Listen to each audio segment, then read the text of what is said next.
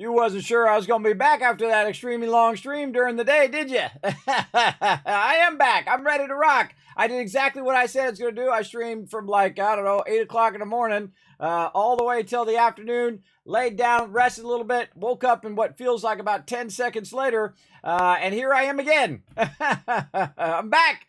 I'm back and ready to do some more streaming, everybody. We're going to throw down for sure. Kismet going way above and beyond, working so many hours, but having a great time along the way. You can see we've got Satisfactory ready to rock, ready to get into it. Now, man, we were having so much fun earlier today, revamping the way that our Satisfactory. Kismet, you streamed earlier today. What time did you stream?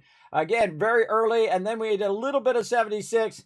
And then I was able to finally rest. I hate that when you lay down, everybody. You lay down, and then, 5 minutes goes by, and you're trying to sleep, and then 10 minutes, and then 30 minutes, and you're like, oh, this is such a waste of my time just laying here. 45 minutes goes by, an hour goes by, and you can't sleep. You're just laying there restless thinking, man, I could be working on videos, or I could be doing anything other than sitting here not sleeping. So that was pretty much my day. I said, screw it. I'm getting up. And we're going to play some games, and so we did. And, man, we learned some new stuff. I did. Learned some new stuff. We built some amazingly big stuff, which we're going to go take you guys on a tour of what we did last time. And then we're going to get into it. And tonight is going to be awesome because we learned all sorts of innovations that we're going to apply to our base. So pretty excited. Pretty excited. Thanks for being here. Now, don't forget to put a 1 in the chat if you can see and hear me. Right over there. I always forget to say that first. That would be the most important thing to say first, everybody, because everything I just said, you guys wouldn't have heard. But there we go. Hey, Flux, I heard you say hi there. Appreciate you coming in, hanging out. Brando coming in as well. What up, Brando? Always appreciate you guys hanging out in the channel. I have the greatest time, everybody. See, my favorite thing is talking to you guys in the chat. That's super fun every time. Rotisserie G bringing in that love and that tycoon twist. Man, that turned out so good. It's so funny that something that was so elaborate, it took hundreds of hours, turned out to be a little tiny little emote. Pretty cool. Pretty cool, I think. Paul coming in, showing that love, saying hi there. I see you there, Paul. Thanks for coming in, hanging out. Oh, thanks for that 1 already before I even said it there, Rotisserie G. See, Rotisserie G on the ball. So is Paul right there. And, of course, they just earned you 1,000 Kiz Caps to get you started here in the stream. Remember, those Kiz Caps can be used for tickets for future giveaways. And I got a lot of killer stuff lined up, everybody. Be chilling out here in the stream, all right? Be chilling out. We got so much stuff lined up. I don't want you to miss it. And you say, oh, Kismet, I didn't know. Now you know. Now you know. Every stream, be chilling out, all right? I'm warning you ahead of time. You don't want to miss out. Just lurk in the channel, and when they let me tell you, I will tell you. I can't tell you yet. A lot of cool stuff, but I will tell you when it's time. Wombat in the chat, bringing some serious hype right there. Now, that's how you get it started right there, just like Wombat does. Gets that love started in the chat. Appreciate that 1 there, Paul. And a yes as well. You know what? I'm going to give you double 1,000. There we go, using your yes emote.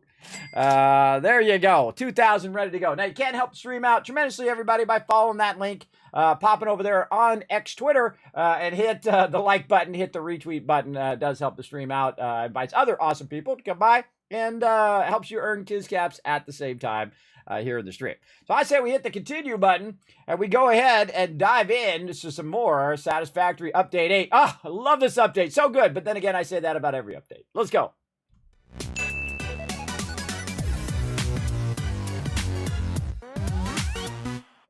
Yeah, look at you walking away with that bank. Yeah, look at you overburdened there. Nice, Paul. Nice.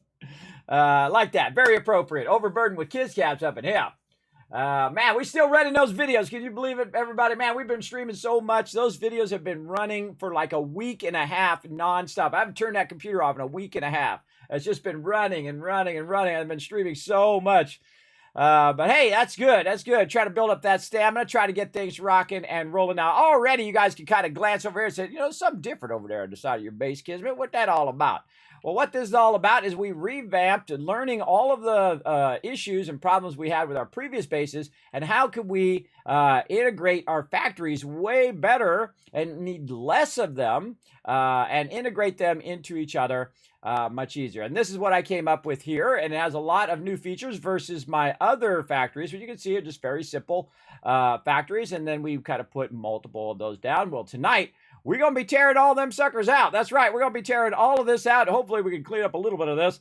But our goal is to transfer all of the backlogged resources from over here where I have it stacked up. I think it's 4 up right here. 1, 2, 3, 4. Yep. I have 4 up backlog worth of resources. And what I did is I let it go ahead and run everything out of these boxes and run that back over this way. Run that back over this way. Oh, there it is. And we're basically running that out of there, and so it can go back and be backlogged in here. That's because if we look down in here, this has storage now, and each of these have 3. So that's 3. That's 6, 7, 8, 9. That's 9 boxes that it can backlog in versus just the 4. And this also will be the central factory that just has that concrete. Now, concrete is awesome because concrete basically is the foundation of everything, and it only needs constructors. So we did that one first. That's typically the main source, even more than iron or copper or anything like that. Always doing concrete first, because I literally use tens of thousands, hundreds of thousands of concrete in a playthrough, as you can see, by the size of my base, right? So we're trying to consolidate all that stuff and integrate it in with the base. Another thing that we did is we added, of course, a cutoff here in the front, and we call it N01 or node number 1. And it's doing concrete, and it's extracting at its maximum value. You cannot go any faster than 780 extraction. That's because your belt doesn't go any faster than that. So we can go ahead and extract it. Now, can we run it faster than that? Absolutely. So if we backlog a bunch of it, we can go ahead and run it at a much faster speed, up to 1560 with a dual line out of that box, right? So you backlog a ton in there, then you're trying to run it out super fast because you got a whole box full of that stuff, and boom, you can run it out 1560, which we're also doing right now. Up here, we are actually running out of the raw box 2 lines of limestone, and you can see that limestone's popping off. It's running in here. We're going to burn up all that excess because we made extra.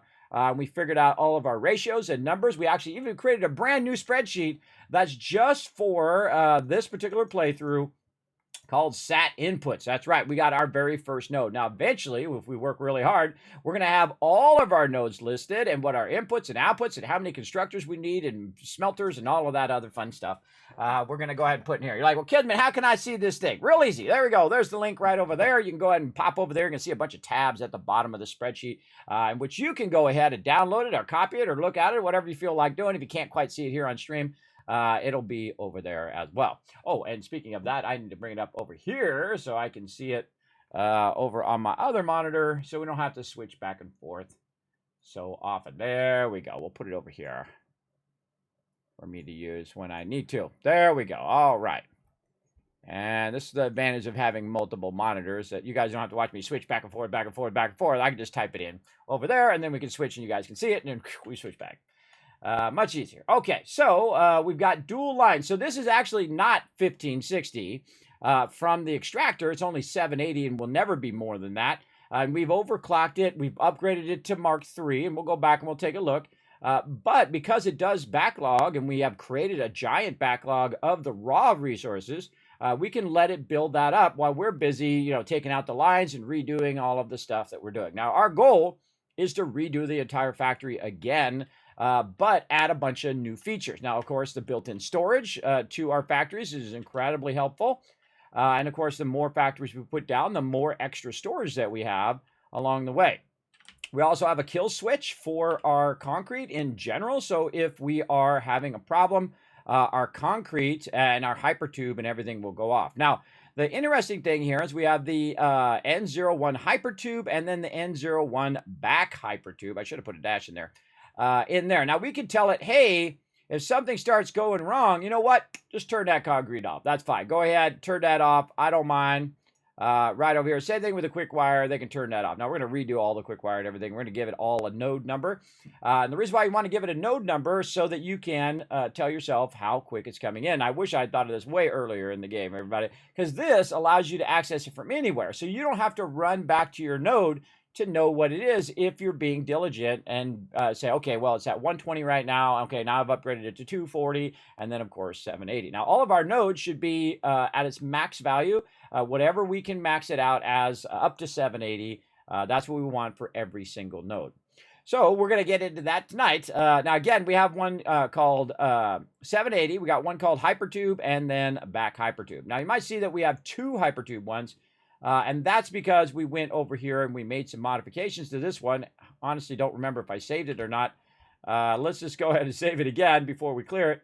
We're going to clear it off of there so that that doesn't show up. So if you have one named and it's on the blue printer, it will actually show up in your list. So good to clear it out of there. And then now when we go in and we look, we should just have the Hypertube, we should have the back Hypertube, and then, of course, the concrete 780 right over here. So there we go. So now we have it. And you're like, well, Kismet, why don't you put your Hypertube and back Hypertube one in there? Well, I don't need to because the concrete one runs down and runs across and actually powers this one over here. And if I turn this one off, the other one automatically goes off. Now, by default, all of my Hypertubes are off. And you're like, what are Hypertubes? Well, the Hypertubes that are built into the side here. So I can go over here, I can turn the Hypertube on if I want to get to the back without having to run there. I can also access the box from underneath, so if I do need some concrete, it'll be right over there. Now that's emptying 4 boxes out right now and putting it over here in these 6 boxes. So I can turn that on, run up here, use the Hypertube to go all the way to the back of the factory, which is the basic gist of that, so I don't have to walk or drive my vehicle. So it took me all the way to the back. Now, say I get to the back and I don't have, it's not on. Well, what I could do is actually control it right in here. So I can actually turn that Hypertube on or off. So if it's off in the back and you're like, oh man, I want to run to the front, that's what this one's for here in the back. I'm going to put a little dash in there too, just to make that like the others. And then I can just go ahead and turn that Hypertube on, roll up here using the ladder, and then it will take me to the front just all that much faster. Oh, let me turn my sound on too. There we go. So it'll roll me up in the front. And then I can say, you know what, turn that off. Now, why do I want to turn that off? Well, the reason why I want to turn that off, whoa, look at our power grid going on and off. All right, that's for me turning it on and off, which is pretty, because that stuff freaks me out because I think that's my primary power grid, but my primary power grid's up at the top. This has to do with everything after this, grid B, right? So in the case of grid B, there's just a power line that just is for the Hypertubes and is for nothing else, so it can be turned off. Now, one of the problems I did in my previous factories, which I realized later was a big mistake, is I have all of these Hypertubes. And you're like, oh, that's cool, Kismet. Well, it's cool, and it's not cool. That's because for every one of these entrances, it is 10 power. So if I have, right here, 4 entrances, and each entrance is one at the top and one at the bottom, that would be 20 power, and that's 20, 40, 60, 80 power that's being used 24/7, that is being burnt up. Now, that doesn't seem like a lot. You're like, I kidding me, 100 power. What do you care? You got 20,000 power. Well, times that times every single factory, everybody, and that adds up to a lot. That's probably like 1,000 power that's being used for Hypertubes that I'm currently not using. So the smart thing to do is to utilize your awesome priority switches here to turn these on and off. I can do it remotely. I could be all the way at the other end of my base and click this and turn this whole thing on or off, or I could turn the Hypertubes on or off. So I'm doing micromanaging of those Hypertubes so that I can save myself power, which means save myself time in the long run, right? Because that saves me from having to go in and redo all of that stuff over and over and over, which is not really worth my time to go into each individual thing and turn it off. It should be off by default, on when I need it, back off when I'm done, right? That's how it should. That's how Hypertube should work. Now, of course, I've got tons of Hypertubes everywhere, and I kind of feel like I want to turn all of them off. Why have them on? Because that's 1,000 power that's being used for no reason, or even 2,000 or 3,000, depending on how many Hypertubes you have, or 10,000 you could have Hypertubes. I only need it in that moment. So I could easily just turn it on, ride that Hypertube, and even have connections on both sides so I can actually access the one in the front or the back, whichever one I want to adjust, and then run those Hypertubes whenever I need them. So definitely a great addition to each and every factory. And of course, the whole factory can be turned off. And this is node 01, the 780. I know it's concrete because there's a big picture of a concrete on the front. And of course, these are all tied together. Now inside here, we've got 2 constructors instead of 4, and that's because we shrunk it down and we made it more vertical. So we've got 2 there, and then up here we've got, of course, 2 more, and then up at the top, 2 more. So this is actually more than my other factory had. My other factory had 4, right? 4 in 1. And this has vertically 6, and then I have 2 parts on the side where I can make all my connections and I can do all my stuff, which you can't do if you ride it to the edge of the blueprinter.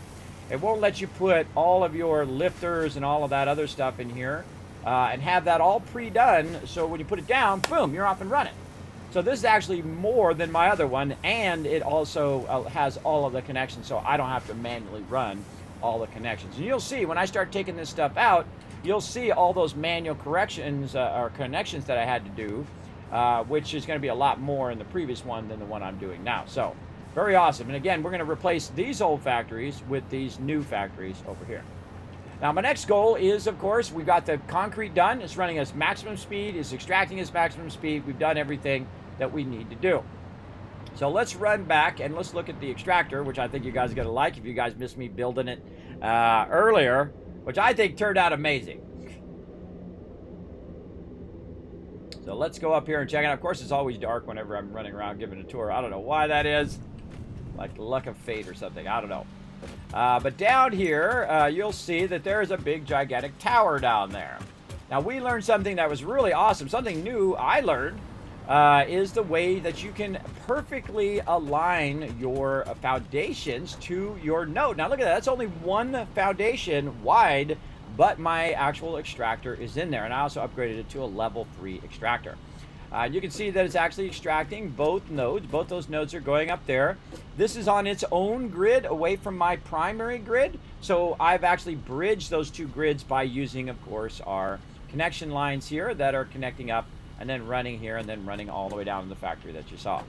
Now inside here, of course, we've got a lot more storage. Look at all that storage for raw material. So while I'm working on other things, it can backlog tons of raw material, and then I can double line that raw material, and that's running at 1560, which is faster than your normal belt. Then it's got to burn up all that excess resources, and then of course fill up all those 6 boxes.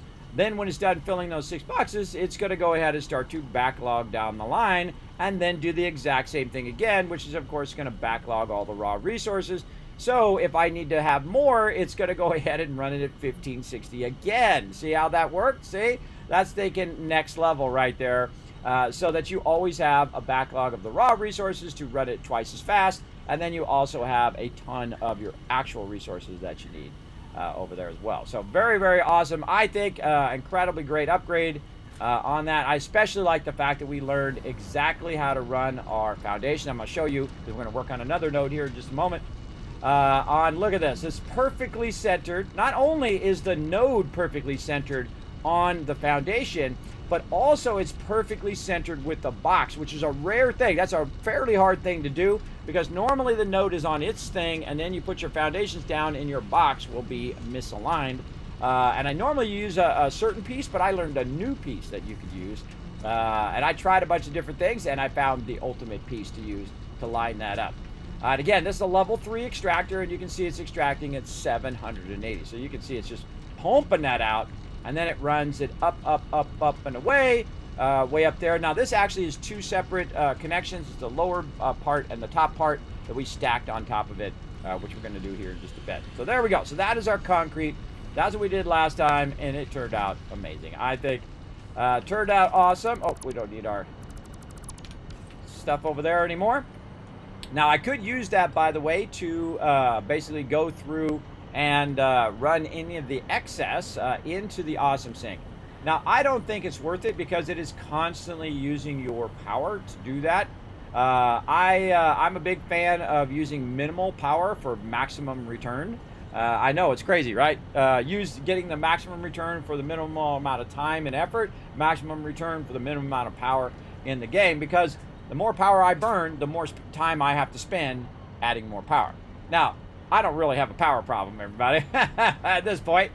You can see that I have 19,000 power. I'm using about 6,000 right now because I've stopped some of my production temporarily. But even if I did have every single thing running in the entire base, only 11,500, and it's perfectly fine because my nuclear power is separate from the rest of my power, right? So all of the nodes and everything that's running over there is completely separate from over here.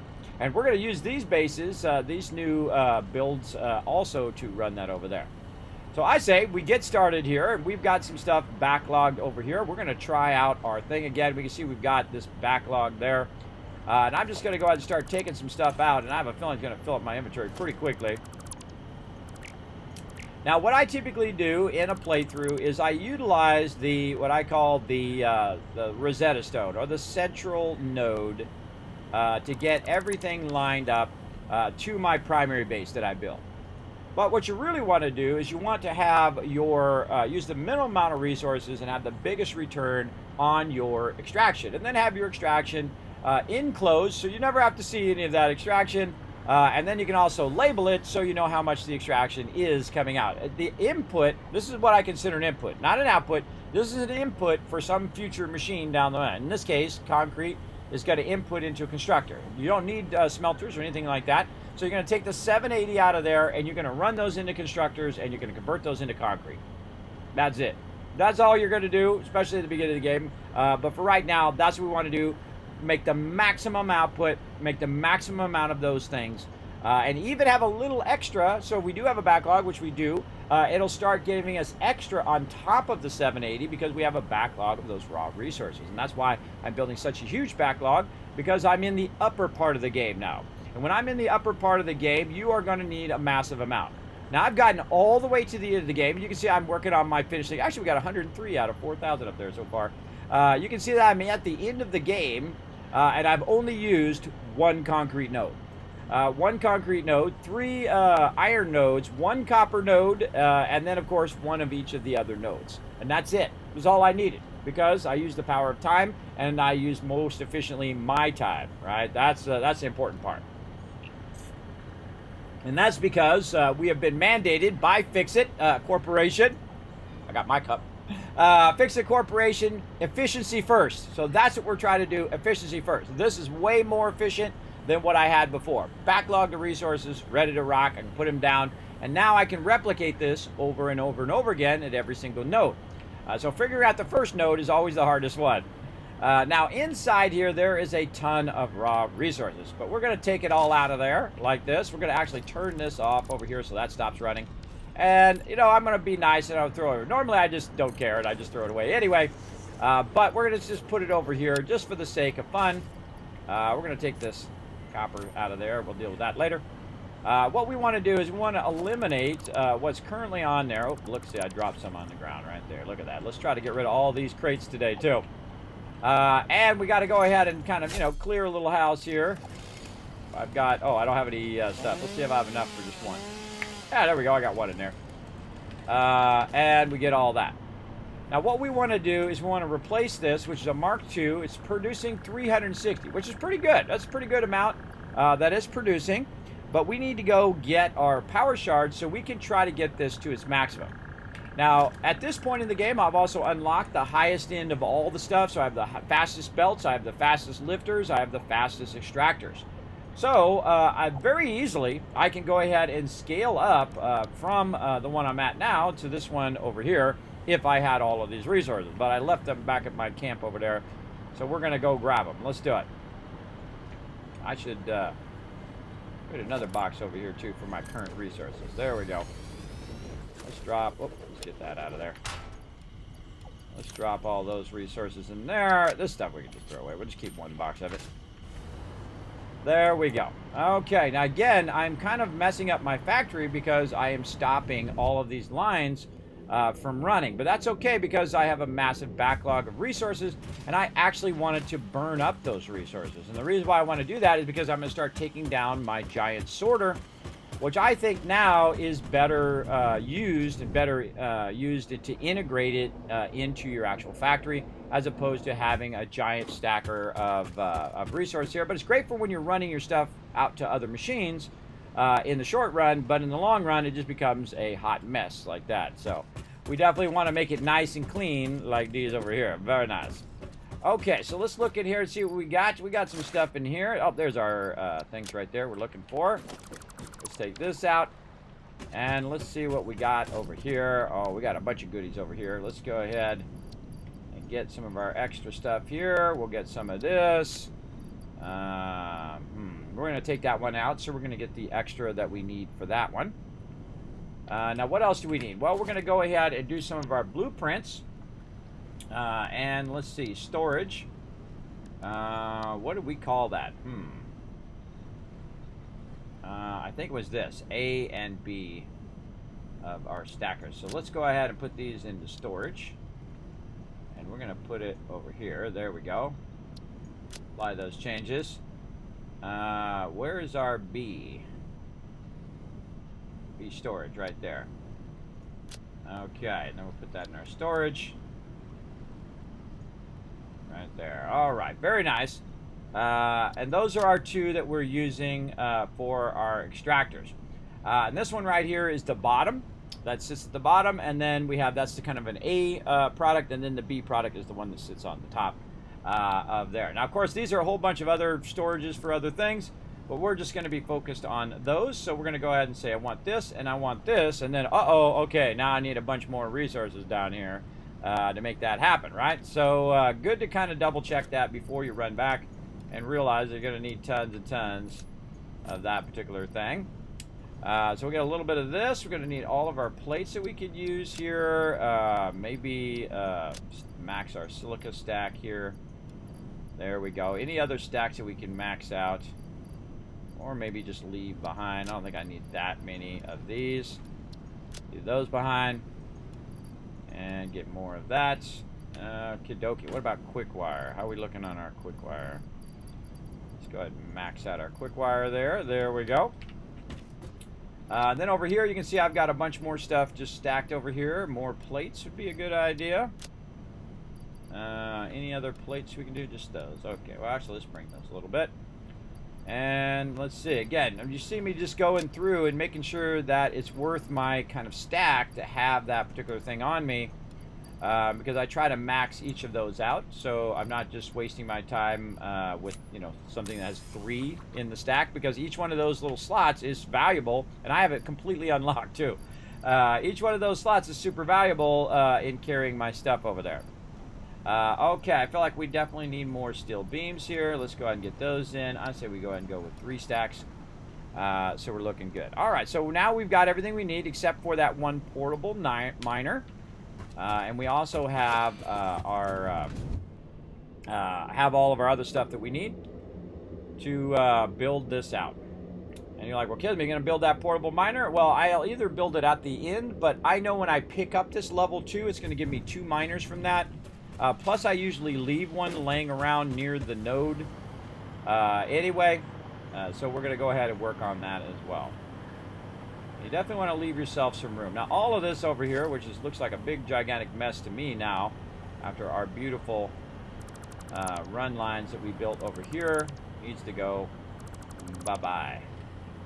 We're going to take all of this out, and all of this out, and all of these thingies go bye-bye. Oh, there we go. Very nice. Don't need any of that anymore. My goal is to take this and turn it in to make it look awesome like that, and then run it up, and then have it running in parallel with my new run line that I'm using here, and having that iron there.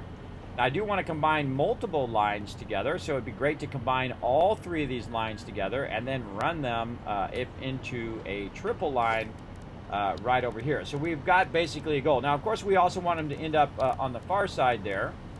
At our actual factory, but it'd be awesome if we could run that right to there and be good to go.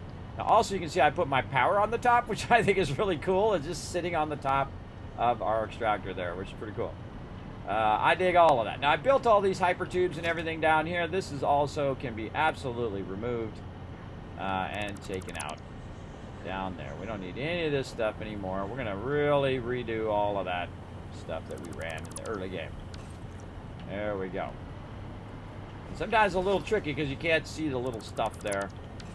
But there we go. Now, also, I like to float around. You can see that sometimes I'm just floating around. And then I have trouble. I run out of power. And that's because the power is actually being run across the top from there to there. So while I'm working, the smart thing for me to do is to put some of these down so I can basically run around without falling onto the ground. So I'm going to put that pole down there. And we're going to go around and pick up any leaves or nature that's blocking our beautiful base that we're trying to suck every bit of resource out of this planet. Because that is our mission. Our mission is to get every bit of resource that we can. Now, here's the secret, everybody. I'm going to show you an awesome secret on how to line it up, and I just learned it myself. Normally, what we'll do in the old days is we'll use something like a road barrier, and then you put it right here, you hold down control, and bam, it lines it up. Did you know it did that? I did. I've played this game for a long time. And you can just go in, and you can, of course, then snap your foundation right underneath there, however you like, especially if you can get it nice and lined up here. Let's get up in the air. Nice and lined up like that. And then what you've got is once you got one down, there you go. Now you got your foundations all lined up. Well, that kind of sucks, right? You don't want it like that. You want it to be in one foundation and use the minimum amount of resources, not you have to use two. Well, I discovered if you go ahead and utilize the other one here down in architecture, which is our metal beam, you hold down control, you line it right up there, you click, and then you can just go vertically like this. And then what it does, it tries to snap. Now, it's kind of far in on the thing. What we want to do is kind of bring it more out like this and just have it try to snap, which it did on the other one. Right there, and then go out this way. And what we really want to do is not go horizontal, right? So we're going horizontal in there, which is not what we want. We want to go kind of more vertical. So let's take this out. Let's go ahead and go to our metal beam. Let's go ahead and toggle our build mode to, this is diagonal. And then we can go ahead and go straight up and down. Now, how does straight up and down help us? Well, straight up and down allows us to go ahead and take our foundations now and go ahead and hold down control, and our foundation will now line up to that particular object, and boom, now we can have it just in there. Now before, it's centered and it was a bit further back. I gotta remember how I did that because I was half asleep at the time. So let's figure that out. But we were using our metal beams over here. Let's try a painted beam and see if we can get this to line up again how we did it before.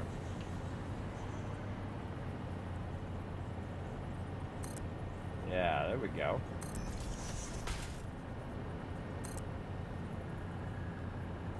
Yeah, I kind of feel like definitely want that to be out further. Yeah, getting that out of there now is going to be fun.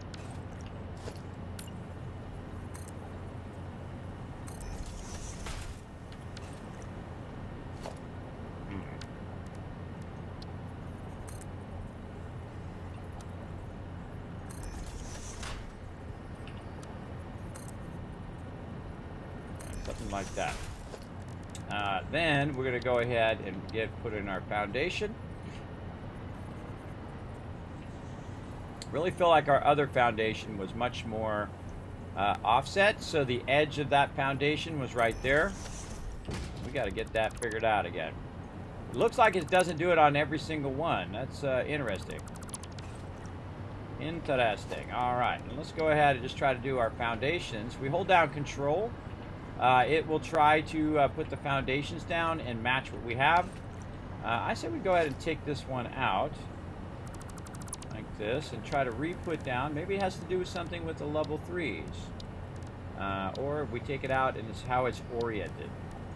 We got that one to work, and I knew it's always this way where you get one to work the way you want, and then the other ones are going to be incredibly feisty. So what if we wanted to go this way? And then we go ahead and grab our little painted beam. And let's bring some more power, but while we wait for the incredibly long save lag. There we go. Right here. Yeah, so it's not quite doing what it did before. Which is where we lined it up. It snapped to that grid. Then we brought it up.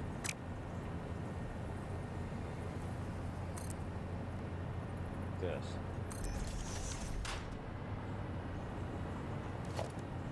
Yeah. What is the trick to that?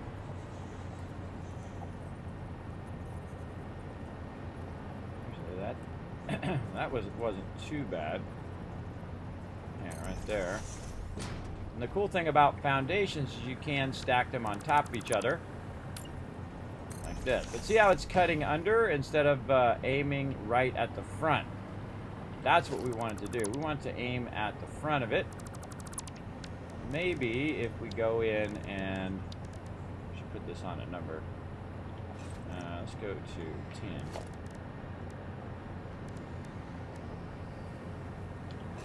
Go to our metal beam. Snap our metal beam in way. There it goes. See how it offset it?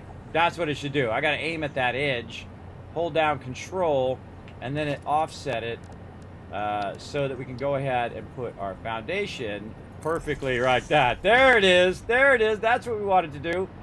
So let's see if we can do it again. Again, we're going to take this out. We put this in. We hold down Control. We aim right here at the center. We go ahead and put this nice and straight. We click, and then we move our cursor. We move it up like that. Now you can see that it's at level with where this is, the bottom of that. I just discovered this, everybody. I had no clue this was a thing. And then I aim at the actual foundation. Then it will center the foundation off of that support, and that support is perfectly runnable underneath our thing there. Now that's pretty cool, but you know what's even more cool? To go ahead and bring that up just a little bit, and then go ahead and take this out. Now the other trick is, does it work back in the direction in which we had it before, which is actually running toward our run lines. Let's go ahead and get that going. Now this one is particularly difficult because it is so sunk in the ground. This one definitely needs to be fixed, I think, because it is way sunk too far in the ground, in my opinion. But again, trying to replicate that is certainly not easy. Even I had trouble there trying to replicate it. So let's do it again. Let's get our thing here. We're going to line it up like this. We're going to turn it this way. See, that's the secret. Aim at the entrance, turn it this way. See, it doesn't, and then it's not running from, it's running from that side instead of this side. So maybe I need to rotate it around the other way, like this, and then click it, and that's exactly what it was. My beam was rotated around the other way, so it was doing it at the far end and not doing it at the close end. Look at us learning stuff. See, I'm learning new stuff. You're learning new stuff. I was able to replicate our success on that other one. We aim at the beam so that it's lined up on there, and that is awesome, everybody. I don't care who you are. That's awesome.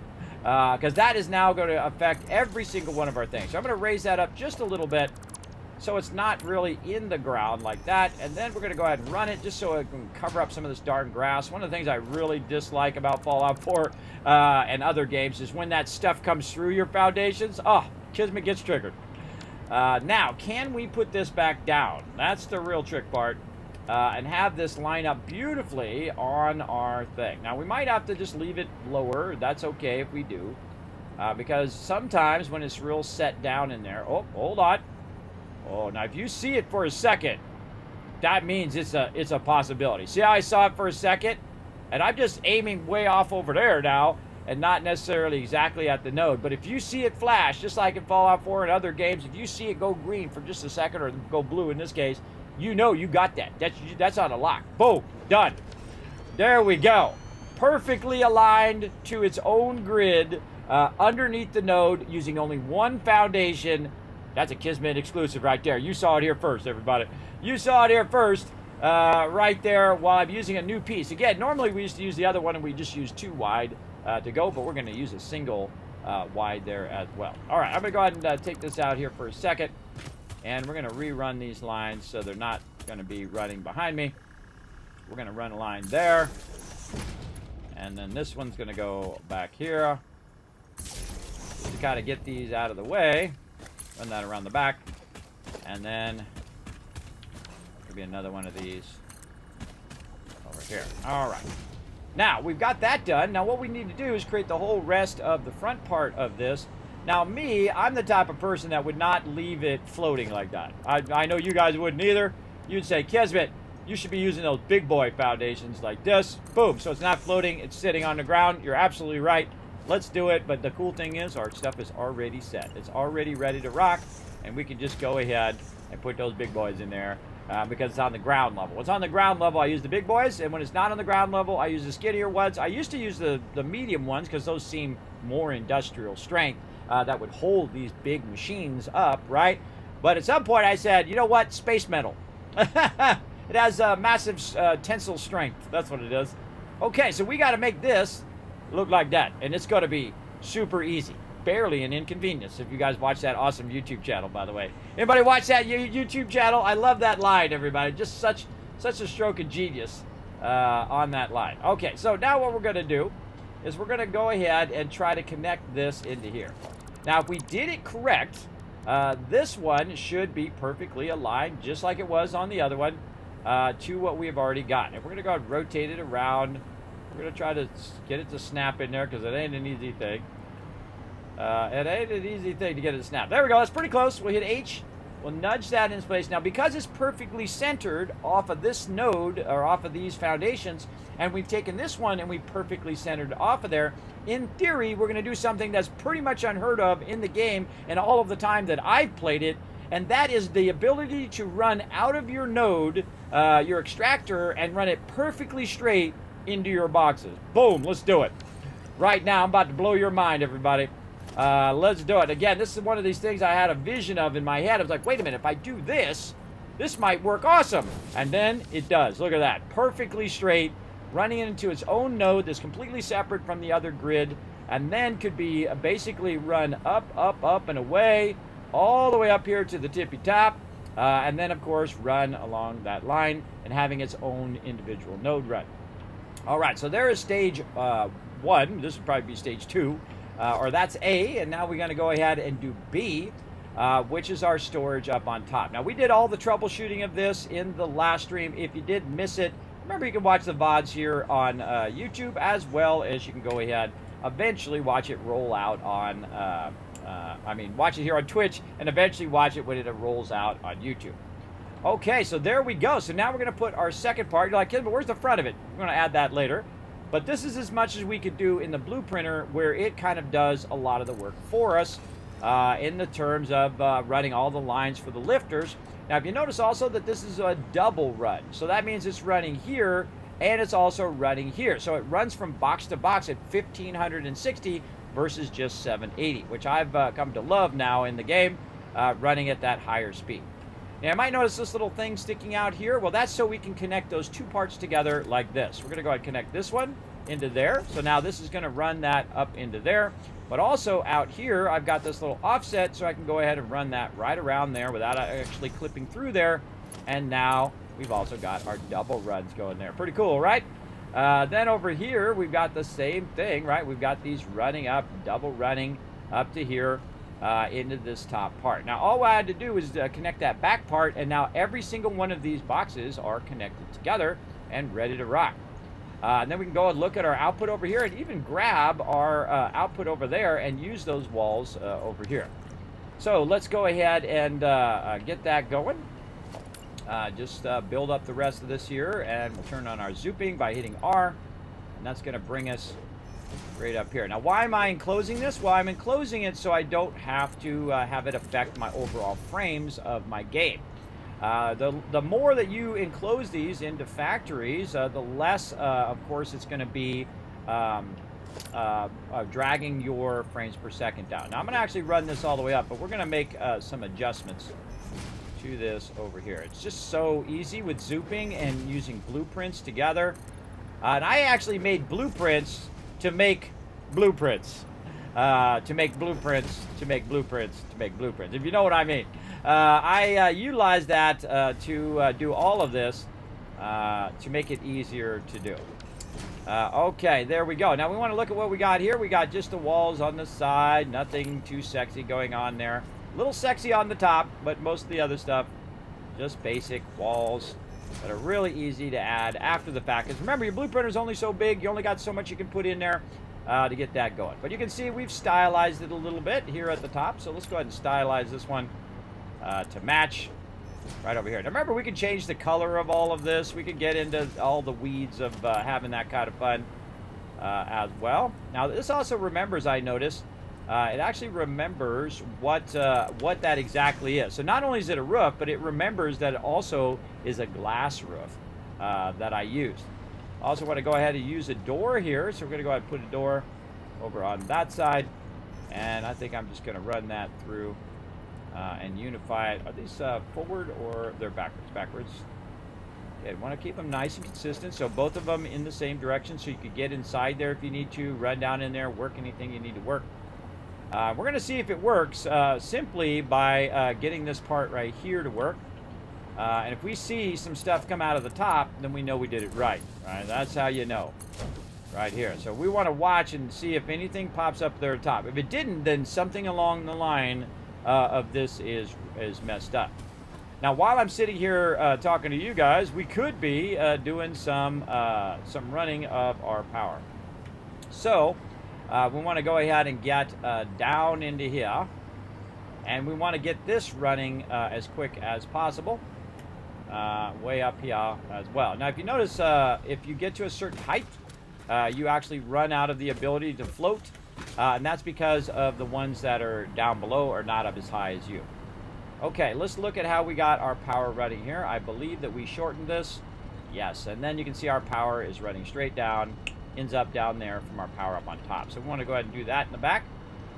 And this way, our extractor could be working while we're doing all the finishing touches on it. Now, I probably should have done it earlier before I started adding all the walls, but that's okay because we want to go in and we want to basically make it look like that one. So we've already got the door down here, and we're going to go ahead and take that door out and make that door even more cool looking by doing this instead. Now, another thing that we can do is, since that is something that we're going to do every single time, we can go in here and say, you know what, let's just actually modify what we've done already so that we don't have to do that every single time. So we can go into our already pre-built thing for our next node and pick this up, take this out, pick this up over here, and we can just go ahead and make that adjustment right there in our original one. So our next one is going to be improved over what we've already done. Now, I can't sadly put the sign in the front because it's too close to the edge. Man, I hate it when it constantly is doing that. It's constantly making me fall on the ground. I can't put that sign on there. That I have to do at the end. But see, I've got some power running there, running up from that internal location here.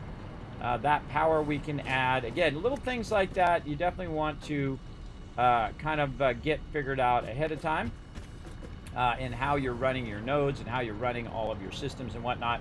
Now, we could also tie this particular node all the way back to our factory, meaning that it runs completely separately, and it is actually powered by our concrete factory. So only one thing coming in goes to our factory. That line goes all the way out here to our extractors and is actually run by those extractors. And so at some point, we actually want to turn our extractor off. I just thought of that.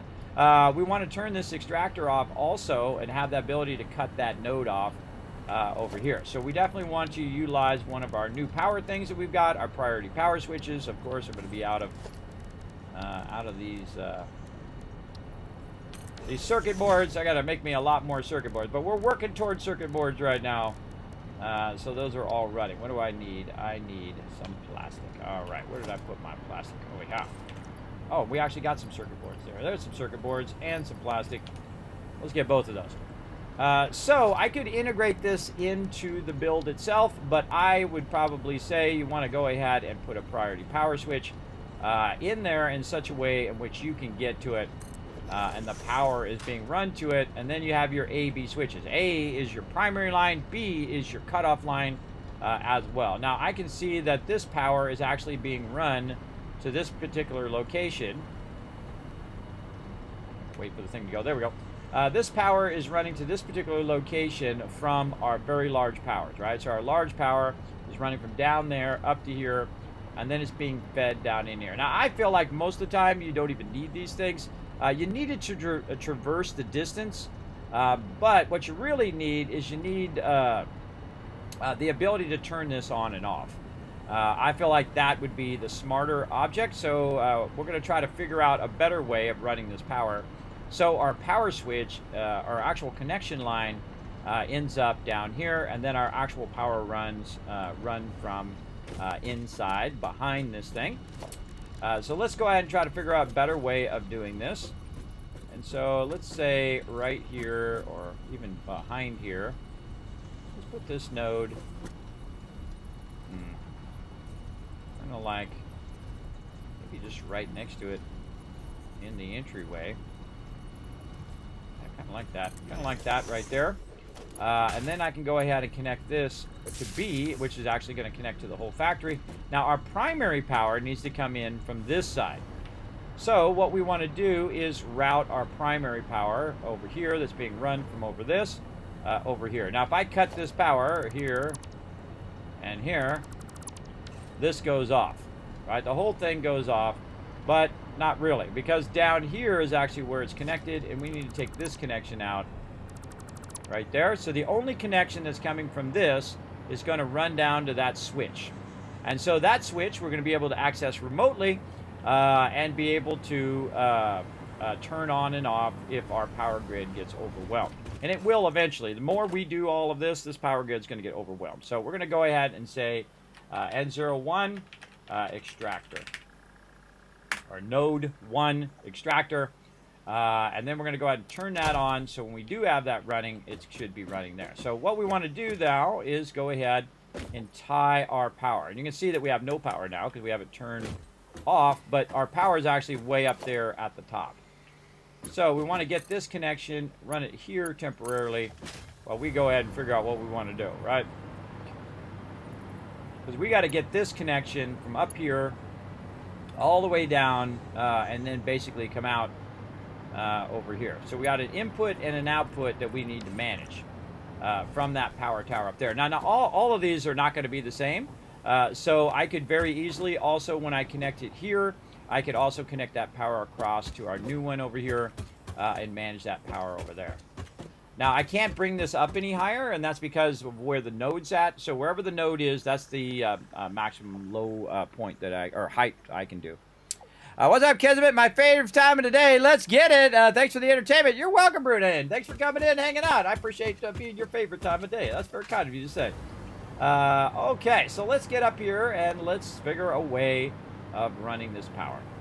Now, probably the best thing to do is to run it sight unseen, right? You don't want to see that power lines running everywhere. I don't mind seeing them. I actually like it. I think it's kind of cool. But what I could do is just run it very hidden in the back of this. Right over here. Now you're going to see that I'm using the kind of tougher or the larger wall outlets. That's just in case I want to run anything else from that. I can just run that straight down. And so now we've got the connection in the back. Now eventually we want this connection, but we want the ability again to turn it on and off at the node. And I just thought of all of that, so pretty awesome. Let's take these out. No longer want to run these on the outside. We want to run it on the inside where it's very easy to run. Oh, and that needs to go down just a little bit. Don't like the positioning of that. And let's just run that down just a little bit. There we go. And then we want this, of course, to have two connections down here. The connection that makes the extractor run, and then a connection that is going to make the power be able to be cut off. So we're going to go down here to our extractor. And we're going to go ahead and run this a bit forward here. How can we get this inside? I feel like that's pretty good.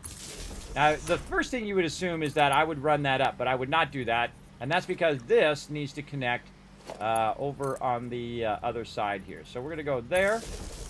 And then we're going to jump down here and we're going to run this. We could run it there, but I think it's going to clip through my boxes. So we'll just say... and run that across. Where are we at? Vertical wise. Just run that across right in this zone. As kind of nicely straight across as we can. And let's say something like that. And then now it's going to connect here. Right, so this gives me the power from anywhere in my base. No matter where I am, I can turn this node off. And because it's using power and it... is tied to my concrete. Anytime that my concrete turns off, this should turn off as well. because there's no reason to extract it, because there's no reason to use that power. And again, this is a great way of kind of building in the ability to keep your power running constantly. And that's vitally important to have that power running. So the other thing I would probably do is add another node right to the front of this, kind of a little close there for me there. I guess I could put it on the side. We're trying to find a nice place for that to go. I guess we could put it in the light and say that we ran the light through there. I kind of like that for now. I don't know. Might change it later. Actually, I'm really starting to like that. You run it through the light. That's cool. Okay, so now this is what's known as our A connection. Our A connection is going to be our connection that absolutely is running the primary power. So we're going to run that way up to the top here. Let's say just below those belts. And then we're going to run that one way to the back over here. And I kind of feel like what we want to do is basically move this other one over to there. Get that going. Again, that's why it's good to have, you know, exits and entrances so you can get out. And then I'm going to very temporarily use this power over here just so I can get around. We'll tie that over there temporarily. Just so I can get up here toward the top and get to connect to this so I can swing around the back. Yes, I like that a lot better. So let's take this out, and then we're just going to run this down there, and then we'll just kind of ping that down there. So double-sided? No, that's just a single connection there, and then this is a double-sided here. So in theory, our factory should be good to go. So we're running down. Yep, we can see the green light. Green light's good. Number one extractor, it's operational. You can see that it's kicked back on now. And now if I say, you know what, I changed my mind. You know what, stop that extraction. Boom, extraction done. So it's no longer going to run the extractor, and we can run to the back and see if it's running. We can see it's no longer running. But here's the cool thing. No matter where I am, and I'm just going to use it here, but no matter where I am, I can go right in here, and I can see my extractor as well. So all of my stuff that has to do with that extractor and the concrete can be turned on or off right there by clicking that button. And of course, you're going to end up with a lot of this stuff, right? Your concrete, your extractors for your concrete, and of course your hypertubes and things like that. Now these hypertubes are pretty much going to be off most of the time, so I'm going to leave them over here in the undefined. But over here under concrete and extractor, I'm going to leave that in priority group number 8. That means when my power runs out, oh God, Kismet, you're running out of power, boom, it instantly turns that off for me. I don't even need to turn it off. It's going to do it for me automatically. Now I'm actually going to take my quick wire and run that down the bottom. And now that is set. That is set and rocking. And we want to basically do that now on every single one that we do. And basically just kind of get that same thing down. So 2 nodes in the front. Right over here. Now the problem is with putting those in is that we're going to probably end up doing those manually, because if I do try to put those in on the blueprints, it's going to hang off the side. But we're going to see where that's at. And we only got to do it once because it'll remember it from then on in the blueprint. So we had it one here. And then the other one is looks like 2 in on the left. Right here, so 1, 2, let's say right there, and it might leave it on there. We'll see when we save it and then we remove the blueprint. If anything's left over, then that means that is not going to work. Then internally, we're going to need one that runs up there, and I kind of feel like we can get. It kind of makes me want to switch it the other way. I feel like that would be much more efficient if it was switched the other way.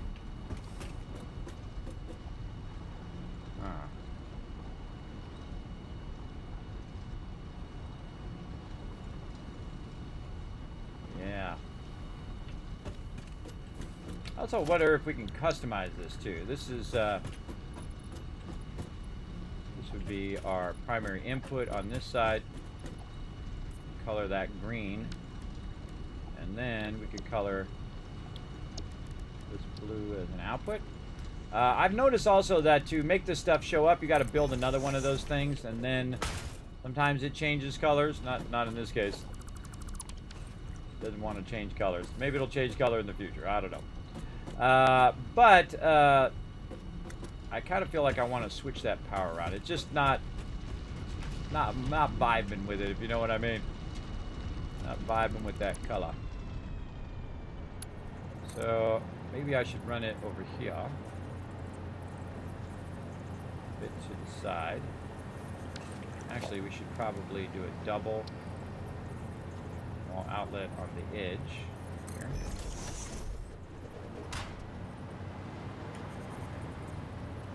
I mean, if we're going to do it, let's do it all right first. How we're going to like it. There's nothing worse than doing something that you don't like. And I don't like the way that that is running right there. So, go ahead and run this up. Get that nice and clean that way. And then, nice and running to the back there. Which we can take this one out. And again, this is like the prototype one that I'm trying to figure out, because you can't really test the power lines while you're actually doing the blueprinting. So some things you have to test while you're doing this. Okay, and then this should be super easy just to connect to there, and that's super clean. Ah, I love that. All right, love it. Okay, and again, our test is we go here, we turn it off, and the extractor should now be off. And that is a yes.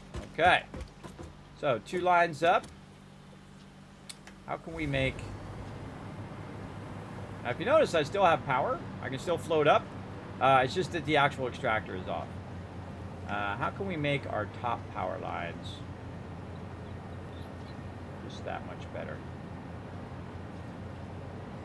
That's a little bit high there.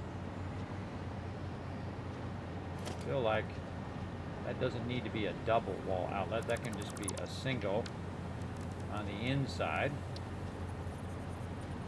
And we don't really need a fancy one. We can just use a regular one here. So let's say across there. And we're trying to bring that up from there. Let's say high side of the center of that. Now this is very nitpicky here, everybody. This is when you're really, okay, I want that to be straight, and I want this to do this, and I want that to do that. This is where you're really getting into the weeds, just making it look beautiful versus it also having function. Now, I'm very much a function over form, which is the opposite of the Bauhaus, which is a famous graphic design and architectural firm.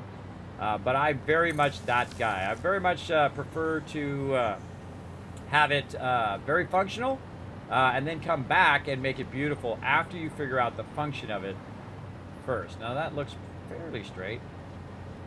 Again, want those to be nice and straight. We can see that it's lined up to this top line here. I feel like that top line is a little high there. I'm kind of lining it up to this top output. So I feel like this one's up a little higher. Let's move that down. Yes, I will fine-tune this as long as it takes. As long as it takes to do this, I will fine-tune it. Now, I want one that's on the interior, so we don't see any of these interior ones. These interior ones should only be shown in here.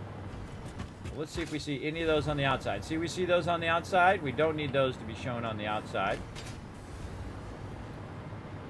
So, we're going to go in, and we're going to take this one out. Again, we only need the one connector. Put that there. Same thing with this one. One connector. Like that. Wait for it to be annoying while it's saving. There we go. And here. And again, this one's the one that's coming down. Come up there. It's going nicely into the back. And then this is the one that is coming straight across. This and here that controls the on-off of our one in the back. So this is what I consider the next half of the game. The next half of the game is where you are making it just so. You're making it beautiful. You're mega building. Instead of just building it so it's running and whatnot, which is what I typically do in the early game, you're building it to be awesome. Okay, we're going to run that, and we're going to see if the extractor starts up. If it does start up, then we know we're good. Oh, okay, something wrong here. Something wrong with our connections. See, nothing started up. That's not good. Okay, so we got our... Oh, we took our thing out. It's way up here. We took our thing out of the back here. We got to get this to reconnect down to there. That is going to give us our power.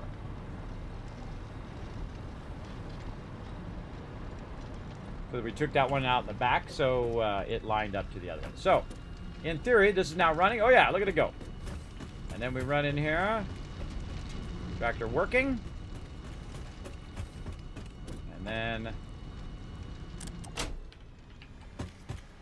Again, you want to just keep testing it until you get it how you want it.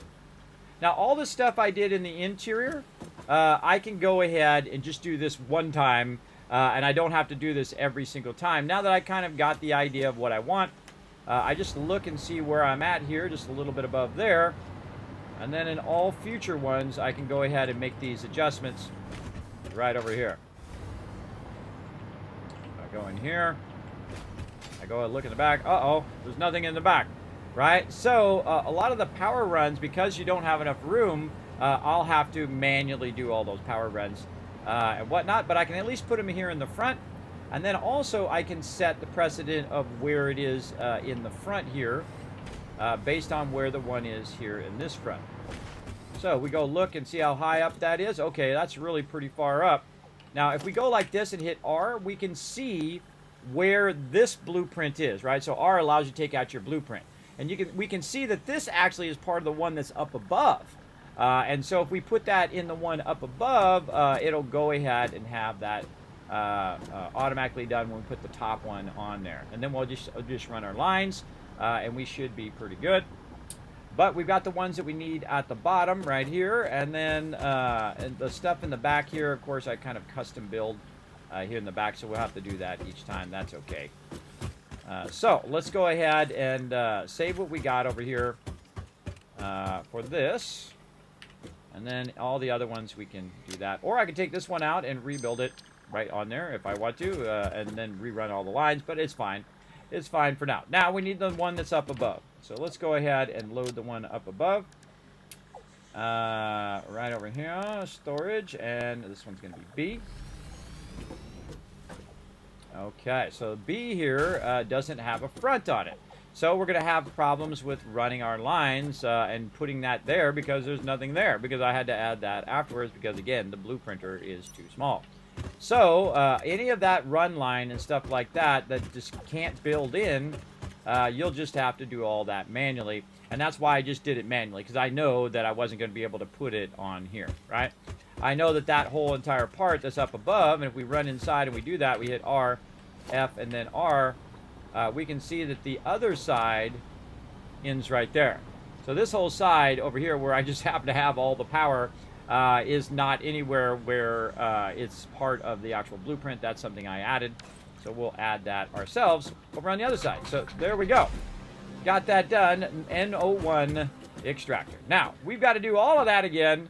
We don't have to, but we want to. Right over here on this other side. So let's go ahead. Thanks for that follow, by the way. Appreciate you coming in, hanging out here in the stream. Let's go ahead and clear that extractor there, or that thing there. We want to go ahead and add a little extra here. We want to basically do what we did over there.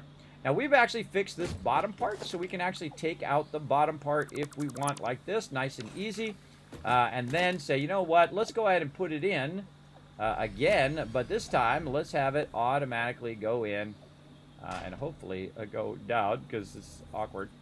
Oh, we'll take the door off. There we go. That's going to help us, because we put that door in manually. Now, anything you take out and put in manually, it's going to stay there.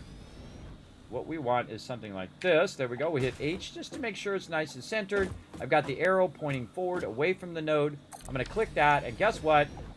Now it's going to fill all that in. I'll have to redo my connections, but it's already got the power connections in there for us. So that's pretty nice. And then, of course, we know how to line this up because we now... Man, I wish you could see the A and B a little bit easier. But now we can go ahead, switch that around a little bit, hit H, and see if that's right down the center. I absolutely love how that thing's going through the center of that. This is super cool. Right there. And then, of course, we have our B connection. And then we can go ahead and call this up here what it's going to be called, N02 node or extractor. There we go. I think we called it extractor. The hardest thing is remembering what I called it. N02 extractor. Okay. So we've got that rocking and rolling there, and then we're going to do all of our power and all that stuff. Now, we want to go ahead and probably start on that right over here, remembering what we did over here, or it doesn't really matter in the end, everybody. You can have them all different if you want. I'm just going to get a general idea of 1, 2, 3, 4, so about the center of the fourth one up. And after you've done a whole bunch of these, you're not going to be as worried about it. You're going to have it down. So there's 1, there's 2, there's 3, and there's number 4 straight up right there. Now, if I grab this and I use my line here, what it's going to do is going to automatically put one on the outside, which I don't want it to do. How can we override that? Well, we can just go ahead and pick our wall outlet here, line it up like this, and once again, 1, 2, 3, and let's say about the center of 4.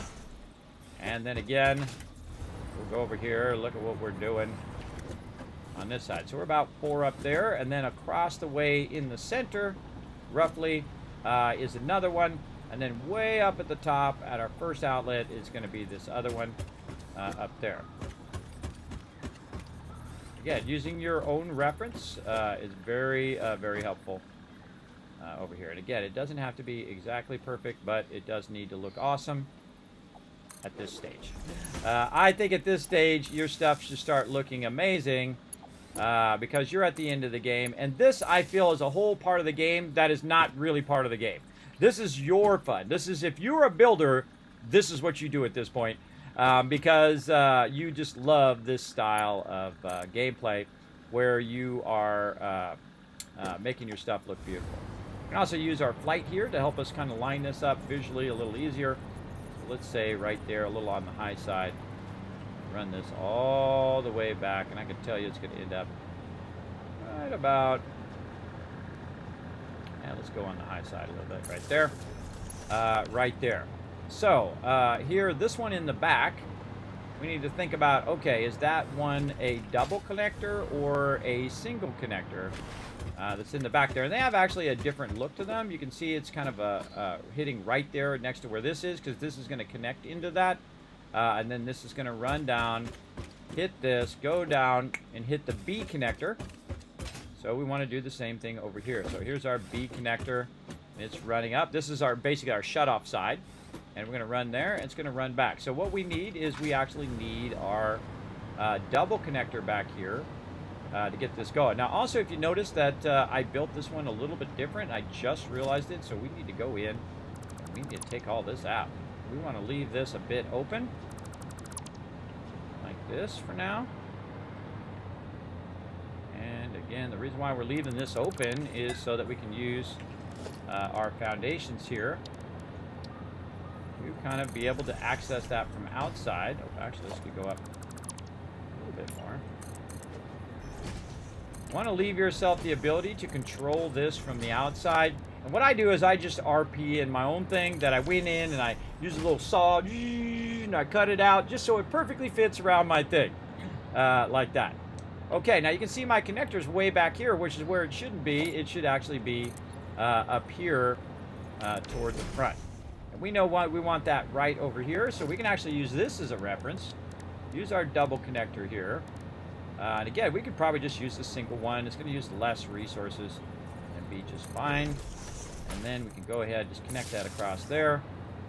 And we'll take this one out. And we'll run up here to the front. Now this particular node I did a little bit more fancy where I have like a window in here so I can just kind of, hey, what's going on in there? Is that actually running? Okay, that's running good. All right, awesome. Now currently it looks like it's off. So let's go over here and see what's up. Power switch is off. Boom. Crank that baby back on again. And then we come back over here and we look down in there. Okay, there we go. How did I know it was off? Because it was red. But now I can see it's running, so I can just peek in there when I want to. But most of the rest of the time, I don't have to look at it, and it's not dragging my frames per second down in the thing. So let's go ahead and, again, back over here. We're going to do our beeline first, so up, and then this should now go across to that one we put in the back, which then, of course, connects to our extractor outside and runs to there. Now, we also are going to need our main input line.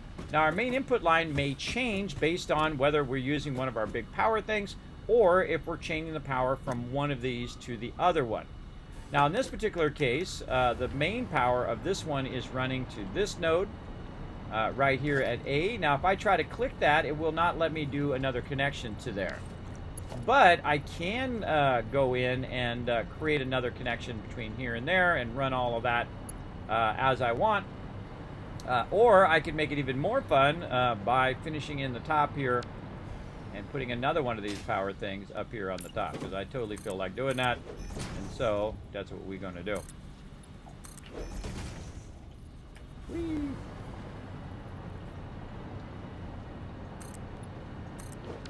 That. There we go.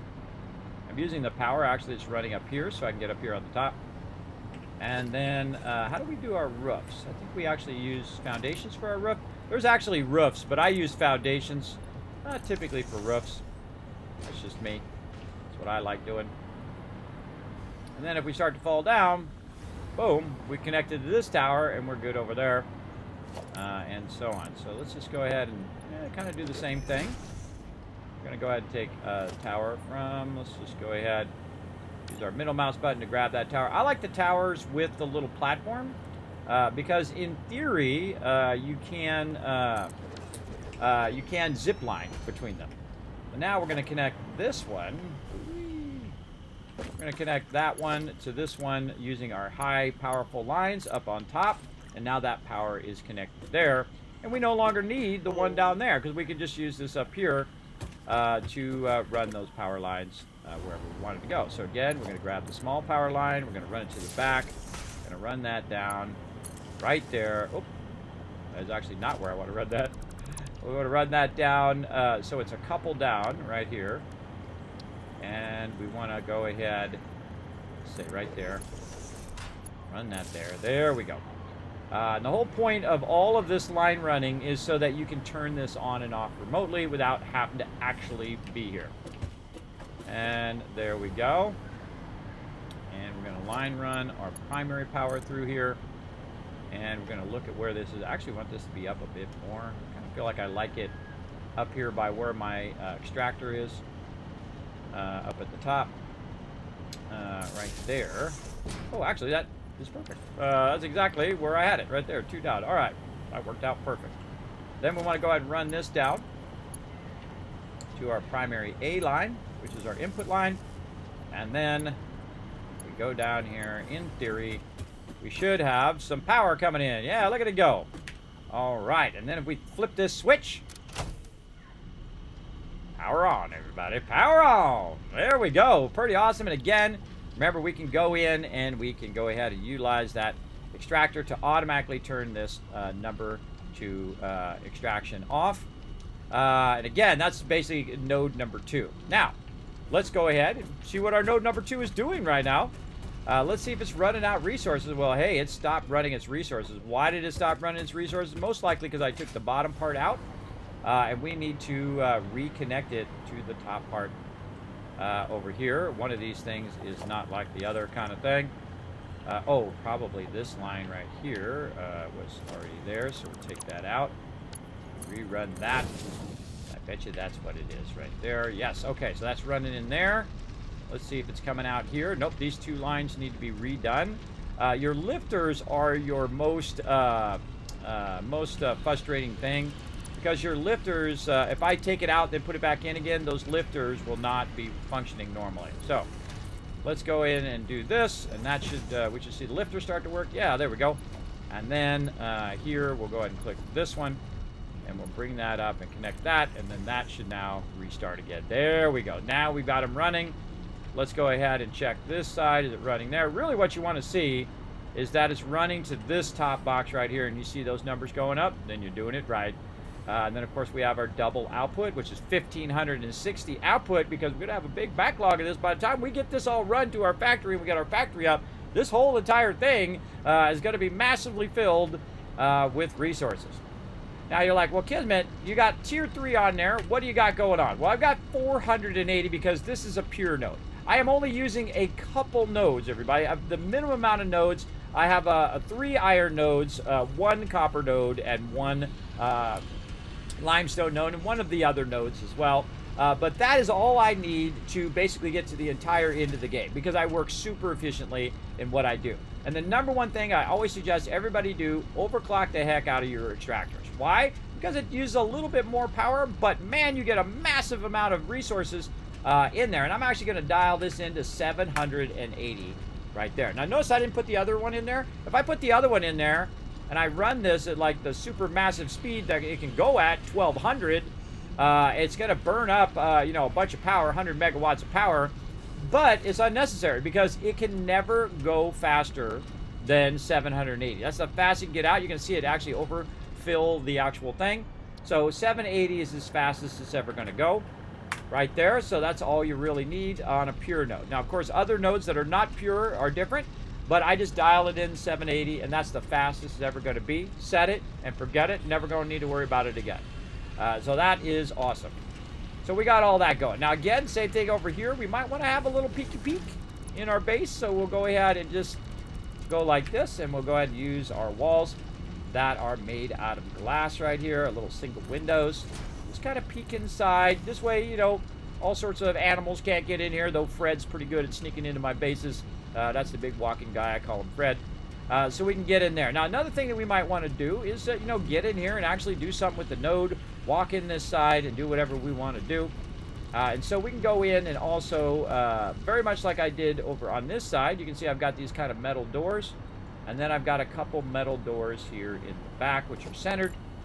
So we'll go ahead and just basically pick it up from over there and put it down right there, and just do one. There we go. And then just go inside.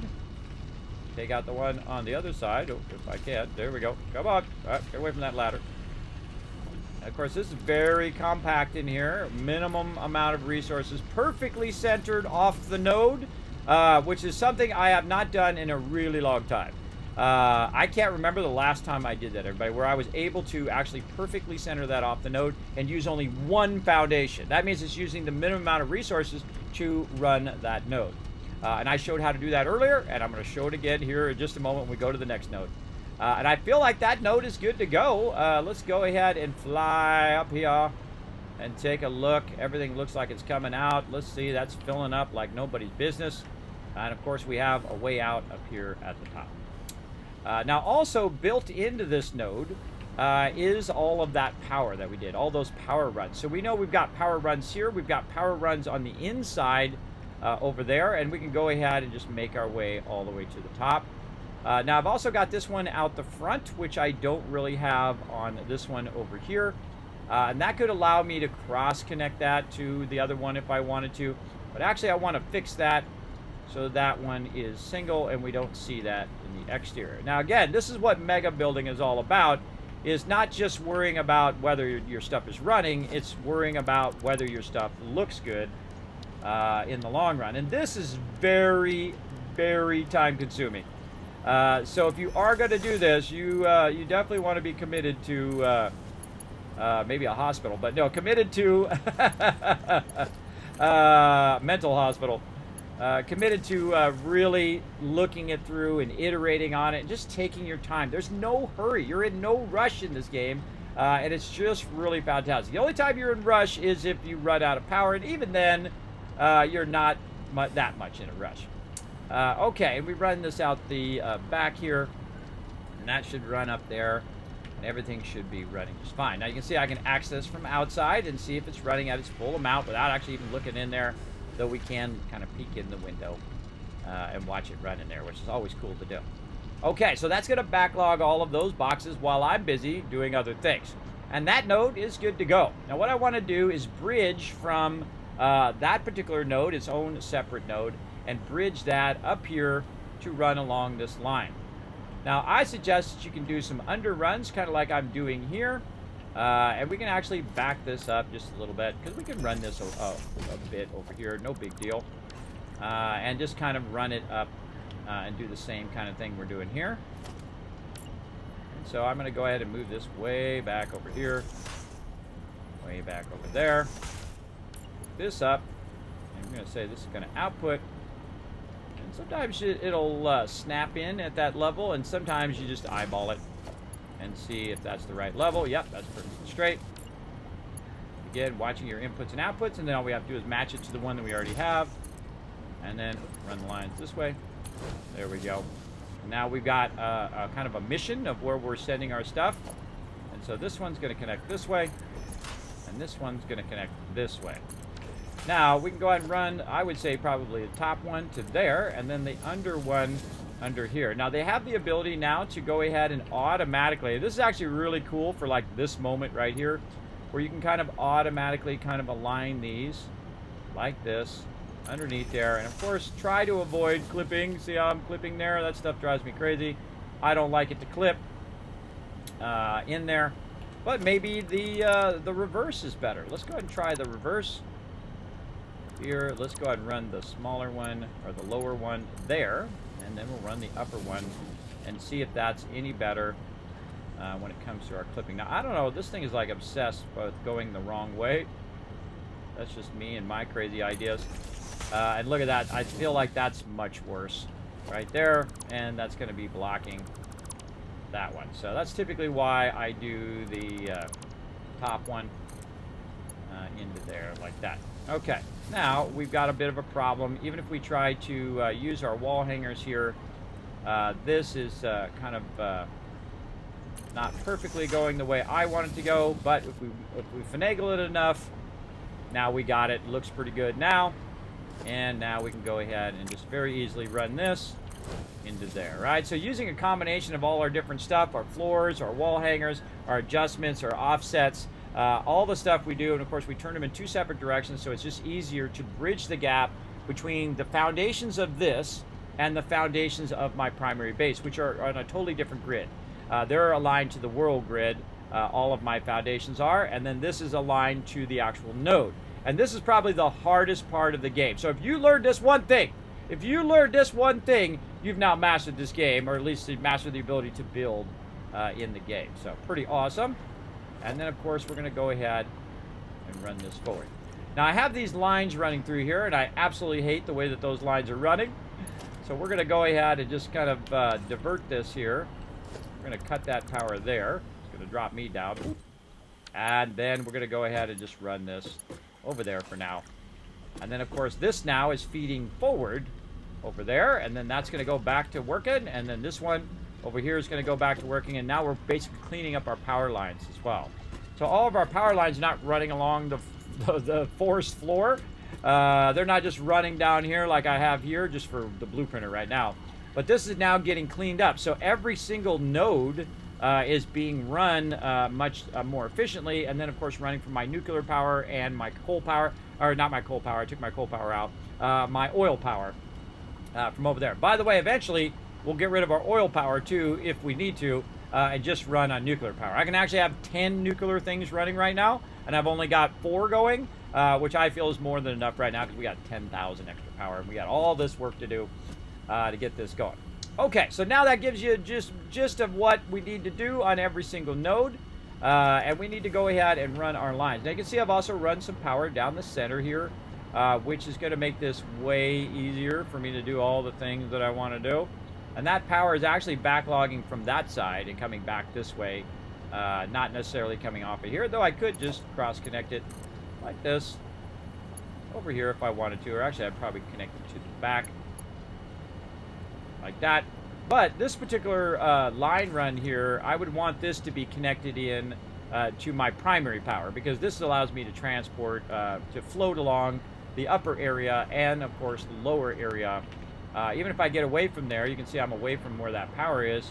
Because there's power connections up there, I can run along there. You can also put them on the edges along here where you won't even see your power lines in there as well, which is super useful as well. Also, we could go ahead and integrate our hypertubes into our connections, or you just put our hypertubes down below at the bottom level and run along there if we want to. We'll see what we feel like doing later on.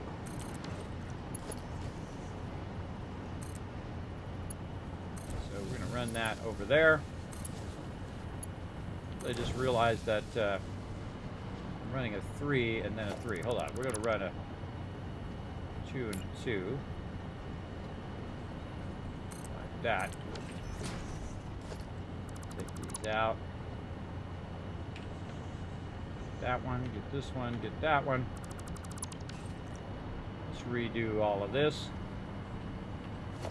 Now what I'm doing, even though this is not going to run at this speed from the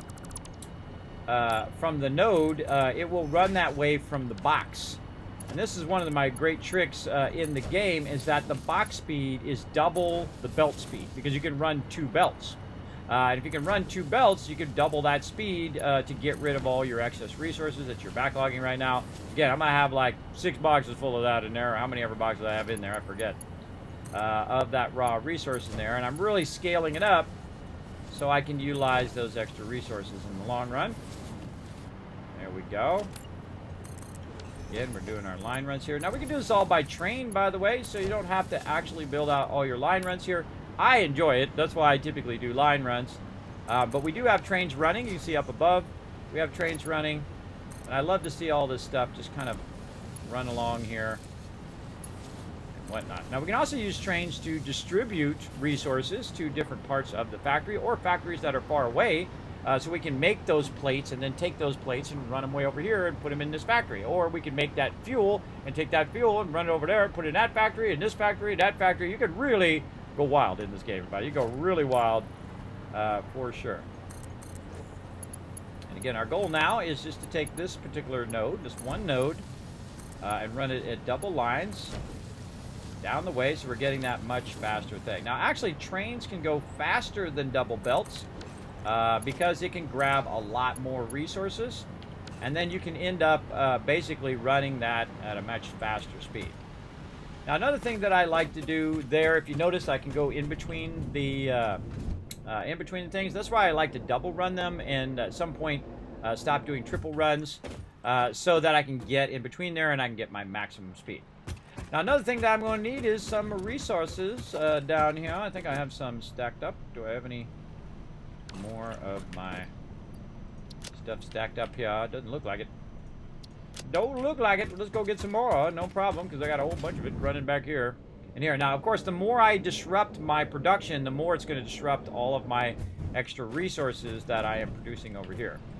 All of these eventually will be interconnected. The one thing that it won't affect is my nuclear power. And you're like, well, how could it not affect your nuclear power? Because you're taking all your production out. Well, that's because it has its own production. It's completely separate than what's going on over here. And that's important, very important, and that keeps that power from getting knocked out when I stop the concrete, or I stop the other stuff. And of course, here is our N01 780. Now you're like, what's the 780 stand for? That's its output. That's its output right now, and we're looking good.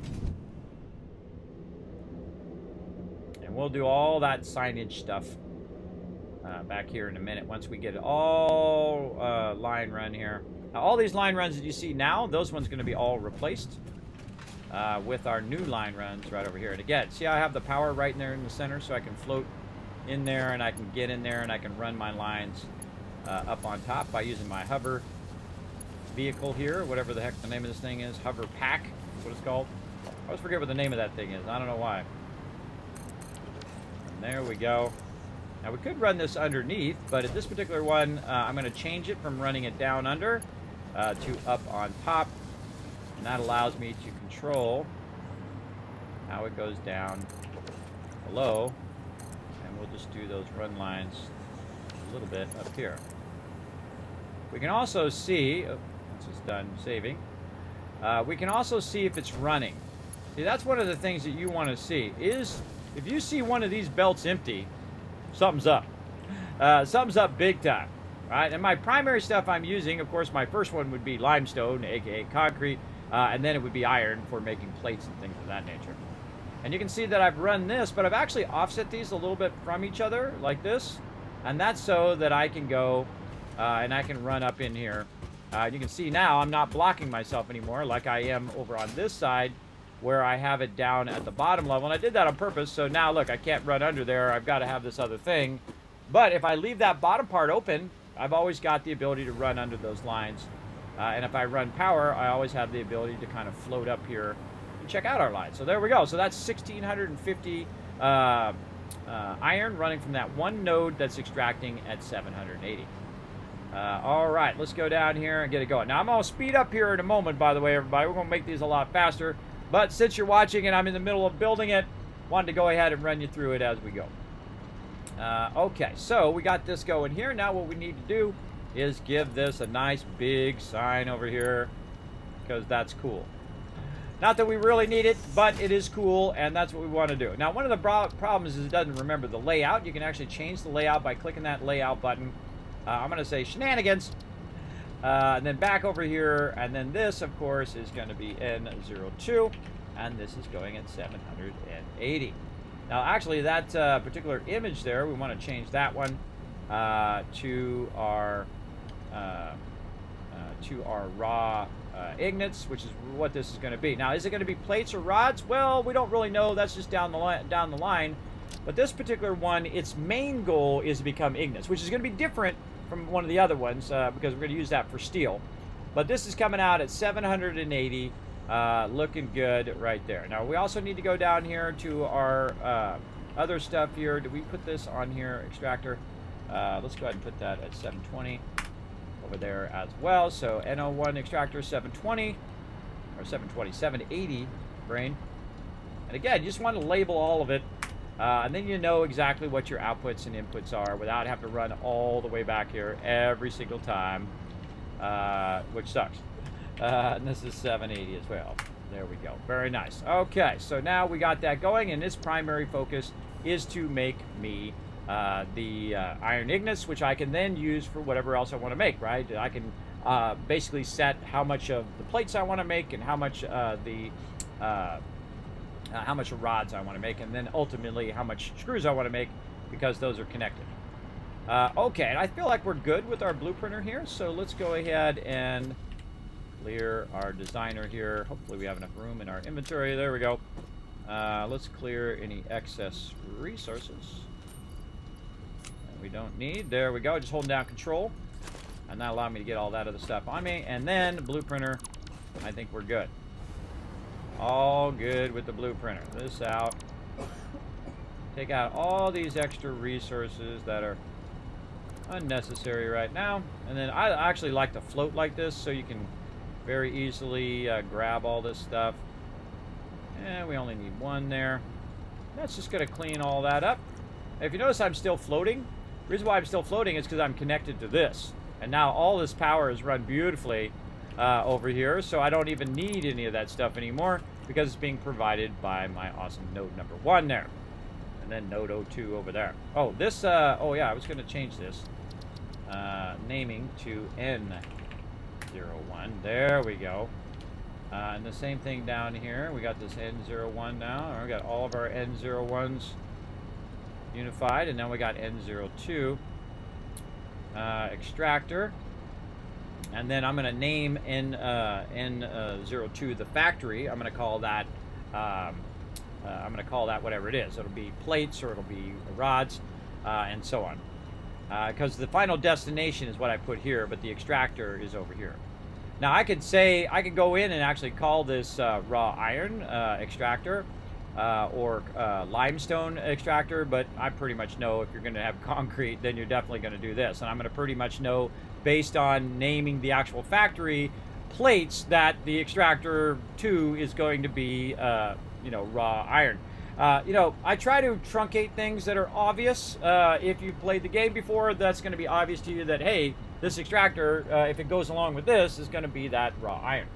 Now later on, when I'm doing iron and coal and using multiple extractors for, say, steel, well, then that's a good time to label it, because you're going to have like N03, one's going to be coal and one's going to be iron, raw iron, and that's an important distinction. But if we have any problems with our power, it's going to instantly kick all of these off, which will kick off basically the extractors and also the factories at the same time. And that's something that hasn't been going on in my factory so far. It leaves on the extractor and then kicks off the factory. But we want to go ahead and tie those together. Holy moly, we got lots of stuff over here that we need to... what can we consolidate there? Oh, and that's all of this. Okay, so we have this right here. So let's go ahead and grab one of these and just put that over there. Put that in there for right now. We'll grab all of this. And then see what we can also do is if we do have some extra, and I just left it there. I don't really need it, by the way, because this is going to fill up. But I can just take that extra and feed it in there, and it's going to automatically run the rest of that extra in there. But I could have really just thrown that away because that's a lot of resources. That's a lot of resources there, and it's just going to get them again here in just a moment. Okay, and let's go ahead and move this away from here because we've got this all done. Those two nodes are sexy done. And then we're going to work with these nodes over here. There's going to be two more nodes. So let's go ahead and make ourselves a couple of these over here just to hold all these resources for right now. And we can take out any excess stuff. Look how nicely this is getting cleaned up, too. Ah, I love it when it gets all cleaned up nice. Look at that. That's it. That's all we got going. That's too cool. It's my new favorite extractor that I've done. It's just too cool, everybody. It seems very industrial strength. What do you think, chat? You think that's pretty epic? Put a 1 in the chat if you think that's pretty epic. Now, again, normally I don't build to this level in the game because I get to a point where I'm like, hey, I want to start again, right? If you think that's epic, 1 in the chat, everybody. I think it is, for sure. We're learning some great stuff here in the game as well. So, very, very fun learning all that stuff. All right, so we got some more stuff here. We're going to put it right down here. We're going to take this first one back here and try to figure out what the heck we're doing here. Wow, we got a lot of those on us now. We got a bunch of these already over here. All right, let's grab our plates for sure. Grab a couple of those. Get rid of any excess nodes. Notice I don't get rid of the plants and stuff.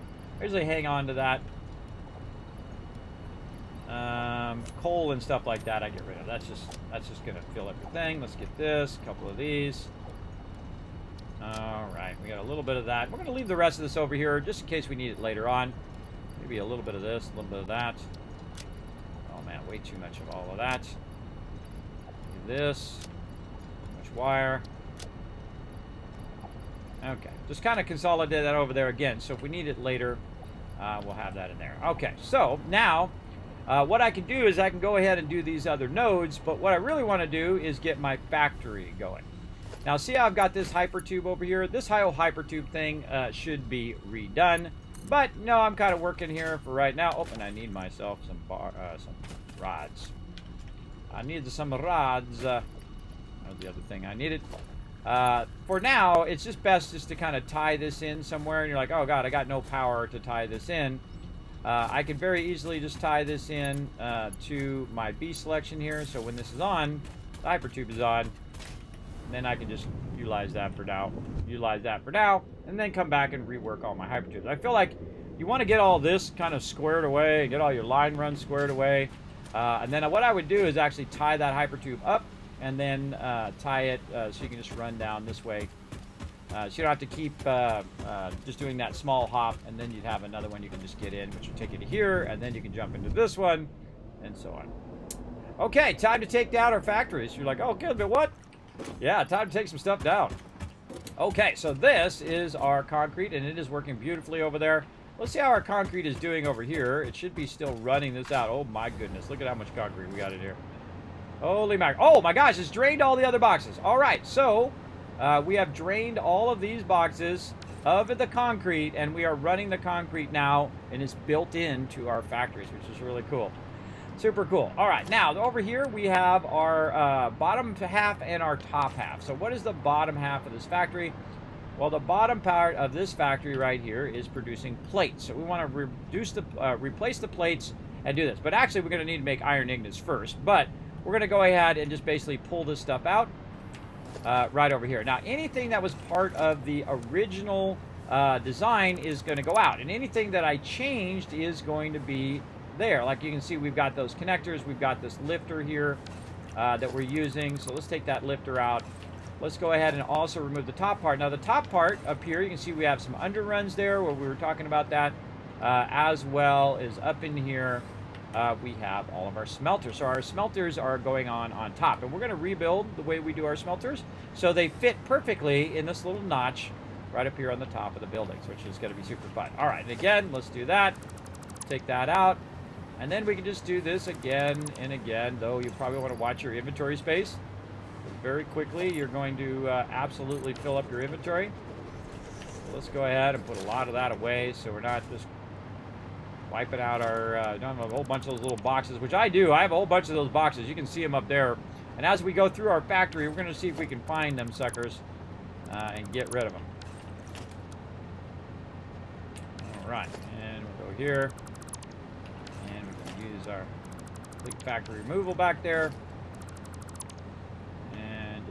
Some of this stuff. And then here in the back. And you can see I was running this to the back and basically splitting that in the back there. Like so. Okay. We're going to get tons of resources back because it does give you all your resources back. I can tell you all of these line runs up here are now obsolete. While these line runs are much nicer than those line runs, which are just an absolute mess over there, these line runs are at least using your ceiling hangers, and they're fairly straight, right? They're fairly straight. They're nicely run. This is what you want to see. But what you really want to see is you want to see this. You want to see them run along here, very nicely organized, running to wherever we want to go. I'm very tempted to pull all these lines and run my raw lines right down the center, and then run them in the direction I want to go. And then my kind of output lines, put those down a little bit further, or vice versa. Put my run lines down low, and then put my finish lines up on top. Haven't decided yet, but either way, it'll work out. Either way, it will work out. If we can always redo our input lines, the important thing is to have your factory ready to go. Now, the same thing over here, in here, we are doing some smelting up here on the top, up here. You can see we're doing iron ingots there, and down below, you probably guessed it already before I even show you, that it is iron rod. So there we go. And again, we don't need that anymore either. So watch this. Boom.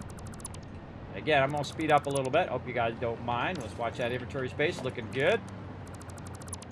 And I can also go like this. You can just go boom, boom, and just go to town here. Now, of course, as I run out of power, I'm going to fall.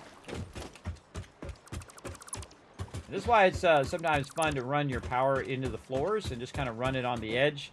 And then this way you've always got that power to work with. Now, I'm actually going to end up with less factories, but factories that do more.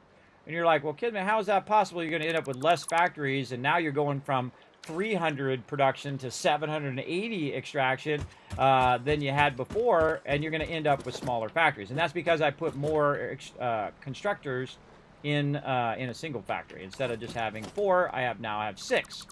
Now, that doesn't seem like a lot if you're just doing one, but over the span of doing a whole bunch of them, that is going to be way more efficient for me to do all of this over here. And that's what we were working on. Efficiency, adding in the ability to turn those on and off, all of our line runs and all of that other stuff, making all that stuff much better. And so we're going to speed up just a little bit here while we take out all this stuff and get going. I like to get focused here too. I find the best thing to do is just, take a creative idea and run with it and then iterate on it. Okay, how can I make that better? Okay, what did I miss there? Did I miss a belt? Did I miss the thing? Test it over and over again. It's like a prototype factory. and you're prototyping that factory, and you're like, oh, wait, I forgot a line there. I forgot a door here. I forgot a thing there. And that's what we were doing yesterday. One of the things I forgot a power connector at the bottom. The second level output was not connected. We didn't run power to the second level of the thing. We had a double run that we had to fix, and then we had to fix an output offset. And then we fixed it in the actual blueprint, and then now it's fixed forever. It's always fixed. Which is great. Now, the problem is it doesn't just automatically reapply to your factory that you've already built. So you have to take that factory out and put it back down if you want to have those changes, or you can manually make the changes. I suggest take it down and re-put it back down if it's a pretty significant change. Like all of this stuff is going to get significantly changed. So it's definitely worth my time to take out all of this stuff. And we're also going to take all of these out and rename all of those. So we'll take all those out of there. Those are now built in to each factory. And you can see we've got a crossover line here. That's crossing over from this factory into this factory. Now this one over here, well, as you can see it right there on the side, says screws. Now screws don't need any forging, which is why this doesn't have any forges up there. But I can tell you, I'm going to replace all of these as well. In fact, we're going to try to replace every single thing that we've already done, but in such a fast and easy way, everybody. Wait till you see how fast this is. Now, the first one that we do, and there I go, dropping stuff. The first one we do is going to be the hardest. It's your prototype. It's your one you're doing. It's like your Mark 1, Iron Man flight suit that you're working on, right? It's going to be tough. And you're going to try to, keep working it until you get it working really well. And then from there, I think we can throw away a little bit of these plates here. There we go. So we can get some of this here. There we go. Make another box. Maybe over here too. Put all that in that box. There we go. Maybe make another one of these. Yeah, let's make another one. Right there. There we go. And so basically you prototype it, and then the benefit of spending so much time on your prototype and getting it just as perfect as you possibly can is the fact that that when you go to do it in the future, that all of these ones are going to go much faster. And by the way, you hit G to lock this in, so it's only going to get your line runs here. Be careful your line runs up above, though, because you might accidentally hit those. But you can see that it's not going to take out the foundations or any of that kind of stuff, which kind of sucks. And there's a box back here that I have to get, because these boxes, like crazy, trigger me, everybody. I get so triggered by these boxes. I don't know why it's so triggering, but it is. Anybody else get triggered by these boxes? Yeah. Hey, Dr. J, thanks for that one in the chat. Back up, we'll give you 1,000 kids cats. How are we doing on those retweets? We need one more. One more, everybody. Go over there, show that love. Of course, we get one more, and then we get 5 more. We're going to give even more. We'll give double the amount out. Big time. Okay. We're going to use some of this power over here to help us out. And then we're going to go G just to get this so we don't get any of our foundations. Now, I think that the ultimate filter in this game would be everything but foundations. I want to take out everything but foundations, and 99% of the time, that's what I want to do. And look at this. We already got our grids already set as well, so pretty cool. Pretty cool stuff here. Again, removing all of our run lines now that we no longer need. Take that out so we can see that little stacker thingy. There we go. Taking all those run lines out. And again, really tempted to just remove all of this and then run those lines in the center. Because we got some lines running around the outside here. That is for our nuclear power. Just a few things that we are using way out there. But you can see some of these lines are currently not even being used. We can go ahead and remove those lines now. I think temporarily. And one of the things that's not being run out there, we're doing our coal and we're doing our sulfur. Why are we running sulfur? Oh, sulfur is because it's going to the end of this line. That's where that's going. I was like, why am I running sulfur when I have a train delivering sulfur way out there? But I am running some of this over there, including coal, over to that other side. Though I could divert one of those coals. Did I not divert one of the coals to run over there? You know, I honestly don't remember. Wow, look at all these crates over here. Look at all them crates. They're in this direction. It's like, where are those crates at? Are they up? Are they down? Are they... Let's go look and see if we can find where all these crates are. Up in the air, they're down here. Now, sometimes the crates are like in the boxes, and so I can't even see where they're at. They could also be down below here. Now, of course, right below here is water. Whee! They could be under the water, which I found some earlier under the water. That's the only way to actually dive down in the water that I've found. And then you press spacebar to kind of swim up out of there. And then we're out. But that's super convenient when you need water, that the water is literally right under your base. That is very, very convenient. Okay. So let's go ahead and get this going again. Right over here. And I really feel like I want to move this power forward. So it could be utilized for multiple bases. Say something like this, and again, running it this way. And I want to turn it like this. How's that lined up? A little bit to the left, maybe? No, a little bit right. There we go. Again, cosmetic, more cosmetic than anything else. And then we're going to just run this power for now. And eventually, all this stuff that I have here needs to be replaced. But one of the cool things that you can do here is you can actually take this out here, run this power line down in here. If I had some wire. Let's get some wire first. Actually, let's also clear some of this unnecessary stuff here. There we go. Now, one of the boxes I like to keep like my general amount of loot in there that I can just grab and do whatever I need to do. Let's also go ahead and clear a little bit of my inventory over here on this side with all of this stuff. Right here. Oh, not that. I'm really using my Nobilis. Every time I take my Nobilis off, I go do something and I forget it. So I'm going to leave it on me. I also like to leave a little bit of solid biofuel for my chainsaw while I'm doing this kind of stuff, when I'm working at the nodes. But most of the time, I don't bring it with me out of there. Okay, so that is going to go ahead and allow us to run this power straight down. And basically hide it in the ground. And then what we want to do is we want to bring this one out of here. There we go. And just kind of run this secretly underneath the ground where you're not even going to see it. And it's going to be awesome. Isn't that great? I think that's great. One of my favorite things to do. Just run that down. I can't even see the light. See, the light's hidden under there. It's running underneath. And it's actually powering that factory. And then the same thing here. Now, the reason why I put it in the center here is to kind of space it out.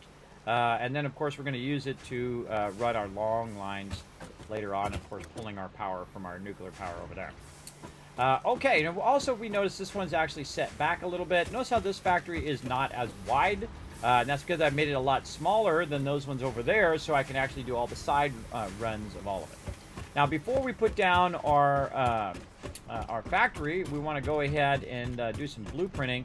I want to bring our blueprinter out into the open, but we've got all these line runs up here.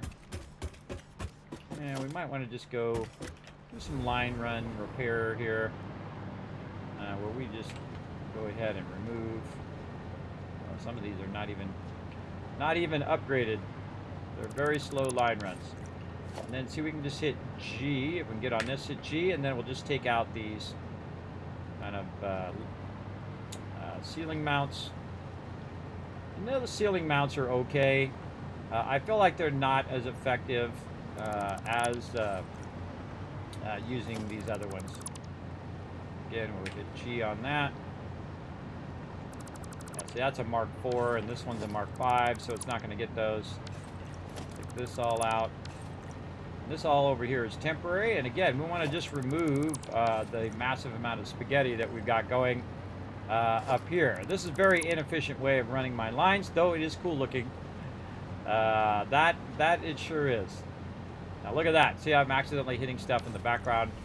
I got to watch out. Pull this out. Again, we'll go ahead and hit G here. We're just going to remove all of these because I don't really care about those. Those all out. G on these. These are Mark IV belts, so I want to get rid of those anyway. And pull all of that. Get those out. Wherever they're at, it's going to spin around in a circle. Try to take all those little things out. Okay, and again, backing that away from where I'm working. I really feel like I want to move this to the center. Yeah, just have a center line run right here. Just divert this over here to the center.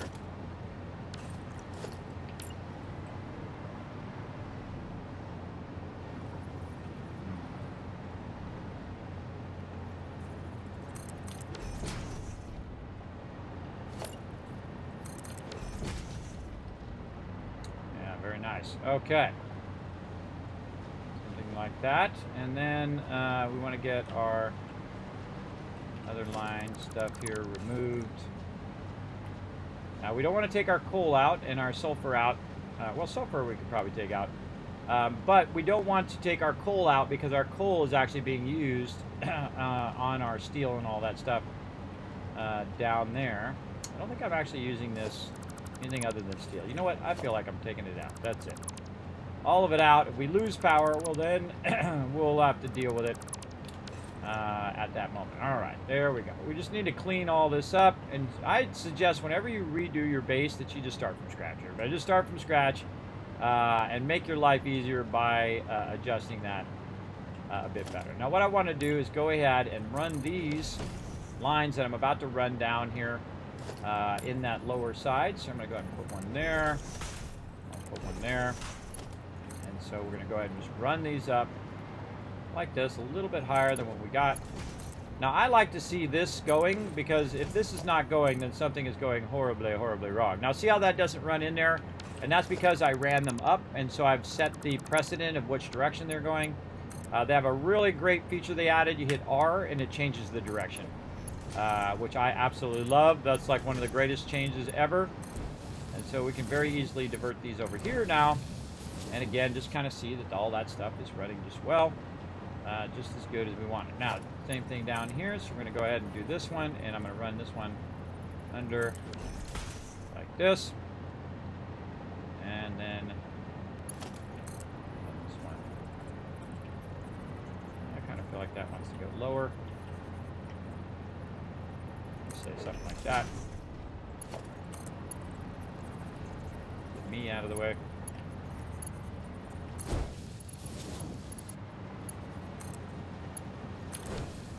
There we go. All right, so now we've got our iron run there.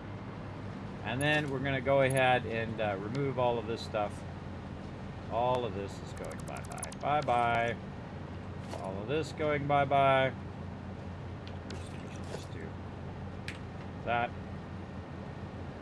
Oh, no, the belt was fast enough. This one. All of this stuff that we just did in the moment. There's nothing wrong with just doing stuff in the moment like that when you're just trying to progress. But at some point, if you want a really awesome looking base and have it run very, very efficiently. Oh boy, there we go again. There we go again, dropping loot. Dropping loot here. Oh, that was probably there from before. I don't look. I'm not overburdened here, so that was already there. Yeah, we found another chest we can get rid of. Yay! Okay. So I'm moving that back to basically get that out of the way, and then I've got this line that's kind of temporary. Whoa, is that done? Is that done? Emptying that out? Oh, that is done. That is done. Transferring all 4 boxes of concrete. Over here. Let's see if it's still backlogging. Now you can see I've got some boxes in here, and this one is definitely full, so those are full. This one's not full because that one's still running down. So this is still producing concrete, and all the concrete that were in all 4 boxes are already stacked over here. And I think I have 3 boxes per, yeah, there's 3 boxes per factory, so 3, 6, 9 boxes instead of 4 boxes. If I add another one, well, guess what? Now I got 12 boxes, 14 boxes, so how many ever boxes, how many ever factories I need. But this is the most factories that I need. And now I can remove this temporary bypass that I created, and my base gets even better looking because of no more temporary stuff. This is going to be its kind of permutation of where we're going to leave it. Now again, once this is built and once this is running, this is done because this is using the entire node and also using any excess And that's all I ever need to do to that. I can just let it run, and that's it. All good to go. Now this also is outputting right here. I kind of really don't like the way the outputter is working right now, but there we go. Now I actually don't need this to output right now because it is basically self-contained in this one factory. So it's storing it all, producing it all, storing it all right there in that one spot, which is awesome. Awesome. And again, we'll dismantle this stuff. And it's going to cause all of our factories way down on the other side to stop working. That's okay. That's okay. As we go through, we'll be fine. Even if we do lose power, which shouldn't happen because the nuclear power is separate. But if we do lose power or we lose some resources or some other resources can't be built, perfectly fine. We'll be fine in the long run. You can also see that I'm running some concrete here. I don't know why I'm running it down and then running it. Why am I not just running? Oh, because I had those other lines there. That's why. Let's go ahead and bring this up. I'm not really digging the way that this is running. Let's go ahead and readjust. Our second line is running here. There we go.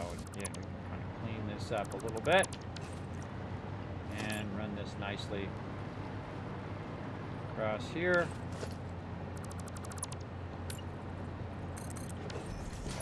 That was a little far, but oh, no, we're going to get it.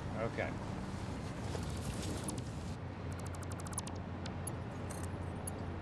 All in the details, everybody, in the details. See how that actually went right back on that belt, which is pretty cool? All in the details. Look how nice that is, everybody. Look how clean that's running. Very, very nice. Very, very clean in our line runs. Our cement factory is just looking so sexy right now. Very, very sexy. Okay, now, we want to go ahead and run on to our iron stuff. And holy mackerel, we got a ton of extra resources back from all of that we did. And we're actually going to use less resources than we used before, but produce more in the long run. Okay, now our main one that we're using right now is called this one, Concrete 12 RIRO, which is actually not true. It's actually, the constructors that I'm using actually only has 6 in there. But for some reason, weirdly, they don't let you go in and rename the blueprints. I don't understand why you can't just go in and rename them in the blueprint thing. I can edit it and I can click it here, but if I try to go in and rename it, it won't let me do it. But such is the way it goes. So I'm just going to leave it for now. It'll be fine. Now, in the long run, what I want to do is actually get rid of everything else that I'm doing, because all of that other stuff is my old stuff that I was doing. You can see I've been doing a bunch of stuff here. So I'm actually going to remove all of this. We're going to go ahead and remove the blueprints, and we're going to clean up all of our blueprints here. Right, like this. And this is involved here. This is involved going through and doing all of this. I don't know why you just can't click a whole bunch of them and remove them all at the same time, but that's just my thought. You might backlog a bunch of these in here. I no longer need the underruns because I'm not using underruns anymore. I'm actually using a more compact 6-high factory as opposed to a 4-wide. Again, these are all obsolete blueprints, and you're like, ah, Kismet, that was so much work. True, but we did learn a lot of stuff along the way, and we have a much better design that obsoletes that design. Now we're going to take this one, and we're going to put that in constructors, so there we go. So now we have our concrete one. We'll apply those changes, and there they are, forever gone, everybody, forever gone. You're like, ah, Kismet. Okay, then we're going to click this one, and what it's going to do is it's going to, over here, we're going to load. And constructors and concrete. Oh, I don't have the resources. There's a surprise to nobody. I need a little bit of reinforced iron plates. All right, let's go get some of that. Probably have some laying around very closely. Yep, I see them right there. There we go. Okay. And we're going to go this. We're going to go this. And then do this. Confirm. All right, so now we have the factory that we're using over there for concrete now loaded and ready to rock for our second node, which is going to be O2, and this is going to be for plates. All right, Oh, N20 plates 780. Over here, this, we're going to go ahead and change this from hypertube, or N, we're going to change it to N0 hypertube. There we go. N0 hypertube, which is going to be the front one. Just like that. Looking good. I'm a little tempted to put the back one in and then just route all the power. This way, when I get to the in one, I can just take all the others out. I don't have to keep doing this one over and over. Taking it out, I guess, is way easier than putting it in my opinion. And so we'll go ahead and do this. Then also it'll have it already named. And that will save us a little bit of time while we're working. N02.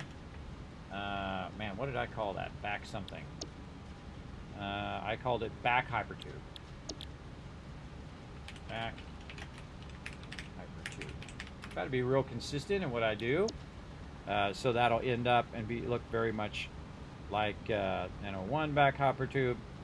So I know what that is. So basically this is the back of this, so that if I'm in the back, if say I put 15 of these factories here and I take the hypertube all the way in, because it's got a hypertube built in, I take it all the way to the back and somehow the power's off or I'm running around, I'm like, oh wait, I want to get to the front, I can turn this back on and then actually turn it back off again too. Remotely, even if I'm not here. I could be all the way to the other side of the world, and if I have one of these things, I can turn that stuff on and off simply by going to the circuit priority here. You can have a giant list of these, which I will end up with eventually once we get this all going. So I'm going to put that in the back.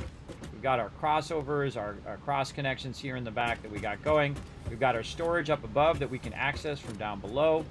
And now we're looking good. Okay, now the other thing we need to change is right over here. So we're going to actually change this to plates right there. And then we're going to change this to N02, which is currently running 780. So real easy. There we go. And that's all beauty must right there. And then we want to go ahead and go inside here and tell it that we don't want it to be concrete, that we want it to be plates. And then we can copy that. And we can toss that. And you're like, kidding me, you got like 2 of them in here. What the heck? But we're using the power of vertical where we can just go up like this, or we'll try anyway. We can go up into this other one, and then we can paste, and we can paste. Now, I never trust it. I would look in there anyway in case I accidentally copied or pasted or did something wrong along there. And then I always check them, and then I recheck them, then I test it, and then I check them again. But you can see now we've already got it pre-built, so all we really need to do is just change this to whatever we want it to be, just like that. Now, I don't want to have to do it over and over again, especially when I'm building a whole bunch of them. I just need to do it the one time, and then I can just build out a bunch of iron plate factories, which is what we want to do, like that. Okay, so those are all set. We've got it all renamed down here. We know this is node number 2, and we're going to be good. Right over here. Now I can also come back and rename these as I go ahead and do different things along the way. But we can see we're doing concrete, and this is going to be plates, and we're actually going to name this correctly. This is actually going to be 6, and it's going to be right input, right output, or we could say input. Actually, I got that backwards. Input, right output, right. There we go. Let's save that properly. And then we can see it's a constructor, and we have it as purple, but you know what I'm going to do? I'm going to go ahead and change this. I'm going to change this to like a blue. We're going to say that all of our metal stuff is going to be a bit of a light blue right there. There we go. And that's going to differentiate it from my concrete. So I'm going to save right there, and then when we load blueprint, we should have it automatically in constructor. So we have the blue, and we have concrete. And there we go. Now, I'm also going to go ahead and clear the designer like this. I'm going to reload, because this is just me. This is just me, everybody. I'm going to reload the concrete one and just fix the name, because otherwise that's going to drive me crazy. So 6 here, input right, output right, and then save it again. And what it's going to do is it's going to create another blueprint around there. You can go in your inventory and control your blueprints, and so it's going to create another one that's exactly the same as this one. We can turn around and we can see that it is the same. I'm just going to go ahead and remove this one.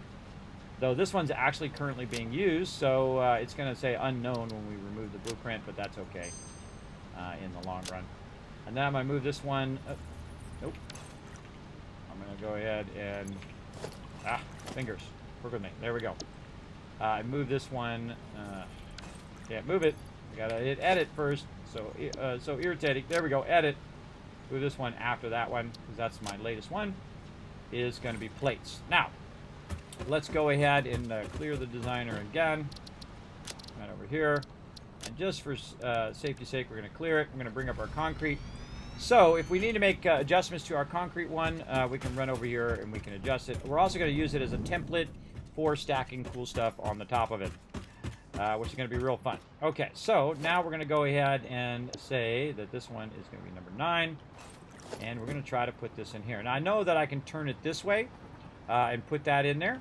Another thing that I'm going to need to do, a real smart thing to do before you get started, is to go in and click this and kind of guess how many you're going to use. Now, I've got 780 input. Now, let's take a quick moment here and put our node number 2. That's going to be iron ore. It's coming out at 780. We're going to double up the belts to 1560 here. And then we need to look at what's our inputs and outputs, how many constructors we need, if we were using 780 for that one thing, which we should definitely not do. You're going to have way more plates than you need. You should definitely split that up because that's going to be a lot of plates. So we go in here and we're looking at our inputs and outputs. That's going to be concrete there. That's the wrong one I loaded. Let me load that again. Thought I loaded the right one. Load. Actually, let's clear the designer first. Clear the designer. And then load plates. I think I clicked on the wrong one. I think I clicked on the wrong one. I hope I clicked on the wrong one. Yeah, there we go. Okay. So 30 in, 20 out. So we're going to get construction 30 in. And then the amount is 20 out. Right there. And then, of course, it's going to do some of the calculation for us because we've already done the calculation here. All we need to do is just drag that down. Boom. And it says I'm going to need 26 constructors. That's a lot of constructors, everybody. That's a lot. And how many do I got constructors per? I've got 6 in my little mini factory. What's my input per factory? It's going to be 180. What's my output? Again, it's just doing all the math for me automatically, because these are automatic calculations that I have in here that I did, this versus that. And as you work your way down, it'll just do that as well. Now, one of the things we might want to do, just to kind of remind us that these are automatic, is just to put some yellow there. And then this one here, these are cons output, which basically is not a calculation. That's an actual number that we type in. So that's something we type in. Cons per thing. Constructions that we need is going to be an automatic calculation. And this is typically what I do, is kind of mark stuff as auto calculations, right? So we can just grab all of this, roll this down, boom, and it just redid some of that calculation. Actually, this one's not a calculation, right? Oh, it is. No, it is. Total construction output. What's this calculating? Oh, it's just constructors per thing times. That's a manual calculation that we did. So we're gonna have to manually figure that out. So if we wanted to do this, which would be nuts, don't do this. This would be 780. We would be doing 26 constructors, which would actually work out perfect because we would need 26 of them on the dot, which means that we need, how many factories do we need? We need to have this output per factory, total factories over here. We have 4.3, so basically 5. I would just make the extra one. So we would need 5 total factories, and we could run 780 raw iron. That's kind of nutty, everybody. I would not run, again, I would not run that much in there. Now, of course, you want to make a lot of screws, or you want to make a lot of stuff. Screws is one of those things that you constantly need a lot of from the very beginning of the game. I highly recommend really going heavy screws with your iron as well. But how many nodes are we tapping right now? That's the real question that we want to find out.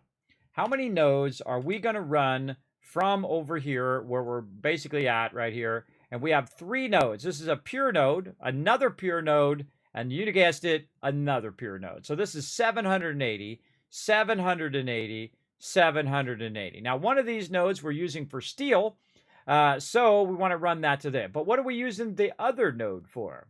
Well, the other node was being used for our other stuff, like our rods and plates. But now we could, if we wanted to, dedicate all of these nodes, or at least 2 of these nodes, to just iron. Because what else am I going to do with it, right? I could go ahead and use it for more steel, but do I need more steel? That's the real question, right? Is how much you allocate to each thing. And that's actually probably one of the toughest things to learn in the game. Okay, how much iron should I put into screws? How many iron should I put into plates? How much iron should I do into that? Do I need a separate node for that? Do I need a thing? And you end up usually making way more than what you need. What I need right now is a lot of screws, right? A lot of screws, a lot of rods, and a lot of plates to a certain point. And again, I could go ahead and just dedicate this solely to plates. And then I could take the other node, dedicate that solely to rods, which would then become screws. And then I could use the third one and dedicate that solely to steel. And that's exactly what I'm going to do. That's right. I'm going to build so many plates over here, it's going to basically potentially break this game over here right now. So let's go ahead and get it going. Now that we got our decisions made, and we're going to make an obscene amount of plates over here. So we won't be hurting for plates for sure for the rest of this game. And we're not hurting for them now anyway. We're certainly not hurting for them now, and we're not going to be hurting for them in the future. So again, we've done our calculations. How many total of these we need? We need 5 total factories. And then we can burn up all the excess resources as well while we're at it. And it's going to make a crazy ton of plates. Now, to do that, though, we want to go over here. And we want to, now that we've decided what we want, we want to go to our blueprints and say, okay, you know what? I'm going crazy. Let's go ahead and make 5 of these big bad boys. Now, remember, you got to have a lot of power before you start doing all of this stuff. You're going to need some serious power. Now, another reason why I'm going to do 5 of them is because on top of these, I'm going to go ahead and actually process the resources. So if I were to do 5 of these right now, I'd actually be doing it wrong, because the first stop of our ore is not our concrete. The first stop of our ore is actually the forges. So what I want to do is actually figure out your forge ratios more than you want to figure out the ratios of your constructors, right? But the thing about forge ratios when it comes to iron and copper is the fact that they are the same exact in as the same exact out. So if I'm coming in at 30 in, they go 30 out. So you don't really need to calculate it, because you know the end result. If you run all 780, I'll move this over. If I run all 780 of this iron ore through the smelters, the output is still 780. So all of your calculations are still valid. But this is not going to be raw ore that's going to be running into these constructors. It's going to be your iron ingots, right? So what we need to figure out is how many forges we need to convert all of this stuff in there. So we can go ahead and use that as part of number 2. We're going to integrate the forges as number 2. Now, first thing we're going to do is just test what we've already made. We're going to put that down right over here. Actually, we'll just do 1 for now. We'll just do 1 to test it. Don't put all 5 down. You'll regret that later, because you just basically wasted all that time and you end up fixing it down the road over there. All right, so there we go. So let's grab those I just happen to have laying around. Let's line this up. Remember, you got your holographic mode in update 8, and it is nothing short of making a grown man cry. It is awesome. Very, very awesome. Now look at that. Instant factory built. Already got all my stuff set. Already got my stuff run. Run some power to that sucker. Connected my inputs. Boom! That thing's going to be making me some iron plates. But we need to have our forges, right? So we're going to go ahead and put that there.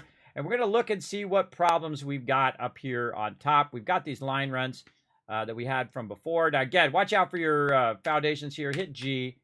Take those babies out. Hit G on this other one. There we go. Take those out. G on this one. And I can just take those out. And it's actually a lot better But again, I feel like it's really kind of a waste of time when you could just say, you know what, don't take that out and take everything else out. Again, I just think that's just a way smarter way of doing it. I don't know why they didn't put that in. That wasn't their first option that they did. That's what I would have done. But that's just me and my crazy ideas. You know, being efficient and stuff. Being super efficient. All right, let's get any of that stuff out of there that we can. Again, you just see me keep backing this stuff away just to kind of clear this mess that we had going from before. Oh, it's going to feel so good, everybody. See this hot mess that's going on here? When you get this all done and you've worked on it and you've done your kind of mega building and you've really worked it all, and then it's just beautiful, right? It's just like this. It's like this. Not like this, but like this. So simple, easy line runs. The way that it looks comes out nice. All that stuff is a thing of beauty. Okay, so let's go ahead and use what we've already got over here as a template for putting our stuff on the top. Now, we also need to go over here and look as to how much space we have up on top of this to set this down. So I'm going to go look here. Don't look at it on the blueprinter because the blueprinter is going to be slightly higher than your actual thing. So this is 3 high. And then we want to integrate the roof in there so we can actually use it as our upper area. Definitely need to run some power up there. Oops. Took out a wall when I didn't want to take out a wall.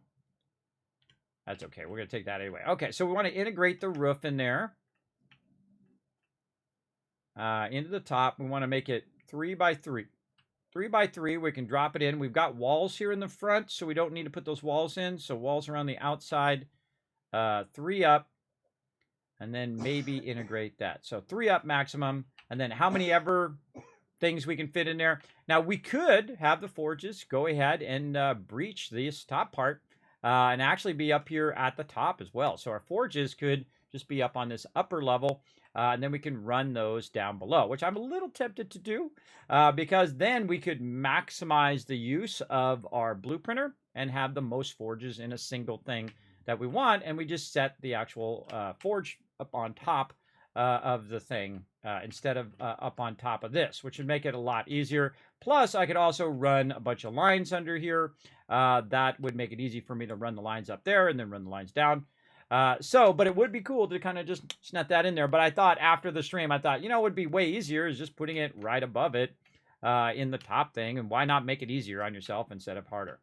So let's go over here and see what we can do using what we've already got set up and kind of gutting this out a little bit. We're going to take out off all the sides here. Make your life easier, everybody. Take off all the walls when you're working on it. So you can try to get level by level by level here. Now, again, we're going to go in and just basically undo a lot of the work that we've done right over here.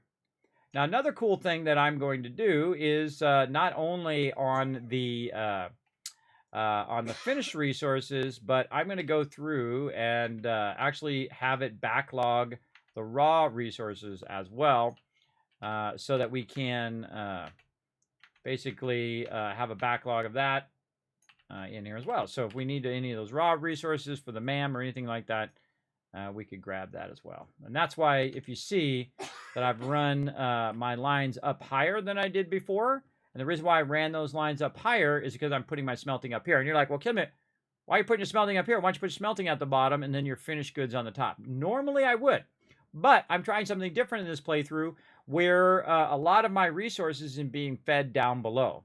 And the reason why I'm feeding those resources and running them down is because that's where I am. I'm down there in my hub. Now, of course, it does get a little dark and dingy down here, kind of hanging out underneath the base.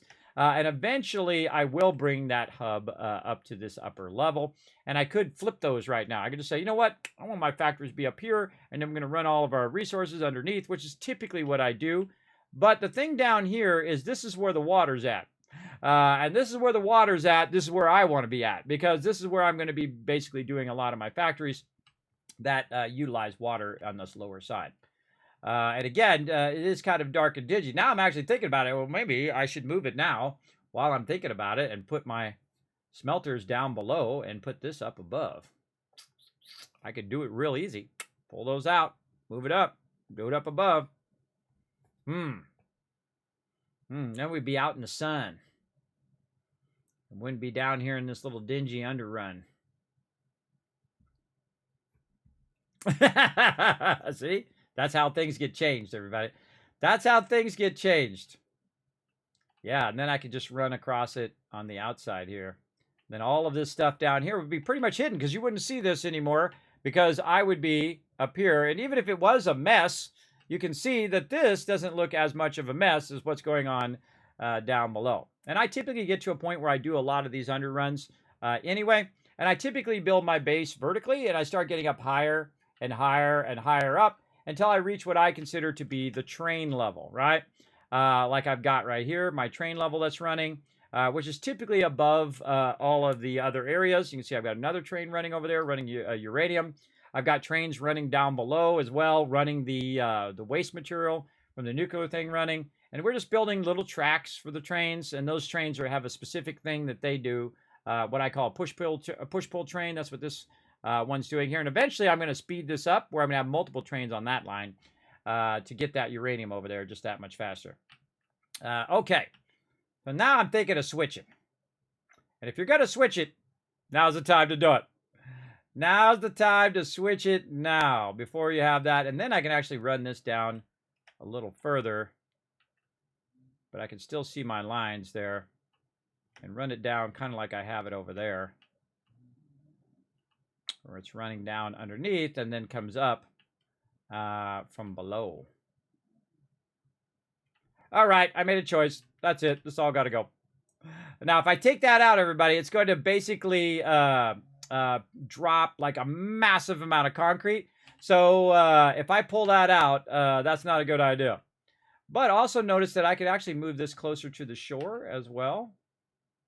I could actually move this way over here and have it closer to this side, which means it's not going to run so much together on the other side.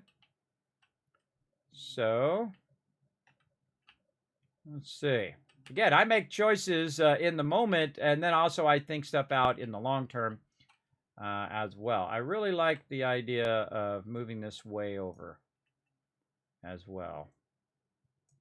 Yeah, right there on the edge, leaving a little bit on the side over there. Now, I don't necessarily have to take this out. I can leave it there and then do what I just did with the other boxes over there and run all of this into the new factory up here. And then when it's full, and I'll stop it from running, when it's full, we could do that. I actually like that a lot better, to do the underruns and then have come up here and then do the smelting on the lower side. So you're not really seeing any of that smelting. You're not seeing any of those line runs most of the time. And you're just working in the upper, larger factories in the upper side. And this also what I would consider to be a finished factory, where the factory is actually done. There's nothing else that I need to do to that particular factory. So let's go ahead and see if we like that. Let's just start by putting this one down over here. And actually, we're going to remove this just to make it a little easier for me to kind of do my thing over here. And let's make some changes right there. And this is how you can do this for endless hours, everybody, because you keep making changes, you make doing stuff. But we have it so down now. Oh, we need more circuit boards. We have it so down now that the ability to make big changes is great. And that's what the blueprinter does. Before, if you wanted to make this kind of change, you have to tear that whole thing down and rebuild it all from scratch every single time. But now you have the ability to iterate and make more and more big changes and good changes in your base that makes your base just that much more. And that's why I didn't spend 2, 3, 5,000 hours building stuff from scratch, because I wanted to see how the game progressed over time first before I got too crazy like I'm getting now. And I feel like this is where that equilibrium point hits over here. And I'm also not afraid to say, you know what, I like that, but I don't like it as much as I like this other thing. Big time. Oh, and we need to get our concrete thing here, and we actually need 3 of them eventually. So we might as well grab all the resources we need for 3 of them. And if you missed me doing this concrete thing the other day, you're going to get to watch me do it again right now. And we need 24 circuit boards. Now, one of the things I should probably do at this point is just focus on my circuit boards and get them just doing circuit boards. But the thing about circuit boards is circuit boards takes copper sheets, and it takes plastic, which is copper sheets not too hard, but it is actually a higher end resource because you don't unlock it till later in the game. But plastic is one of those resources that is constantly running because it's way off on the other side over there. It's part of my oil production. So I've got tons and tons of that. And what I could do is just to make this a little easier on myself, because I'm constantly running out of these and I have to make these myself, is just have an offline production. And I'll show you how easy it is to do offline production. I'm going to put it right here in the center. I'm just going to go ahead, grab an assembler. Right there. Grab some boxes. Put them right here in the back. Now, one of the fun things I like to do is put the boxes vertically, like this. And then you run this one into this one. And let's say like that. And it takes less room, usually. If I can get it to line up. I don't think I put that down the center. I don't think I put it down the center. That should work. There we go. Line that up, and then the bottom one, easy mode right there. Now, we go in here, we say, hey, you know what? I keep running out of circuit boards. Make me some circuit boards. And then I can instantly just feed what I've got in there, and then have it make another box, and make me a whole bunch of these right there. Run that out. Again, it just makes basically some temporary power. And that is just going to go right to work on that. Turn my sound back on. That's going to go right to work on it. It's going to start making me circuit boards. You know what's even better than it making me circuit boards? Making me circuit boards really, really quickly. So, boom, there we go. Instead of 7.5, it's going to make almost 19 circuit boards per minute. But what I need is I need a bunch of copper sheets, and I need a bunch of stuff like that. Now, right now, fairly hurting for copper sheets. Because, one, I have it turned off, and two, it's been using up all my copper sheets over here. So I don't have a backlog of copper sheets there, but I do have a backlog of plastic. So let's start with that. Oh, and we forgot to put our stuff down. What do we got here in this box? There we go. So I'm going to put a bunch of my stuff down there and basically grab an entire box, or as much as I can carry, right there, and then it's going to go ahead and start that production up and make me a bunch more. And so I have to choose which box is which. Is this one going to be the plastic one? All right, boom. That one's the plastic one. It's going to run in there. Now, we need some copper sheets, and it just so happens that way over here, you guys are going to get a little peek at my coal power, or my oil power and my nuclear power that I'm running way over here that's completely separate from the rest of our base. And we're just trying to scale up because we got lots of power. We're producing more power than we really need right now.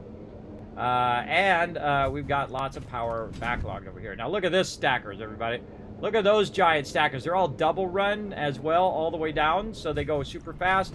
And basically, you can see, if you can see that, this is backlogged all the way up with a bunch of copper right now. So I could really scale that up even more than I have it now. You can see all my nuclear power has been moved way down there if you saw me building that last time. I've also got my water, which I actually found a great water configuration that goes right off the side of the nuclear power, which I really like as well.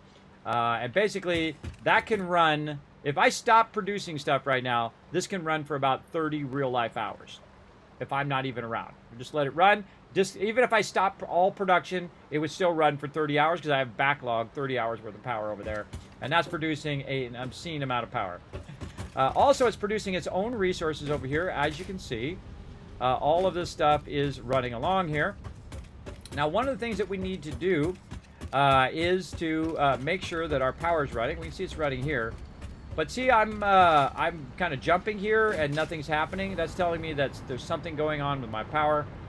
I can see that this stuff is yellow here, which means it's waiting on various resources and whatnot.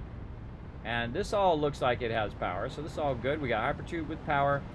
Just no power out here in the open where I was running. Now, what I want to do is find my copper sheets. There they are right there.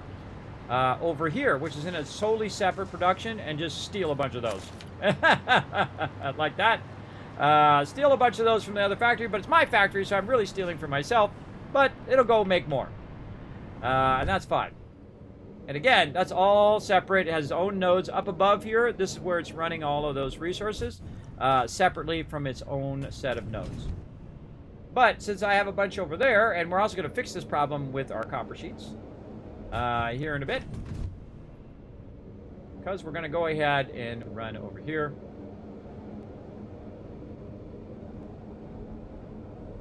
Get these circuit boards going. Now, we need the circuit boards for all of our little switchy thingies. And so the bottom one's going to be that, and the top one is going to be this, and it's going to make me an obscene amount of circuit boards, everybody, at the fastest rate it possibly can. And I can tell you, it's probably made more than I've already made, 66 of them already, just in the time I've gone. And that's called offline production, where you don't run all the lines and do all that stuff. Just throw out a couple boxes, have it make you thousands of them, and walk away. Go make yourself a sandwich, watch yourself a movie, come back, GG's, you're all done. You're all done. I do it all the time because it just takes literally seconds for me to do it, or a couple minutes, and it produces just as much as if I were to run the lines for like an hour. Big time. All right, so I've decided, I've changed my mind. It's okay to change your mind in life, everybody. Don't be afraid to change your mind. Let's go back here and get our resources that we dropped in this box as well, because we're going to need all of those. There we go. And we're going to need more of these pipes over here. We've got those backlogged. And again, eventually we'll move all of these over to their own individual factory. But I think since we're going to do this, we might as well readjust our concrete here, make it more awesome, and also make it more this way. So we have more room as we're running down, and it actually is going to shrink that a bit closer in the long run.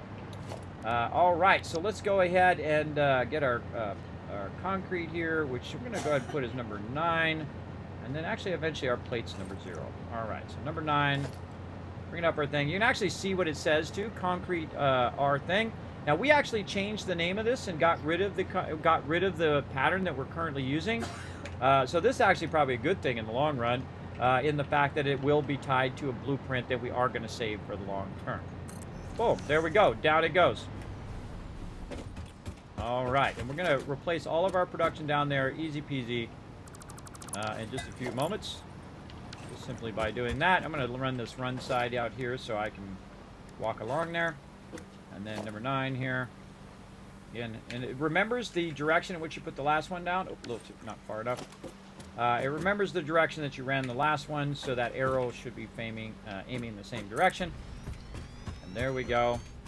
Now I've made these so I don't have to put a gap in between them. It automatically puts a double gap, as you can see, between them like this. Much more efficient than me having to keep running the lines in between each one like I was doing in my other factories. But there's less factories per blueprint, right? Unless I go much more vertical, which I did. And there we go. That's it. We just replaced the whole entire thing. Now, there's some work we need to do over here, though, to get this going. Now, the cool thing is also we can run that power from down below and run it up and hit that with it. So we're going to leave that open so we remember. And this is going to be our concrete, our hypertubes, all of that stuff. We got to say, okay, what is it the things we need to do to connect all of these factories together? Well, the first thing we need to do is we need to go ahead and take these extra ones out here, because these ones are not going to be used over here and over here. Now, if you're really a stickler like I am, you can go in here and also take out these little extra power connectors down here like this. Now, remember, your blueprint is just there to make your life easier in the long run. And the same thing over here. Take these two out and take these little hidden line runs out of there. It just takes less resources and unnecessary in the long run, more efficient. Okay, so there we go. And we'll go ahead and put that in there. We're going to move all of this stuff out of here now and redo all of that, I think. And then we can go up here, click this. Now, we have 2 of these now, so it's going to be in conflict of each other if we try to do some stuff. But we'll take the other ones out eventually. Now, we've got some line connections to do between the factories. I've got them all set up so they're super easy to connect together. In this case, we've got our hypertube that's going to run from the front there over here. Our hypertube's also going to need an entrance in the front, so we're going to go ahead and do an entrance. Then we're going to go inside and we're going to connect this to this inside so we don't see the line. Again, this is what I call mega building, everybody. This is where you really care about all of the tiny details. Now, I could have also went right here and done it. I just realized, so I'm going to do that in the future in my other ones. But that is super easy to go in there and connect that. And this hypertube is off by default because I'm not using it all the time. So why have it on? And right now I'm using thousands of power for my hypertubes, and I am not even using them. And it suddenly dawned on me, why am I have all of these suckers on? I'm going to make it where I can turn them on or off at my leisure when I need them. Run up, turn it on. And if I'm using it a lot, I can just leave it on, use it while I'm doing it, and then when I'm done, turn it off from anywhere in my entire factory. No matter, I could be on the other side of the world, and if I have one of these little connector things, priority switches, I can turn it off remotely. I can also look in a giant list of them to see if all those hypertubes are off, so I can see if my individual factories, if it's on, I go, oh, wait a minute, I got all these hypertubes on, and turn those powers off, and then my whole entire factory might come back on, because I've reduced that power to the point in which I'm below the power that I'm using. So very cool. Okay, so we got those connected across. Now we also need to connect our lines across here, and you can see I've got this painted green. That's telling me that that's an input. So I'm going to go ahead and run that input over to there. Now I actually put these inputs up really high because I was running it from up above, but now that I'm running from down below, it's going to be a little tricky because we have this thing in the way on the front because it's feeding up, but we're going to use our standard little tricky trick where we go ahead and offset this a little bit out and then run it up and run it in there. It'll be fine, fine, fine. But speaking of, let's go ahead and make this awesome. Now, one of the things that I discovered that is super cool, that if you go ahead and run this like this, and then you use your thing like this, you can run this up, and if you're connecting up there first and running it down, it actually, you can turn the way that it looks like this, so it's this way. So you can see it like that, but yet the top part is turned the other way, which is pretty cool. So let's go up here and see if we can get that to work up here. Now, the thing I would use is my stacker right here. So, come on, stacker, press the right buttons. There we go. I would use the stacker so that you can kind of sneak that in there like this. And I wonder if I could put that down and just hit H and nudge that into position. There we go. And then we're going to zoop that right up here.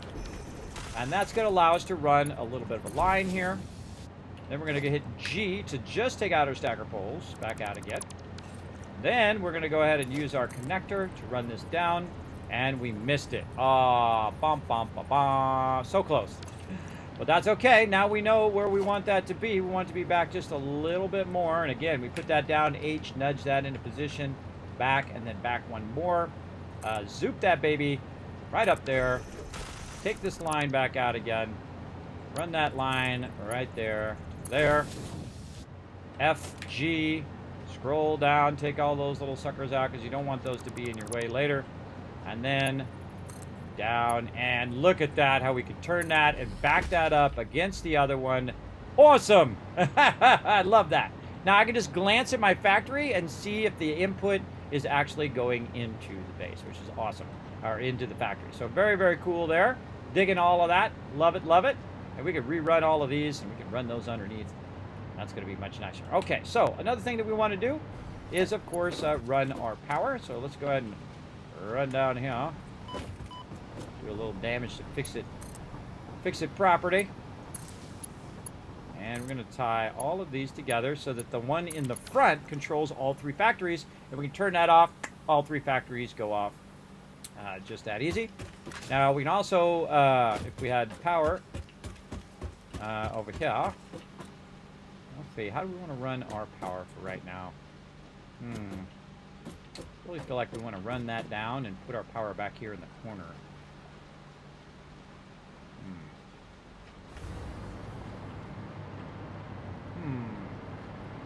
Got this power here. I got an idea. We're going to run this up.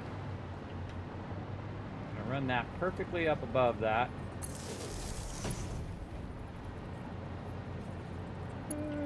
Not quite perfect. We can nudge these things. Oh, you can nudge those. Awesome. I don't think I ever tried to nudge those. All right, so we're trying to get that perfectly aligned. I feel like it needs to be more in the center. So we can use that one as a reference. And then just get the smaller line. Nope, smaller line down here. Gotta be aimed right at the thing. Ugh, being a pain. Come on, no.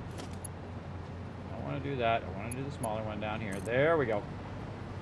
We can just run that as straight up as we can. I feel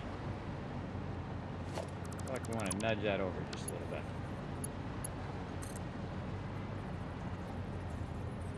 Right there in the center. Ah, not in the center. A little bit that way. So it's center, but a little bit that way. And yes, I will spend all of this time just getting that thing lined up. And that means you love what you do, everybody, right there. Boom. Just getting that nicely right up. That looks way better. Okay, at least I like that better. And that's the important part. Okay, now I've also got some power run up here that I've got going. So here's what I'm going to do. I'm going to go ahead and just tie this into this power.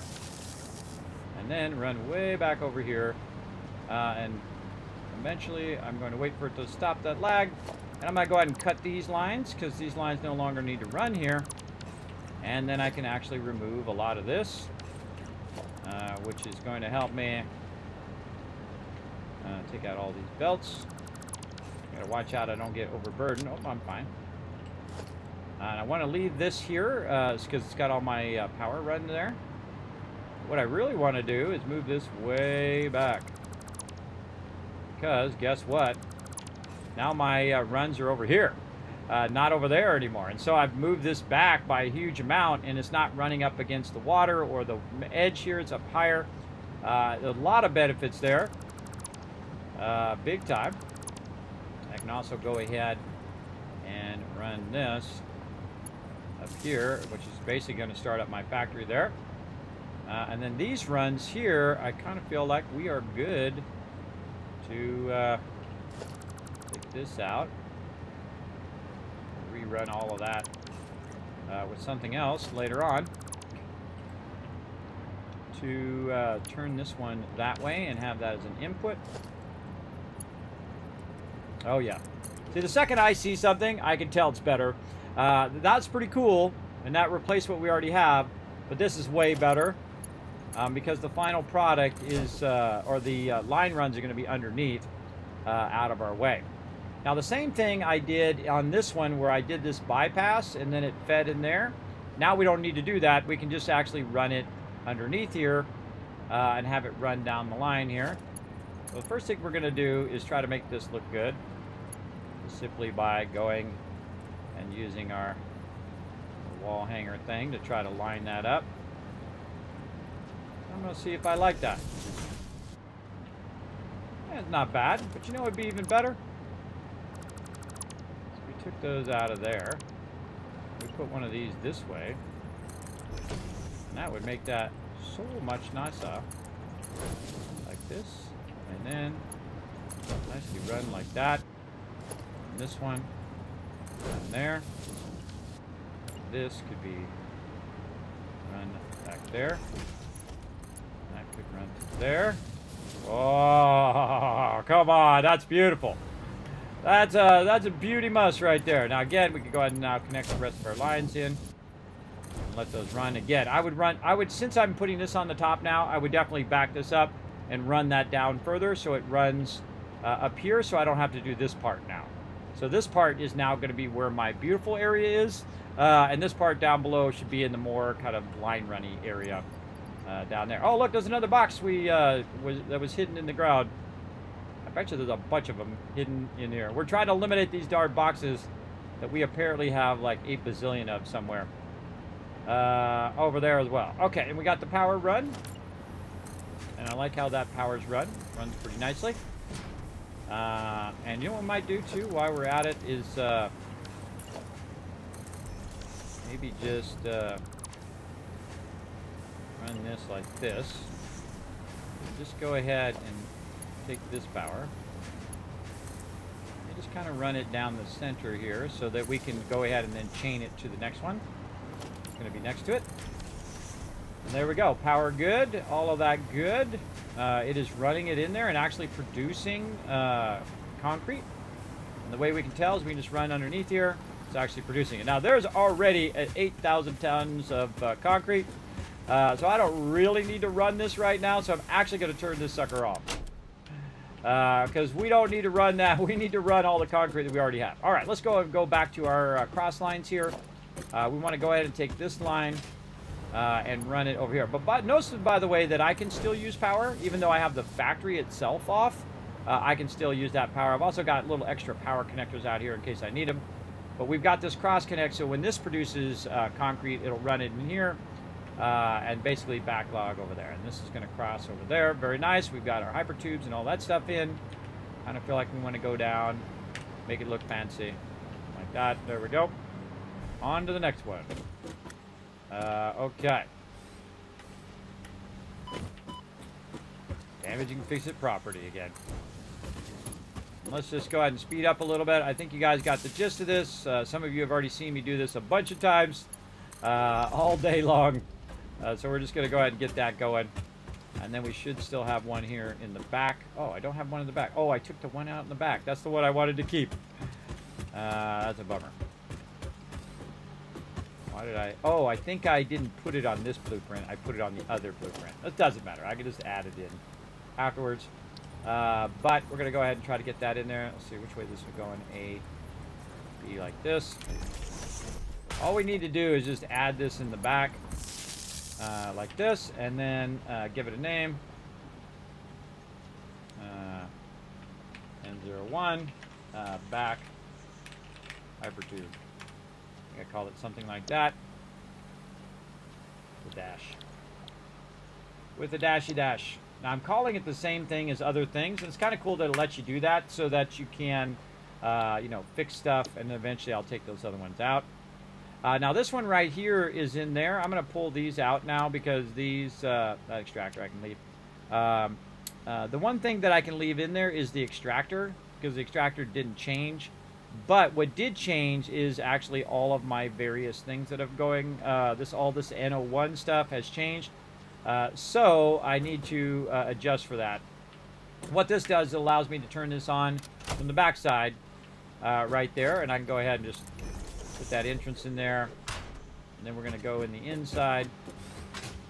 Again, do this kind of thing. And connect our entrance in the back. That basically allows me to turn this one on from the back, and then I can, I gotta turn the other one on. Back hypertube, and there we go. This one doesn't matter in the back. Actually, that one allows me to turn the front one on, which is what actually turns it on. Let's go test it.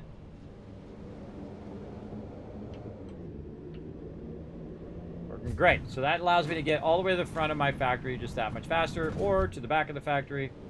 I tested in both directions just to make sure. Ooh, mama, watch out.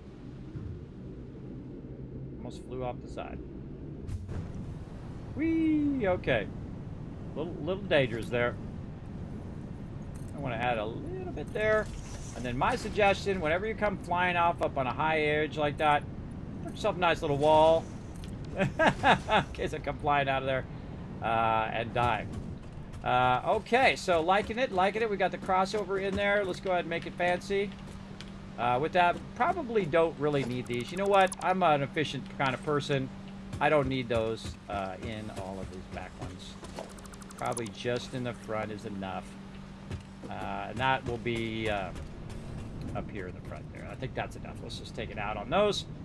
Okay, better to take stuff out than have to add stuff, because the stuff you add, if you change it, you'll have to take that out later. Okay, so we got that looking good. We got that stacking up. We can see when it's going up, and then we can see when it's backlogging.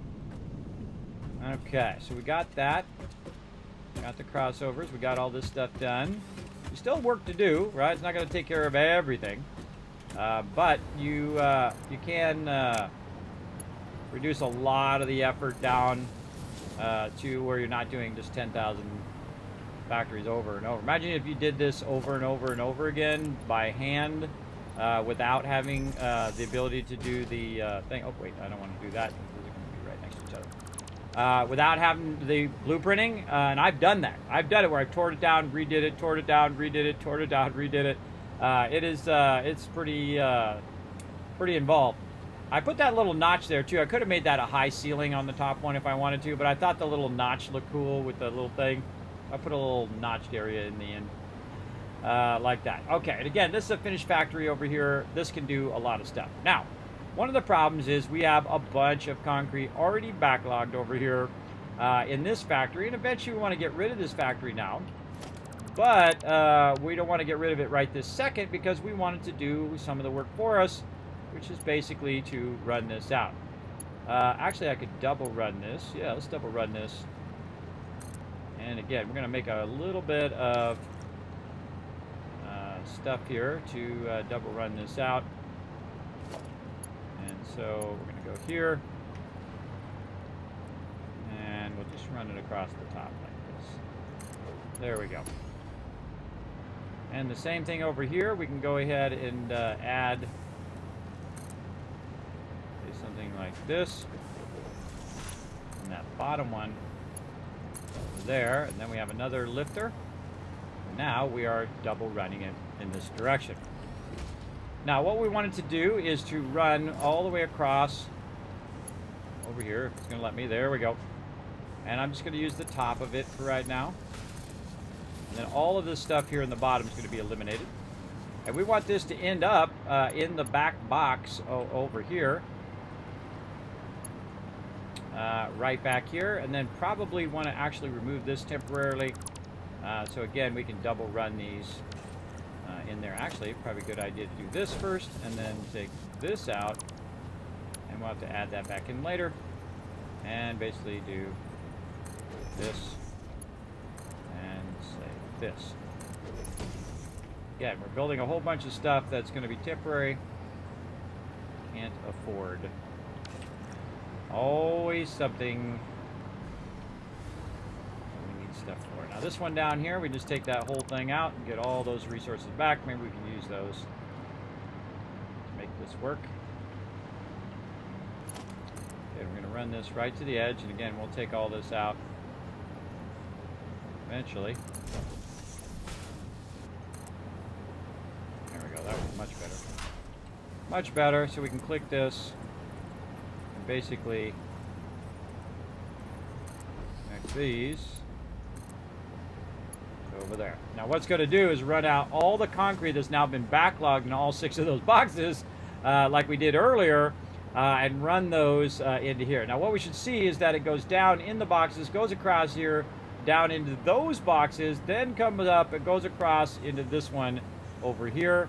And that's going to take a while. That's going to take a while, but might as well have it do it than us go and do it. Now we could do it. We could just empty our inventory, move it over, move it over, move it over, take it out if you're in a tremendous hurry, which I'm not, because I'm going to be working on other stuff as well. Ooh, look out. Falling off the side there. So same thing here, even though I'm going to cut through a little bit there. I'm going to go ahead and drop that one. And this is just going to make it fill these boxes just as much faster. A little steep there. All right, well, fine. We'll run down here. And run this down a little further.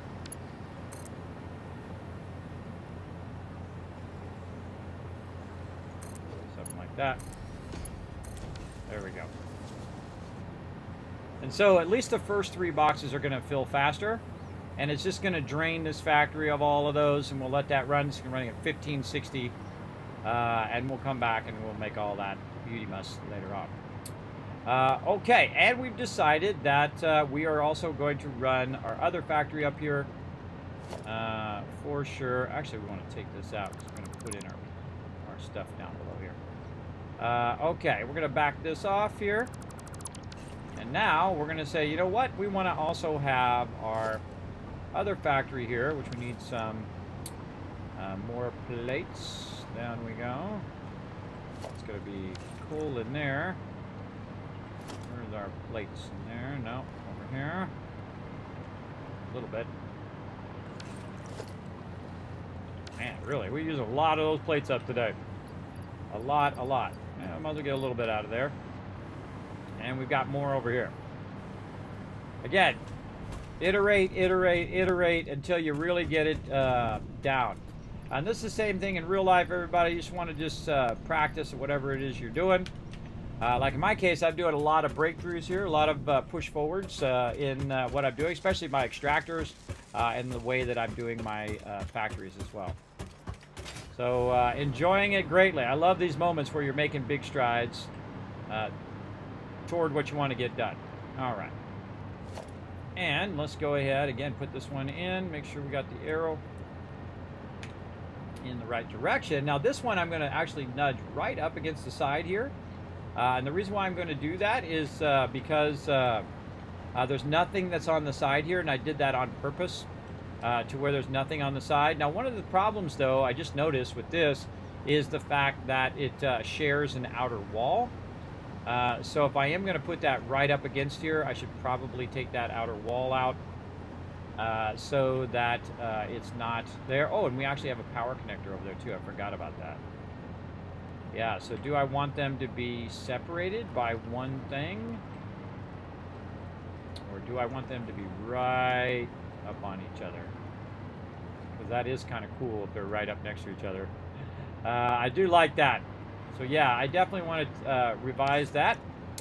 And I'll wait for our autosave to hurry up. There we go. And guess what we're going to do? We're going to bring our blue printer up here where we're at. We don't have to run down each time. And I feel like you want a blue printer on every level and every spot in which you're working. So you don't have to run back to your blue printer all the time. You need some modular frames. All right. Modular frames. Actually, let's go down here and clear this out. We're going to come back to working on our forges. So we want to actually bring up our plates. Let's just go ahead and do it down here since we've already got it down here. So we want to revise this one. If you're going to put it next to another one, you'll want to take out this over here, this outer wall.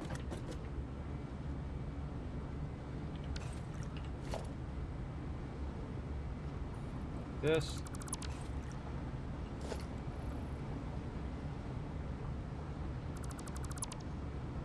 There we go. And our power connector, which this one actually not even being used. I think I'm going to take out that back connector, which I'm not even using as well. Now, the power for this is actually being run internally and running up, so it should be fine. So we'll take that out. We'll take that whole side out. Do we have the one in the back on this one? We do. Okay, the one in the back over there. Let's try it again. Save. Confirm. And we can look for some of those. These right there. How many of these do we need? 15. Let's make some more. And again, there's a whole bunch of processes that are after what we're doing that is going to make all of this easier, but to get to there, we have to basically get this going for sure. Oh, all right, very nice. And now we can go up here. Actually, we should clear the blue printer too while we're at it. This way we get all these resources back and they're not just sitting down here getting wasted. Also, there's probably some in there. Nope, not yet. Clear this first and then look in there just in case it puts some in there. And then what else can we get rid of off us here? Sulfur, quartz, bunch of raw ore on me here. We're removing those lines. All right, there we go. Clean up our inventory a little bit. And we're going to work on more extractors, so we'll keep that extractor thing in there as well. Okay, and that's going to be running for a while. And let's go ahead and try again. Put that right there. Each that. It still says that it's running into each other. Oh, and I took out too much on the top there. I could have left that top wall in there. But I think other than that, I think it would be just fine. I don't need double walls in there. Only need the one. Let's go ahead and click it down and see how we like it. Now, I always suggest to test it again. Now, what I did is I left a thoroughfare in between them that's already built into the thing. So instead of having an extra line that I have to put there, I can just literally set them right next to each other. And they also just kind of go down like a grid. So I don't have to actually put in the in-between ones, which I've been doing the whole time, and all of that. So we eliminated the need to do all of that work as well, simply by doing that. Now, we can also chain this power that we're using right here over to the new one over here. Now, I'm actually not going to use this one yet because I can tell you I'm going to go ahead and I'm going to fix that top quarter first. I'm going to fix that much more first over here. And again, we'll turn this one just like the one we have down below. And we're going to go fix that. Again, fine. I mean, it sometimes feels like it's going very slow. Your progress is very slow. But what you're doing is you're building momentum. You're building momentum to the point in which you start making these and they're just plopping them down and you're good, right? You're fine-tuning all of that stuff. So let's go put our walls back on. A little extra room out here beyond my thingy in case I fall off. Right over there. And let's go ahead. Put in these top two walls here. It's going to let me. Oh man, it's going to be like that, are you? Alright, fine. Put that in like that. Put that one in like that. Take these back out. That's better. Alright, now we got it. Then save that. Confirmed. Clear the designer to get our loot back. And then let's try it again. Again, this is to also get my factories to be much closer to each other. And basically be where I can run down and grab any resources I want. Very much integrating my gigantic boxes that I typically do, but integrating them into the factory so I don't have to go and, you know, have those gigantic box sorter that I had from before. Just one thing that's going to do it all. One thing to rule them all. Let's go. Look at that, nicely. Ah, I love the little dip down and then the up again. We can just peek in there and see if it's working. Oh, I love everything about that. Now, of course, we're going to have a problem when we're running these back because they're going to run into those lines right now that's just feeding all of that extra concrete for me. But we'll deal with that in a minute. Again, testing until you get this sucker looking awesome. Okay, now, another thing I'm going to do is take my primary power line here, and I'm going to go ahead and run that back over here. Now, see, this power line that's running over here is the A line of the hypertube. So, if I want to have this turn off automatically, and I can just go in and turn it off like this. That hypertube, both sides, by the way, just turned off. The back side of the hypertube and the front side. We go double check just to make sure. Again, notice how I've got this kind of underrun here so I can make it to the back. Put that wall there on purpose. And then we can see that the back side of this is off. We can also use the back side here to flip this on, but that doesn't do anything. You can go in here and flip the N01 hypertube on and see that turns that on. And you can see that this just got power. So we doubly know it's on now just because we can access all the circuit breakers from over here. And then we just go in the hypertube. And again, that'll take us to the front. So much faster than walking. And then we just flip that off to save ourselves that 40 or 20 power that we'd be using on that. Okay, and then we're going to go and chain this over here. This now has power. And the way you can tell, too, is because it's like connecting. You see that little line that it's connecting? That's from my hovercraft thingy. My hover thing. God, what is the name of that thing? Why do I keep forgetting it? Hover pack. We're going to name it that. Okay, that's a live factory right there. And so now we can go ahead and click the front of that. We know that's going to be NO2, going to be plates. Very cool. Okay, so now that we've got that into place, we also want to get our smelters going. And we want a total of how many factories is this again? Let's see, total factories 4.3, so we're going to say 5. So we're going to say, this times 5. Total constructor output's going to be 30 constructors are going to be running.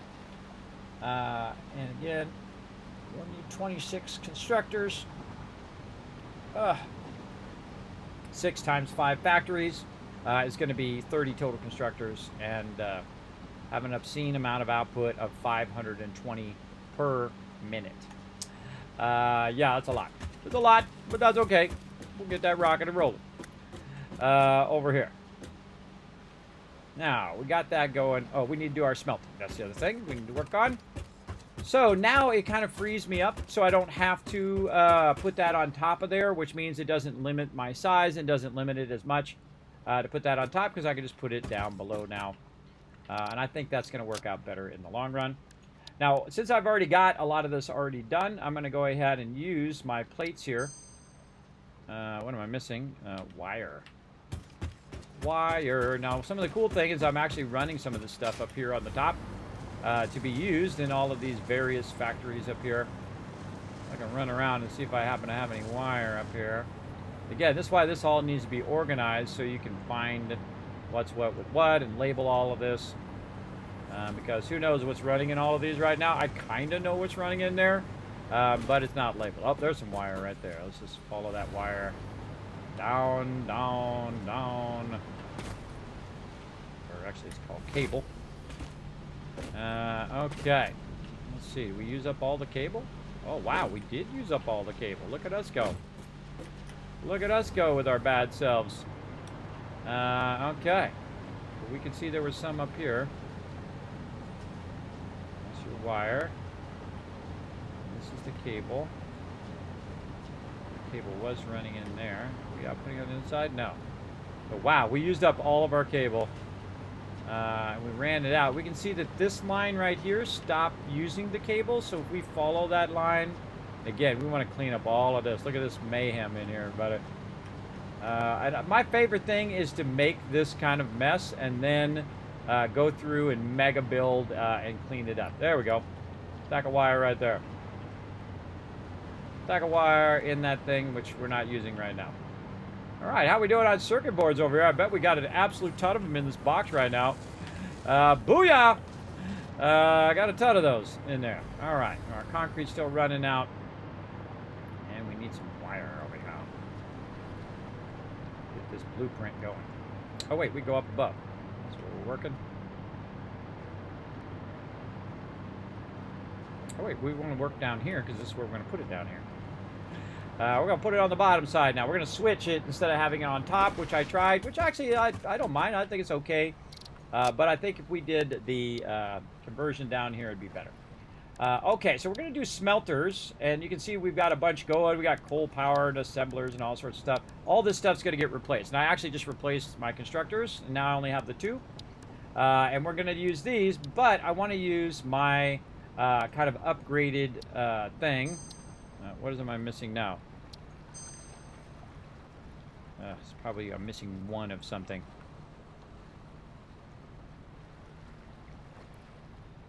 I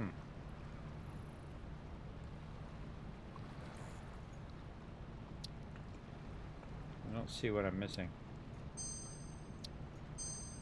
Kind of feels like rods. I got all of this. I can't really see what that number is. It says 90, and that's 90.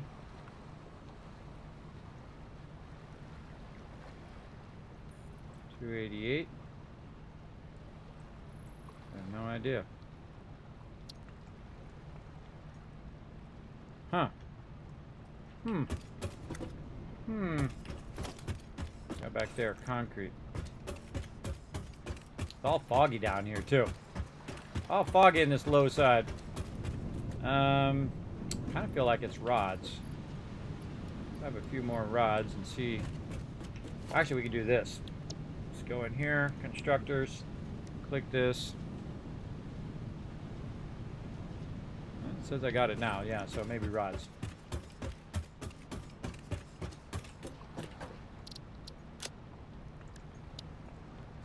There we go. That's what it was, rods. Okay. So again, since I already have all this kind of pre-built, especially all the kind of connector front sides and all of that stuff, and it's kind of maxed out all the way up, at least as far as we can tell, we're now going to reconfigure this whole thing to be utilized for our smelters. Actually, we should probably use the other one because that one's going to have the outer side here. So it's going to be our first smelter or first thing along the line. So here's what we'll do. We'll clear that. And we'll use our other one here, which will be the first one along the line. Like that. There we go. Alright, so the same thing. We'll just take out the stuff. Right there. Take out the guts of this. And use the building. And this is going to be a minute here while we take out the interior of all of this. And we're going to need to adjust for the sides of our smelters. Oops, I took out the box. All right, we're reloading that. Reloading that. I didn't see it till the last second. I should have used my limiter. My bad.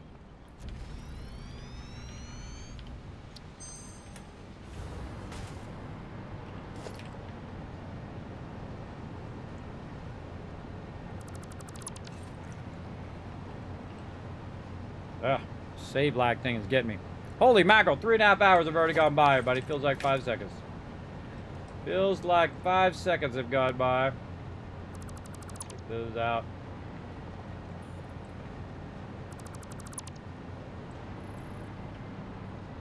I'm using my dismantle filter to try to keep me from accidentally taking those out again. Dismantle filter. Right there, take all those out. Add those. By the way, we can just keep changing the filter to something else. Like this. Take all of that out at once. So I don't want to accidentally take out the stuff in the back there, so I've got to watch out for that. And then down we go. And more Mark III belts. Or Mark V belts, Mark III. Mark V belts. And then mergers.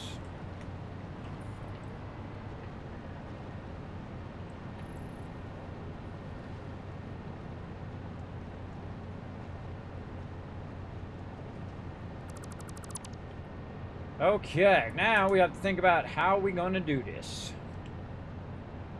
So, we want to bring these in. Probably remove these here just to get us started. Okay, how can we fit as many of these in here into one of these as possible? Smelter. Okay, we can run them this way, or we can run them this way. I feel like you definitely want to run them that way. For sure. Let's take this out. And get our smelters right up, nestled against this hyper tube.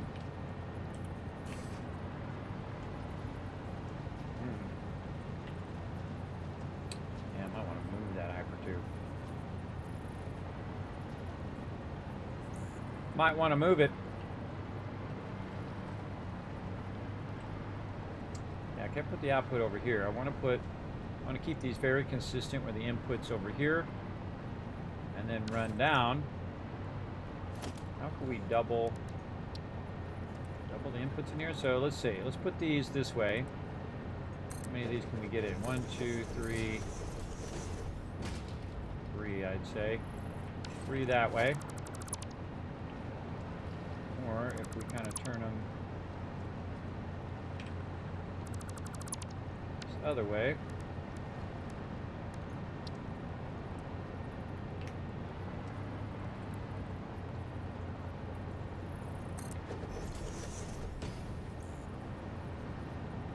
That's not going to work either. Nope, nope, nope. Because you'd have to have a splitter or merger or something going on there. Want to have those outputs facing the same direction. Alright, so probably what I'd want to do, put them way over here on the side. So your inputs and outputs would line up with this output side, or at least one of those inputs and output would line up. So you can merge these together and in this up going out here and then chaining to the next one. No, that would be our inputs that way. This.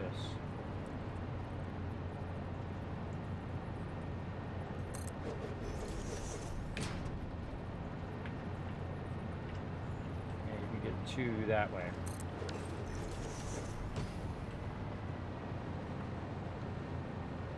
But I could get maybe 4 or 6 of those vertically.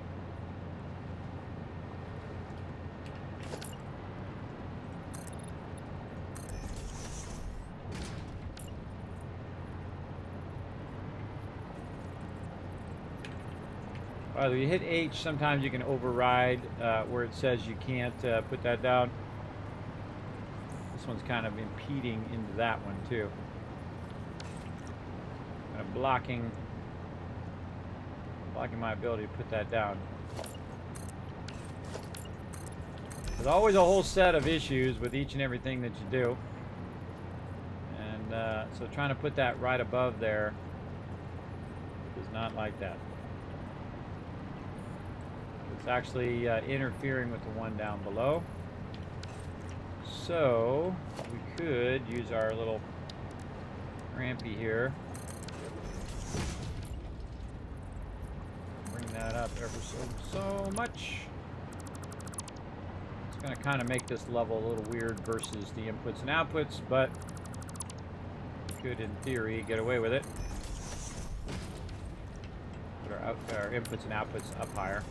Up here, and then hold down control. Oh yeah, yep, that's much better. The tricky part is getting that to line up from top to bottom.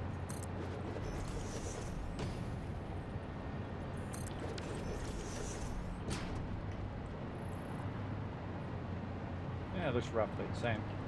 Okay, it looks like we're going to get basically 2 smelters in here if we're going to use our inputs and outputs the same.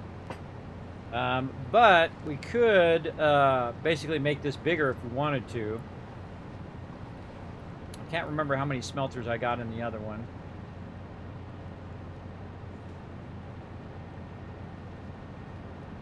Deciding whether I like that or not. That's the tough part. And then we can also make this taller up here. Again, do the same thing. Bring this up. I'm gonna have to go up more than that. We could use our 2mm ramp to bring that up just enough. Clear this.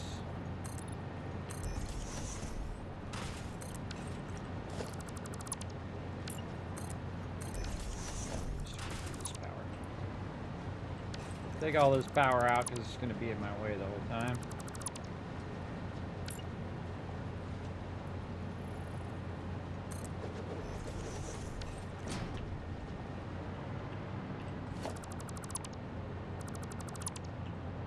Okay, I really like the thing where it was sticking up above the thing before. That was pretty cool. That was pretty cool. Do I like it? It's not bad. I mean, I feel like it's a lot of wasted space, though. I feel like these could be way closer, too. Why are these so far away? Why will it not let me put them closer? I want them to be right there, but they encroach on each other too much, apparently. This also, eventually I would put these in the center, too. Like this, and take this one out. Center those in that space. I'm liking it. It's simple, but leaves you lots of room in there. It's not super jammed together, which I don't always do. I don't feel it's necessary to do that every time.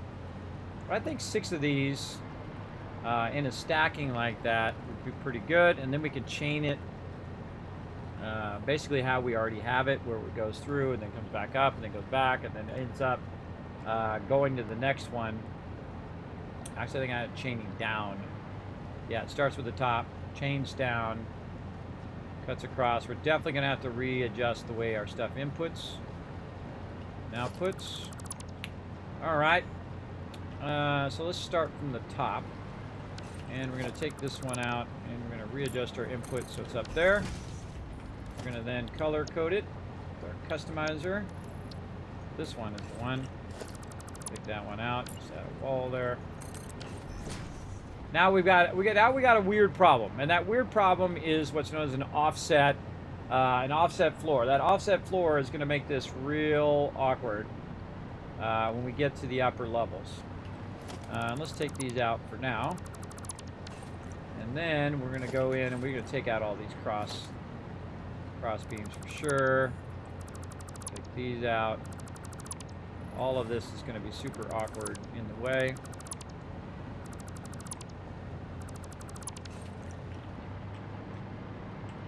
Okay, we got any down below? No. Okay. So we want this to be like that. And then let's see about our centering of this stuff. And how do we have that? We have that back just a little bit, and like this. Sitting on the edge of that line. Forward, maybe? No. Maybe not. Crossing over the line like that.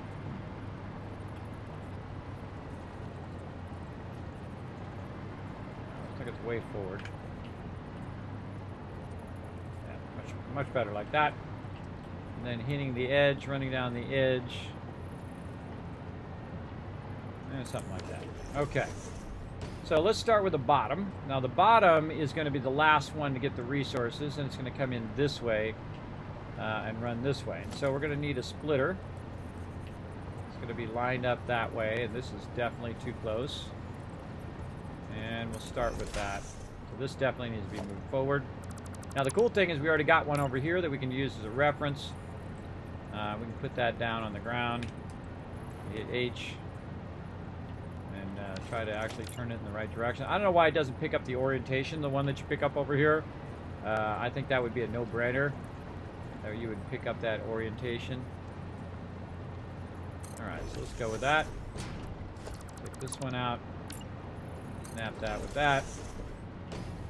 And this one. I think it's actually going this way. The last one, oh no, that's going to go out, so it will go the other way. In that direction. Not lined up. Always something. Always something. Okay, and that's going to go out there. It's going to go in there, over there, over there. This is going to come in from here. That. Okay, so that's going to go through there, and then, oh man, that could come way more forward. Way more forward, and let's see, how are we doing our run? So this is going to be the output, so it's going to start at the bottom and work its way up. So probably could have just left our splitters in there to help us with our directions, but they're not going to match up like these are. So I think we're fine. We'll just think it through and see if it works. In the end, that's the important part. Make sure that it does work. We'll probably redo all of our splitters, and these definitely need to go forward. No reason to have them so close like that. If you've got a little extra room, I don't think. And just kind of maximize that space.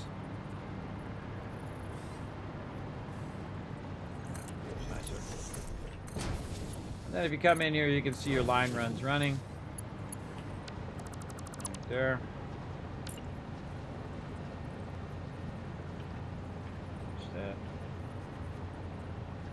Why is that different from this one? See that? How that's not lining up to the other one? Let's take this out.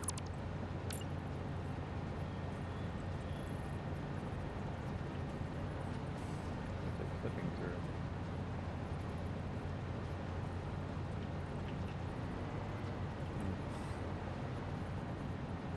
Oh, that's the one underneath.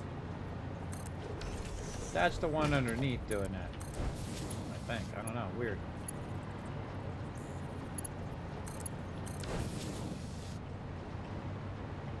No, that's definitely not the same.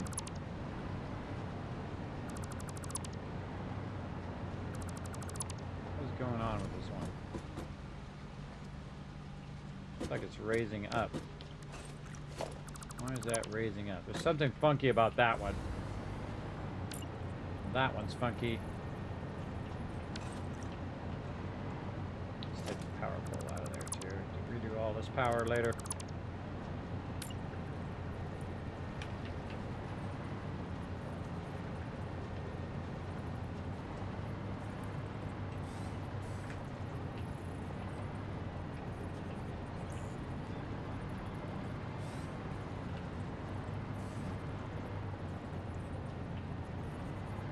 Front or more room in the back?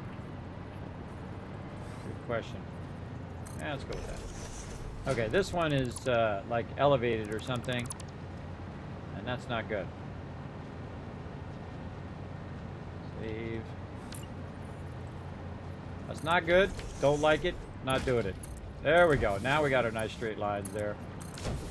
Yeah, it thought it was sitting on something. Most likely it was trying to think on that belt. So there we go. And of course these are going to be iron ingots in here. So there we go. So we got our inputs coming down. It's going to go out and up. Our output's going to go out and up and work its way into those boxes. Okay. Digging it. Yeah, the biggest problem is the stacking. Too bad there's not a thing that's even thinner than 1 millimeter. If there was, I'd be using it right now.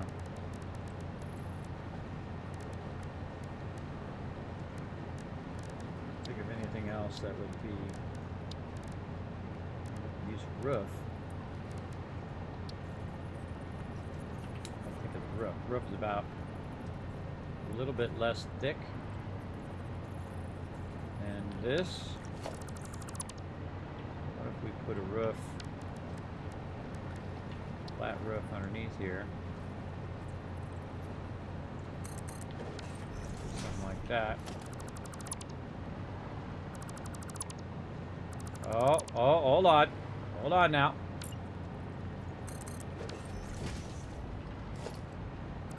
Then we could bring that down. Match that. Stack this. Nope.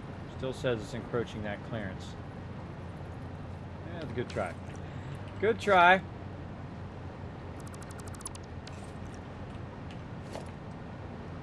Come on. Pull it all the way down. Okay, that's fine. Fine. Make it difficult on me. We'll make it work.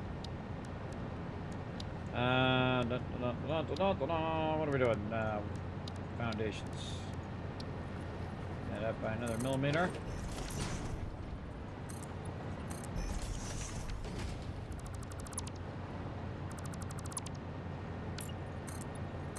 We got this. So I missed some. How many nuke powers are you trying to run? Or is that even the plan? Sorry, work got my sidetracked. Yeah, Brent, I'm going to try to run as many as I possibly can.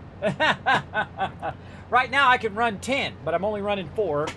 Because it makes a lot of waste material, so I'd have to manage that waste material. And I'm not even using that power. If you want to see what power I'm currently using while I'm revamping all my factory to make it look pretty, I'm using around 5,000 and I have 19,000 running. And that's perpetual power. It'll just keep running forever. And actually I have so much power that I could stop doing any production right now and my nuclear power would run for 30 hours, real life hours. I could just let the game run because I have such a huge backlog. I probably have more backlog now. I might have 60 hours worth of backlog now over there that can run those 4 nuclear power plants with no problem. And again, see, this is going to be our problems here is our upper connections to the lower side connections. That's going to be an issue, but let's see what we can get away with. Okay, so this is going to go that way, and so we need these to go in the opposite direction this way. Can we get this to go in there? I think we can. Yeah, there we go. Do I hate that? Yeah, not really. I'm okay with that. I just say that I went in there with a little bandsaw. Beat, beat, beat, and then ran the lines. Easy peasy. Okay, let's get this baby right down the center. Like so. And then we're going to figure out where is this sitting in the back. It's just over that little metal piece there. Okay. Just over the metal piece, using the center line as a run. And then once you get one of them, well, guess what? The other one is just snapped to that one, so that's easy. All right, and then we're going to line all these up, going in this direction. And same thing here. All right, running in there. Actually, I don't trust it, so everybody goes this way. I'm going to go that way. There we go. All right. Yeah, I like it. I like it. We'll get away with it. I think we can get away with it. The problem is going to be the one up here is going to get, it's going to get more extreme the higher up we get, the offset there. But we can go ahead and just move this one up. We'll move that one up and just bring it down probably. In fact, I could probably, maybe I could just get away with bringing this up to the next level. Just to try to make that easier. I'll think about it. I'll think about it and see if we get that going. Okay, so we got that going in the back.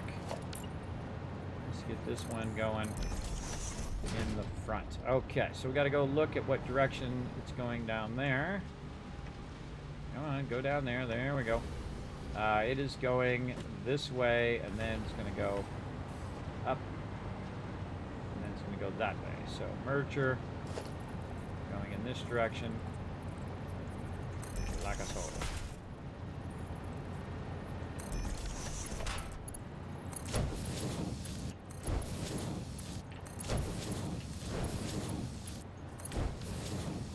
Okay. Now, let's see if we can just do this instead. Actually, we'll leave it down there for now. See if our ceiling is too high for the blue printer. That's our biggest problem here. I'm trying to squeeze it in where I don't run out of blue printer level. Well, let me put it in there. At least that's good. Put that in there, roll that up so that's just hanging a little bit over that right there. We'll keep these nice and consistent. Right there. Riding the top of that blue printer now. All right. And then we could do our cool little thing where we can see if the top of it's running. Like this. Ah, yeah, I like that. All right, cool. Cool. Okay, and then we need to adjust this one. Actually, we'll take this one out. Just adjust this one up. Like that. Now take out this bottom level. See, if I had taken that one all the way up, then it would make this level, so it was kind of odd at the top. So doing the middle level odd is the way to fix this. This way you got the bottom one that's not odd, and then you got the top one, which is not odd. And just do the middle one odd to make that fit. Okay, and then we're going to take this out. We're going to redo all these lifters, by the way. Absolutely. I'm going to redo every one of these lifters for sure. In the end, that's lifters are the thing that screws everything up for sure.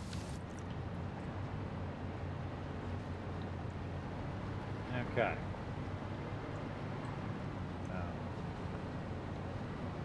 Going that way. This one is going this way. Splitters going in this direction. Weird, I get no green lines there. There we go. Now we're getting some green lines. Touch the thing. Sometimes you touch the edges and then the green lines start working. I don't know what's up with that. I don't make the game. I just play it.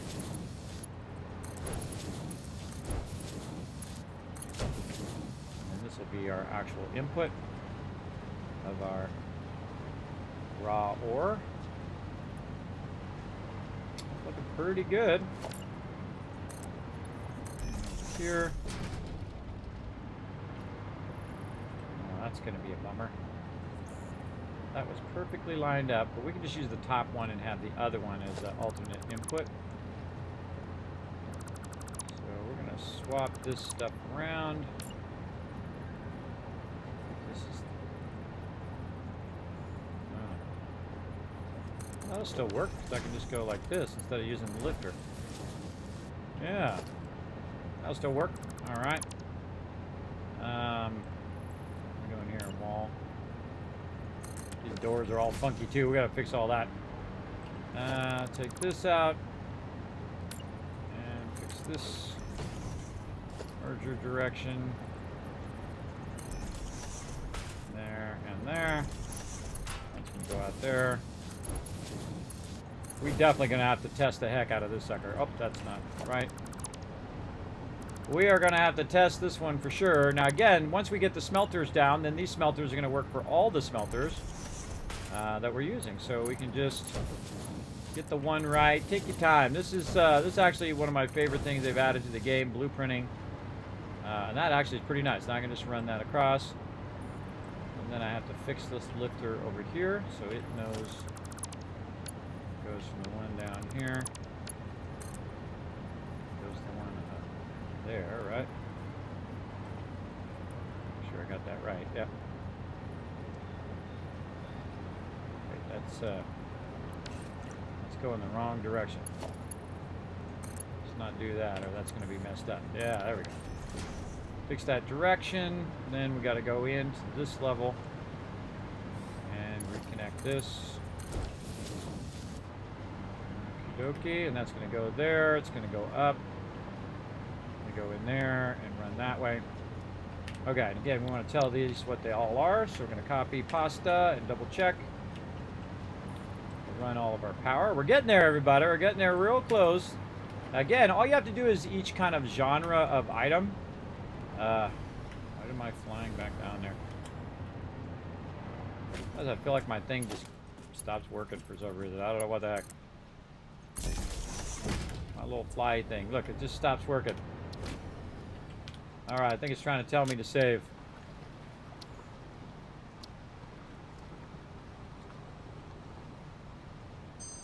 Oh god, I thought I was going to crash there for a second. Like I'm crouched, stuck crouched or something. Yeah, there we go.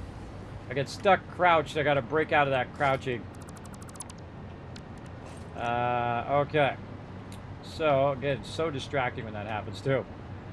So distracting. Okay, so we're copying this and we're making sure that all the other stuff is pasta. Iron Ignite, Iron Ignite. Up to the ground there. Iron Ignite. Iron Ignite. Very nice. Okay. So we got all that going. And I think we have all our line runs going in the right directions. Here.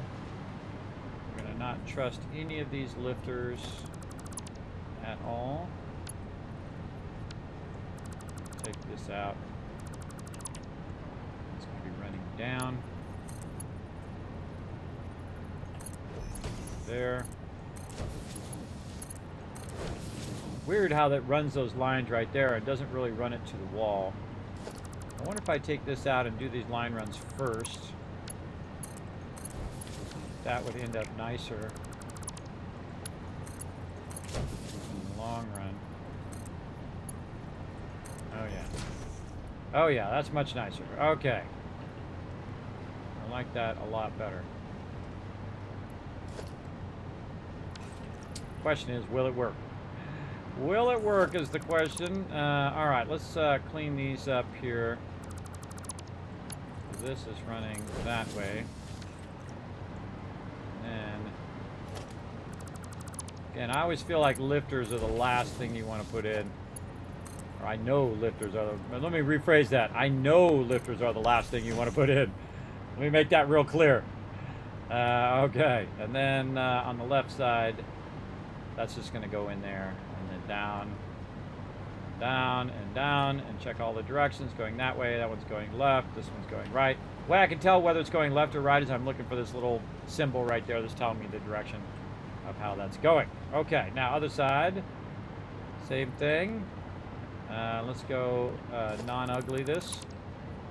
Let's reduce the ugly by connecting those like that. That's already looking sexy on that side. Down here. Just going to take out these front walls just to make it a little easier. Get in here. There. Another wall over here. Take this out.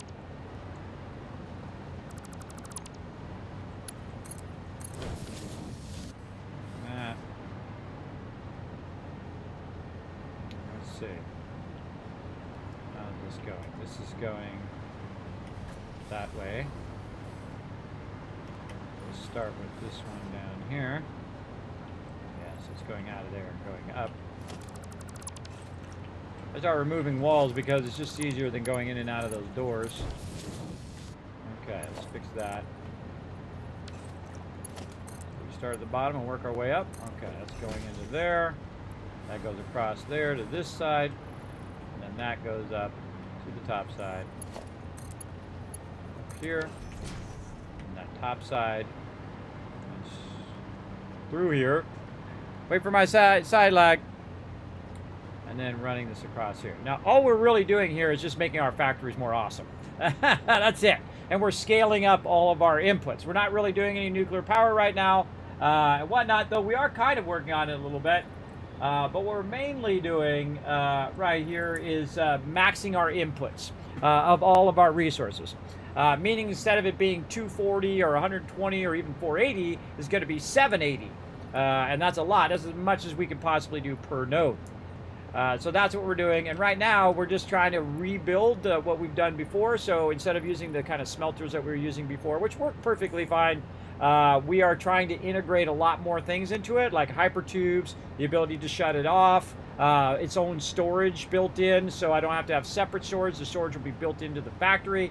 And that's why we're spending all this time getting it down, so then we can just replicate this over and over and over again. And the same thing with our constructors over here. I can just replicate that thing for every other process that I need to do, but I need to get the first process down and basically really well oiled, and then I go to the second process and get the smelters and the and then I've already got the constructors going, and then eventually we get assemblers and so on and so forth. You get the idea. That's why it's worth the time to really get your blueprints down to what you're liking. And again, it's to your personal preference of what kind of features you want to have in your base here. Again, taking out the sidewalls here makes me a little bit easier for me to get in and out over here. And one of the things I do want to do is take this power and run it here to the back. Just like this. We know both of these are powered. And then we want to run that power down into the lower level. And actually, we'll just take off the back here on this lower level. A little easier to get in there. There we go. And then same thing here. Here, say, into the center. And then take this power, and we want to tie this power into our front power here, which I think I took out.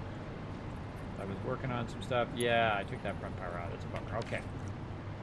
Let's go ahead and put this back in. And actually, I got a new thing that I like with these little power connectors anyway, which is the double wall connector right through the center of that, which is pretty cool. I dig that. It's like my new favorite thing. But I'm actually going to put it over here. Actually, it's going to be under here, actually. And it's already connected there. Then this one is going to be the one that we put inside. You know what? Actually, what we'll do is we'll do the double one, but we'll just connect it over here instead. Yeah, there we go. I like it right through that thing for some reason. I don't know. I just like it. I just dig it. All right, we'll take a top one out here. And so this is actually going to be our primary power. So when our power is on, this is going to go ahead and make this happen. Now, I don't want to make sure that I don't have a double there, right there. So I want to be very specific in my single wall outlet here. If I use the lower end ones, it just takes less resources. It uses the lower end resources. And then this is going to connect to this. And then this is what's going to chain the power upwards. If I click it, there we go. chain this power up into this upper level, and then we'll fly to the upper level like this. Same kind of thing. Now, I could put it up above here and run it down the center, but I like to run it by the wall because it's just visually easier to see if it's running and working, I find. Just to see if you make sure you got all your connections run down the back. And I think it looks better along the wall than just kind of a line going down the center of the thing. You can do it either way. It's still going to work out in the end. Okay. So we're going to have our power come in, connect here. We're going to have our power run into there. Now we need to make sure that this power is still connected across, in which it is. Okay, so that's running over here. That's bringing that A power over there. Now if we do cut off that power, I think this actually should go to our B power. So if we cut this off, it also cuts off that over there. But maybe we want to have the factory off, but we still want to use the hypertube. I kind of think that's the better option. To have the power off, but keep the hypertube running in case we want to use the hypertube without the factory on. So I think I actually like it the way I have it, though I did that by accident. I didn't do that on purpose, but I do like that. Okay, now this is going to be this right here. This is going to be N01, N02, 2, 780.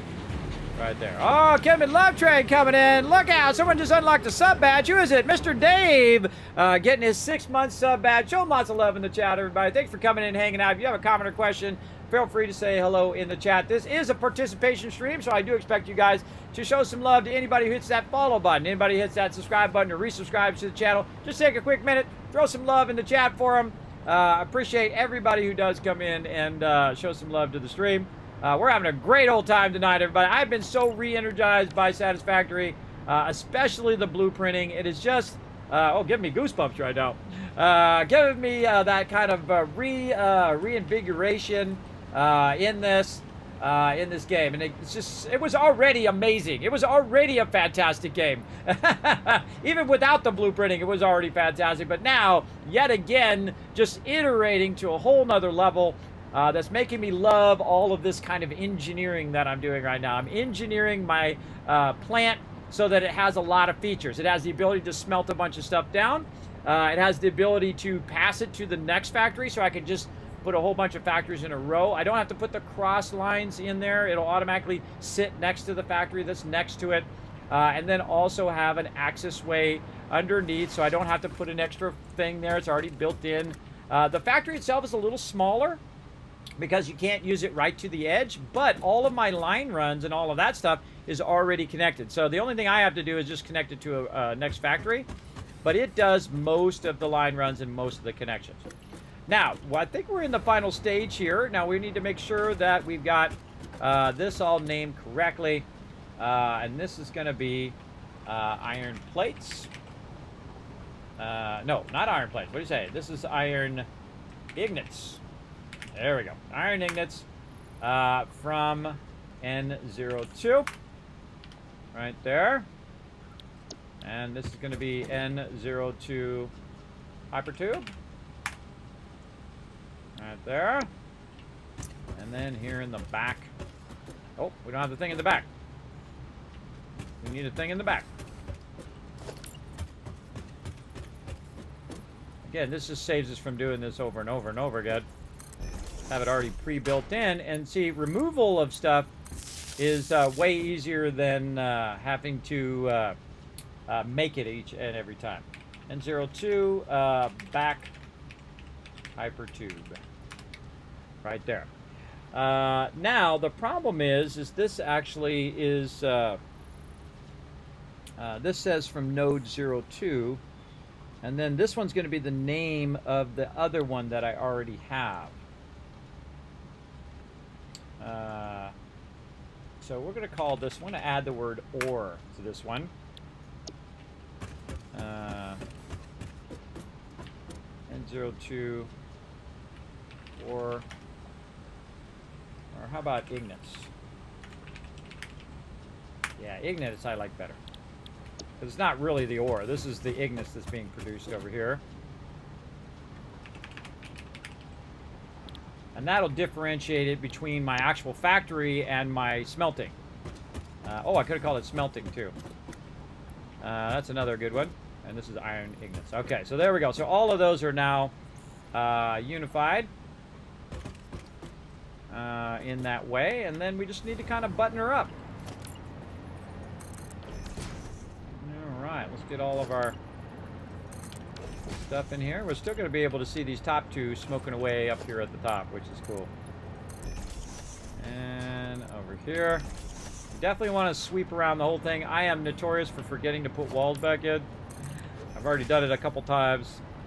So let's just go around and get our walls in. And then we need to rethink how we're doing all of our entry areas.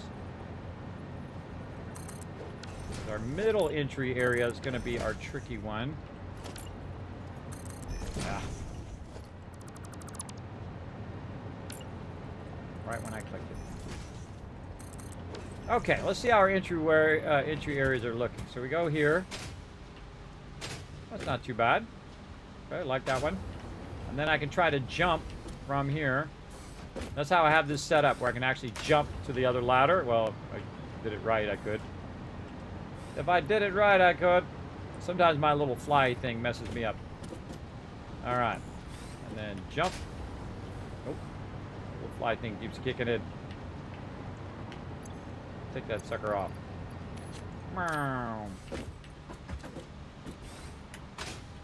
There we go. Oh, actually, that's fine. I think that's fine. That one doesn't even have a door. That one not so fine. Not so fine on that one. All right, let's fix that top one.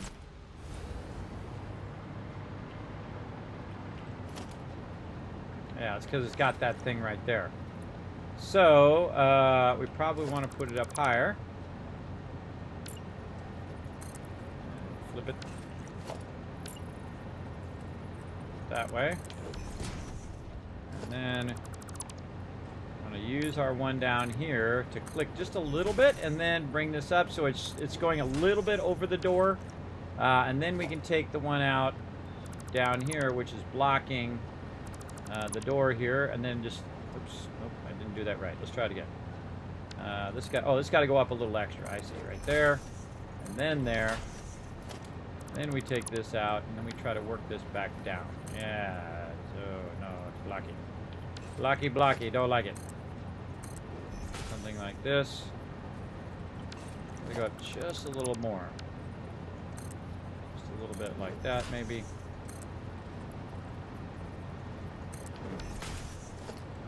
I know I've done it before.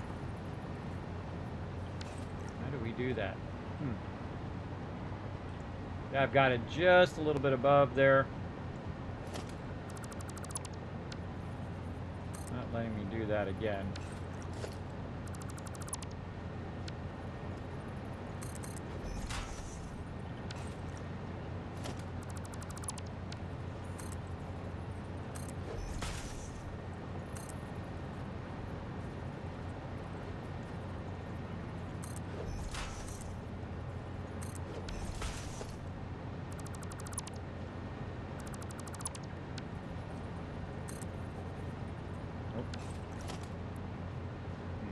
Go.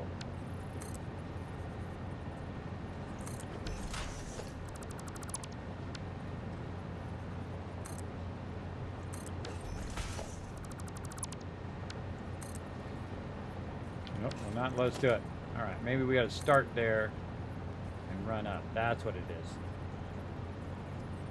Yeah, we got to start there and run up into that other one. All right, that works for me. A little bit of overlap there, but we'll be fine. All right, so now we did it on this side. We've got to go around and do it on the other side.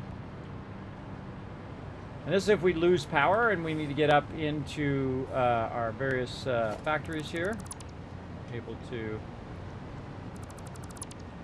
get into the different levels.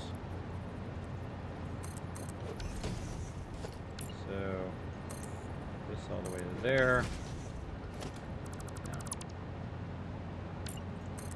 This to there, then this, oh, it should be even higher. this to halfway there. Then the rest of the way. Then you take this one out. Then you put this one down here, and then you connect those together. Like that. Okay, there we go. It's a little tricky, as you can see, but you can work it out to where you can get this going.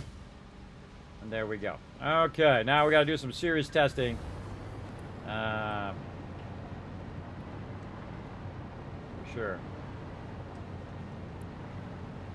I feel like I want to call this Kignets here.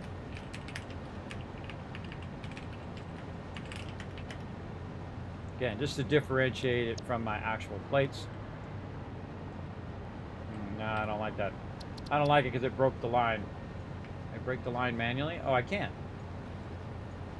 I don't like it. Nope, don't like it. Don't like it. If I don't like it, I just fix it right away. Okay. But I can see that it's Ignats anyway. We got all these named Ignats. Ignats. Ignats. We got this all buttoned up. We got the side on. This is now squared out at the top. Along with our stuff here. Our output there. I don't think we need to adjust all of our box lifters. I think we're ready to do some testing. We haven't saved this in a while. Might be a good idea to save it. I don't think we've saved it at all. Holy mackerel. All right. We're going to call this iron Ignats. It's going to be six of them, 2, 4, 6. Yep, 6 of them high. And then we're going to change the icon to our smelters right over there. And then let's save that baby. All right, let's organize our blueprints. And this is always a scary thing about what I'm about to do, everybody. You go in your smelters, and you literally just get rid of the ones you already got. You're like, Kismet, that's a lot of work, bro. I know, it was a lot of work, but we got better. We got much more better. We're going to leave our mini steels for now, because we're not going to worry about that. And then we're going to try to find our iron Ignats. Try not to click that too many times before my brain kicks in that I have to hit edit first. Down here, there we go. And now we got those smelters in there. I want to change my smelter color too. I kind of feel like I want my smelters to be yellow. Right there. There we go. Just kind of break them up a little bit. Okay, plates of concrete. Looking good. Iron Ignats. Apply changes. All right, time to put this to work. Okay, we've got to get rid of this over here. I'm just going to control. Try it again. Control trash. All of that. Bye-bye. Bye-bye. Okay, so where is our stuff running here? What we got going here? That's still running. That's still running those out of there. Oh, boy. That's a lot. Okay, so that's looking good there. So what we want to do over here, where this is in our way, is actually to run this up underneath here and end up right here. So what can we do? We can go ahead and use our thing that we did earlier. Press the right button. 8. There we go. Hit H. Oop. Where'd it go? 8. H. We know that we want to move that in by 2. We learned that earlier. And then we want this to run into there. And then get that. Remove all of those holes. And then run that nicely down. There we go. Into there. And we want to go ahead and put a little floor thing in here. Like that. Run that down in the floor. So it runs those iron Ignats right up and into there. Now, I don't think that's something I could do in the blueprinting because that's on the floor. And when you're trying to do those kind of underruns like that, a lot of times you can't actually run that line because it's going down below. Or the same thing with other things you're running to the edge. The blueprinter just says, nope, sorry, can't do that. You're like, oh. But there we go. So yes, this plant is right in the way of what I want to do. Let's go check this one here in the back. The one in the back looks like it's done because there's no more coming out of there. How are we looking resources-wise? Might be able to pull that out of there. Let's give it a try. Oh. Oh, yeah. All right. Removing all of this stuff here in the back. That's all good. Remove all this stuff. And no longer need any of this up here. Watch our excess raw resources. All of this is golden. All right. That one's still running there. We're going to take this out anyway, so we could go in and start just helping this out. Just to speed this up a little bit, because now we need this spot. That one's empty as well. And this, a little bit left. But that means those other 4 boxes over there are probably full. So let's go over here and just help this along a little bit by going into the boxes and just dropping that in there. Makes that a lot easier. And then this down here. Grab the rest of that. Take this out. No other ones below it. And then we can just go pull all that out. All right, nice. We got a lot of our aluminum sheets we can drop off down here temporarily. Boom, a lot of these too. I'll just get a couple of those back though, just to make sure we've got some.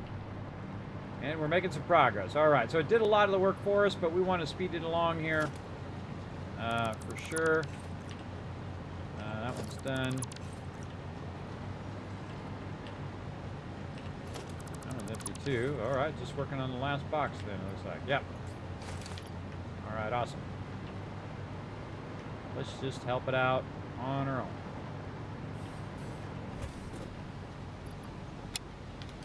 Pop all that in there. So see, that did a lot of the work, so we didn't have to go back and forth like we're doing right now. We would have to do that like 50 times. Now we only have to do it a few times if we're in a bit of a hurry. I could have just left it, and it would have been fine. Whoa, whoa, lost power there. A little far out on that one. All right, fine, I'll just go over here then. I'll just walk on this underside and then, oh, that one's full. Totally full. All right, more in that one. And let's see over here, these are all full, okay.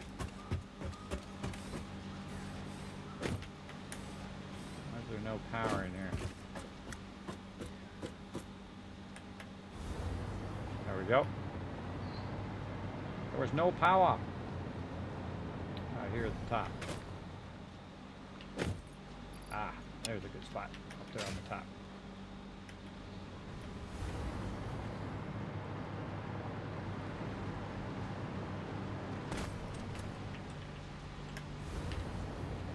Okay, I think we're good.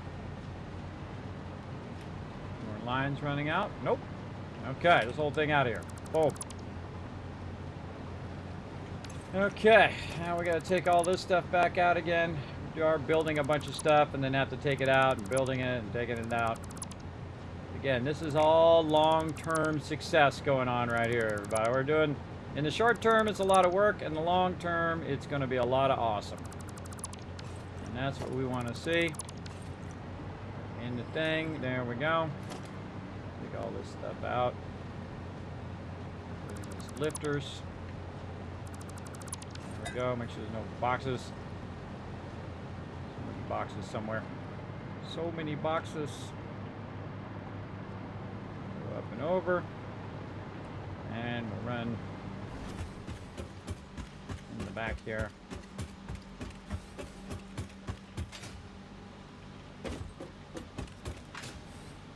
Yeah, it's interesting there's no power on that side.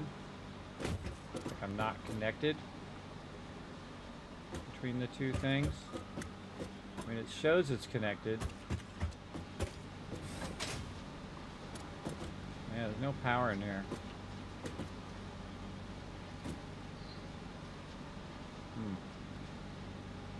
Something went horribly wrong.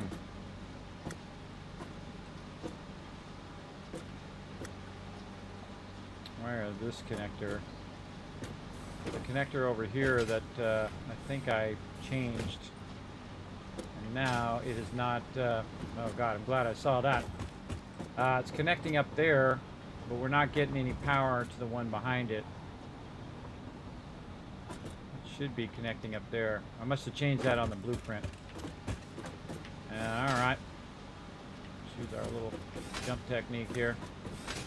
Figure out what's going on. That's running over there. Should be connecting to there and running down. Looks like that wire there that's messed up. Something wrong with that wire.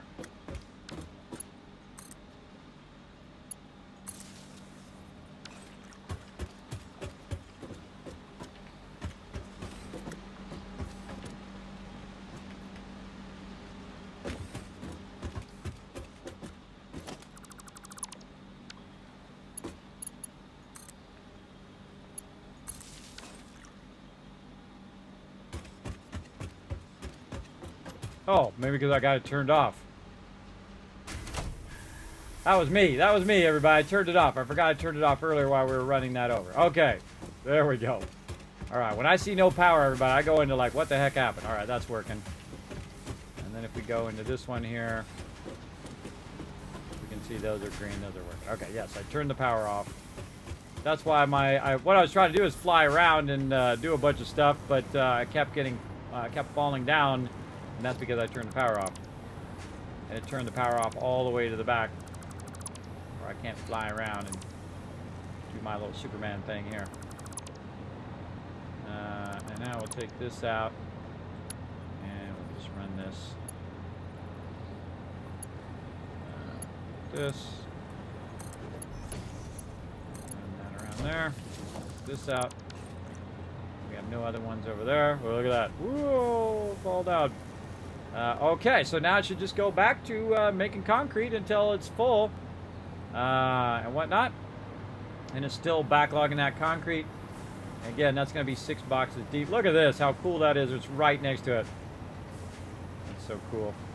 Okay, and now we've got our iron factory ready to go. And we got to run our iron factory up. So a great way to align your factories to each other is simply just to take some walls and then perfectly align those right to that. Whee! Right here. So that's going to be the outside wall there, and so take all of this out. And then we're ready for our smelter. All right, let's do this. Back away a little bit, kind of hard to see. In that direction. Edging that over. Should be right where that wall is. All right, cool. Now we can take the wall back out again. We're just lining that up. This will be number 9. I find you have to do this like 10 times before you get it. Before you get it right. Usually it's orientation or something's in the way or whatever it is. But there we go.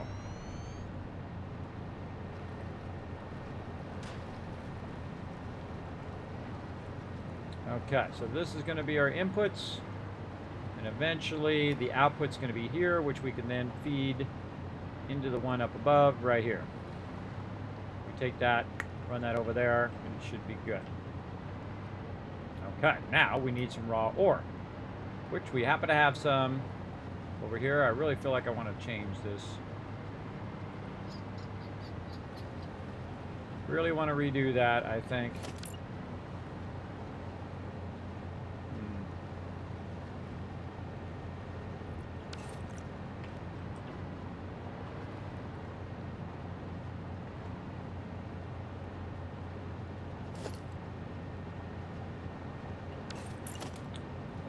Back just a little bit.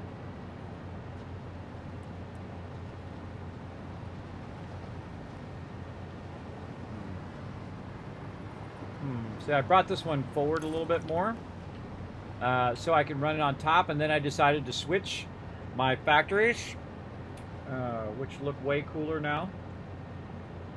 I could also move that factory down further, but I think it's kind of cool right underneath there. Then you can just run it up underneath, and then build another one and run it up underneath, and so on. I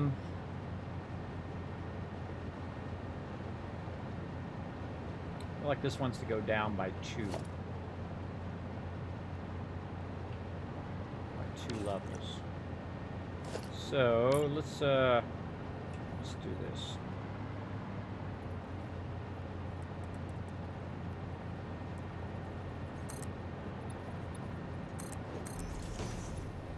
Okay. Agreed not to work then. There's a wall.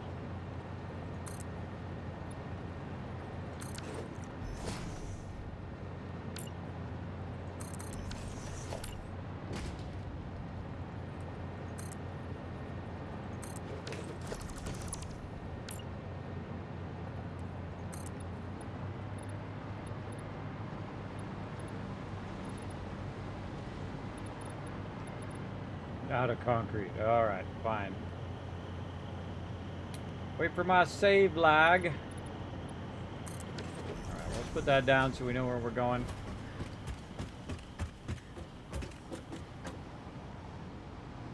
Yeah.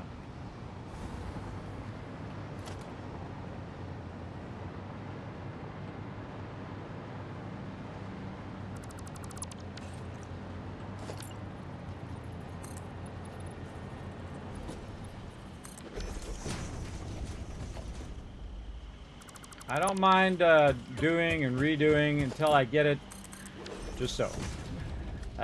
Just so. And that's going to kind of be in the way there, too. We end up with that 1, 2, 3, 4, 5, 6. Ah, it's right at that edge, too. Now it makes me want to walk this back from this corner. For sure. Oh, yeah, we're walking that back.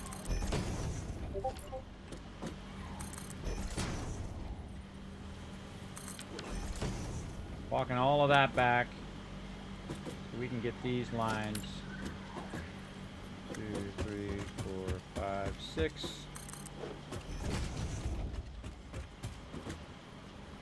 And then we can go here and match this and this together. Perfect. So yeah, line that up, everybody. And then also I still have the ability to run underneath here. But this one's not going to go any further than right here. But if I fly up in here, I can run underneath my lines and get that going on. All right. Now I'm just trying to run my my 2 lines that I have here, which is my coal lines and my other lines. And all of this stuff up above here can now go bye-bye. Bye-bye. Like this. We don't need to do all of that anymore. No more of that stuff. Over here.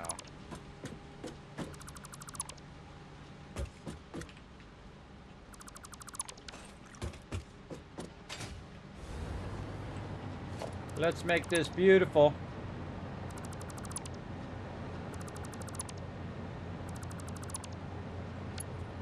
Let's make it beautiful. Beautiful. Ah, so beautiful. Make a grown man cry. All right, and then we're gonna do our concrete at the bottom or concrete at the top. Good question.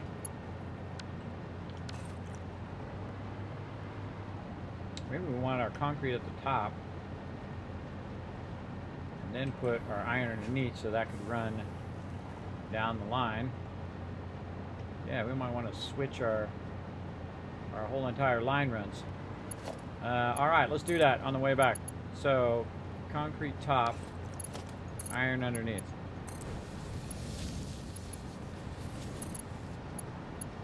We cut this even deeper too. Then we could run even more lines in there. So you'd want the one that comes up first to be at the top, and the one that comes up second to be at the one at the bottom. The one underneath that to be the third. Let's see, what else am I going to run? I'm going to run some more, two more nodes of iron. So, and they're going to double run. So I would probably want to go down 2 more. That's actually, I don't think, going to match up to what I've already got. So we could just run all of that really nicely along that edge. Basically like that. So it would be copper, and then all the ones down below don't matter because those will all be iron. Those will all be iron, but we could just match it up to what we already got here. Yeah, oh, actually up by 1. Up by 1 more. We go up by 1, and then we do something like that.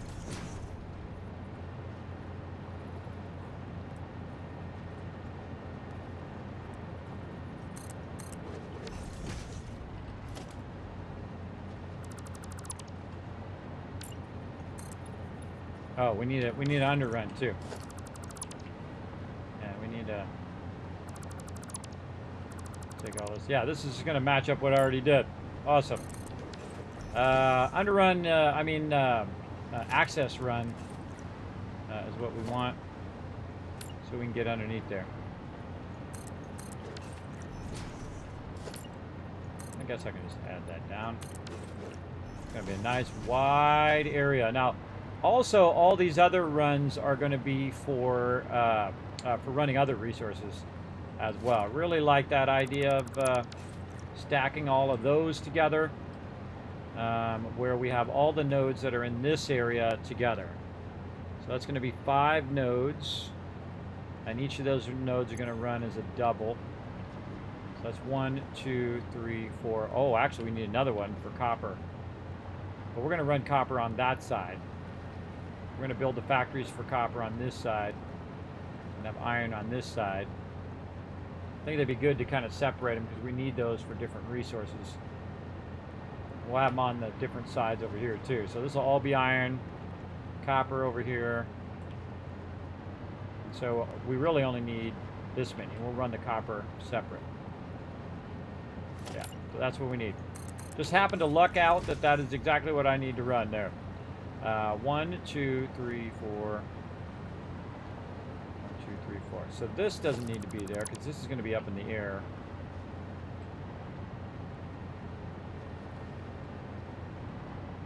This is flattening out here at the top. Yeah, so we'll have our 4 line runs there. All right, again, figuring out the logistics of making it beautiful and also making it functional at the same time. Amazing, I happened to guess that distance. Oh, yeah, a little bit of there in the bottom there. I eyeballed that distance from the very beginning of my playthrough. Just happened to work out how we wanted to. Okay, now again, I want to start from where the angle is. That stupid steam thing out of there. No, bad steam. Go away. I'm working here.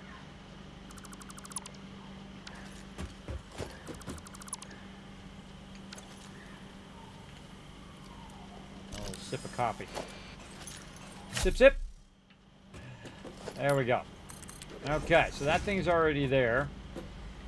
And so that's good, because now we got our line runs back here. Okay, 1, 2, 3, 4, 5, 6. Yes, so all of that's fine. Okay. All those line runs good. All of this stuff out of there.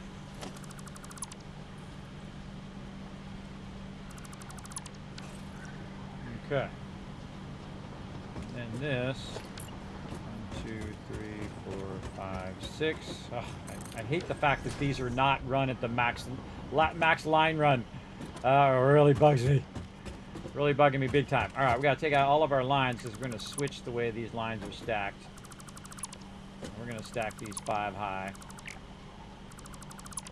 over here so they end up ending up at the thing. So 3 more there. So 1, 2, 3, 4, 5. Then our, or is it 4? No, 4. 4 high. And our top one is going to be our concrete. 2, 3, 4. This is our concrete. And our 3 iron runs.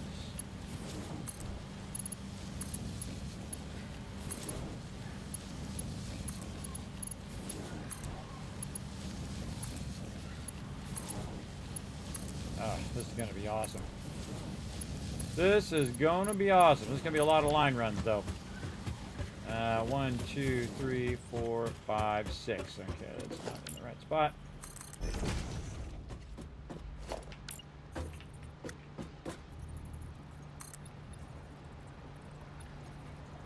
Ah, resources. Fine. These ones out. Gotta go get me some more concrete. Which is funny irony. I have just so much of it. So much of it. Alright. But we just keep taking out what we're not using and putting this in until we feel like walking over there. And grabbing it. Like this. Because I got a big old factory, and that big old factory has a whole bunch of it backlogged over here now. Which is awesome. Let's get rid of all this excess junk. Get rid of this raw materials out of my inventory. A little more concrete there. Okay, we're trying to think out the line runs so that when they end up at the end here, that everything turns out okie dokie. Okay, 1, 2, 3, 4. After all this should end up right underneath here as concrete. Let's hope we don't mess that up. All right. Here. Making sure all that stuff reaches. Yes. Okay. Now we got a lot of line runs to do to kind of preemptively run all of this stuff.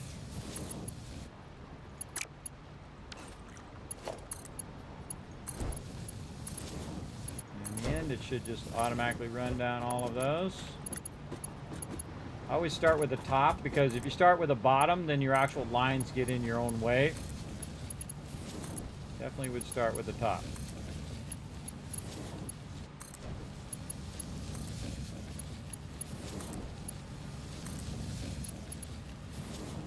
Make sure these are going in the right direction too would be super useful. Because if I run them all the way the wrong direction, that's going to be a problem. Good to get in a habit of running them in the right direction to start. Get all those in. And then all of these got to go. These got to go. Leave the power.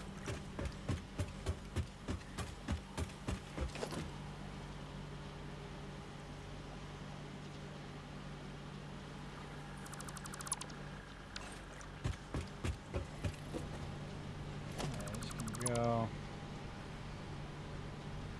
this stuff can go. Actually, that line can stay.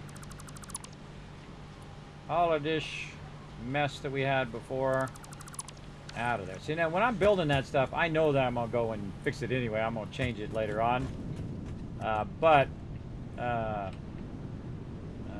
in the minute, you know, when you just want to run it and get stuff going, it doesn't really matter. These line runs, and get rid of this. These are going to go much lower. Redo all of this. Those out of there. Take these out. We'll just take all this out except for the foundation. And this out. Those are all going to be rerun because of the way we're going to be doing this. But again, iteration is the king. Iteration again and again and again. We're getting close now. We're getting close to where we can just run all these lines and be all GG up in here. We're doing it on time. Oh, God. Time going by fast.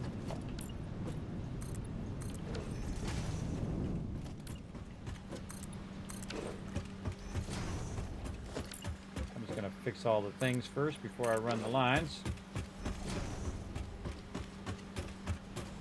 Okay. Now it might also be smart for me to grab this power and rerun this power down. If I want to check all this stuff,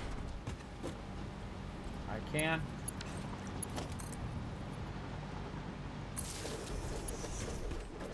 And there we go. We'll run the rest of that when we're ready. Okay. This doesn't actually have any power. That's running up there. Not down here. There we go. Now we can fly up in between them and see if they're running. And that's the cool thing about running your power like that. Just so you can see. You can see if all your stuff is going. And that's what's cool about the split ones, is that you can get up in them as opposed to the 3-1 I'm starting to discover here. I like the split ones better, because they do this. Though the power lines are a little annoying when you're running your lines, because your power lines get in your way. Just hoping I don't accidentally connect the wrong line to the wrong thing. Again, we could have done this all by trains too. I could have just brought all the raw resources in there. I don't know what I'm doing, because now it kind of messed me up.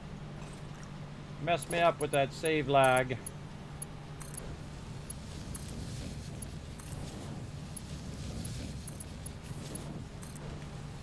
we go.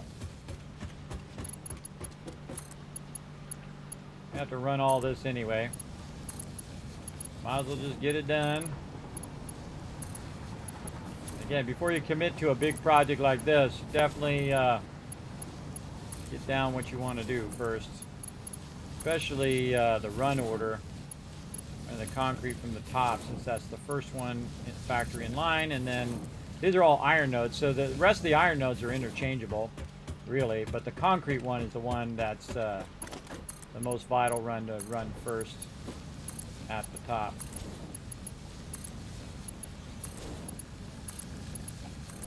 This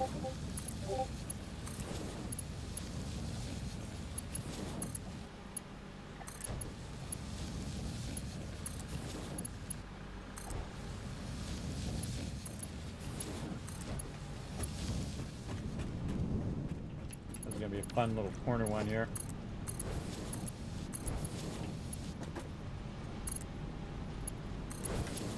Load up too and do it.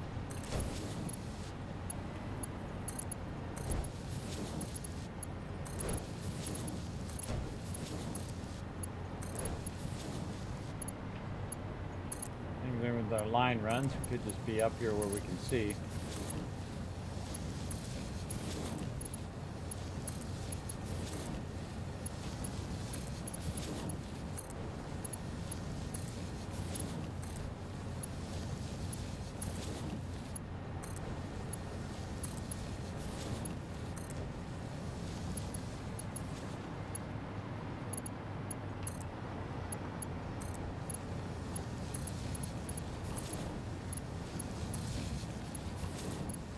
Now the double runs are to eliminate excess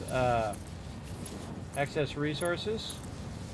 So each node will actually have 2 runs that are running down. So I can run it at 1500 versus running it at 780. So I'll basically double up my speed, burn up all the excess, build as much stuff as I can as fast as I can, and then GG out of there. Okay, how are we going to do this? I think we're going to just stack these from closest to furthest. So let's give that a try. So we'll go here first, and then click that, and that down in there. That other one didn't kick in. There we go. I love reversing that like that. I think that's really cool. All right. So the trick part is getting this down below to run up in here.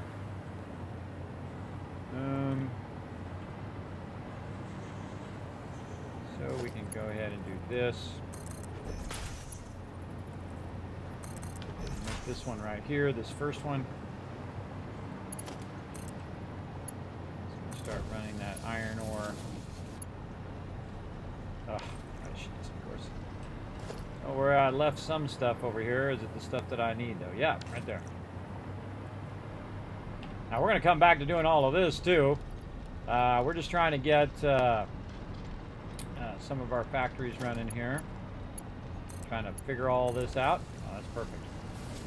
Perfect. All right, so that's going to run down that bottom line now. Now, again, it doesn't matter what's going to what. But this one right here, I did name number 2. And so number 2 should go to, I think, the third one up. Right? So I could use that one in the next one. Yeah. So, we put these right next to each other.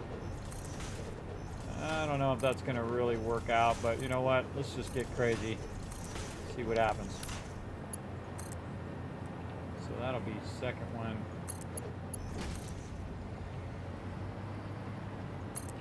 There. Now that line's going to be iron anyway. Oh, that's too low. That bottom one's going to be iron anyway, so it's no big deal if we put the wrong thing. Wrong node on it right now. As long as we don't put it in the top node. The toughest thing about this is getting the bottom connections in. That is cool looking though. That's very cool looking. I think we can work it in such a way we can get that in. And it is also really, really straight.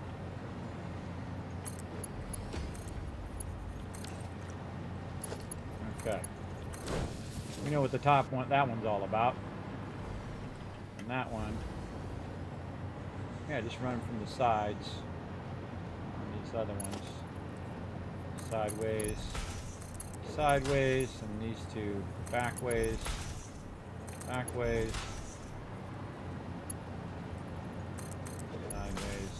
Sideways. Oh, that's pretty cool. Complete accident, making that cool. Alright, and then this one we're going to need probably something to keep this under control here. It's going to be way too close. Way too close. Alright. Run this out just a little bit more.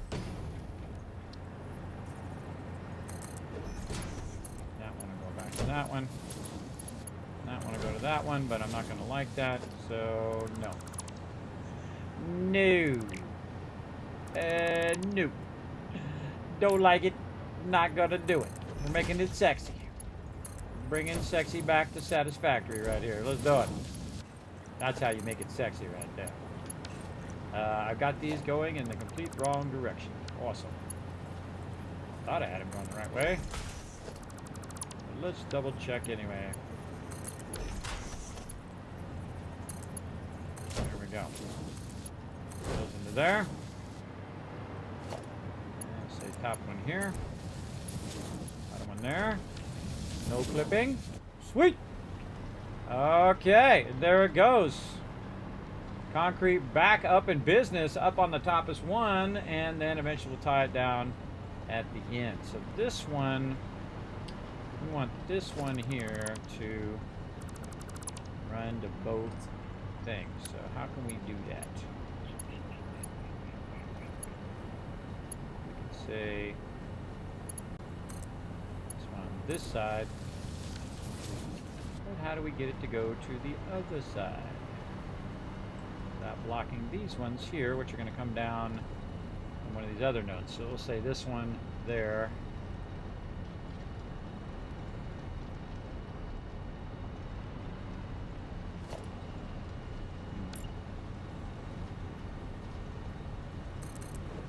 Down.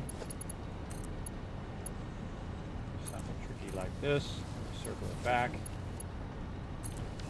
that. Alright. Yeah, I like that. I think that'll work. And then we have both sides, and that one is on second node down. All right, looks good. And that will be node number 2. And then node number 3 will be on the third one down. Node number 4 on the fourth one down. And then our copper over there is going to be in its own separate node. I think I'm actually going to turn that way so we can just cut across over there without having to run over this side.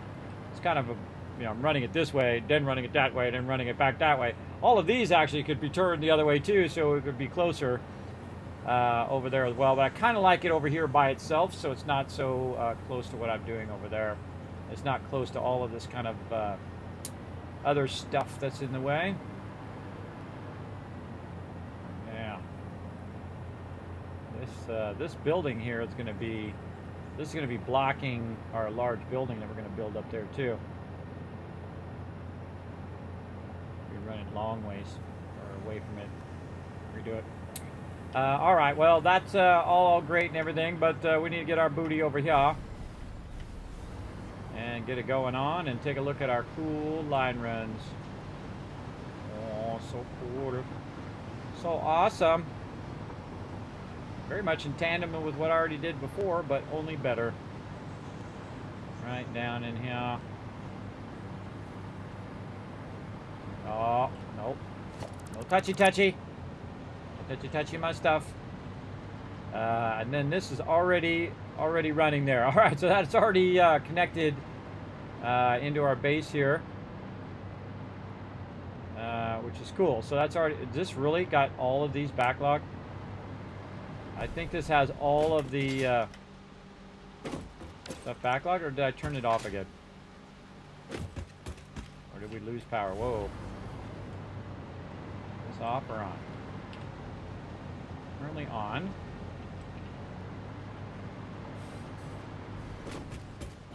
This power's off back here again. Yeah, I might have took some power lines out.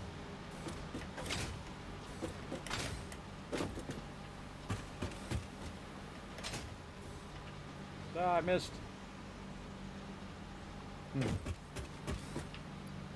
Definitely full back there.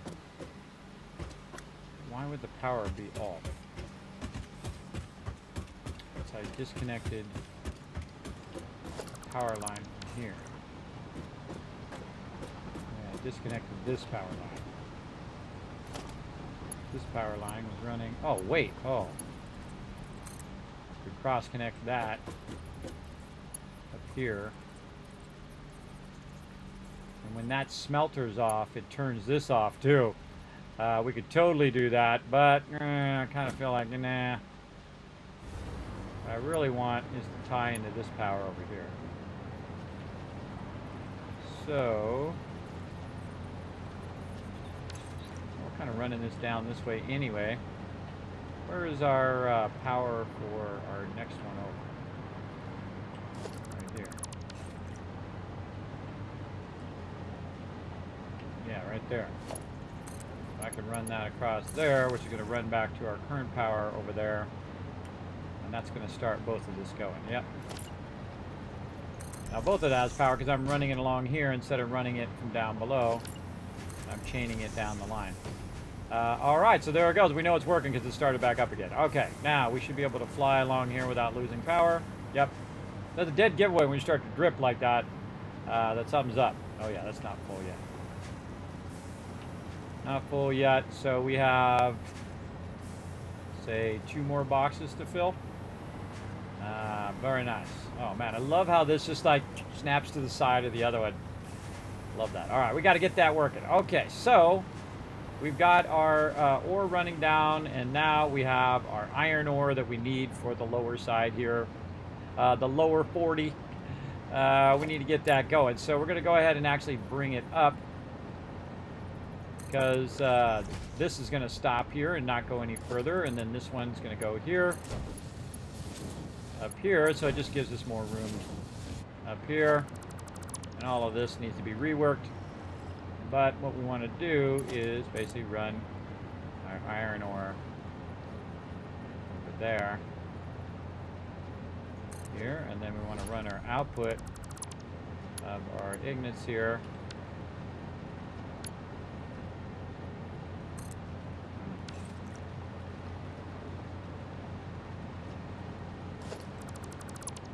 going on there. All right. Let's redo this. There we go. Redo that, and then that's going to go out that way. This is going to cross connect this way. And then we're just going to run those there. So the output's going to go out of there. And it's going to go ahead and go up into our plate making factory up here. At least we hope it is.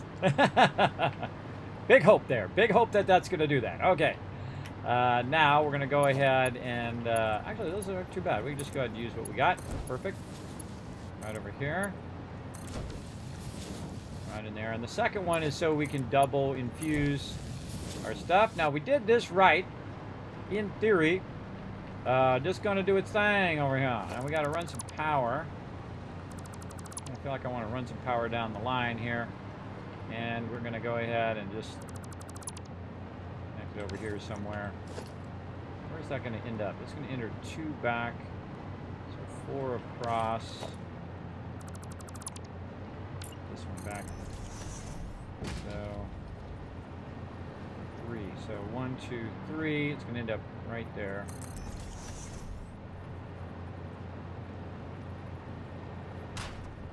Build our next smelter.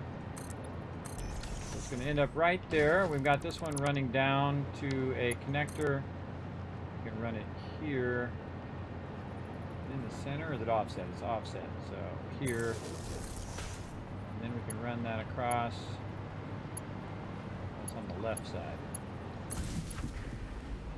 And that should start to work. And then the same thing here. We're going to fix this on the left side and then cross here. Most of these power lines are going to be hidden under the foundations like that. Okay, so now we got that working. Take this out. Put another factory there eventually. Let's make this sexy. There we go. And if everything's good, this should automatically be making... Look at that. Look at that. Right from the start, everybody. You just plug in the input, and right from the start, it's starting to make it. All right, awesome. Now, we got to make sure that all of our smelters are working. So I see some green lights back here, so that's looking good. Oh, yeah, 2 coming out of there. Looks good. Why can I not fly? There we go. Ugh, so hard to get in those doors. Man, I need, like, big doors that open up when I go in and out of there. Wonder if we can just put the whole automated gate in the side here. I'm very tempted. What if we just put an automated gate, like, right there? Oh, that's cool. Okay. That's super cool, bro. Oh, I'm doing that on every single one in the future now. Just so I can get in and out of the thing. That's cool. How about one down here, too? Or actually, no, just up there would be fine. Again, I'm tinkering with the base now, and once you start tinkering with it, you're no longer at the default blueprint. But that is super cool. I dig it. I'm taking this one out up here at the top, and we are totally doing this on all future deals here with the super cool sliding door that just lets you pop in there, check out how everything's doing. We're going to definitely change this blueprint. I can tell you already. Right there. Kind of feel like you want it in the back. Right, so you want it more in the back here. Grab that. Oh, because that's going to be in the way. That's why I don't have it back there. But this one could be in the back. Why is it not getting my cool door? Fine. Make me put the automate gate in myself. Yeah, kind of a flying access. Oh, we got an extra wall in here too. All right, let's make some notes. Let's make some upgrade notes. Let's see. Extra wall. Inside, sliding gates, which are awesome. Man, I really feel like I want to put the sliding gates right where the where this is instead. Yeah, let's. What happens when we put our sliding gates over here? And then we're climbing up the thing. Ah, that's so much nicer. The gate gets right in my way, though. But I could run the gate the other way. In theory. Take your gate, and then you rotate. You got the light on the right side. And then you run up the thing. Oh, yeah. Yeah, gates are awesome. My new favorite thing. Screw doors. Doors suck. Gates, awesome. Doors suck. Gates, awesome.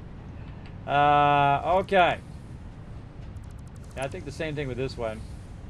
I would put the gate where the light is to the right. And then I could just run up in there, fly around and look at the back, and then fly out. Oh, it makes me want to do that on my extractors, too. If I do that on my extractors, I won't be able to see in there. But if I want to see in there, I can just go, oh, what's going on in here? And then I can just roll out. And then I can also climb up in here if I don't have any power. Oh, yeah, we doing all of that. We doing all of that up in here now. Automated gate for the win. What's these other gates? Full frame window. Oh my god, these gates just become my new favorite thing. Alright, there we go. Gates, gates, gates. Now I have to fly through this stupid little door every time.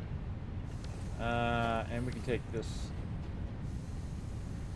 Oh, come on, take that out.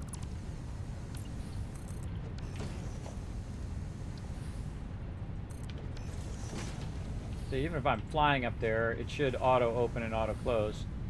And I can look in here and see what's going on. I like it, I like it. And then gate this way. Right, or this way. This way. And I'm out of there. Yeah, it allows me to fly around on each level and see what's going on. Oh man, that's another amazing discovery there. That I now want to put in every one of those things, and then I have to tear it all down again and redo it. I just probably modified at this point. But very cool. Now the same thing over here. I'd want to go ahead and peek in the back of these. So a little automated gate like that. So I'd probably come around the edge and then just want to peek in the back here. Like that. Very nice. Okay, these are all working, it looks like. Yes, yes, okay. And none of these are backlogging. There's none backlogging. Nope. Nope. And all the way here at the top. Oh god, this is so much better. So much better that you can just fly in there like that. Oh man, that's one small little change like that making a huge difference. Alright, let's get rid of all that stuff. What else we got on us? This eating up our inventory. Our precious inventory space. What's up, Ams? So cool. Yeah, you love that, Mr. Dave? I love that too. I like the little sliding doors. Again, a lot of this stuff I haven't used in forever or have never used in there. So I feel like that's running some ingots up here, and then we should be making some plates. Let's go see. Not over there, over here. If we go down, we take a look right here. Ah, yeah, I'm making some plates. Okay, now we got to go in here and make some little modifications to just about every single thing that I did so far. Making some modifications to that for sure. Okay, so first one over here where apparently I actually already left. Forgot a wall there. Let's put that in. And then we're gonna do our doors. Instead of our doors, we're gonna do those. We're going to put those as number 9, so I have to keep chasing those down. We're going to make sure that the light is aiming this way, so it'll roll back underneath this, out of our way. And same thing here. And like that. Very nice. And I feel like I want to fix this door down here, too. No more of these little sucky doors. Those doors suck. No more sucky doors. No more sucky doors. Let's see if I like it that way or if I like it the other way. I like it like that. Oh, yeah. Yeah. All right. I like it. All right. These doors all out.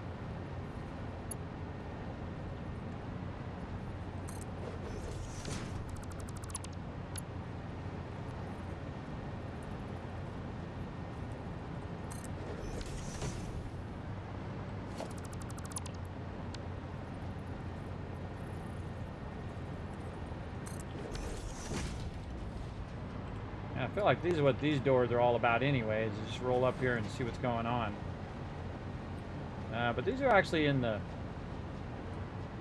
front where you can see if it's coming out, but you'd also want ones in the back where you can just kind of peek in there. I'd probably do it from this side. I'd want to come in from the front and see what's going on, so kind of peek inside there and make sure it's working. Let's go this way so it goes back toward that edge. And then probably a little lower on that one. This way. Like that, and then I got the bottom one down here where I can just come around the back. That. Of course, these are going to be right next to each other. You know what? That won't matter because they're going to be right next to each other. So I won't be able to see that one there. But what about this one? That's that one. I'll just put it at the bottom. What do I care? Right at the bottom. Opening this way so it goes behind the thing. And then when I pop in here, oh yeah, I can just run in there and say, what up, home slice? Let's see, can I see my lights? Yeah, I can see that light. And just pop in, look at my lights, and then pop out. And then watch that door close. That's freaking cool, everybody. All right, now we're making it sexy. Man, iteration for the win. All right, I love everything about it, everybody. That's pretty cool. Pretty awesome sauce. Okay. Love it. Love it. Love it. Love it. Okay. Now we're going to go in here and we're going to make sure to save this one.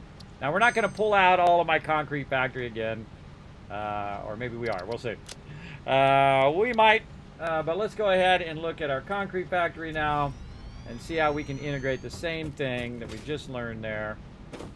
I feel like we just do the same kind of stuff. We pull out all the doors.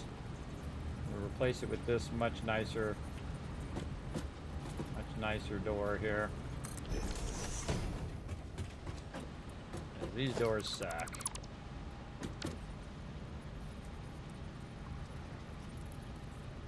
That.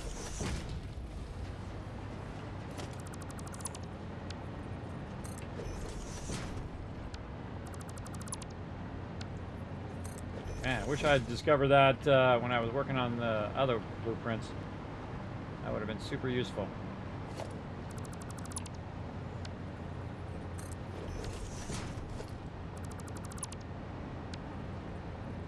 Oh, wrong way.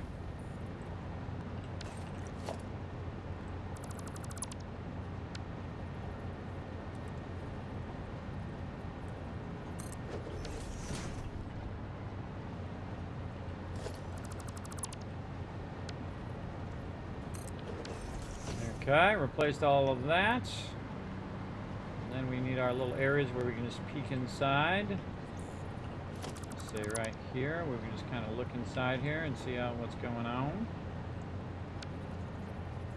That. And this one. These are going to be our peek doors. Even though this is in the way, it's still be super useful. Be able just to peek in on the inputs. See, that's peeking in on the inputs and the outputs. So I can look at the outputs if I want. I can just kind of peek in there, doing that. Actually, I don't think I need this anymore, so I'm going to take those out. I don't think I'm really going to use those all that much. It's actually just blocking my view.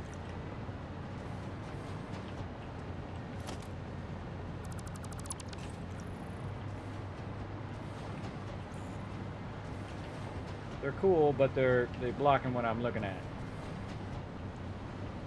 Back here. This is good for when you're working on stuff too. Even when you're doing your blueprinting. That's super useful. Okay, like it much better. Apparently we're going to be redoing our concrete. All right, is there anything else?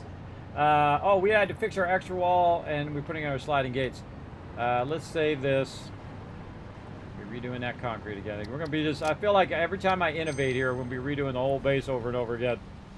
All right, we got to load we didn't fix our location of our thing here. Edit smelters. First, changes.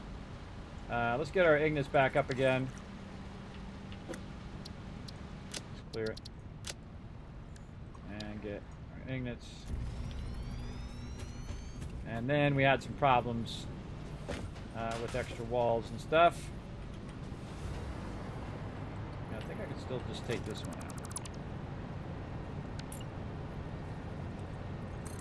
Fix that there. And this one wants to go the other way, I think. No, I think that was fine. Yeah. Okay. So let's try to find that extra wall. We had somewhere right there. And that's why it's good about these doors. You can just peek in there and see if you screwed something up. We have all the doors in the back replaced. Super save lag.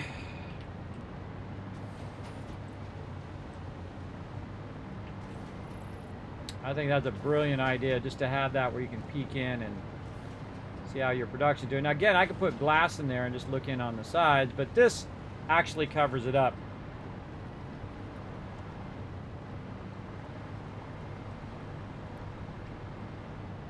So yeah, that's our smelter. Let's go ahead and save that blueprint. And then now we also got plates.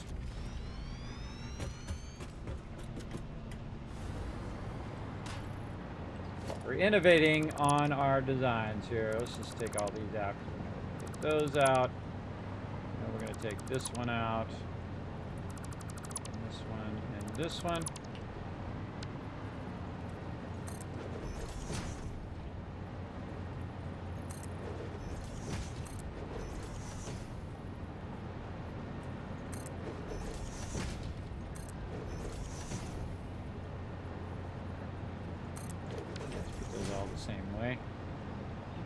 Those all the same way.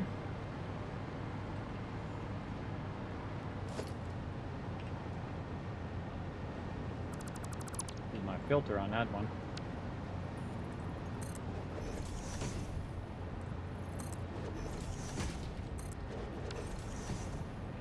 Much more better.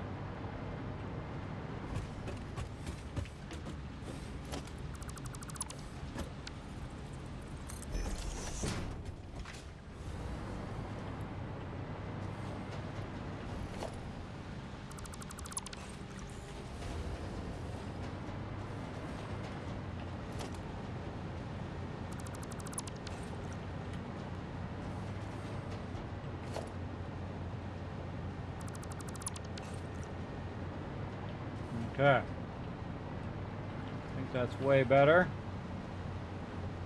Every time you think you're going to be lazy, like I was saying, I'll just leave it in there and I'll just update it. That's when you shouldn't be lazy. You should go in and fix it, take out the thing and put it back in again. Because otherwise it's going to just be more work in the long run anyway. So, save, confirm, clear designer. Now we got the same problem we had before. When we clear the concrete, we got so much backlog of concrete that we're going to have an issue taking it out. All right, all of this got to go. Bye-bye. Bye-bye. That's going to make a very, very large box full of stuff.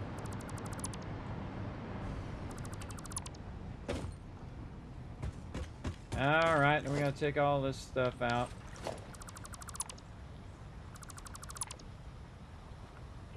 Probably already have a full inventory.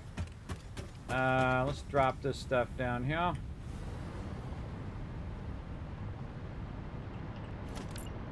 Actually, why am I putting it down there? Let's put it up here at the top. And then when I go to rebuild it, it'll be right over here.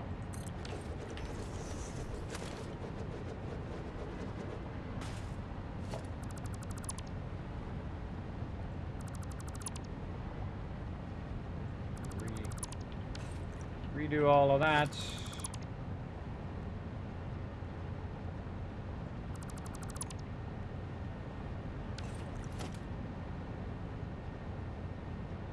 how far away this thing takes stuff out as well.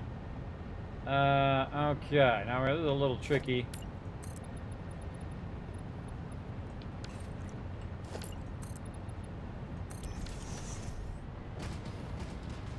We're gonna run out of power and we're gonna drop. You know what? I'm a little tempted just to say screw it. Just like that. Have it remake all that concrete.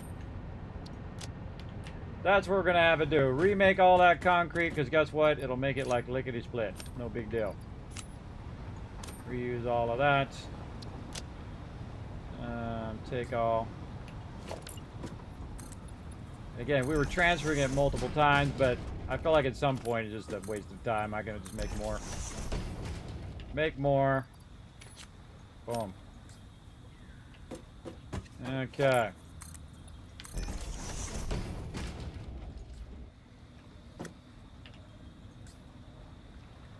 Okay, that was way faster.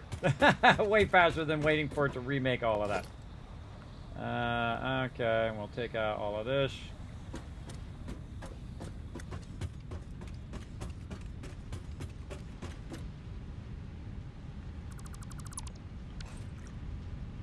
Okie dokie, here we go again.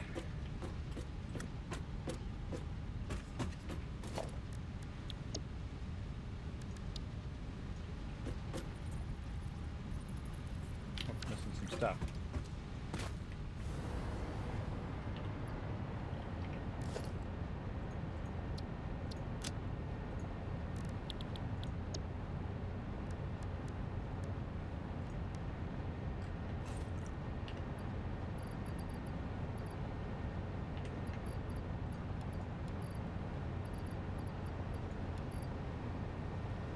Alright, there we go.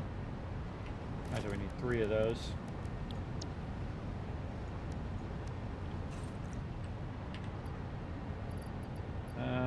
Plates. Cable. Bit of this. Get all of that. Quick wire. There. And more of that. Alright. Oh, another box.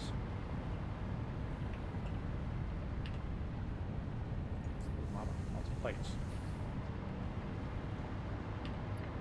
I think I need that many plates.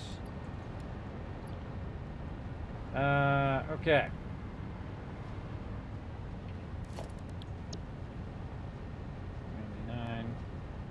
That's gonna be 0.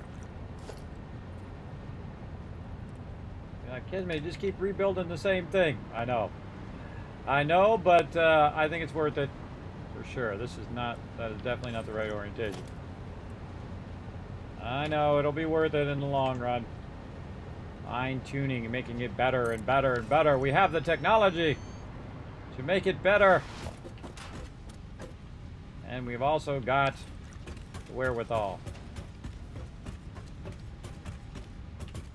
And the biggest problem is going to be concrete. Because I just got rid of an absolute ton of it.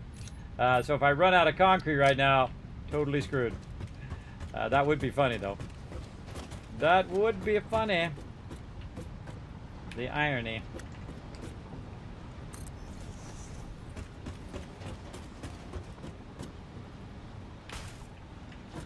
I'm getting really good at putting these down.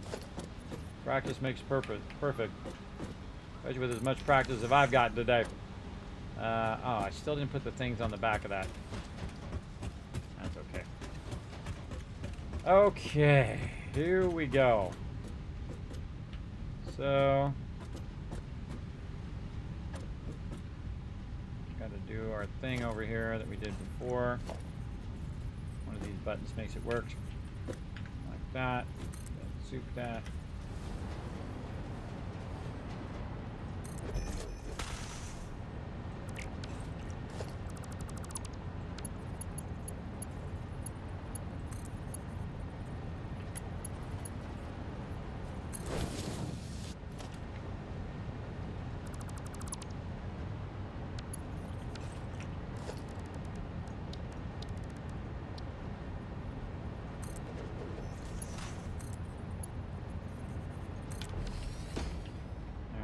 Get that going on.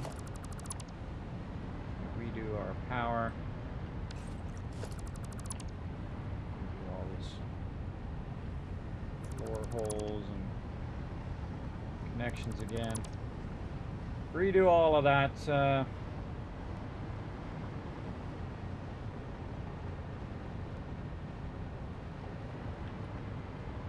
know what we'll do is we'll tie other power here down here.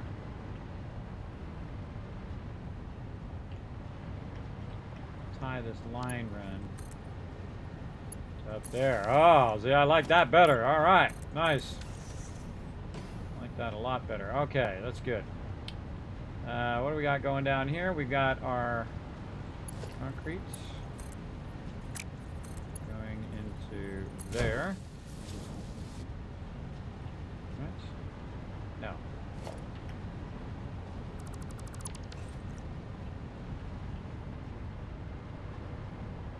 Why is that so weird?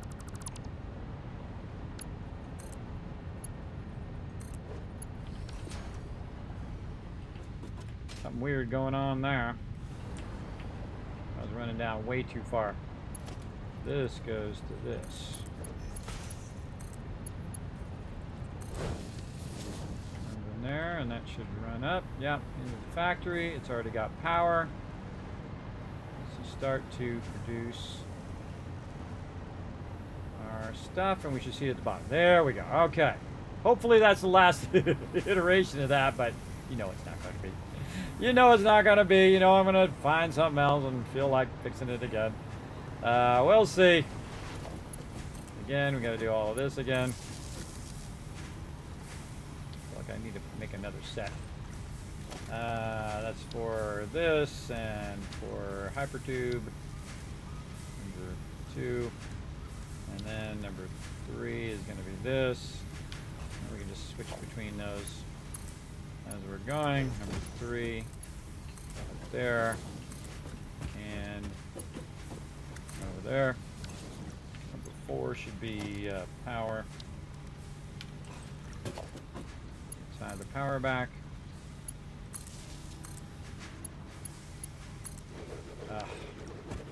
I was just about to say I was getting good at this, and then I did that. Funny. That's it here. Oh, I already had number 1 as the power. Duh. Duh. Okay, that's running up there. This is running across. Looking good. Number 1 power. 2 running this. 3 running that. This running there. I gotta get these out. Not using those.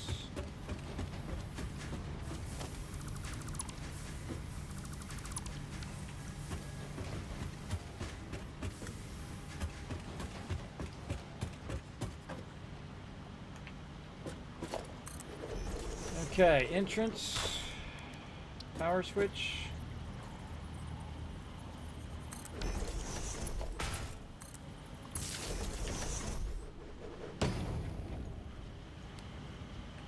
And 01, back, tube. We need to go inside there with our awesome new sliding thingy, which is cool. Makes it way easier to get in here to do this. Very nice. Way easier to get back out. Nice. Then we can go to this. We can test and see if we can turn our NO1 hypertube on. Oh yeah. Test our hypertube to see if we missed anything or screwed it up. Whoa. Nope, looks good. And then we need some rotors. Plenty in here. Let's sort all of that. Rotors, sort all of this. Rotors. Connect there. Run under here. And now we know we can just connect this from underneath here. And we can flip hypertube off, so we're not wasting that. And then in theory, this all should be running all the way back. unless I screwed something up. Oh, looks good. Okay. Then we want to double run this. So we want a merger.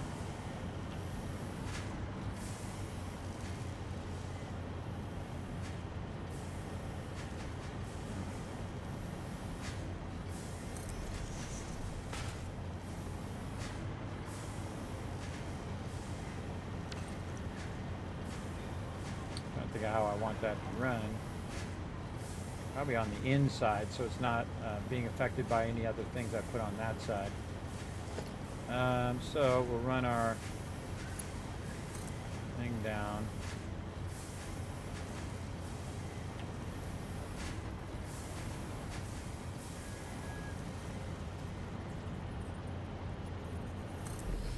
Give us an idea where we want that. We'll hit H, nudge that into position, take this back out. Up. Oh, wait, no, we want to go down. We just want to go down so we can make this cool looking and turn it whichever way we want. Like that, and hope that it's not like... Yeah, that's brave right there. That's brave when you just like swing under there and hope that you got enough power. Hope you got enough power so you don't fall to your death way down there. Alright, so now we can bring this forward. I didn't even think I did that on the previous factory now, too. I totally forgot. 1, 2, 4, 5. Wow. Wow, wow, wow. That's perfect. So the first one's going there, and the second one... we should get back to second one going across here. Oh, I can actually just make it. Where'd that wall go? I build a wall there. I can just run in there. Okay, so what I'm doing is I'm infusing a second line in here because, by the way, my extractor's been running this whole time. That hasn't been off. So even if I'm taking out my factories, my extractor is still extracting all the raw resources, and that allows me to infuse a ton of extra here in the back, and then thus the ones in the front can use the main line, and this can be used this kind of extra line. Because this is my overflow here. I've got one extra constructor that burns up all the excess resources, and we let this run long enough, it should run up, burn all those resources out of there. And then also we got rid of an absolute ton of concrete, like 7 boxes of concrete there, or 10 boxes of concrete. But it's just gonna run non-stop now and fill that right back up again. Look at them lines running. Look at them lines running like beautiful. Okay, that done. So much more sexy now. We brought sexy back with that one. And now we're going to go ahead and finally get to the second one. You're like, kidding me. Oh my God, bro. Oh my God. I know, but it's worth the time, everybody. Again, this is what I do at the end game. And again, I could go run and finish the game. I could totally do that. But I feel like you really want to push yourself to innovate in what you're doing. Let's go to our blueprints here and click this. And I already forgot how many of these we need. We need 5 of these. So let's go crazy and get this going. Oh, we need to figure out how many smelters we need. That's another thing we need to figure out. So let's put this back down. Let's just do 1 of these for right now. I think we need more of our aluminum stuff. All right. Nope. Okay. Feel free to do whatever you feel like doing. Game. That's really like not the way in which you had your arrow going. There we go. Okay. Boom. That went up again. Now we got GG's all around. Oh, I much like the doors way better. Look at that cool. It's like it looked like patchwork, but they're like entry doors, so I can just jump in there and peek in there and make sure it's working. It's way better. Way better. All right, same thing over here. Even though we should have put our input at the bottom, because now that we're switching this around, we could have totally fixed this too. We could have totally switched this to the input at the bottom while we were doing this. But we're doing it now, so oh well. Ugh, Out of plates. Out of plates. Gotta be kidding me. I got tons of them in here. One of the cool things you can do too is you can put it down, you can hologram it, you can move it, then you can click it, and then you can zoop it in that same spot. So you're doing a bunch of combos all at the same time. Again, this game is second to none, everybody. I'm just telling you. I'm just telling you, second to none. All right. I actually bought this game twice. That's how good this game is. You're like, Kismet, no way. Yep, bought it on the Epic Game Store when it first came out. Played it for a very long time and said, you know what, I'd rather have it on Steam. Bought it on Steam again. Full price, by the way. Full price. I say, hey, support people who make awesome games. Screw people who make sucky games. Support people who make awesome games. And this is an awesome game, and this is early access, everybody. What stuns me is how they can be so good in early access, and everybody else sucks, even 6 months after release. In a lot of games. Now, there are, of course, there's some exceptions. Hogwarts Legacy, big love to them, and so on and so forth. We can list a whole bunch of them, but you get the idea. Okay, now this should still align to my thing down below. And now we can do our little cross here, like this, where we can run all of our sweet plates underneath here, like so. There we go. Run down power lines. Again, the blueprints are like a way to get started, and because they're limited in size, you can only do so much. But coming back and then doing all of this is super fun, especially you go in there and fix my monitors here. And oh yeah, we're gonna take our monitors out on our other stuff over here because they're unnecessary. I'm not gonna be back here wondering what this is because it's all gonna be in line. And we got our thing in the back. We got our hypertube entrance. And this baby is a poppin'. Check those inputs and outputs. Oh, yeah. I love the fact that they're tied together. All of them are tied together, and they just end up backlogging in the front. And then I have a little access way I can run along, or I can use my vehicle. I can peek inside there. I can run the hypertube if I want. I can turn the hypertubes off so it's not wasting my power. These are all the things that we keep iterating on and trying to add more and more and more, make it better. And I think we've done a lot of innovative stuff in our factories today. And they're cool because they have a little notch at the top. I did that on purpose. I've got a little extra notch. I could have squared it off, but I like the notch up there. It's kind of fun. Okay, now we got that done. Now we got to innovate down here. Wow, that's a big boy, isn't it? That's a big boy factory right there. All right, bye-bye. Bye-bye to this. Actually, we could probably run some of these out of here. Up into there. Whoa, that was weird. Run some of these out of here just for the sake of getting that top side to run a little bit. Now, see, and this also has a backlog. This has its own backlog of resources. So while we're busy doing other stuff, it backlogged an absolute ton of iron ignites. So not only do I backlog the raw resource now, I backlog the in-between smelting, and now I backlog the other stuff.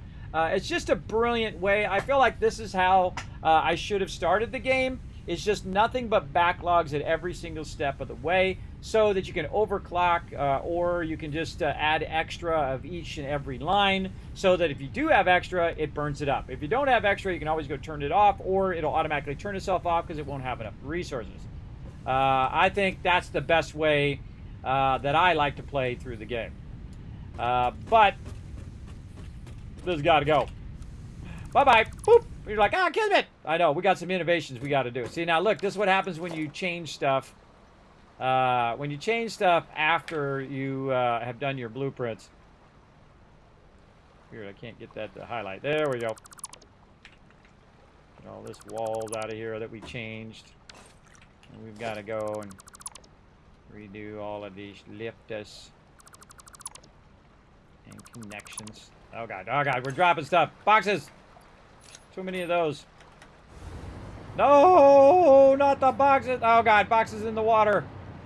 Boxes on the land. Boxes in the sea. Boxes in the air. They're everywhere.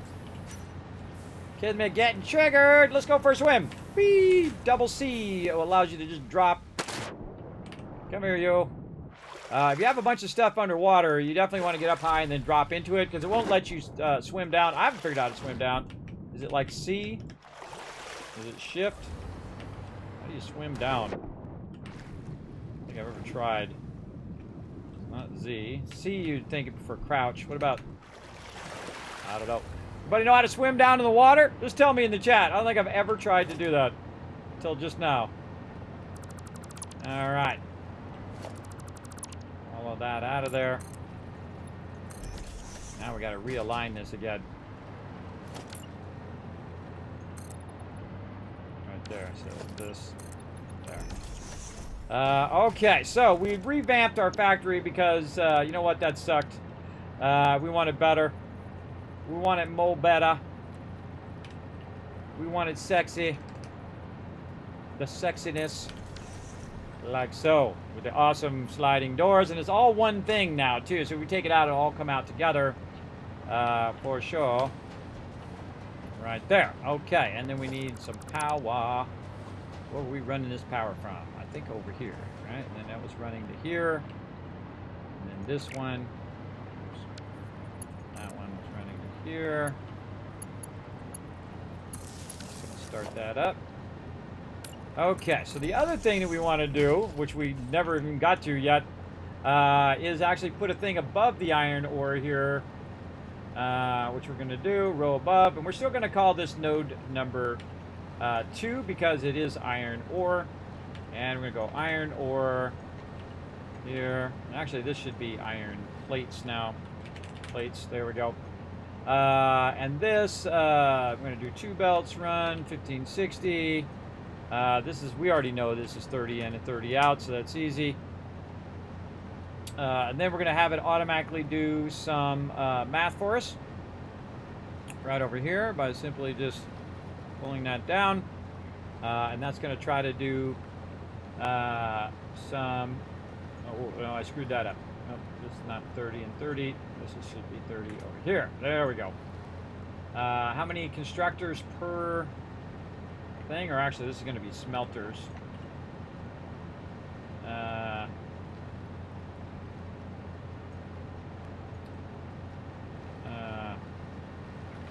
Machines per. There we go. That's more generic. So 8 machines, right? 2, 4. No, it's 6. Still 6. Still 6. 6 machines. So 780. Our input is 30. Our output's going to be 30. And so we need 26 constructors, or we need 5 factories. Basically the same that we need for our plates, which is very much going to be, you know, the same inputs. So it's going to need the same amount of factories on the inputs, but the output is actually going to be reduced to 120 right there. And again, this is why spreadsheets rule, everybody. Spreadsheets rule because they do all the hard work for you. Now, the total output of plates here is going to be 520. The total output, again, you want to look at your total output as a double check, is going to be 780. So 780 in, 780 out. So we need 5 of these, and we can also, we have extra raw ore that we can do. So now we're going to get it really going on over here. Big time, where we put down 5 of these smelters down here and see how that turns out. Let's go, everybody. Now again, we're taking this to a whole nother level. We ain't playing your mama's game up in here. We playing next level dealio up in here. All right, there's 4. We're gonna need some more resources. And resources is not a problem. Not a problem. Inventory space is my problem. That's usually the biggest problem. All right, bunch more plates. I think we got some around. Now, meanwhile, by the way, it's up there making us more concrete. We got so much just random loot laying around everywhere. This one we can take out since we're not even using that one. Let's see, over here we got a little bit. Certainly no hurting for plates. No moss hurting for plates. Probably don't need that many plates. Let's get just as much as we need. Right there, and then a couple extras. There we go. Okay, so again, we're revamping the whole entire factory from scratch, but taking it to a whole nother level. with each and every smelter and each and every factory. I love the blueprinting, everybody. If you have not played the game in a while, or you just haven't tried the blueprinting, go buy it. Go buy it, reload it, reinstall it, get it going. Absolutely love it. And again, this is just the experimental version, everybody. This is the experimental version. This is not even the live version of the game yet. And I'm digging it. Now, let's see if our smelters work as smoothly and as awesomely as all the rest of our stuff. So on this one, we don't need this. So we can just take these out straight away as we put them in. And then here in the back, we won't need this until we get all the way to the other side. So this is, that's thing. We got 3 more to go. So over here, let's, again, it remembers your orientation once you put the first one down. And sometimes the keys do not go the direction you think they're going to go. There we go. Waiting for the old autosave. There we go. Don't need that. Don't need that. All right. And see, it's keeping track of how many I've already put down for me, so that's very nice of it. And we're going to use this as a guide over there.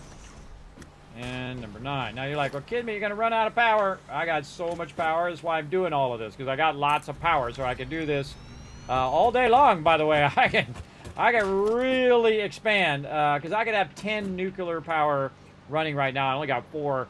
So that means I could have 6 more. I could have basically double, double, and double again the amount of power pretty much roughly across there. All right, and we don't want this one on this one, but we do want it on the in one, and that should be 5. All right, and again, this one can go out. We just need it in the back, so in case we need to turn that on, we can.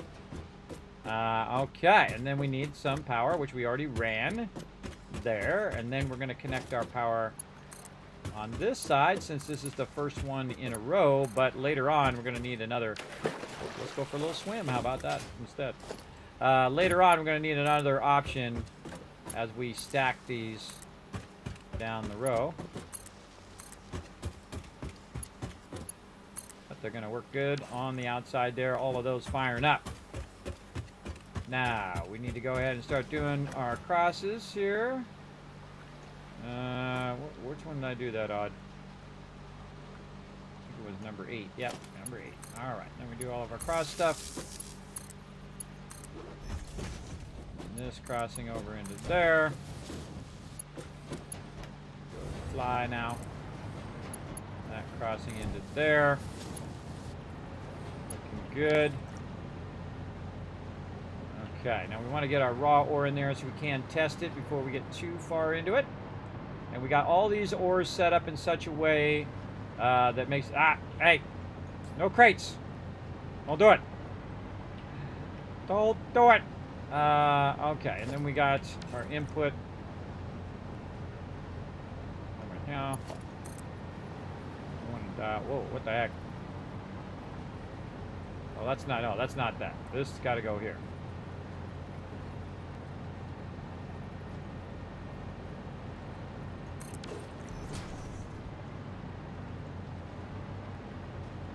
Had it right there. Had it out. I think I moved it out so I could run it next to it. What I did? I think I did. Let's do that again and see if I like it. Okay, right here, H, nudge it in the direction you really want it to go. And then run that up. There. Take this out. F and G that. We're limiting it to just that. Then we're going to go up here. Oh, that just runs right into the thing we already got. Though that is pretty cool. That is just literally right underneath it. I kind of like that. All right, kind of like it. Dig it. All right, we're going to go with it. And then right into there. And that should just start that baby going. Now, again, the thing we want to see, just smoke on the top. Pretty cool. I like it how it sticks out the top. Very cool. So that should start making that. And of course, this also flows all the way down and then flows across into the next one. So we should see some of that coming through here eventually. Once it starts to do it, that is working perfectly. Then this should start making some, and then they should start coming out over here. We should see some iron ingots. Again, it's gonna have to kind of get up to speed first. But we want to see some iron ingots running out of here eventually.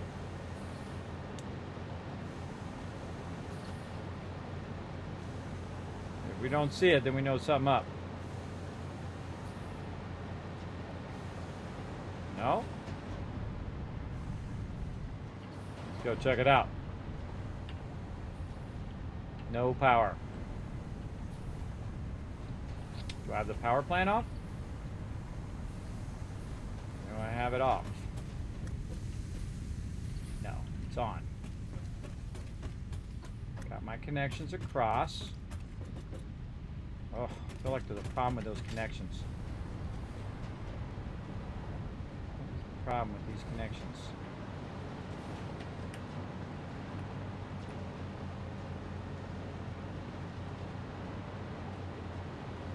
Huh. That connector right there. Yeah, my darn connector inside is not right. I didn't fix that connector across. It's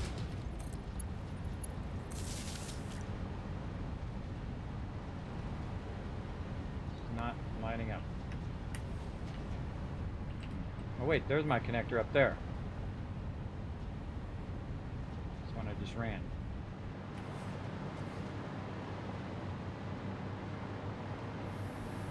This one's not connected. Oh wait, why do the stop one still has a door? Ah!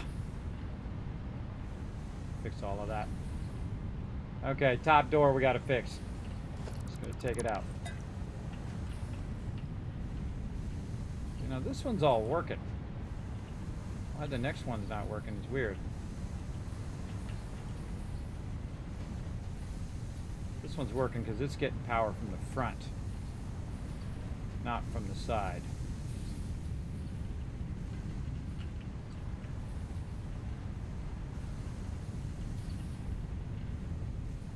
Took that power and we didn't run that power on the thing. All right, gotta go.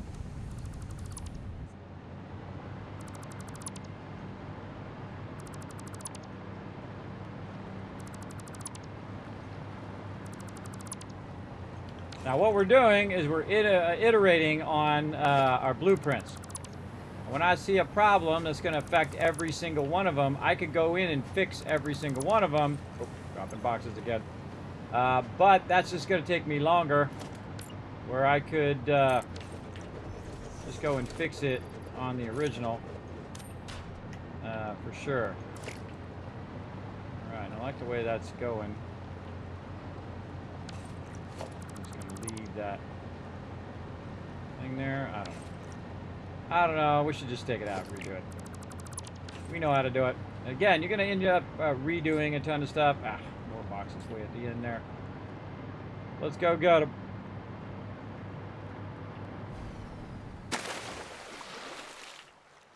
Boxes. The bane of my existence. These little boxes. How are we doing on time? Holy mackerel. That was 6 hours. That was 6 hours like that. Awesome.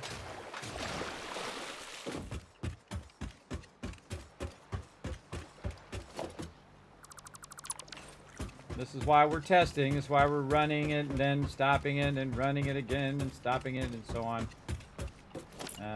And so on. Testing, testing, testing. All right. Back over here. We should go like this. So we can see what we put down and we need to go pick back up. Up. Whoop, whoop, whoop. Shot me out of there like a rocket.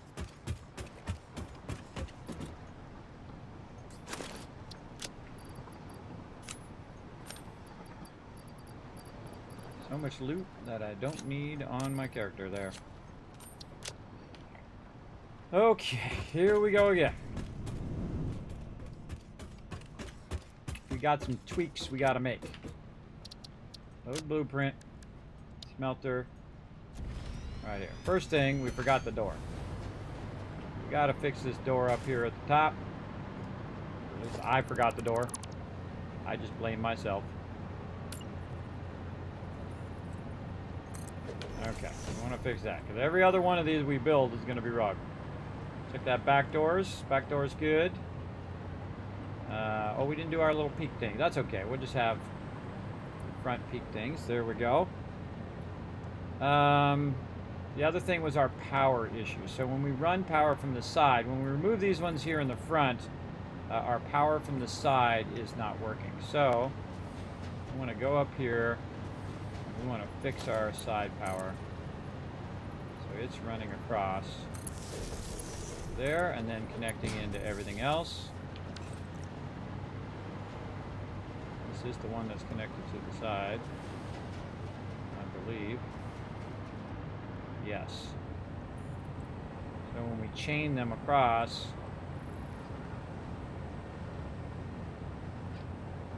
maybe we should just move that to the back. We're going to have to do that in future ones anyway, when we put them next to each other. We should just move our cross connections in the back. Maybe at the bottom. In the back or at the top in the back?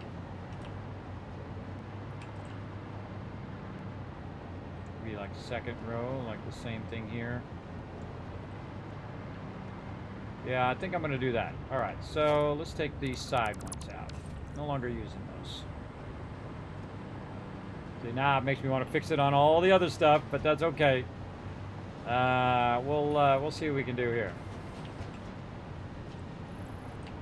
This way. So that's running from our primary power. And then our secondary power is going to cross these, go across these. Let's put some right here. Let's see if that's running into something. Oh, perfect. Oh my god, that's like right on. Okay. And then we need this to be more powerful. We're going to double up that baby right there, so we can run this that way. And then we can tie our power just between each building, and then it won't be in the way when we put other buildings down behind it. And we no longer have to try to aim way up there to do that. All right, let's hope that works better. Save the blueprint. Clear the designer.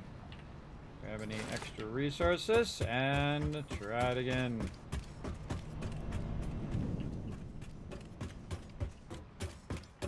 Lining that up. Okay. Number 9.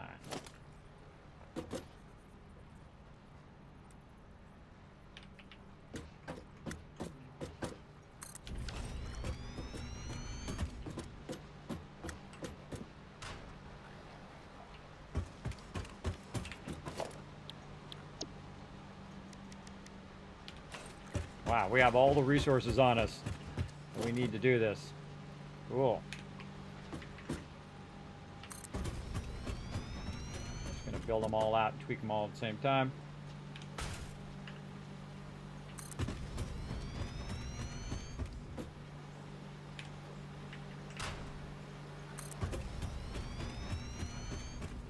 That's so cool how fast you can put that back in. Took it all out real fast. We're able to put it back in really fast. It's totally awesome. Oh, out of rods. Out of rods right at the end there. I thought it said I had enough, but apparently it miscalculated. Oh, wait, no. I'm already done. 1, 2, 3, 4, 5. No, it didn't miscalculate it. I miscalculated. There we go. Okay. Once again, over here, getting the power on. Let's go. Oh, wait a minute. Can we move that back by 1? If we move that back by 1. Actually, I kind of like it. I like it back by 1. We're going to go with it. Yeah, I can see because of where that was that I accidentally moved it back. But I like that. Also, I'm sure it's perfectly okay to run electrical wires in the water. Nothing bad's going to happen. That'd be funny if they added that. Or if you run electrical wires in the water, it's like whole base catches on fire. Yeah, that would not be good. I would not go in that water right now. that would be a whole lot of not good. Okay, let's clicky the thing. Tell it what we want to be here.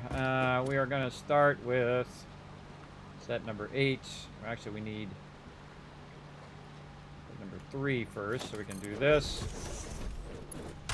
And we can do that. Put our hypertube together. And we're just going to turn this on while we're working on it.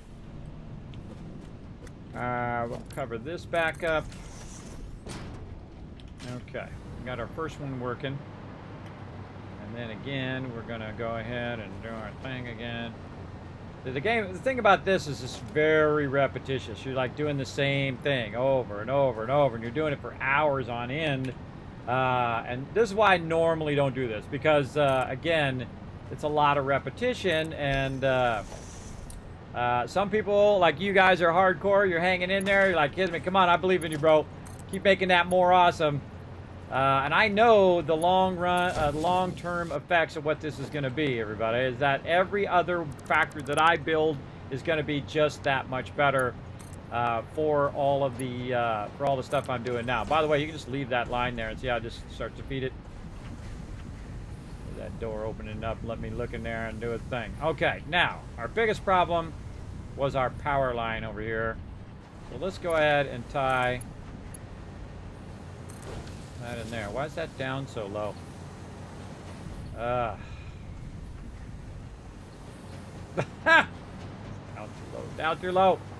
Hold on. Let's cut this off before it makes too much of this. All right.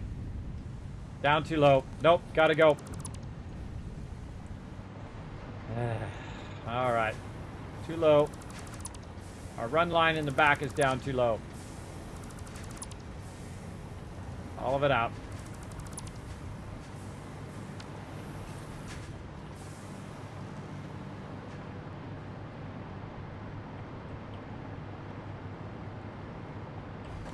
This is what we're troubleshooting. And again, just be diligent, everybody. Be diligent. Yep, too low. Alright. Take that out. I don't know how that got messed up, but it did. So we're gonna fix it. And see, all I gotta do is line that up to that, and then it will perfectly run into the next one, because that's the input on that side. On the other side, and that's because we adjusted the heights of these, and then that run line in the back got incorrect height.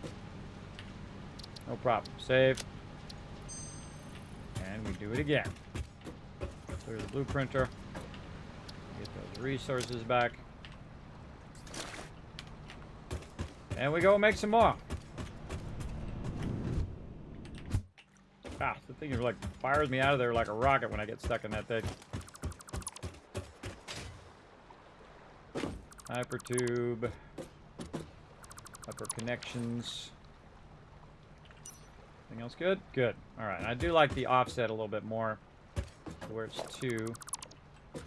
Let's go ahead and put it down yet again. That is not the right way.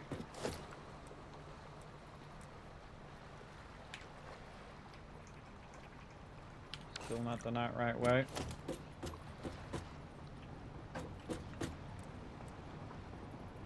There we go.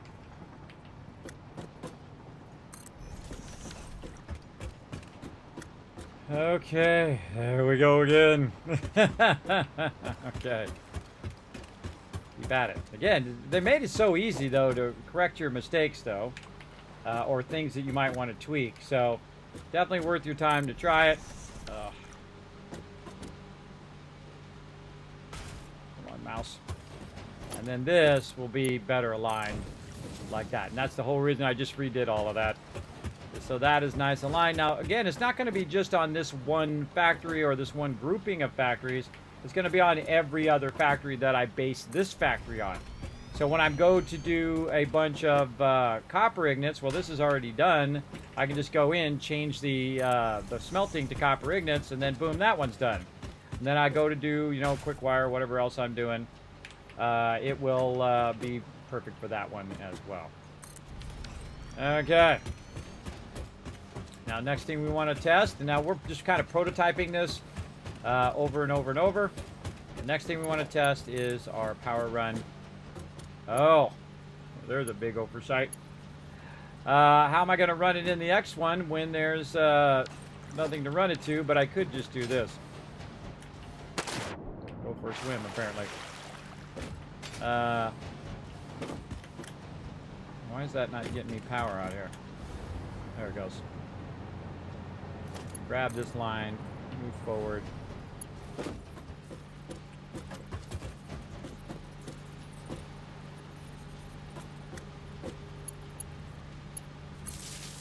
Snap it across.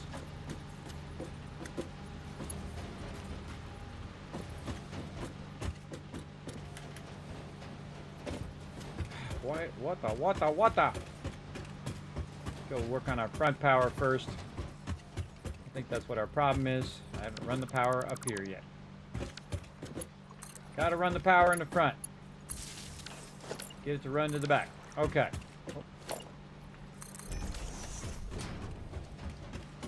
Now, should be able to fly over here. Yeah, there we go. And around this way. And then I think that's what I'm going to do is just basically connect it through the thing. I can connect to this one too. I really feel like I want to move that now to back there. So it's not floating in there. Maybe put another one on this side, on the low side. You can just connect it outside without having to go in. Yeah. I should really just be putting 2 of these in. It just dawned on me. I should be putting 2 of these in until I get the 2 connections down, and then put all the rest of these in. I'm glad I didn't do all the line runs and all of that stuff, because all of this needs to be fine-tuned some more. And this is why you're doing this. You're prototyping it to not only work by itself, but then also to work with the one behind it as well. Take all that out. Take that out. Back over here again. There we go. Hope you guys are digging this. Iteration, iteration, iteration. Let's do it. Boom.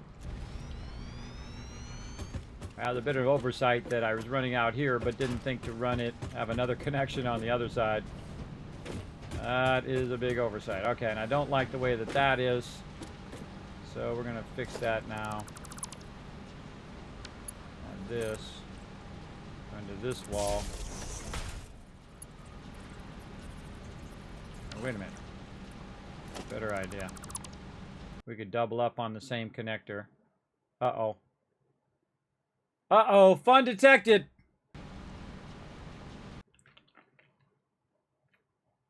Okay. Guess we're going to be doing that again.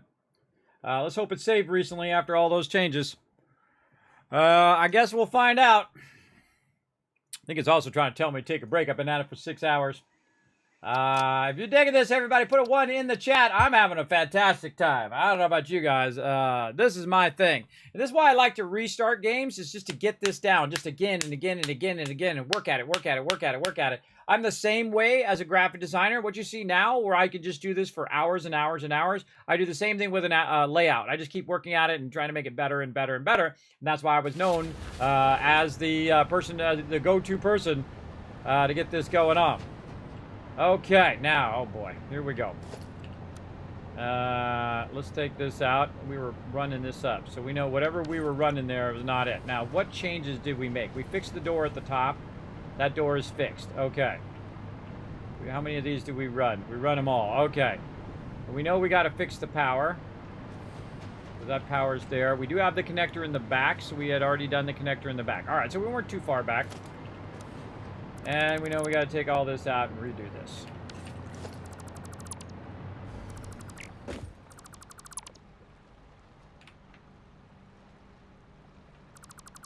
Redo all of that.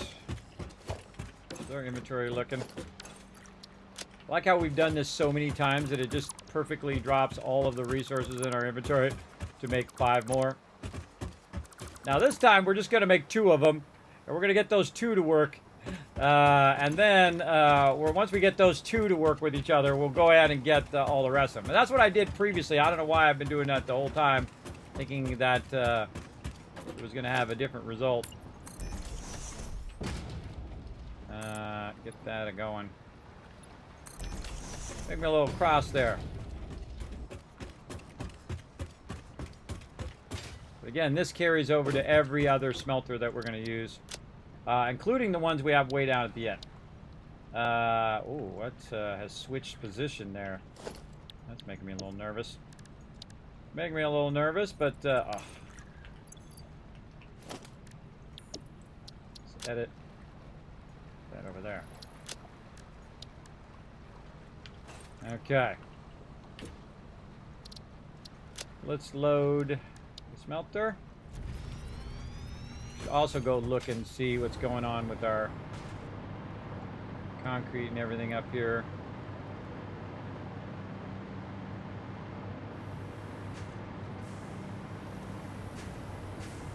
How much concrete do we have in here? Okay, yeah, that's the one we took out and we wiped out all the concrete and redid.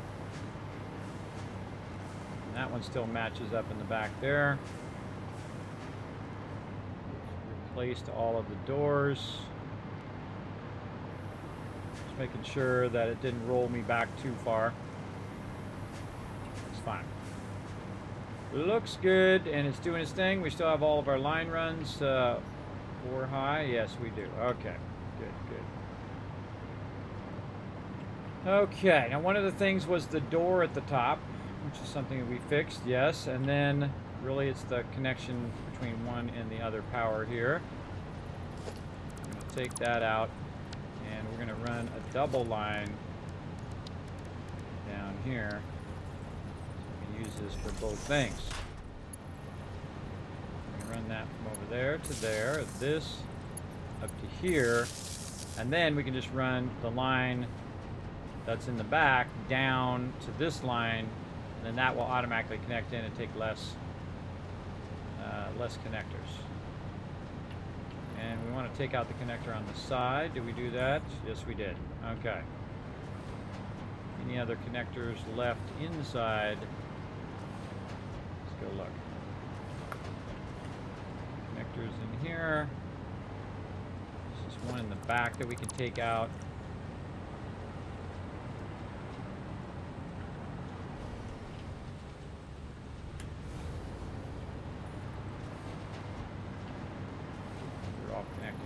Down. All right, everybody. I think we're close. You're like, close? You think you're done, Kismet? Nah, we're still trying to build our first smelter system here, which I think is hilarious. It's 6 hours of concrete and building one smelter system. But again, one leads to the next, to the next, to the next. Iterating on something and making it is why this game is so awesome. So, again, couldn't recommend it any higher, everybody. This is the type of thing that I love to do because it just activates your creativity. It's just like, okay, what can I do to make this better? How can I make it better than the next time? How can I make it better after that? What would be better? Okay, the doors opening easier is better. Because every time I go in and out of those doors on my other factory, I can't get in that little door because it doesn't float perfectly to get me in there. And so now I got big, long, sliding doors. Then if I go up the ladder, I don't have to try to go through that little tiny door. I can just jump in here, or I can go in the bottom door, do what I need to do, see what I need to see. We're good to go. All right, now the first thing I'm going to check is this power connection. Right there. And then we're going to go and we're going to run our power for the who knows how many times now, 15th time, or 1500th time. We're going to run that power. And then we're going to go back here. Oh, yeah, we got power all the way back. Okay, power all the way back, looking sharp. And now we got our connection. And then we're going to run our thing over here. Hologram it, knock it back one. Oh, I forgot to turn on zooping. Zooping. Run it up to there. Now, normally I don't like running little small segments like that, But because I'm already at the max level belt, I'm not going to come back and change that to any other speed other than this max level. So very, very useful right there. And I love how this just like perfectly fits underneath the actual output there. That's just super cool. Okay, so now we should see this go all the way down. We should see some smoke down here on the far side eventually. If this is all looking good. Oh, and there it goes. Now it's going to take it a minute to get up to speed. Yep. Okay, that's telling me that one at the end is working.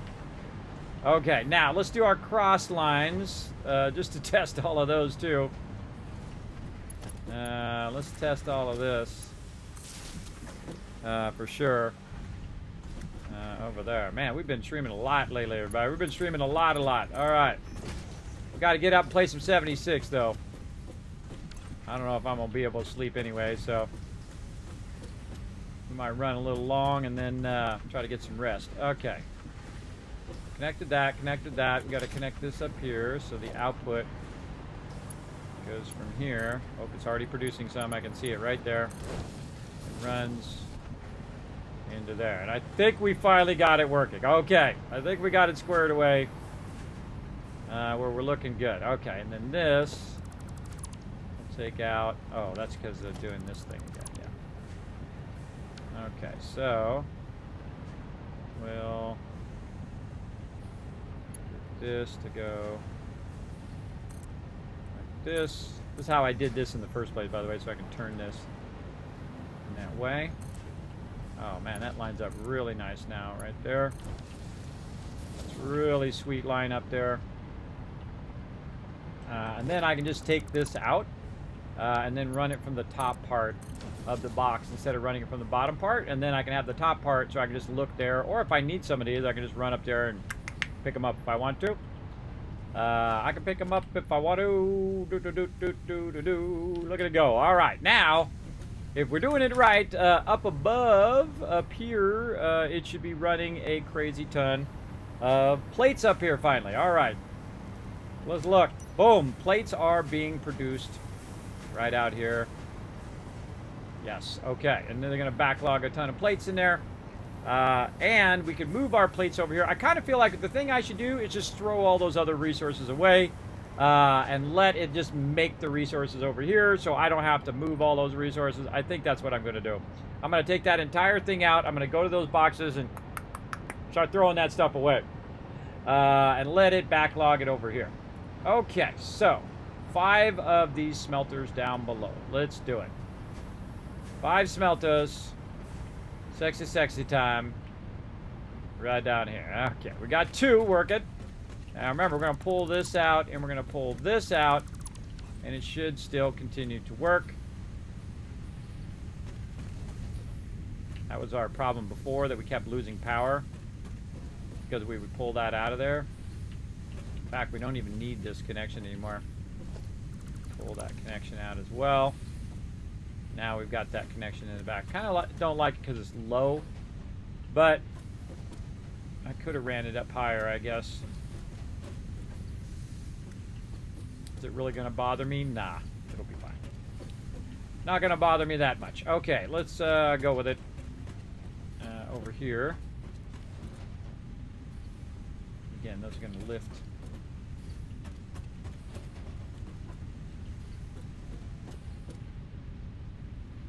Going down in the bottom box and then lifting back at the top box.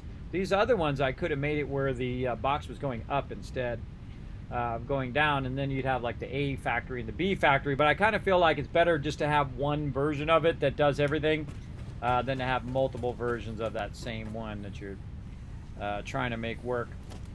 I feel like it works just fine as a cool universal factory that can be tied to other factories. Okay, so what are we on? We've got we got 2 more to go. Wait a minute. I think we just built the wrong one. Yes, this is plates. That's iron ingots. All right, wrong one. Number 9. All right, there we go. So we need 3 more. All right, I think we got this finally down where we can do all of these. And we don't have enough resources. Gotta go back, get more iron rods. Ugh, stupid overlay thing. Trying to hit tab to get out of there, and sometimes I press shift tab because I'm running at the same time. All right.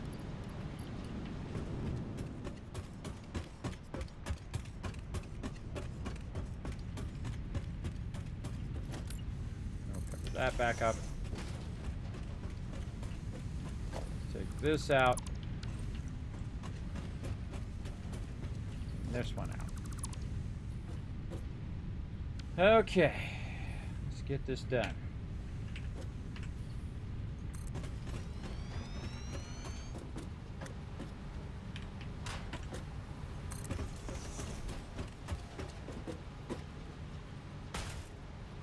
Oh, there I go again. Big fail.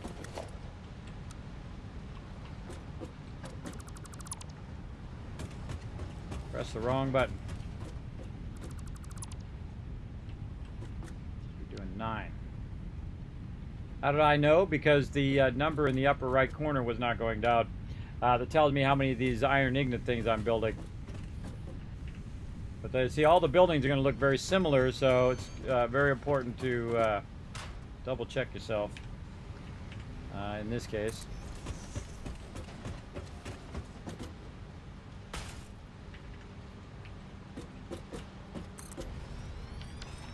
Okay, let's start with the front, work our way backwards.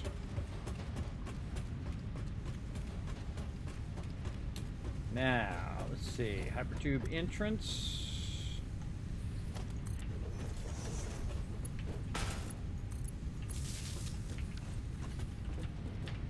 Turn this on. Now, that's working. All that looks like it's working. Power line, this line, that power line. Connected up at the top, connected up in the top. Okay. This out. That out. Don't need this. What is this doing? That's connecting across. Oh, I just thought of something. That we also have these connectors in the front.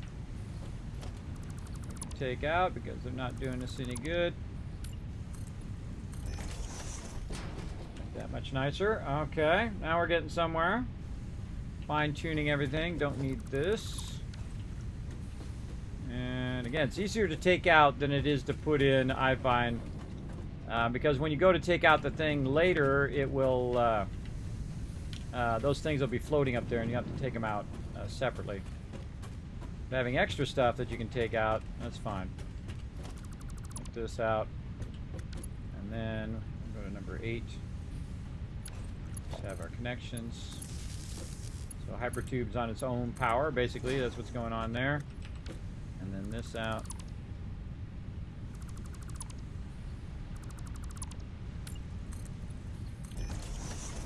Power connection across here.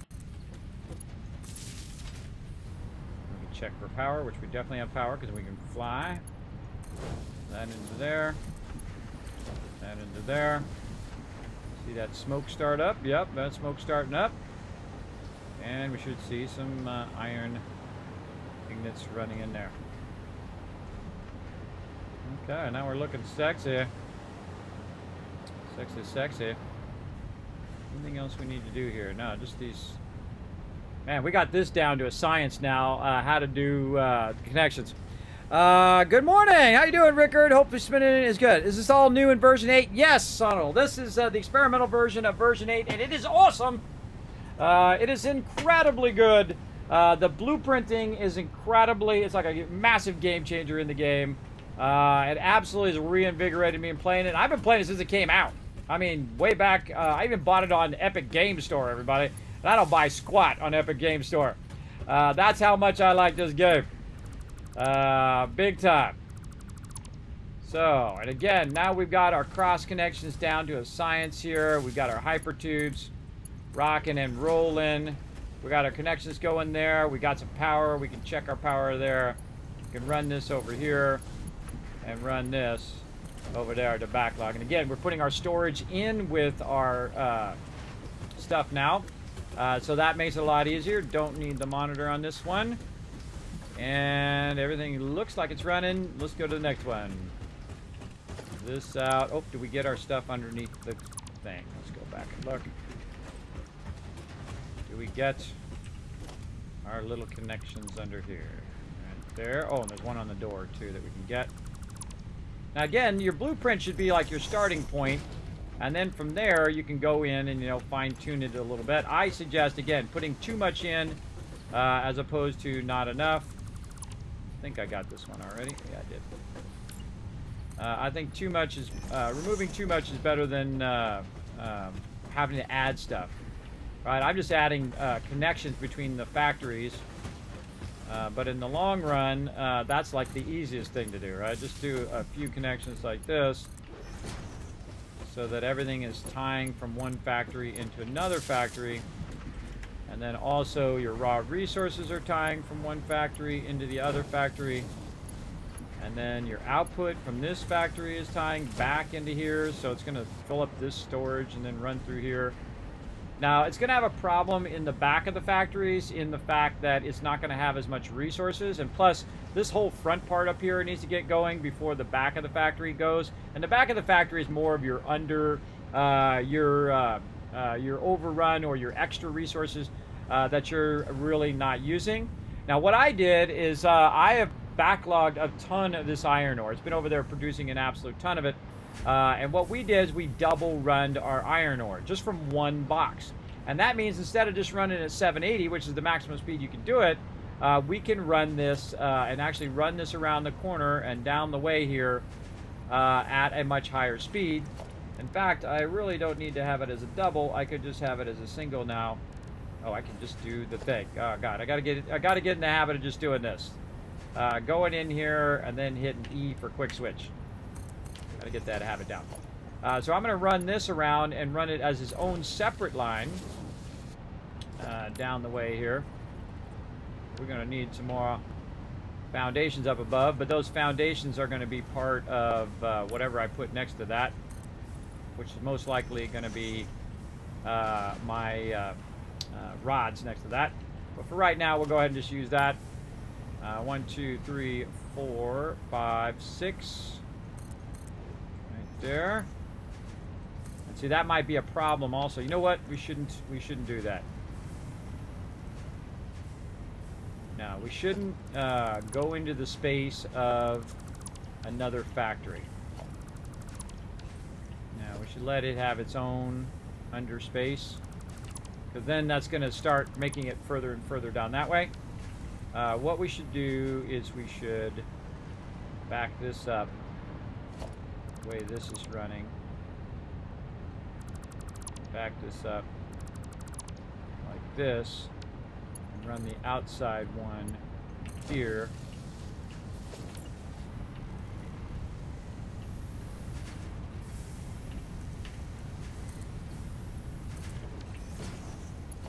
Inside one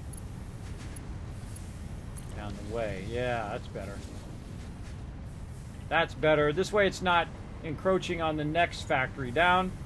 And then we can just run this straight down. And eventually this will be plates up above. So 1, 2, 3, 4, 5, 6. Oh man, it's going to be about perfect. And then we'll bring this up. I just brought it down so it wouldn't run into this other line. It would run under and then back up again to save space. And then what we want to do is we want to take this and infuse this into this line. Maybe I want to move this over. I don't feel like I do. Over here.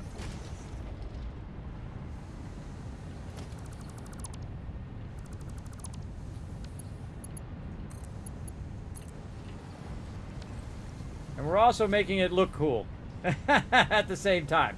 Now I would do it on the last 2 factories because the first 3 factories are going to be using the bulk of the resources.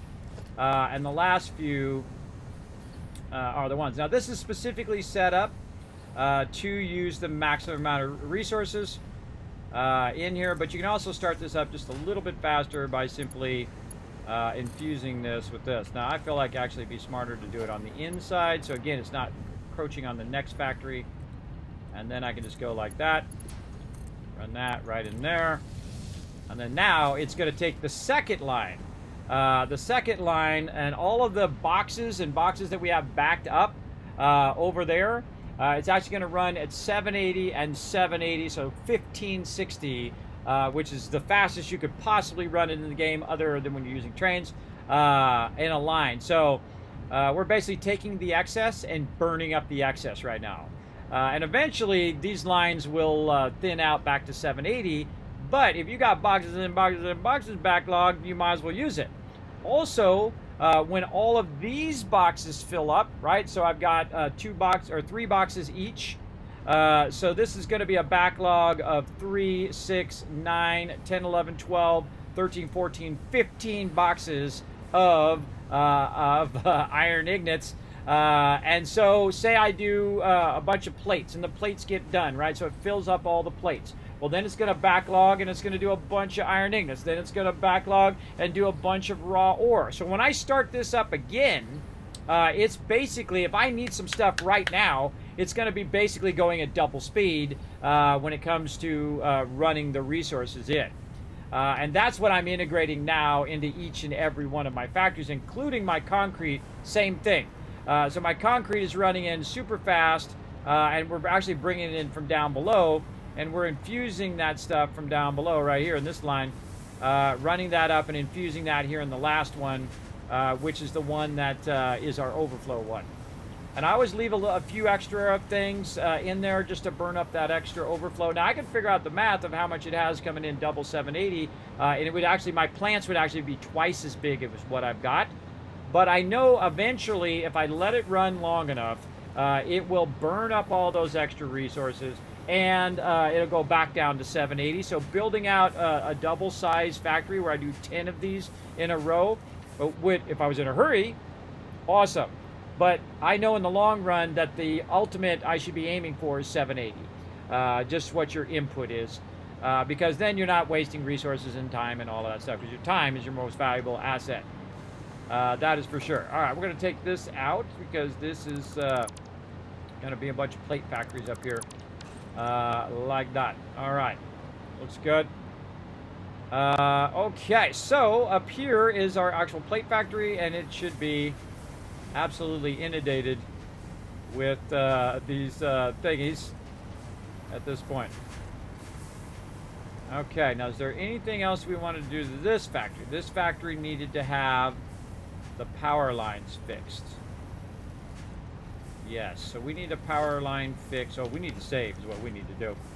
We need to save because we finally got, because we iterated on that and we changed it and we changed it again and we changed it again. We've been doing it for like 7 hours or 6.5 hours. We've been iterating on just these two things, just the concrete. Well, we also did the constructors or the extractors, but we're just on concrete and just on smelters and on iron ingots. We've been iterating for 6 hours just to get these things kind of optimized to the point where we can just, you know, let it all run, basically.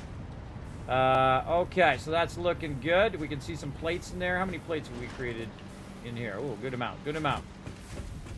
But we definitely need to fix our power problem. And so we're taking it out. Boom. Right there. We got a power problem and we know how to fix it. We're going to get it done. We're going to get it done. Okay. I think I could have left that floor hole in there and just used that as a reference later on. All right, I'll take that out. And so we're going to go to our blueprinter.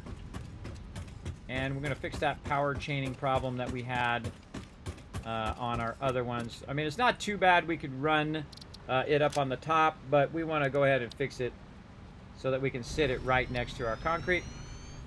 Now, the first thing I'm going to do is remove the power connections that I know that we're not going to use. And we already got that one on the side. Did we get the one up on the top? Yes, it looks like we did. Okay, here we go with the crouching thing again.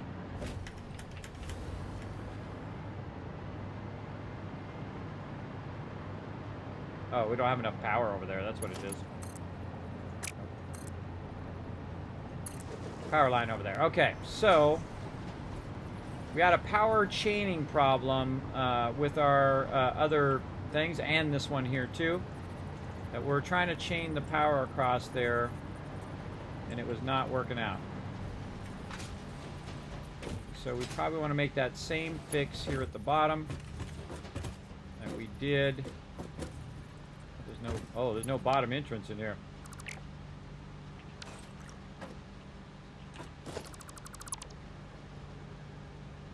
Yeah, I don't think I want it there.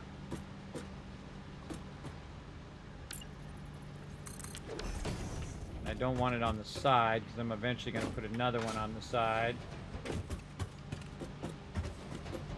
I can just go in this way. Okay, that one's actually already fine up to there. So we did fix that. We iterated on that one.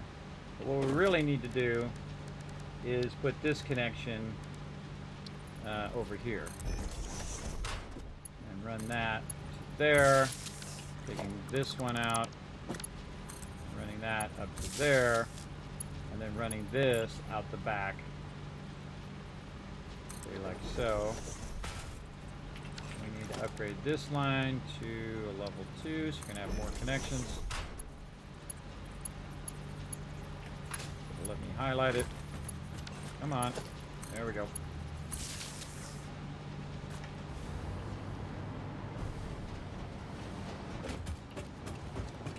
So now we have that connection there.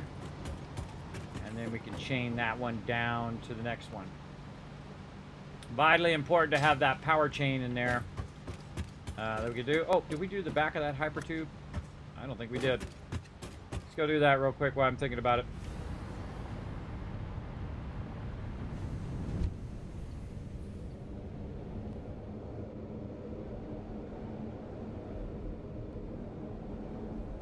That's cool. I don't care who you are. That's cool. So what it does, it just zoomed me to the back of my factory using a built-in hypertube, because we have built-in storage, built-in hypertube, built-in a whole bunch of stuff. So we want to put an entrance in here so that we can go back the other way with the hypertube. Turn our light on so we can see what the heck we're doing. And we can run that on the inside so we can't see it. And we got these awesome sliding doors. I love these sliding doors. They're so easy to go in and out as opposed to those little darn doorways. I hate those doorways. Speaking of doorways, let's look at all our doorways. Again, just to make sure that we got these all right. Yes. Oh, and we forgot to take this out here. Take that out. We take the one out over here. I thought I did. Yes, I did. Okay. So, what do we run over here for? I forgot now. Take this out. Hypertube in the back. That's what we're doing. Okay, can we turn the hypertube on and off from the back? Let's see. Ignat's back hypertube. Off, on. No, Ignat's hypertube here. Yes, now it's off. Now this doesn't really do anything here in the back. All it does is allow me to access this, which allows me to turn the hypertube on and off from the back. Because I can access the whole power network, it lets me get to the one in the front, turn that one on from back here, and then now I can use the hypertube to get all the way back. Because that's 5 buildings back. And this is just going to let me travel right through all of this and put me right out in the front. And then I can just go over here, and this is the one actually I was turning on and off, and just turn that off. Now, why do I want to turn that off? Well, one of the things that I learned about putting all my stuff down with a bunch of hypertubes in it is that that's 10 in the front, 10 in the back. That's 20 power. Then 20, 40, 60, 80, 1,000, 2,000, 4,000 power that you're burning on hypertubes that you're not even using. And now you have the ability to turn them on and off way easier by just using your controller here, and you can turn it off from anywhere. So you can just look at all your hypertubes and see if any of them are on, turn those off, and just turn the one on you need. All right. Hold on, I hear an alarm going off. I don't know if my wife is going to turn it off. All right, hold on a second, everybody. I'll be right back. That drives me crazy. All right, I guess every 6.5 hours I should take a break. I should probably take a break every couple hours. Put a 1 in the chat if you guys can see it, hear me. Let's see, Rickard saying, question, so regarding the big containers, since they have two outputs, is it possible to run 2 times 780 from those? So if you have a backlog of a lot of mats in the input in those containers, can you exhaust them faster? That is exactly what I'm doing, Rickard. That is exactly what I was talking about, and that is exactly what's going on in my factory. A fantastic question. There's 1,000 kids caps for being super smart. That's what I've already done. So what I've done on the, let's try the limestone. Over here, I've got a pure node from the limestone. Now, you can see that my extractors are going to be pretty extravagant because that's awesome. And that's why I do that, because it's awesome. Now, this is an extractor. And it has all of this stuff around those extractors. You can see it's pretty all involved. And also, I can tell you how to exactly line up your extractor like I did with one single foundation.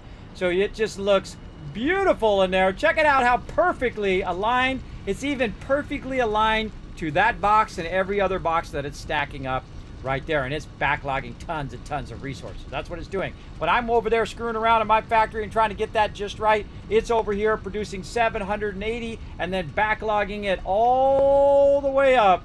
We'll go up here to the top so you can see how many are up here. There are an absolute ton of them in there. I can't even remember how many are in there now. I can't remember. It's a lot. But it's like, I think it's 4 high times 2, so that's like 8 boxes of raw resources sitting in there. And then, so what I'm doing is I'm running out of the thing here, and I go over here. I hate these doors now. I got to take them doors and swap them.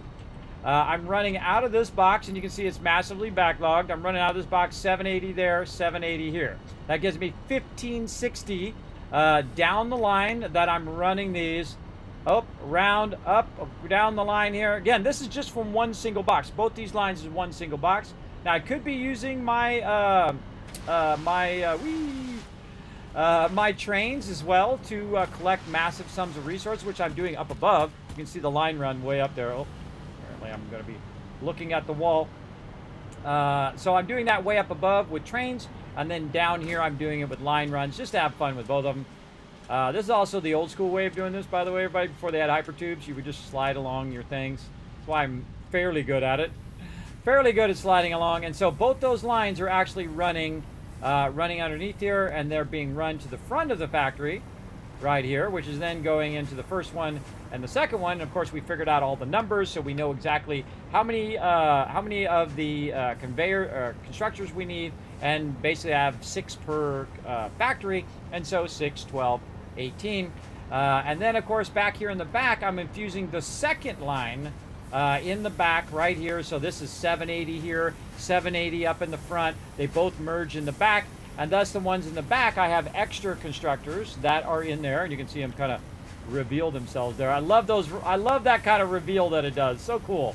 You can see that they're back here producing and burning up all that excess. So if I let this run fast enough and long enough, it will burn up all that excess, reduce itself down to 780, and then be done. Except for, by the time it's done doing that, this is going to fill up with concrete. All of these boxes are going to fill. Now, for every factory, I have 3 extra boxes that are going to backlog. So that's 3, 6, 9 boxes of concrete that it's going to produce and backlog. So once it backlogs 9, you know what's going to happen? Well, that raw resource is going to go right back up again, right back down the line, and right back into those 9 boxes I have over there, and it's going to fill those right back up again. And then when I need a lot more, I'd say I've taken out boxes after boxes of concrete that I need, and then boom, got it going. How'd you get the train line so high? Doesn't it need to touch the ground? It absolutely does not need to touch the ground ever. This is not the type of game where you have physics that are going to make your building fall down. You can run lines. I have done that before, where you run support lines or whatnot. I feel like it takes 10 times the time, and you always end up changing it. So you spent like 4 hours doing all your support lines, and then you realize, well, I want this to be down a little bit. I want this up to be up a little bit. So I don't run support lines anymore, at least not in early access. In release, I would definitely run it. Now, you can see that I have a bunch of other factories, and what we've been doing earlier today, and then of course tonight, is basically finding a better way of doing what we're doing now, with less factories, with more efficiency, and of course maxing our inputs. And you're like, well, you mean output? No, inputs. are inputs to each of our factory. So we're maxing the amount of concrete that can be produced. The most concrete that any node is ever going to be able to extract for you to use is 780. And you're like, I'm Kismet, no way. If I overclock it, it goes to 1200. Yeah, well, how are you going to get that 1200 out of the extractor? Right. Because you can only get it out with the belt, and the belt only goes 780. It never goes any faster than that. Now, of course, if you could put a splitter right on the thing, then you could split it, and then you could get it faster, but you can't. So the only thing you can do is max that sucker out, and I'm only using one node, one concrete node, and that has built every single thing. And I'm at the end of the game. I could have finished the game. You can see it's up there in that corner. I could have finished the game and went on and done all that stuff. But I feel like once you've got the game mastered, once you get to this part, where you're at the highest part, then you want to make it awesome. You want to make it beautiful. You want to make your line runs 90 degree. You want to run them all in tandem. You want to clean up this. I'm going to show you something. It's going to trigger all you people who play some Satisfactory, and I do it on purpose. And I do it on purpose as I play through to show you what not to do and then how to fix it. So right here, look at this hot mess in here, everybody. Oh, get triggered. Here we go. Look at this. Hot mess in the front, hot mess in the back. Look at this. Oh, my goodness. Oh, my goodness. We're going to clean all that up. We're going to make that beautiful.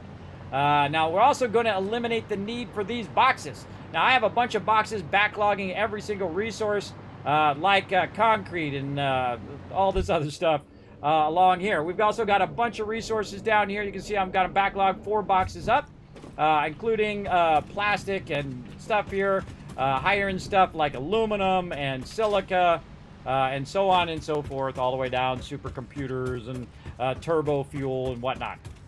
All the way down to the end here. You can see we got a ton.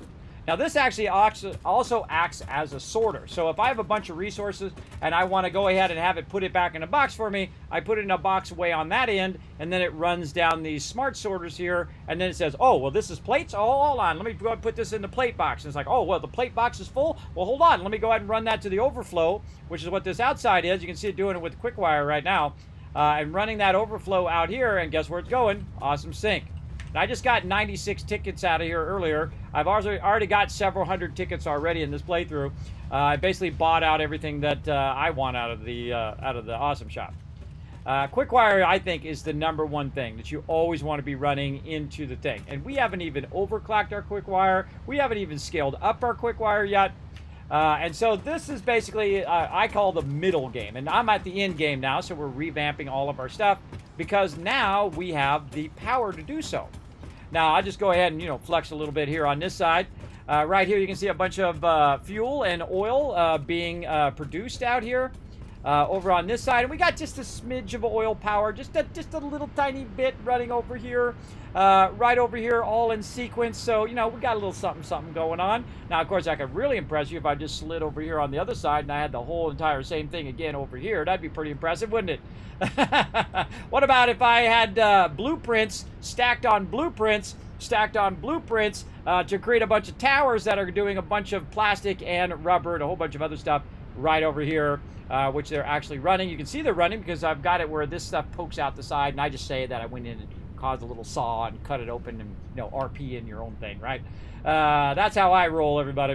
And you can see that stuff's all running, all green down the way. This is all creating fuel here, and all of that fuel is being pumped into our oil processors. Now, the next thing that's happening is up here on these trains, way up here, it's grabbing a ton of resources. You think that's a big backlog. Look at this. This is filled all the way down. All the way down, that has backlog, and I'm going extreme on the backlog, everybody. As you can see, this is nothing but right here copper on this side. I don't even think I can reach right there. That's 81,600 backlogged copper ore right there.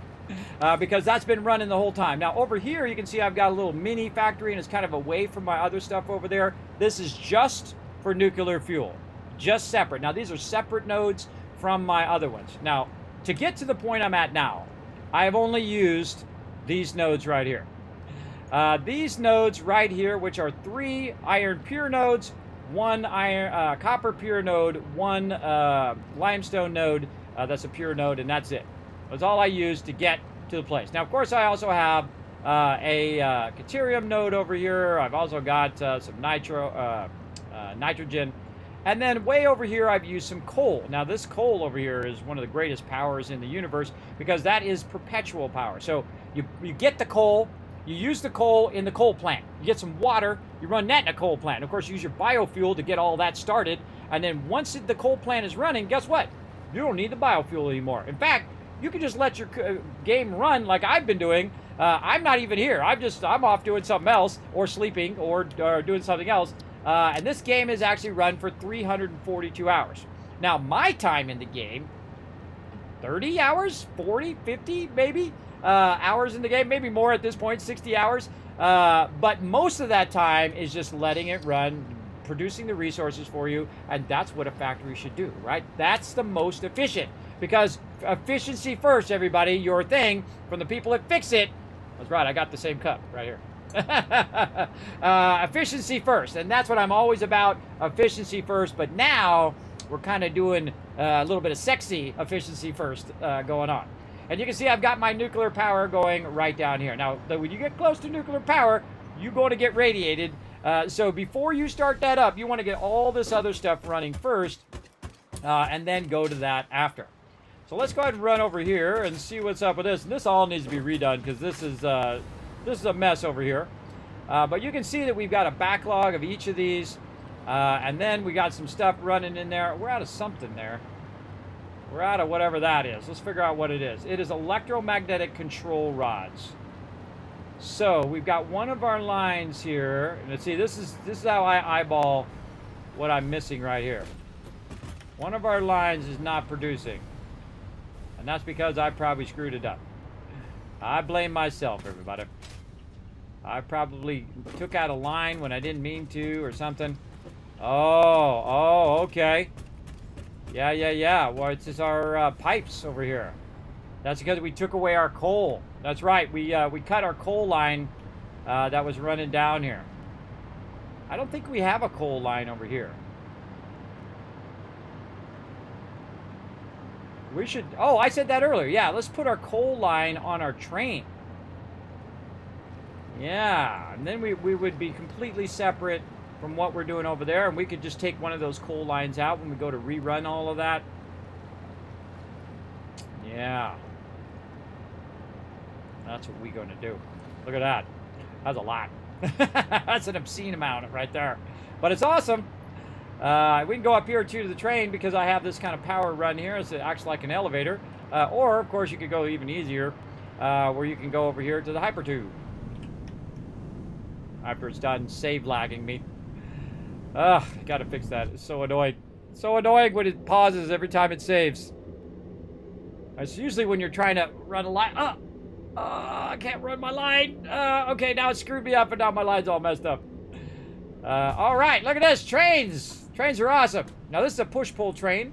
Now, push-pull train is when you have a train engine on both sides and they're facing in opposite directions, which means that your train stations should be facing in opposite directions. And then what it does, it goes this way and it goes that way. And it goes this way and it goes that way. And it keeps bringing you more and more resources. I would imagine this stuff's all full up here, too. Oh, yeah.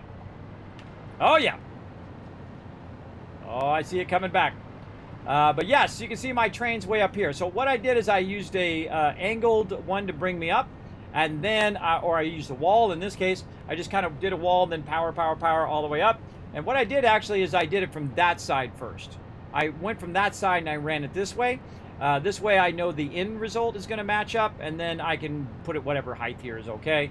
And then I used the boxes to actually kind of make it go back and forth and back and forth. Now these boxes are double running. Double running is where you run them inside each other. Now I don't really like it double running like this. And I'm definitely going to fix that in the long run. But you get the general idea so that instead of it just running 780 down, now it's running 1560 down in between the boxes all the way to the bottom. And then we could run it double out on the bottom and be producing twice as much. If we wanted to, we could run twice as many factories just to burn up all of those resources. And it would take a really long time at this point for it to burn up all of this.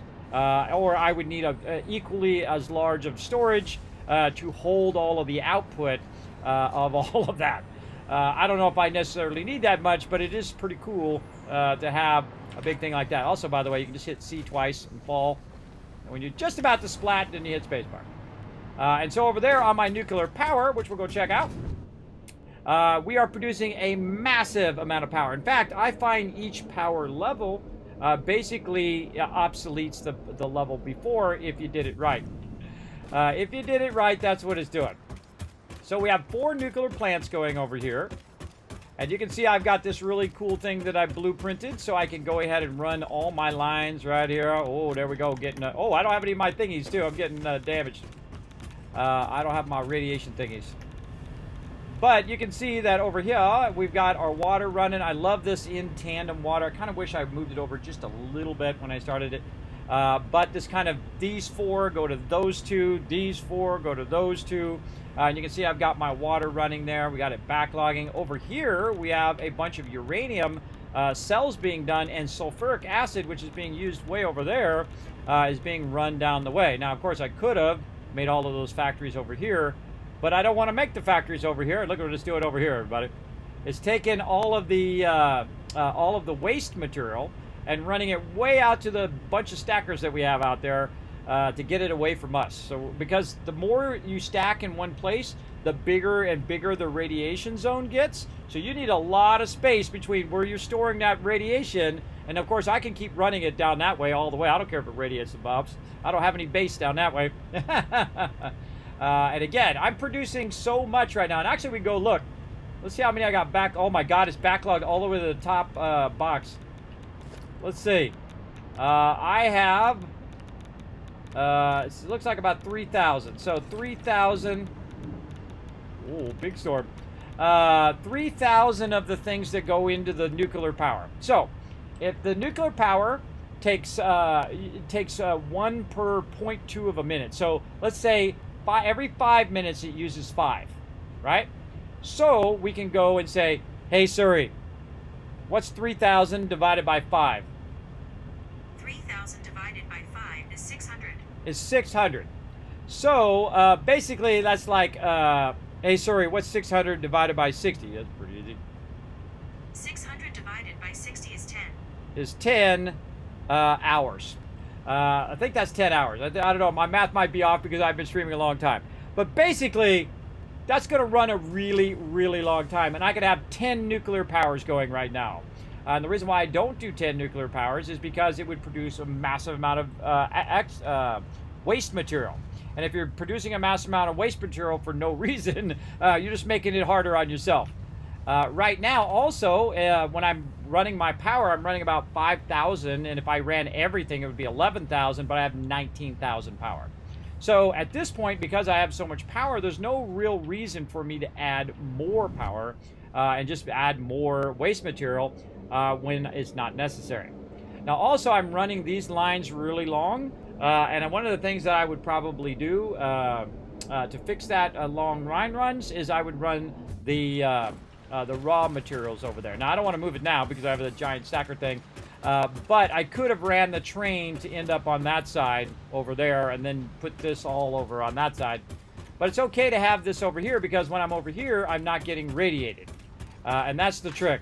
The trick is to have one side, which is your production side, away from the radiation, and then put all the radiating stuff on that side, like your nuclear power plants, all your uranium increased stuff, your raw uranium, your waste material, all of that stuff way over there, away from you. And I actually have little things that help me against the radiation, but I don't need them right now. And of course, this is all a mess over here. This definitely needs to be cleaned up, but we're working on our factories so that we can replace every factory with one that is massively more efficient, and then also boost our inputs, and also have the ability to turn all our hypertubes off at any given time, so we're not burning 1,000, 2,000, 5,000 power just on our hypertubes. The hypertubes are always on most of the time. Like right here, these hypertubes are always on. But I could make it where I could say, okay, this line, I'm going to flip that on, and then I'm going to run down that line. Or if I'm using it a lot, I can just leave it on. And then when I don't need it, turn it off, because look how many entrances and exits are here. That's like 100 power right there. And that 100 power is 100 power worth of your time, and you got to go over there and add more power.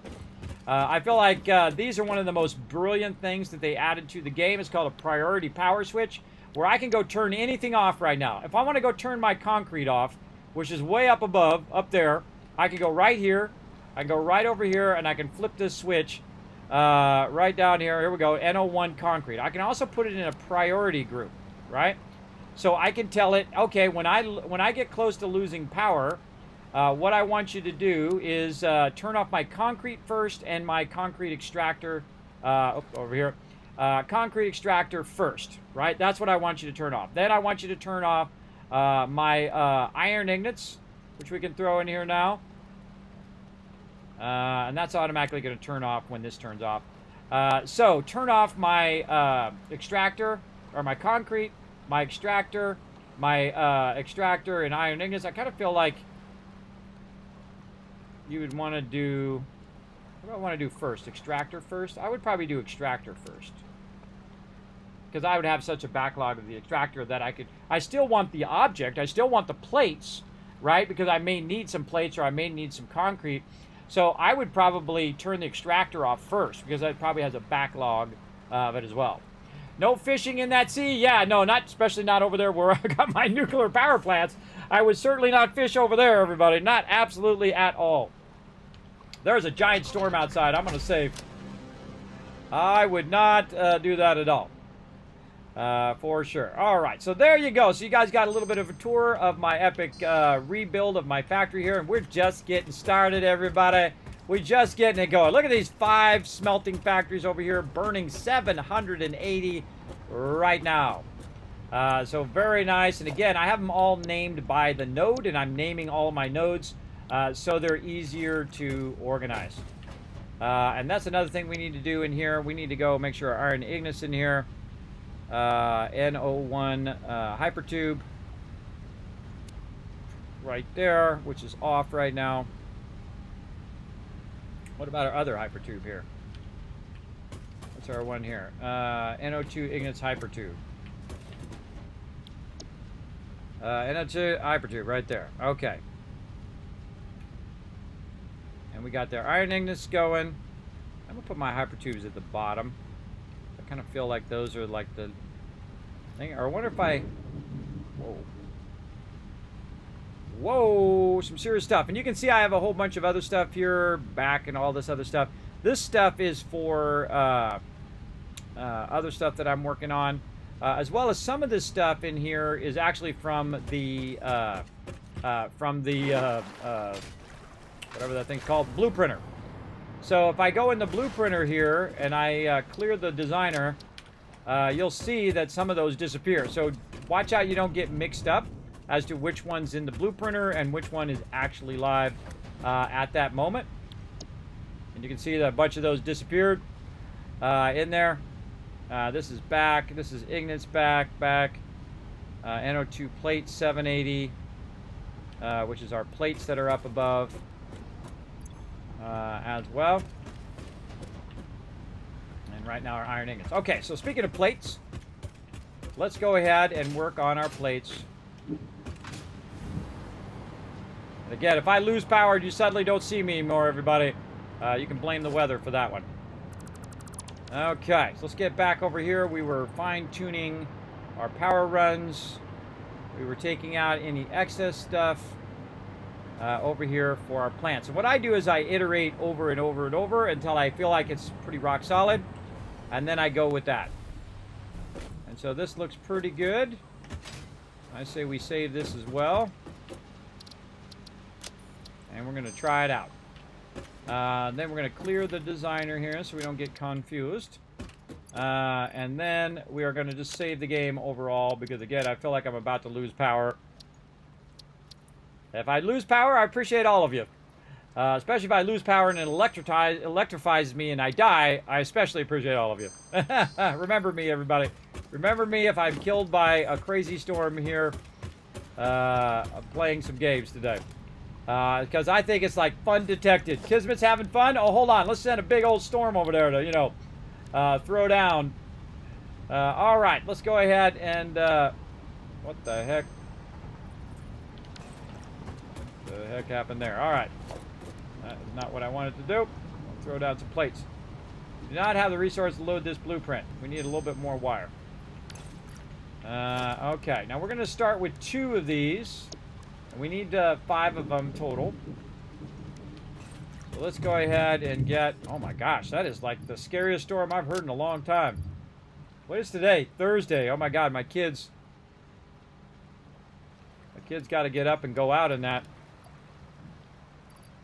Holy moly. Okay. It'd be funny if we ran out of concrete, wouldn't it? After having that massive amount of concrete that I threw away. I think it would be funny anyway. Okay. Always, I don't have the thing that I need in the box. I'm always burning up all the resources right there. Okay, where do we put the rest of those resources? I think we put them down below. Take that out now. And I like to leave resources laying around for me to utilize. I don't know, I'm grabbing those anyway. What else we got in here? Concrete, we got that. Wire, we got it. There's our thing there. Regular wire, no. Now I try to use it out of the box first before I run back and grab more. Because I usually have it laying around somewhere in some box. But I have them all backlogged over here of tons and tons of resources. Wow, okay, we got a ton of stuff in there. Get rid of that. Right over there, and I forgot what I was looking for. Oh, look at that, nice. Bunch of those when we're ready. None of this. Okay, so none of that's in there. Let's just go grab it out of the box. This way.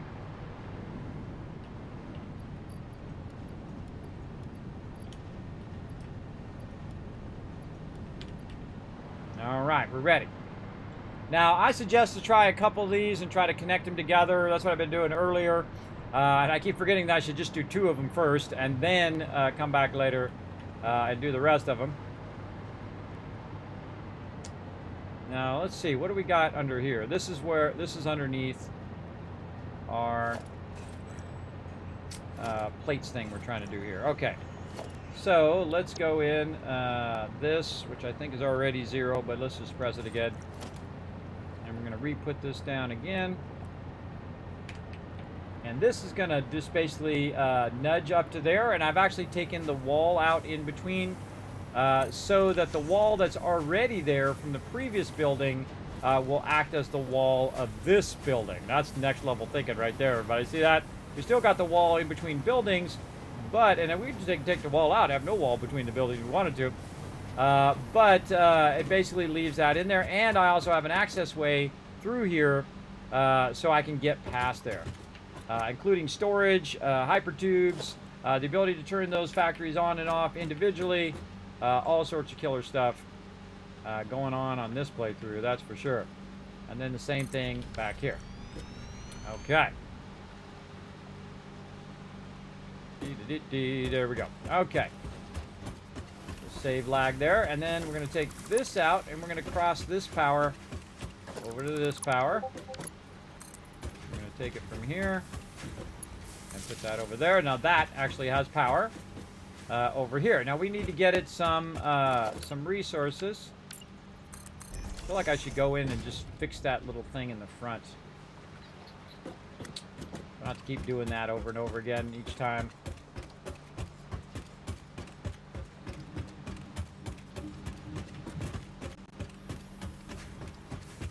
Let's go do that.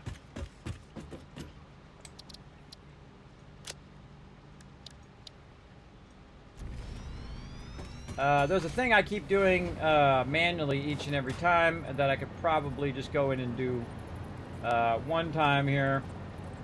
And then it would goes weird directions, not with the way my cursor I want it to go. Okay. Which is basically a line run here that's going to come up from the bottom. So we can go ahead and add that in there, and then run this down, only getting those, and then we can go ahead, just add this in right there, and let's just test it. Should let that come up. See, it's not going to let us do it because it says, hey, this is overlapping. You can't run this into the thing on the blueprinter. It doesn't work. And that's okay, but at least we've got it set up now where we don't have to keep making that every single time we want to run it through. The only thing is that the one that goes from behind, that's not gonna do that every single time, because this one from behind is gonna run into that one each and every time too. But that's okay. I can just leave it there, and that will just make that easier when I'm working on that, so I don't have to do it 50 times, because we keep redoing these things over and over and over and over again. So let's just do it now. Let's just fix it now. And put it down again.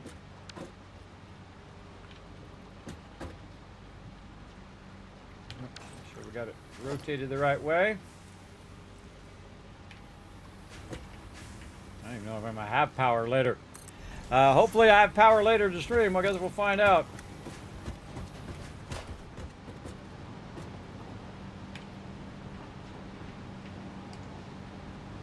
Okay, so there we go. Again, I have it now so they perfectly line up to each other. Makes it much easier. So there we go. So now we already pre-have this. So we don't have to keep doing that over and over and over and over again. Just do it the one time, and then it's easy to take it out. But to do it over and over again takes a lot of time. Okay, and now we can just go ahead and click this. And then we can also... This is one of my favorite things I've learned, where you can turn it where it goes the other way if you're using a floor hole. Where it'll run this way, and you can see it running up, and then it will turn and go into there, which I think is pretty cool. And you can see I've got it going over here, reversed and running up into there. Now, the reason why I do that is not so that, you know, that's the most efficient way of doing it. It's so that I can look at it and say, okay, my thing's running up there, looking good, right? That raw ore is running. That means that thing is running, right? If I see that running up there, I know it's running. And the same thing over here. I can look over here and say, oh, wait, why is that not running? Well, because I haven't got it all plugged in yet, but eventually it'll be running. And so we're going to run this over here. I kind of feel like I could leave that front thing out too. If I'm going to just do that every time, let's go leave that front one out. Let's do that as well, because I have to take that out every single time and then put it back in, and it'd be kind of a smarter idea just to take it out. And there we go. So we put another one down. It'll already be out. And then we can just add them back in as we go. Actually, we should take both the front ones out. Yes, because then we can remove the underrun that we don't want. Because we did that last time, and we were removing all those underruns and didn't need to. All right, let's try this again. Boom. And boom. And then do it again. And this is what's so great about the blueprinting, everybody, is you can just iterate again and again, take it out, put it in all at once. Now, in update 7 is actually when they added up blueprinting. So you're like, well, Kismet, what's new in blueprinting? What's new is that you can add a blueprint and then take the whole thing out in one shot, like you saw me just do, which you couldn't do in update 7. You still can't do it in update 7. In update 7, if you put that blueprint down, you're going to spend the time taking every one of them pieces out every single time, and that sucks. But this does not suck. This is awesome. It's very, very good. All right, so there we go. That's going to help us so we don't have to keep, you know, taking that out and putting it back in, taking it back out. Now we can just go ahead and run that nicely over there and just keep chaining those down the way. And then we can put this back in. And then we could do, again, our lifter from here. Hopefully turn the right way and not running weirdly down below. Okay, and again, we're just going to keep doing our stuff, assuming everything is going to be fine.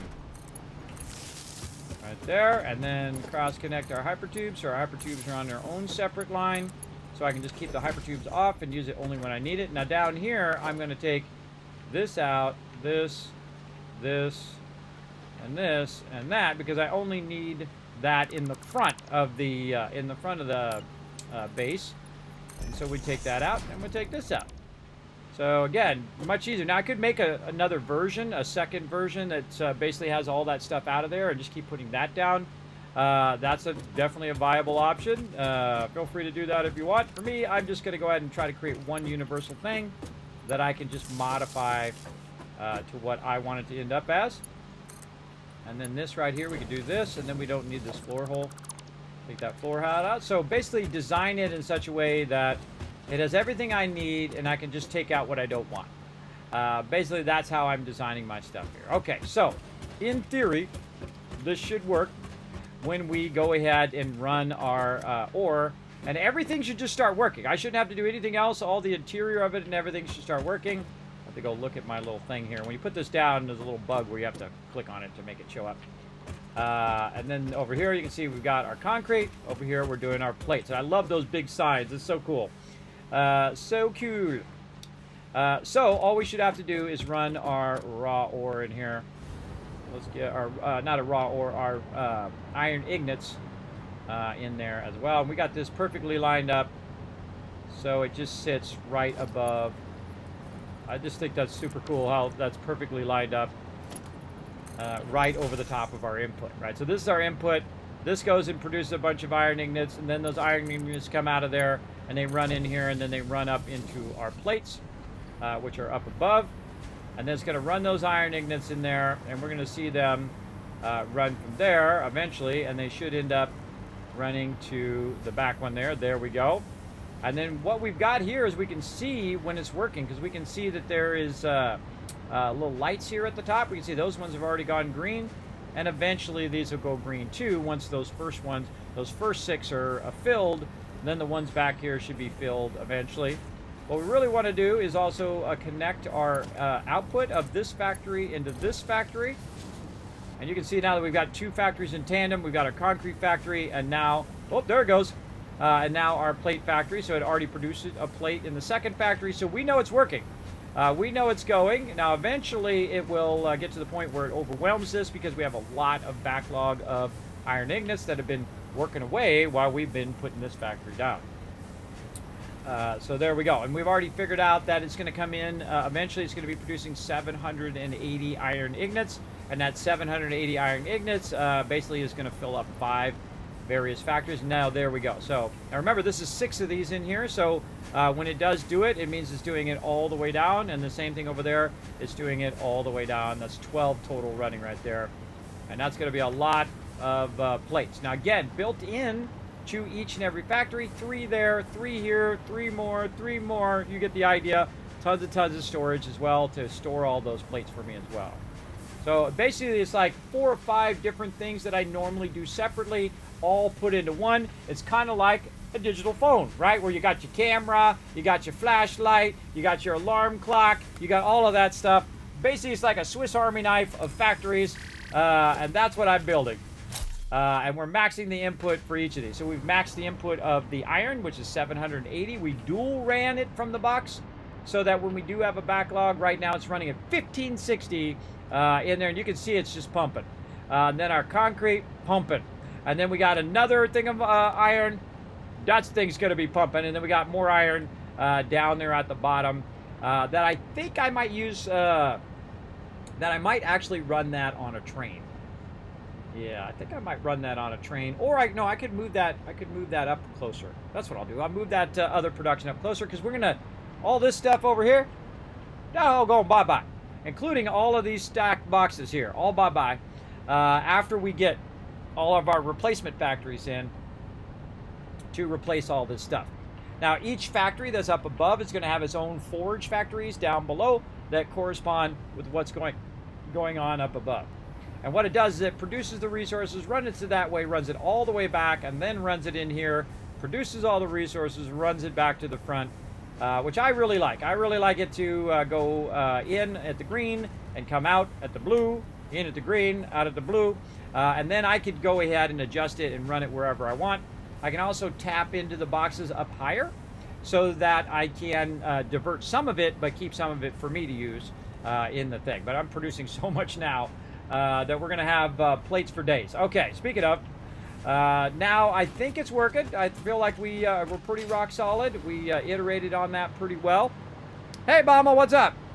I think we iterated on that pretty well. Oh, look at them backlogging already over there. And we got our plates running out, and we kind of know that, okay, we got the power running, we got everything running. I think we're good to do some more. And again, I had a built-in way of getting past the factory so it doesn't block me. Okay, so we got, how many more of these we got to do? Let's go ahead and check the spreadsheet. That's right, I got a spreadsheet that I'm doing all my nodes. So far, we have done 2 nodes. But that's okay, I don't have that many nodes to start with. But it definitely is incredibly fun to overclock those nodes. And we've got the 780 is all of our inputs for everything right now. So we're kind of maxing everything out. So our iron plates, we are trying to produce so many per factory, so we need about 5 factories for that as well. And I think we've produced 2 so far. Yeah, 2 so far. So let's go to our blueprints. Uh-oh. I'll put it back over there. All right, freaking me out. Don't freak me out like that. It's freaking me out a little bit. There we go. And put a 0 there. And so we got to produce more of these. Now, before we go to do it, we're going to go 1, 2, 3. And then we're going to see that we're going to need some resources. So before we even start, we might as well run over here and see what we got. Resources-wise. Concrete. Your rubber shoes and anesthetic grounding wristband you never use when buying a PC, or you'll be doing it involuntarily. I actually have used that. I use my anesthetic stuff all the time because I've seen computers get killed. They actually have gotten killed because someone touched it with static, especially RAM. RAM dies super easy from static electricity. Do not touch anything in your computer unless you're grounded, everybody, because you don't want to be that one time that you touch your CPU and there goes $800 or $1,000, or you touch your GPU and there goes $2,000, right? Not good. Don't do it. As somebody who's been in computers for half a century, this guy, do not do it. It's not worth it. It's not worth taking that extra, getting an extra 3 minutes of putting that strap on. That little anti-thing strap right there. Boom. I usually touch a heater to unload myself. Well, there you go. That is a way of doing it, but it's much easier to put that thing on. It just takes, 15 seconds. 15 seconds of your time for a lot of saved heartache. For sure. All right, we're going to clear that, and we're going to go ahead and get some more of whatever we got. We should move all this stuff up here, I think, or at least move it closer. Can I get all that stuff out of there? Maybe. Let's go for it. Oh, yeah. There we go. Funny irony. Need some concrete. I think I got some down there. Oh, yeah. Now, I backlogged a bunch of it before I deleted it, by the way, everybody. I'm always like, because concrete's usually the AO #1 thing, and plates that I'm looking for. We got a lot of plates in there. We can stack that in there. Big dish and dish. Take that back out, max them stacks. How about wire? Yeah, wire, we could use a couple stacks of that. Looking good. And then we got a whole bunch of it over here. Boxes and boxes of aluminum sheets, and I have used so many. I wish there was like stats that says you have used this many iron plates and you have used this many thing in your playthrough. That would be a great mod, by the way. That just shows up at the top. Even if you use them and then take them back out again, it still just kind of keeps your usage going of how much you've used throughout the whole entire playthrough. Mine would be in the tens of thousands. For sure. But look how nice this is cleaning up. Again, those are my old ones. Look at all the hyper tubes there burning up our extra power. Man, I wish I had thought of that earlier, but I thought of it now, so that's the important part. Okay, so let's go in. Again, that's just less power that I got to make. Why make power for just having your hyper tubes on 27? It's like leaving all your lights on in your house, everybody. Drives me crazy. My kids do it all the time. There's nobody around. All the lights are on. TV's on. Put a 1 to chat if you guys can relate. The TV's on. The lights are on. The doors are left open. Nobody around. Nobody going to be around for a long time. But somehow, not one other person thought about turning the lights off. Or not one other person thought about going in and, making sure the doors were closed and whatnot. It's stunning to me that no one else thinks of those things. Now, it kind of makes me feel like my dad, though, because my dad used to say the same thing, and I know why he used to say it. because he was just wasting money. It's like taking money and throwing it out the window. That's what you're doing, because you could be using that money for something else. Instead of just wasting that money by having all the lights on and having all the stuff on, it's just a waste of your life, because you got to spend all that time grinding that money. Then you're taking that money and then your family throwing it out the window. That's pretty much like having kids. Everybody's just throwing money out the window all the time. Now, of course, they get busy. They get in a hurry. That's understandable. But, you know, they do it enough to where I think they just don't, it doesn't even dawn on them. Doesn't, because they're not the one who has to pay for it. When you're the one who has to pay for it, is much more, you're much more aware of it when it's not being taken care of. For sure. All right, let's get that. Get this and get this. Don't need those. Turn our light on. And then we'll put this back. And we don't need this. And we definitely want to tie this back into our other factory. Yeah. That over there. Test our power. Power's looking good. Tie this in the factory in front of it. What? I want to make sure I don't put it in the wrong one. And there we go. And so that should just start right up. Oh yeah, there it goes. And then we can do the same thing over here. I feel like the first thing you want to do if you really want to get this going is doing your power from one factory to another, and then getting your connection going straight away. I can do that all the way down so these start up.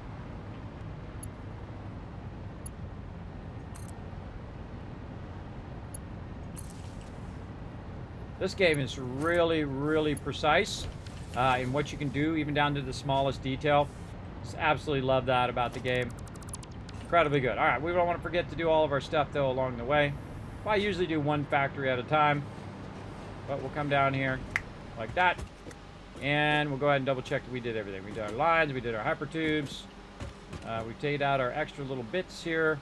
We did those connections. We did the connection up there. We got our connection up there. Okay, good. Next one. And again, take this out. This. That. This and this. Put that back in. Take this out. Already ran all of that.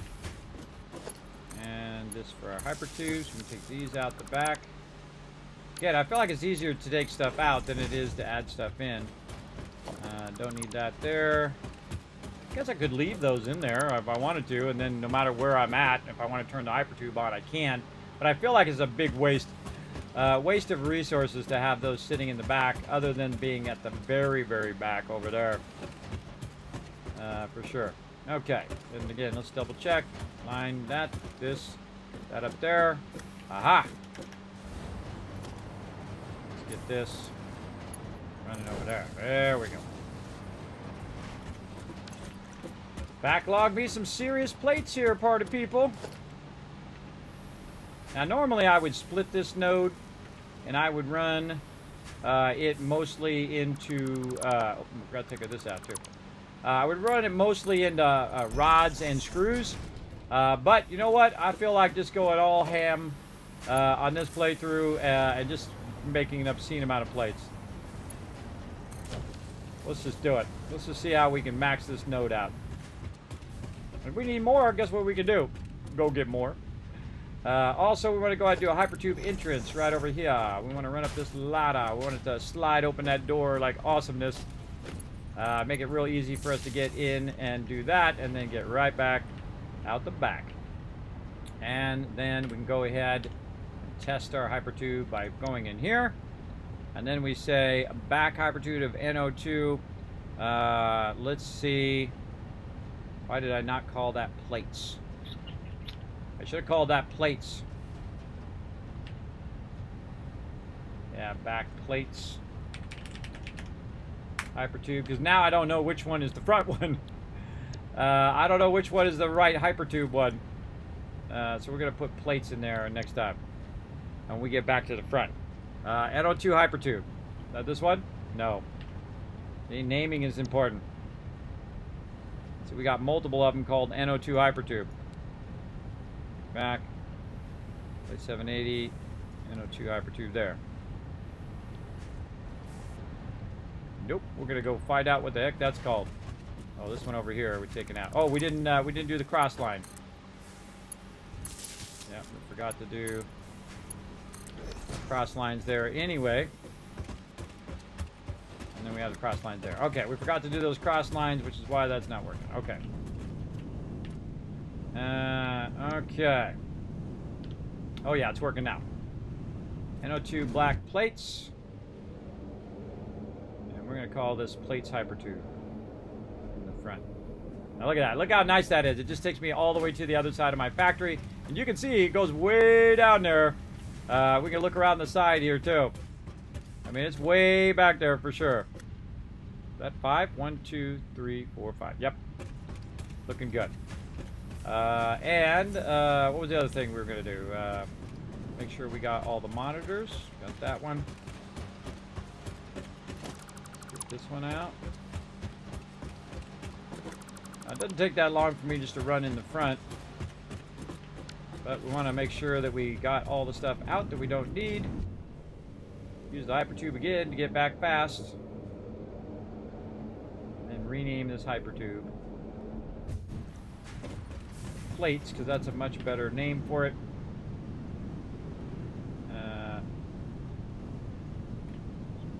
Hypertube. I want to put plates after or before? Back plates hypertube. So I put it before on that one. Plates hypertube. There we go. Now it's just going to make it easier for me to see which one is the plates hypertube. And which one is just the hypertube for the iron Ignis. Now, I should have actually called that one iron Ignis as well. So I'm going to go down and fix that as well. Now, I could go back to the blueprinting and fix it all over there, but I feel like at this point, I think we're going to probably roll with what we got. That's already there, Ignis hypertube. What is it that is showing that? I bet it's on the... It's on the blueprinter. Let's get over here and pull the stuff off the blueprinter. How much stuff we got on us? There we go. Clear. Go up above and see if we got anything on the blueprinter up here. Nope. Okay. Definitely take that stuff off the blueprinter when you're doing this, because this will get confusing. Okay. So we should have a few hypertubes. All right, so we have the extractor here. So we have our 2 extractors. We got our concrete 780, and then we should call this concrete hypertube. Always iterating. Okay, now that I feel like we're getting closer to the final product here, finally. Okay, concrete hypertube. Iron Ignits. Do I really need the hypertubes there? I don't think I even need the hypertubes. What I need is extractors, concrete, iron Ignits. Now, when these iron Ignits and concrete go off, it's automatically going to turn the hypertubes off anyway. And then we got plates hypertube. And we got NO2 plates. There we go. And this is concrete hypertube. And again, we got plate hypertube on. We can turn it off right there. Ignit's back. We got 2 of those. So there's an extra one somewhere on there.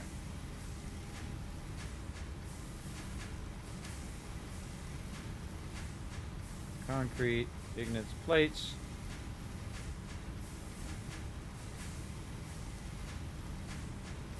Yeah, this one's reversed. The back ones. Number 1, back hypertube. See, we've got 4 of these, and we have 3 hypertubes.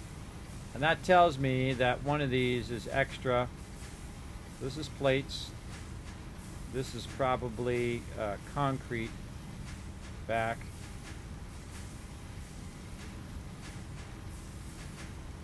Yeah, let's go look in the back here. Actually, better. Let's just turn it on. We'll use it.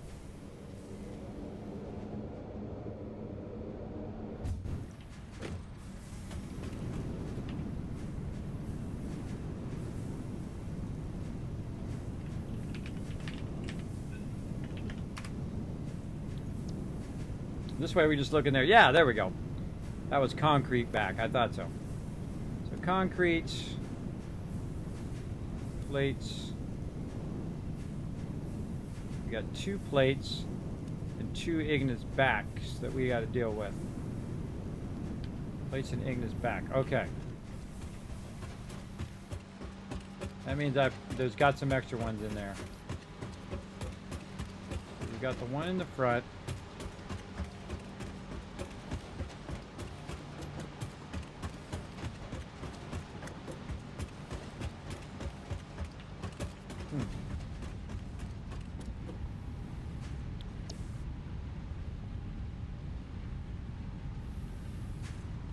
Plates hypertube.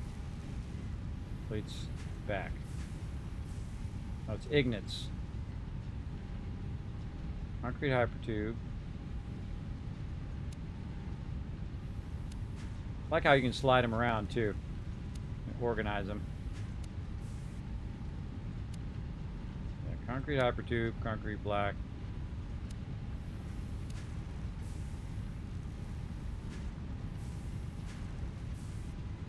Makes me want to truncate hypertube to HT so I can make the name smaller.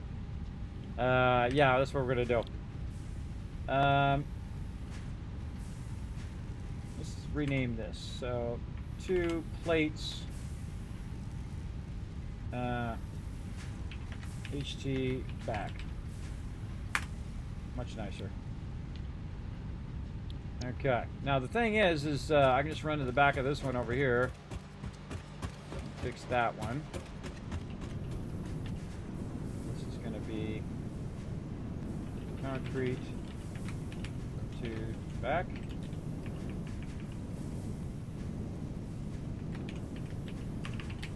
Just make those names smaller.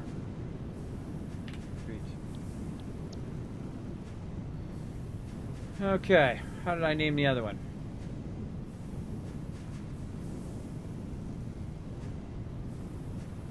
Yeah, plates HT back. And 2 plates HT back. And dash hypertube back. Yeah, much nicer. Okay, so now we got that going, and then put this by the nice one down here. Okay.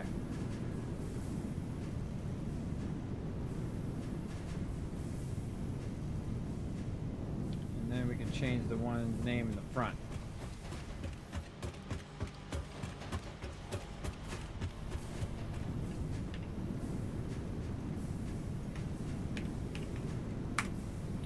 Concrete HT. And actually we'll take out the first dash.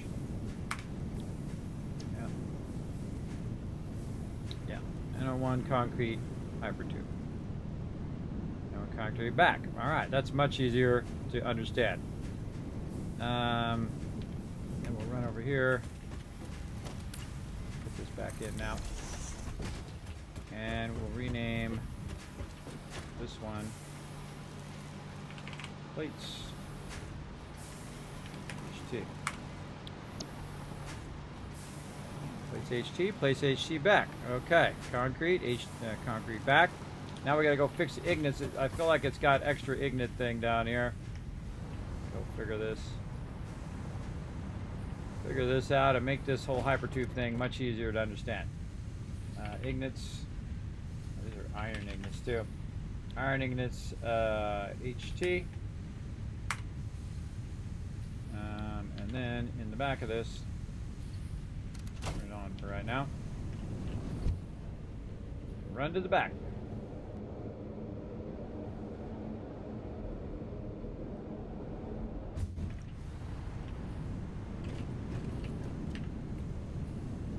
Okay.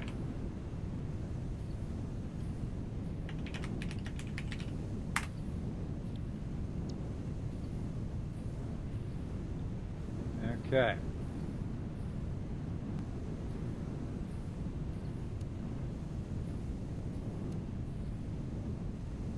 HT back. This is the one that's not right. So definitely there's another one of these hiding. Yep, right here. We'll check there's no other. That's some troubleshooting there, right there, everybody. That's some good stuff. And also, my naming convention is way better. Way better. Because you got to think that eventually it's going to have a giant list of those. And if they're really wordy, it's going to be really difficult for me to figure out what the heck's going on with all that. So, yeah. So plates back. Iron ingots. Yeah, ingots. This one should be renamed to iron ingots. HT back. That's going to probably wrap. Well, we'll just put this one as iron ingots and this one as ingots, and we'll know what it is because that's basically the back of the other one. This is plates and plates. This is concrete and concrete. I think it's fine. Actually, I think it'll make the name. Shrunk down. Make the font smaller. Let's go try it. Let's see. Thing. Run in the back.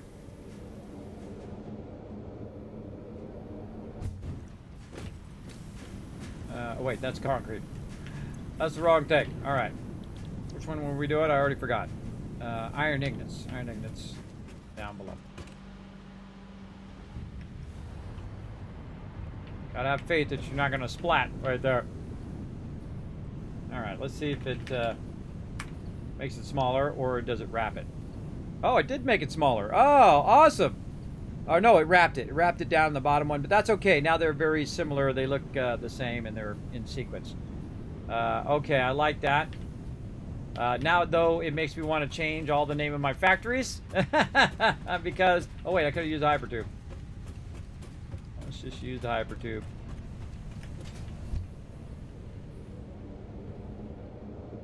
Now, all of this power should be connected together, so I should be able to control all of this from my central power that'll be by my hub. So I can turn any of this on and off. Okay, so now it makes me want to change all of this. But it's actually already looking good there. Yeah, extractor, 780, 780. All that stuff's looking good. Okay, that's done. That's GG. That's working away, everybody. Let's pumping out some serious amount of iron ingots there. All right. Ooh, mama, that was some work, wasn't it? That was some work. 2 T's at home, you know how it is. I got 3. Well, my oldest daughter's off at college now, by the way. That's why I had to help out my kids the other day, by the way. I forgot to mention that. My oldest daughter, I have a child who's a grown adult, everybody. That's crazy. Actually, I almost got 3 childs that are grown adults. A couple more years on the twins there. And again, I have 3 girls. My oldest one, 18, and my other 2 are 15. And very soon they'll all be 18. They'll be off to college, and maybe I can actually do my own stuff in life. You spend so much of your life when you have kids, everybody, doing stuff for them. You have no idea how many thousands of hours your parents have invested in doing stuff for you. Like my wife runs my kids all over the place, here, there, and everywhere, back and forth, all the time. They have no idea. Oh, now this is a problem. Oh, see, when you run past beyond the factories over here, you're going to have a problem of this being open. But that's easy to fix. We can just do this. Do I actually do it all the way down? No, I don't do it all the way down. This bottom one I leave open. So yes, so that's easy to fix. We'll just add a little side on these factories so we don't have to watch it run. That's it. That's an easy one. And there we go. Oh. Oh. This is a thing of beauty. And again, look how they just modularly just connect into each other and sit right next to each other, and then they got space in between, so you don't have to leave an in between, which I usually do. If you look at all my factories, you can see that I leave all this in between so you can get through them, but I built that into the thing. So if I do need to get in between them, I've got this little tunnel right here that I can just go right down in. I can run my little vehicle down there. I can even use the other vehicle, by the way. We tested it. Let's test it again. We can even use our explorer if we have enough. Oh, we need some resources here. Hold on. We need this, and what was the other thing? We need some motors. Where them motors at? They're around here somewhere. Around here somewhere. Right there. You don't always have to get right next to the box, by the way. You can actually get those boxes in little boxes from pretty far away. Yeah, let's test this out. Where'd it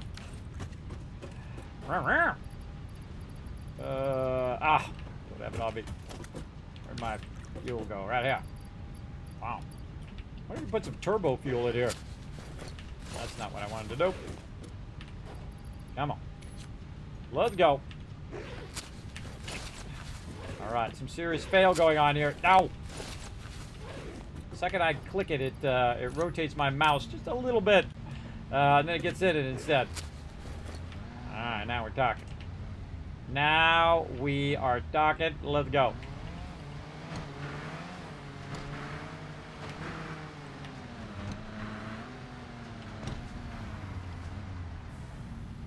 There we go. Even that fits in there. A little awkward because you can't go first person. But we got this. Backwards driving.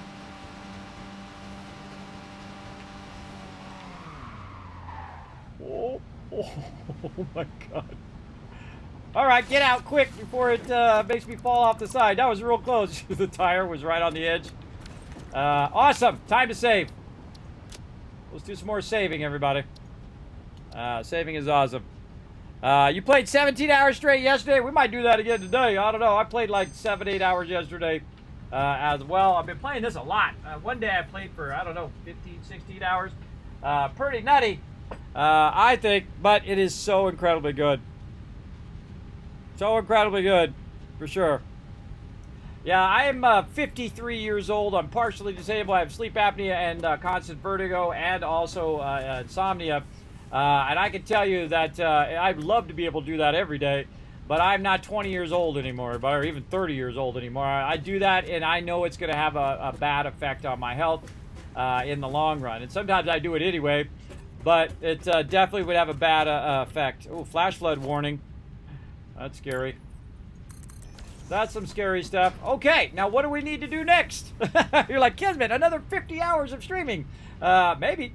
Let's go over here. We know the next thing we need to do is plates. Now, if we did it right, all we need to do is figure out how much plates we want to make, rods. How many rods we want to make? Well, we want to make as much as the node can make, so we want to go ahead and start at our node. So let's go ahead and run over here. And let's go get another node running. Node number 3. Now, if you guys didn't see me doing this, oh, look at that. We're missing a little something there. Must have accidentally took that out when I was working on stuff. We're going to go over here. And again, we're revamping the whole base, and we're going way more than we did before. Instead of just using the basics over here, where you're just, doing a little something, now you're doing a little something over here. This is the something over here, everybody. I mean, you're in here, you're labeling it. You're putting the little thing on the front. You're backlogging the absolutely obscene amount of raw resources over here. 10 boxes deep down there. You're running your lines all sweet right there. Look at that. Even from the side, everybody. Even from the side. And I do it a little tricky switchback over here, too. Where it switches back and goes right up there. And it doesn't touch anything. No clipping. And then runs right in there and running that right down the line like we're doing now. Right, look at that. And we got dual lines running, which means that we're running at 1560 instead of just 780 because we have a massive backlog. Now, of course, eventually, when it burns up that backlog, then it's going to run at 780. But I can tell you at this point, it's probably not going to run out because by the time it uses up all of that, all of those boxes are going to be full of resources over there. But in the long run, when we go to use it for the next level and the next level and the next level, it's going to eventually start to use up those resources. Okay, so as you can see, we're also doing iron over here, and this is also backlogging and iron. And of course, this is perfectly aligned. I'm going to show you how to do it right now. Let's go. Let's go get to it. Now, we left some resources over here that we could utilize, and I can tell you, I ain't going to use... Oh, fix it damage. Damaging fix it property again, everybody. Let's go. let's get all of this out of here because we ain't using any of that. That gotta go. That gotta go. Let's check our inventory though so we don't suddenly get filled with stuff that we don't need. There we go. And then over here we probably have some backlog of resources that we don't need to keep. Let's just boom those into the trash. Rooney. Over here I always backlog raw resources, and that's so I can go ahead. Oh, God, that's so scary out there. Very scary. Again, if I suddenly disappear, everybody, you know why. Okay. So, I feel like we'll call that node number 1, this number 2, and this one will be number 3. Now, I did learn something in this playthrough that I think is amazing. Now, there is an old school way of doing this, and I have found a new school way of doing this in Update 8, which is awesome. And I'm going to show it to you right now, because I don't keep all my secrets, everybody. I share them with all of you who watch my channel. This is why you're watching. You're watching for all the secrets. You're like, Kismet, tell me. I want to know.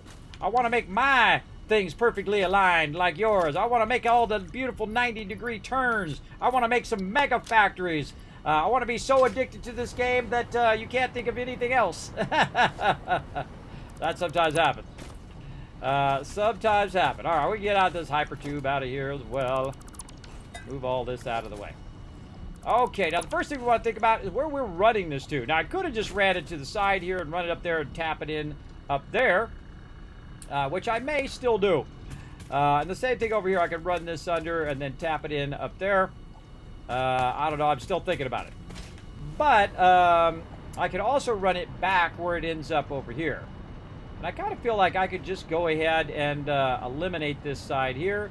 Because you know why? That would be more efficient. Be more efficient if I took these out and just remembered that there's level 2 and level 3 that we can do, because then we'd have to run it over here and then run it back over there, which is not really going to help us that much in the long run. We're going to go ahead and take those out like that, and we're just going to run those up high just to kind of remind ourselves that those are going to be the top 2, and then we're going to go ahead and, again, I'm always about the most efficient, so if it's more efficient for me to run it this way and then run it up, that's what I'm going to do. So let's go ahead and think about it and start with some basic stuff. Now, normally what I do is I do what I call the Rosetta Stone. I'll go ahead and start with one piece. That is the one piece that makes the rest of my base click in. I'll hold down Control, I'll snap it to the world grid, and I'll put that sucker down, and that's what I go off for the whole rest of the game. This way I can world grid connect any of my stuff together. But the hardest thing to connect to your actual grid of your base is going to be your nodes. Because your nodes do not follow any grid. They follow their own grid. So I could line it to one node over here, but by the time I got to this node over here, it's going to be all off, right? So I suggest just make the nodes align to themselves, and then you can bridge the gap between the nodes and what you're trying to run to by just using your run lines to run them however you need to run, which is what I am doing over here in these gigantic things I got going. Now watch how quickly I can make those. Ready? Now the first thing we want to do, of course, is to go ahead and get our extractors. So we're going to get some stuff queued up here. So we're going to say, okay, we want one of those. We're going to use a bunch of foundations here. What is done saving? Stop the save lag now. I need a shirt. Stop the save lag, Satisfactory. Oh, it's so irritating. All right. So we want to get that miner going. Now, another thing that we're going to use in here in architecture is going to be our metal beams. I'm going to show you how to do that. Is it metal beams or plane? I think it's metal beams. We're going to use a little bit of that as well, but we don't have the resources on us because we left it back here in our awesome, look at the factory running now. Just so cool. And again, that's why I put that in the front, so you can just see it running in the front and know that both of those factories are popping off over there. Very cool. All right, down here, you're like, Kismet, you got any turbo motors? Oh, I got so many turbo motors, you wouldn't believe it. I got a lot. Probably the most turbo motors I've ever kind of automated and just let run on its own. And the same thing with supercomputers and all that other stuff. And the reason why is because the blueprinting is so fun.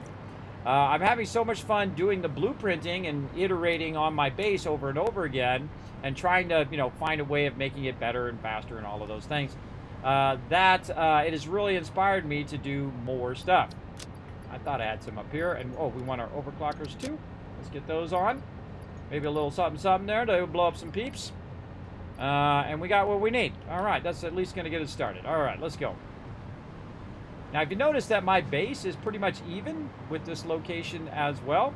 And this is where, these are the only nodes I've used to get as far as I am until I started doing nuclear power. Which is pretty awesome. Okay, so we're going to put our miner down, and we're going to decide that we want our miner to go directly toward our thing over here. So we're going to go ahead and click it like that. We're going to go over here by our little power source and turn around and just make sure that it's squared. It is not squared. It is very bad. Vada vada bad. Very much not squared. All right, let's fix that again. Little tick. Oh, not squared that way, but much better this way. Okay, now we're a little squared off. Now, we got a problem, though. Look at my cool ladder that goes all the way up. I love the ladders, everybody. They're super awesome in the early game. All right, I keep floating around out here. I need to run myself a little thing here. There we go. Okay, now I'm going to show you how to perfectly align to your thing with a single foundation. Now, if this doesn't blow your mind, I know it blew my mind because I just learned it just a bit ago accidentally. Because normally what you would use, for those who are new and those who already heard me say this earlier, well, hey, lucky you. So what you can do is go to architecture. You unlock the road barrier. You put the road barrier, hold down control, you put the road barrier right there in the center. And then you can go ahead and you can use your foundation and hold your foundation down, hold down control and try to snap that foundation in there if there wasn't a bird in your way right now. You can go, get out of here, bird. Don't make me do it. Don't make me do it. Chainsaw! I don't know what you're doing, but you're freaking me out. Stop it. Get out of here. So you can go ahead and do this and do that double thing that everybody does. But you know what? That sucks.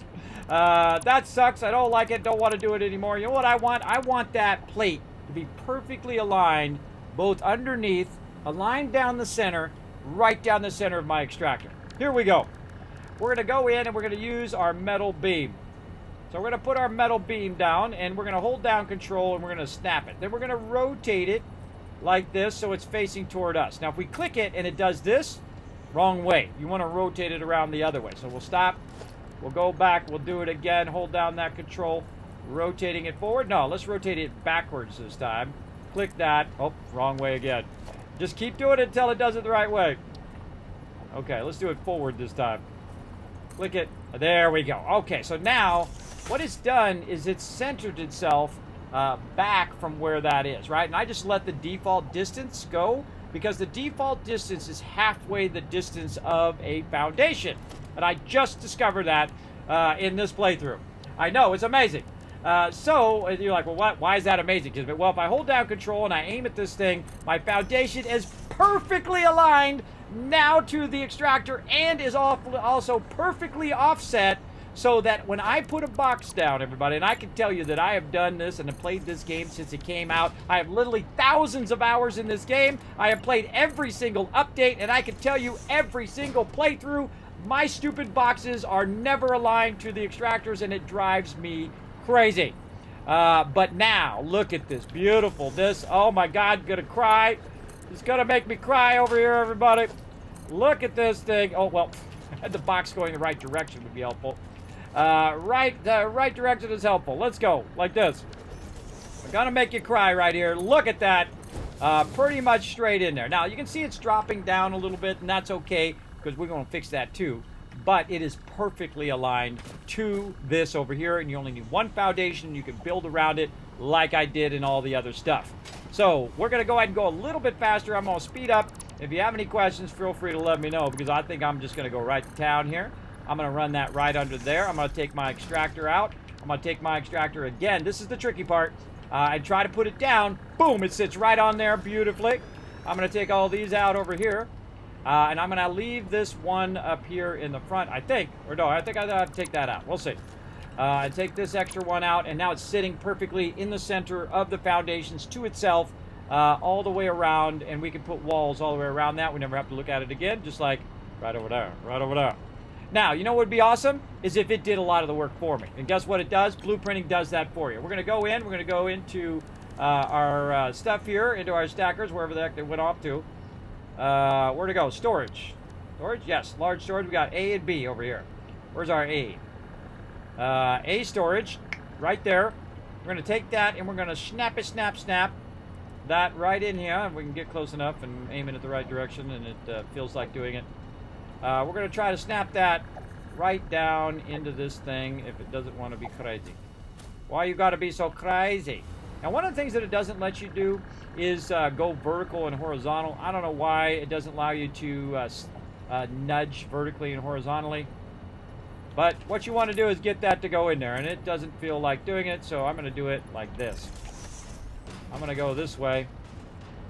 I'm going to go ahead and roll this back. I forget how big this thing is.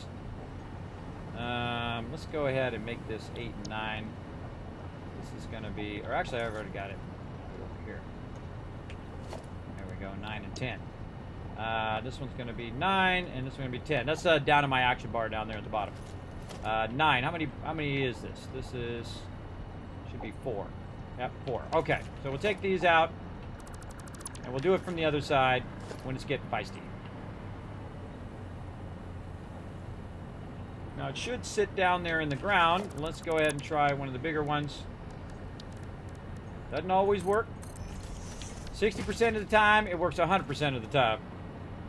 A little Rod Burgundy there for you. All right, now it's working. There we go.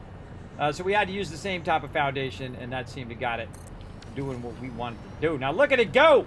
Look at it doing all the work for me right there, everybody. And perfectly aligned, of course, because we lined it up off of the foundation. Oh, man, make a grown man cry right there. Look at that. Look at that. Nice. Now you're like, well, Kismet, how'd you do all the rest of it? Well, guess what? That's A blueprint, and this is going to be B blueprint. Oh, that's the wrong one. That's the wrong one. We need this one is the B that we need. Right over here. And so we got another blueprint in which we can go ahead and put right on the top of this blueprint, which is going to be awesome. Now, the hardest thing I find about these blueprints is they're incredibly awkward to get to line up. But if you got it turned the right direction, like I do, you hit H, you got it lined up vertically. I aim on the far side of it, and that seems to work a little better. Now I can just nudge, nudge, nudge that baby right into position, and guess what? Boom, it just did 75, 80% of the work for me right there, which is awesome. And now you can see I can backlog a bunch of that in there. Now, another thing we want to do is take a look at this node. This node right now is 480. It's a Mark III. That means it started at 120, then went up to 240, then went to 480 when it got to Mark III, right? Mark I, Mark II, Mark III. But, you know what would be even better? 780. That's what. So we're going to go in here, we're going to put just 2 in. Because if we put 3 in, what are we going to get? We're going to get 1200, and that 1200 is never going to come out of there because our belt speed is only a maximum of 780. Not worth your time to do it, and not worth your overclocking or your power. So 780, we're going to type it in right there. Boom, we're done. We take our extra one out of there because we don't need to. Leave it in there. And then we can go ahead and start just running. But we ain't going to do that. We ain't going to do that. What we're going to do is go ahead and work a little bit with this. And I love my new doors I'm going to put in now. Pretty excited about it. We're going to go ahead and utilize our, where is it? What is it? Walls. I love my automated gate. That's my new favorite thing. We're going to put that in on both sides so we get in and out of there if we want to. Make sure our little light is facing to the right, so when we get close, it just slides right open. You get in there, you can check it out, back away, and it backs away just like that. You can also put it up a little higher if you're floating around, or if you just want to look in there and see if it's working. But I'm going to go ahead and use a nice little single window right above that, just so I don't have to actually go in there unless I want to. But I can go ahead and just look in there. GG's all around. Now, I've also got this really sucky door in the front. I hate these doors. These doors suck. They're great when you're walking like this, but if you're trying to float in there and you try to get in there, it's just like trigger alert, everybody. It's like trigger alert. You know what's much better than that? Big fat doors that you can just go like this and then walk in there and bada bing, bada boom. The whole thing just opens up and you can run right in there without having to worry about it. That's much better. I like that a lot. Yes, you like that? Lol. Yeah, lol in the chat there. Thanks for coming in and hanging out, everybody. I hope you guys enjoying me just having the absolute time of my life right now. Teaching you guys some killer stuff. Again, if you learn that one thing that I just showed you, oh, you are styling and profiling in this game. Boom. There we go. Dropping that down. Oh, wait a minute. Wait a minute. Oh, yeah, we're doing that right. We're doing that right. We're dropping that down. Yep, and out. Boom, right there. Okay, now that's kind of annoying, getting knocked out of there a lot. We're going to do that. Bird! Out my way, bird. You're crazy. Now, one of the things that I like to do is get this nice and surrounded here. And then we're going to go ahead and put in our walls up here at the top. It's going to... I don't know why that has to be so weird when you're putting your walls in that way. Why won't it just go across there? Rotate, rotate. Why won't it just do the thing? Do the thing! Driving me crazy. Don't know why. Don't know. No. No. That's a no either. Alright. Well, we'll deal with that in a second. Let's go ahead and get our foundations in here. Now, I like to put my foundations just like this. And then RP, that I went in there with a bandsaw, and cut that out. Good. Fits in there perfectly. Now, one of the cool things is you can connect it. You can also access it from up above. And we're going to run this baby at 780 right over there. Now, once I put that in, then it will let me run this wall over here. Again, I don't know why it just won't let me automatically detect that I have two walls and I want to run it this way. I don't know. It won't let me rotate it. Just stays that way. Okay, same thing in the front here. Let's go ahead and get some work done. Now, what we want to do is we want to run some power and be able to control this thing. And we're actually really close, but I think we'll be fine. We'll lift that up in there and bind that up there in the top. Oh, wait, actually, we want to put our door the other way. Oh, hold on. Yeah, let's do it the other way, like this, and you'll see why, because this door is going to open up eventually. Go back away. Come on, door. Now, by the way, the door doesn't take any power, as you can see, because it's not, no power's run. But there we go. It's going to back up. I'm going to go in that side because I have a thing in the front. So, we're going to go ahead and use our power switcher right over here, and my new favorite thing is running that right through the center of that, because that's cool. Look at that. That light goes right through the center of that thing. This is too cool. That goes in there, and then B goes to this one. And now we've got some line runs to do, right? We want to go ahead and keep this rocking. Now, way up here at the top, we're going to have some power, and we're going to connect that power in. And you can see we're putting our giant power poles on the top because why not? It's cool. Why not do that when it's cool? And then we're going to go ahead and also do a little stylish stuff in the front here. But right now, all we really need is to put the top on this. Let's put it on over here. Just a little bit of that. And we'll get fancy smancy over there in a minute. There we go.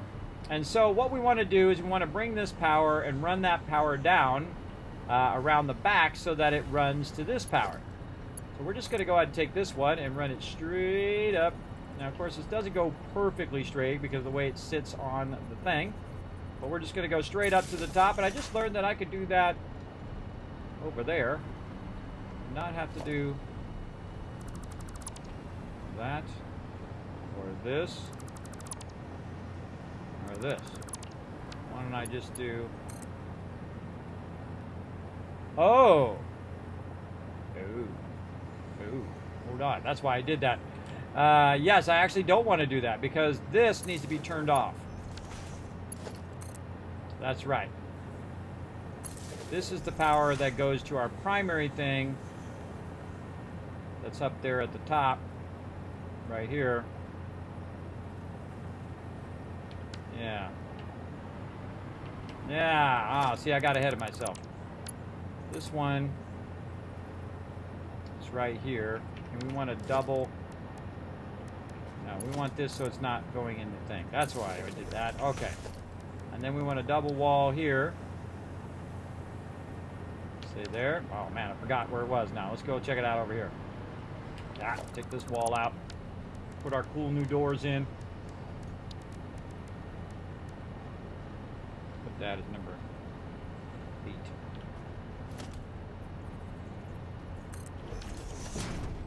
Make some modifications over here. I'll have to go in and fix that on our blueprint too. Okay, let's go. So yes, I've got my front power running here. That needs to run to a back power over here. That's why I had that like that. Okay, now I remember. And this, run to there. this and not clip through that thing and go to there. This one down here is actually going to be on the B selection. So this other line that's down here that goes to my thing that turns my extractor off. So that one's going to go to this one. And then that one's going up, across, and then way over here to... oh, it's got to be... It's not a double. All right, hold on. We got to put a double in there. Nice little double there. And run that. The B line. It's going to run down there nicely. Okay. Run out here wherever our doors are. Go look and see where that is. Okay, yes. There we go. And this runs to our B line. So basically we can turn that whole thing on and off if we want. That should kick it back on again. That's on. And then now our extractor should spin back up again because we disconnected it. Yes, it's starting back up, and then it's also back up and running. Okay, good. That's why we were doing that, because we're creating an A-B situation there where, again, we could turn it off remotely with that. I totally forgot about that. So let's go ahead and do that over here. We're going to put a double wall thing. Stay right there. We'll take this out. Run that to that. And then up here, take this out at our tower.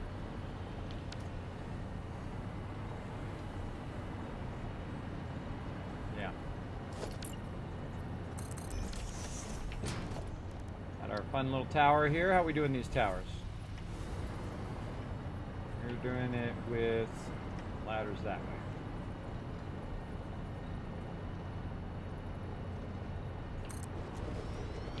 There we go. Then we just run these powers together. There we go. And then again with our small line to the back. And then I think we're 2 down because the front of this is going to be angled. So yeah, we're 2 down in the corner. 2 down over here. Now this is stuff I have to do manually because this because the blueprinter is not big enough to do all of this. So that's gonna go there. That's gonna go there, and all we have to do is run the interior power. We good. We good. Okay, so this one's gonna run to the front, but we got no plates there, so that's not gonna help us. Let's go ahead and run this up. Now, I don't embellish my stuff all that often, but yeah, I'm embellishing it a little bit on this one, just for fun. And we have a door just floating out there. Get out of the door. Just for fun, we're going to go ahead and embellish the front of this, so I'm going to go ahead and just grab this piece from over there. And then over here, same thing. And then we'll fly up a little bit. Man, I want to change out all those doors. I'm going to change them out here in a minute. Then we need to fix it on our blueprints so we don't have to keep changing them out every single time. And this is going to put a little bit of glass right there so I can just look down in there and see if it's working and doing its thing. Vitally important. Also, I want to have the ones right behind that be our little doors. Again, there's a lot of extra building, but again, the blueprinter is not going to do all this stuff. And I could build smaller stuff that does all of this and just put the top on and all of that stuff, but it's just faster for me to build it at this point. Okay, and then we want to go and we want to put our output thingies over here. Now this one we might want to split the output because we're going to go vertical with it. We might want to double up on our walls on this one. Otherwise they're going to be in the way of each other. But I could just do this and then have one offset. Yeah, I could use this to do this. And then offset.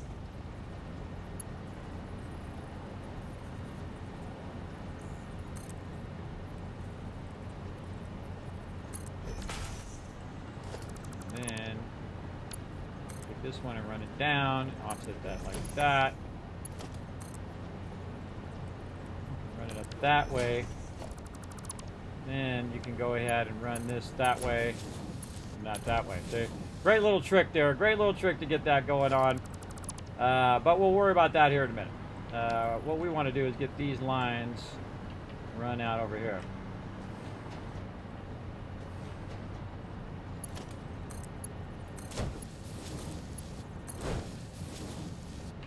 Running down on the other ones? I can't remember. I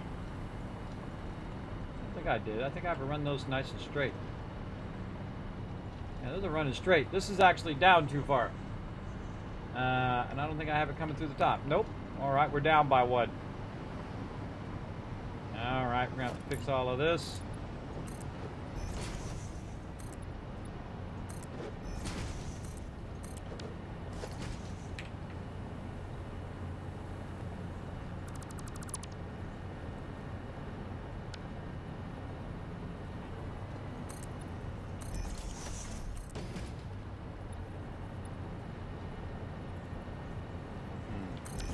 That.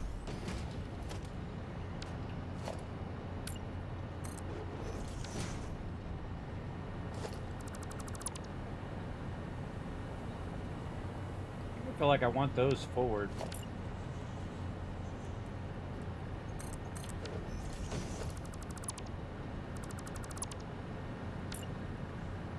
Yeah, I kind of feel like this would be better right there.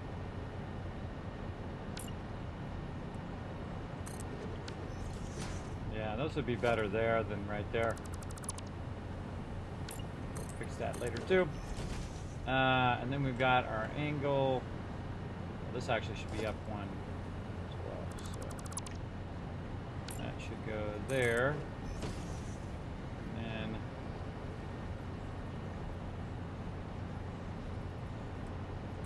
that should go there. And then we'll get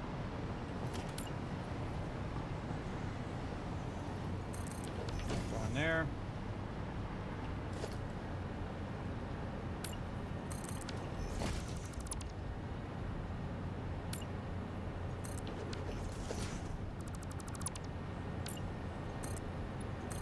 This way I can look inside there, see what's going on. If I need to go in there, I can just go along the side here and deal with whatever I got to deal with in here. The most likely I'm going to be in here working with these lines. That should not be going down. Yeah. It should not be going down, and all of this stuff you can redo. No problemo. I designed it so it goes perfectly straight because that's cool. And no other reason. All because it's cool. And it's also incredibly industrial strength here. Industrial strength big time. There we go. See, we can even fly through the thing we want. Whee! Okay. We got that done. Now we got to go over here and fix our power, which for the second we take this out, we could potentially go whoop, like that. All right. We're going to go this way. And we're going to try to center that in there nicely. H. How's it looking? Yeah, that way's looking okay. This way feels pretty good. All right. Go with that. Connect our power across this way. Small power in the back. Down the center. Why was that way down there? It'll be right here. And down in there. Okay. Then we're going to do the power inside. I feel like I want one over here too.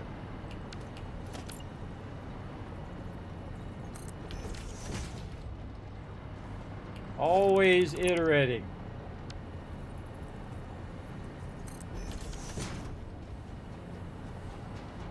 Yeah, then I can go in and work with the power much easier. Okay. Power straight across. Power straight down. Power. I just run this power over here. Why am I running it up and then running it over? run over here.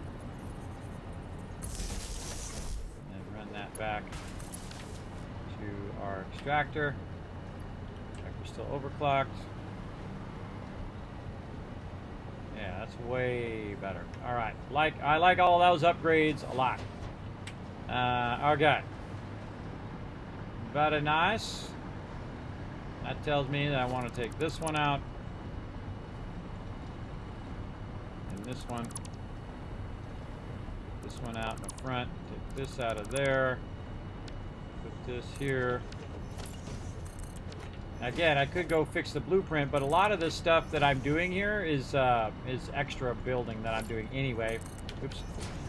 Extra building that I'm doing anyway, so definitely want to kind of build it like that in the future. And then I have this, which I don't like. I'd rather have the door out there. Take this off. And then I can fly right to the front. See my line runs. Yeah, that's nice. All right, really like that. Good. We're going to take out our sucky doors down here. These doors suck. Too small, and they're annoying as hell.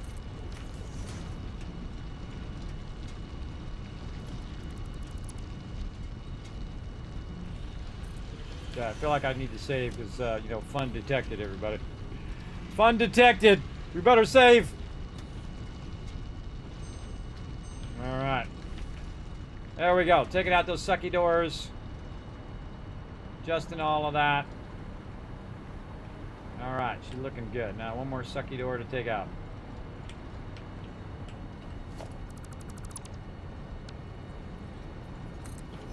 Made it so when we run up, it'll go behind the thing perfectly. Yeah, see, that's cool.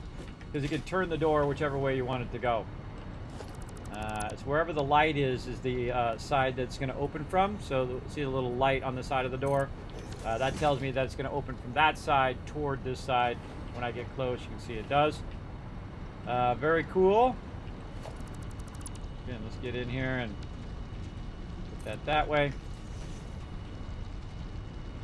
I mean, if we're going to do it, we might as well do it right and do it the way we want it to do it. And then up here at the top, well, I'm missing some stuff up here. What up? What up? This out. That's going there. This is coming out of there. That's going that way. Other side, same thing. And that way. So when I roll up and go look in there, it'll just open up and I can go, oh, what's going on in there? Almost fell. What's going on in here? Okay, a lot of good stuff. Oh, we want to fly through to the other side. Whee! All right, good. All right. We got all those done. Let's just save again because I'm going to get paranoid now. I just keep hearing this ginormous storm going on outside my house, everybody. Oh, my God. Oh, my God, it's been 8 hours. Holy mackerel. Oh, God, this game is so fun. We're having so much fun, everybody. All right, so that's pretty much it. We got that going. Only thing we got to do now is tell it to go now. Oh, we don't want to see this, though. We don't want to see that. That kind of double line there. Wanted a single line. That's what we should have done. Put a single line in there. Right here. All right, let's take that out so we don't see it from the outside. Because we don't need to. We don't need to connect to it. Just going to do that. And then put that back there. And we don't see it on the outside. Nice and clean. On the outside. All right. See, I just little style, but I get all put all glass and make it angular and all that other stuff because it takes more room to do that. I just need it to be functional and not have to look at it unless I need to because then it doesn't bring my frames per second down. And that's awesome. All right, very awesome. All right, let's get all this stuff out of here. Oh, not that stuff up there. Just this stuff right here. Boom. Okay, now this is going to be my plates, and we need to get this fired up. Now what we need is we need A power to be on, and we need to give this also a name. So we're going to go ahead and give this as N03, so node number 3.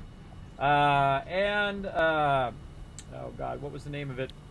Just totally went out of there. NO3 extractor 780. 780. I don't think I actually need all the dashes anymore. I think that probably would be more than enough. Good enough. Yes, NO3 extractor 780. All right. Makes me want to go back and rename all of these ones as well. And that's exactly what I'm going to do after I flip the switch. Okie dokie. Oh, there she goes. Running at 780. Backlog some iron ore. Yeah, there it goes. Look at it run. All right, it's going to make me a ton of iron ore right now. Probably got a ton of it in my inventory. Nope, I don't. Good.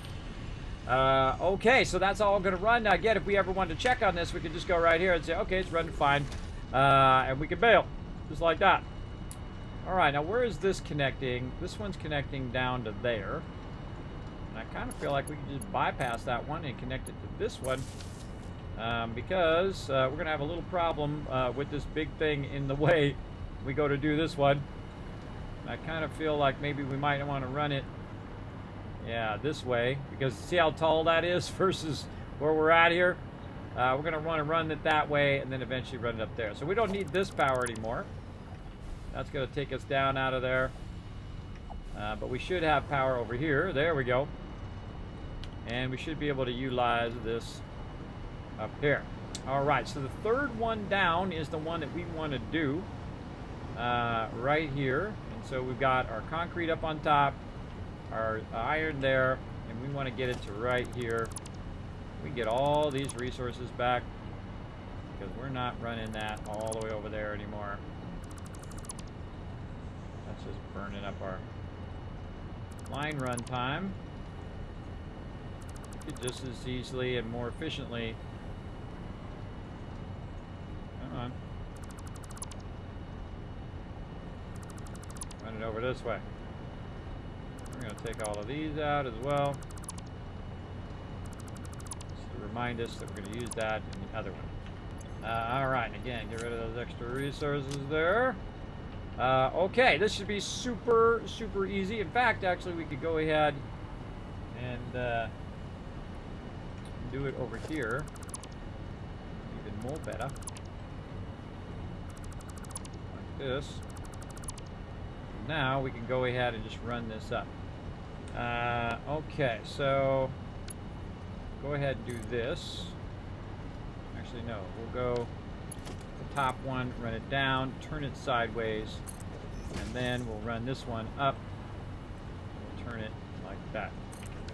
Then we're going to take this out, and we're going to run the top one up on its own, and we're going to go ahead and turn it up on top like this. Might be okay, we'll see. And then we'll go down here, and we can just run a little line, little whoop, whoop, right over there, which will be awesome. We need to make sure that this is running. Oh, we got to connect the two bottom sides and the top sides together. Almost forgot. It's going to be super easy because I've already pre-done the double run. See how we've got this little thing sticking out here? Well, we can go ahead and first do this one, which is going to run it up. But then I have this offset, so I can go ahead and put a lifter there that I put in the blueprint, and I can go ahead and just run it up like this, and this is going to double run it from the bottom, meaning it's running at 1560 from that bottom all the way up. And how many we got in here? We've got 2, 4, 6, 7, 8, 9, 10. Yep, that is 10 of those in there. And that's going to backlog 10 boxes worth of that stuff. Pretty sweet. Pretty sweet. So again, make sure it's connecting all the way up. And if I saw it not coming out of the top, that's telling me that it's not connected all the way up. And now if we peek in here, oh, there we go. And then this running up here. And then we want to go ahead and connect this first one. I'm feeling the, oh, that's the wrong one. The wrong one. Right there. We want to connect this first one. That one. And then we'll try this one on the inside and see if it clips. It absolutely does not. And it is a thing of beauty. All right, and there we go. Again, that's a little bit of work because that is way more complex than most people do for their extractor nodes, but I am doing some mega building and I love it.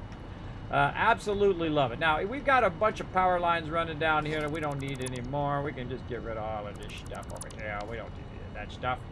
Let's take all that stuff out. Right over here. We've also got some stuff down here that will come back. We'll get that copper going on its own thing. But we do have another node over here that's a pure node. We'll come back to that. But now it's just easy mode, everybody, because I've already got all of the stuff run over here. So we just kind of run along and see that this is already running down the line all the way down here. Now you're like, Kismet, how are you flying over here? Well, I've got the power line run as well, so I can very easily just use that as I'm sliding along. And there we go. So we've got that right there. And so what we want to do is do another one of these right over there. And we can do that super easy. You know how come? Because it's going to be barely an inconvenience. We can do it super easy because we've already got the factory that already does the thing that we want to do. And we know exactly how many we want to make. 5 of them. Because we don't need to change anything because it's going to make the exact same thing that we've been making in the previous one. So all we need to do is go to our blueprints here and then go to smelters and then tell it that, hey, we want to do 5 more of these. Not 6, 5. 5 more of these, and we can just grab a little bit of our resources that we need. Over here. Nope, probably not. How about over here? We got anything laying over here? Oh, yeah. We've got some goodies over here. Let's grab that stuff there. And what else do we need to get rid of this? Taking up my inventory space. We need a lot more aluminum sheets. I kind of feel like I want to move a bunch of aluminum sheets over here. Here's what we're going to do. We're going to move it over here. Run it over here. Put it right here. And right there. And now I'm going to put all my stuff in that one. And then I'm going to go grab a ton of aluminum sheets. And you know what it's going to do when I grab it? It's going to go make me more. And that's what I'm doing over here, everybody. It's just making me tons and tons of resources. That's why you don't see me running out of resources, even though I'm not producing any of this stuff right now. Also got another box up here I can grab it out of. Right up there. That's why I'm, even though I'm not producing all of these resources that I pulled out, I have a ton of it backlogged. So I can just go over here and grab it when I need to. Move that a little closer. Grab our other resources here. We'll probably take off our miner for right now. Yeah, we're looking pretty good there. Anything else that we need here? Nope, I think we're good. Good on that. Okay, so now what we want to do is get another smelting plant right next to this smelting plant. Now, I've already got the first one, but the second one is going to be without the wall so that it's not overlapping that wall that's running here because I've already got a wall there, and when I put it right next to it, it shouldn't need a wall because it's already got one. Kind of, you know, one of those things. So we're going to go ahead and try to put that down over here. We're going to take out all this other stuff. It's going to be in our way. We'll go ahead and run this. Wait a minute. This has a front to it, so we don't want this to be here. We don't want that to be there. And actually, we could probably just take this out for now while we're putting this one down. And so we want to go over here to our blueprinter, and we want to modify it just a little bit to basically be like the one that we attach to other ones. So we're going to go to smelters. We're going to go ahead and tell it, boom, load that sucker up. Right over here. And then we're going to think about how we're going to put this down, right? So we're going to put this down, and this is the front this way. So when we put this down, this is basically the part that's going to face me. And so we can see the dealio here. Like that. Actually, this is going to be called N03. Go. And over here we'll change all of this stuff, and we actually should have changed all of this while we're at it, but we'll change it now. And this is going to be iron magnets HT for hypertube. Again, I don't think I need any of the dashes. I can just do that now. I like that. Okay, out of there, and then in the back, let's fix this as well. And 2 iron ignits. HT back. Okay, there we go, making that nice. this one here into iron ingots 780. Let's make it in 3 iron ingots 780. I feel like I'm going to rename all of those. Remove the dashes. Iron ingots, 3. Now, see, the fact that this one's 3 and the other one's 2 is what differentiates them from each other and makes that a lot easier. Let's see that we change this one to 3. There we go, and then we can look in here and see if it says 3, 3, and 3. Yep. And all of those things. Very nice. Okay, so we got that going. We've changed all of this. And now we can go over here to the side. And we can modify. So just turn it on. So just remove the walls so I don't accidentally hit foundations. And we're going to take that wall out on the side. So... Oh, wait. Wrong side. That's funny. Wrong side, everybody. All right, hold on. No worries.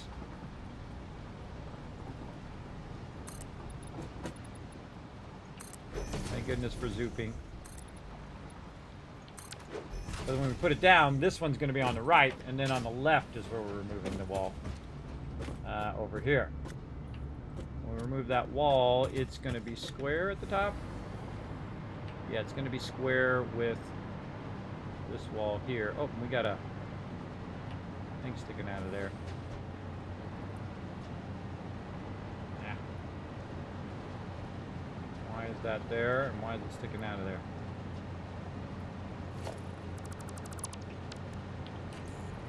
Take it out.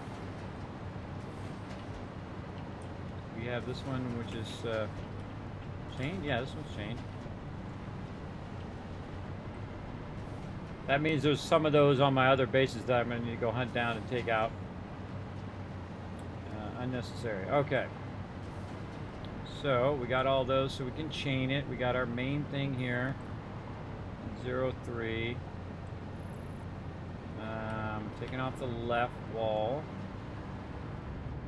This goes all the way up. No reason to have 2 walls right inside of each other. Taking that off. And let's call that a done. Iron ingots. This one's going to be in right, out right. Let's do this. No wall. Okay.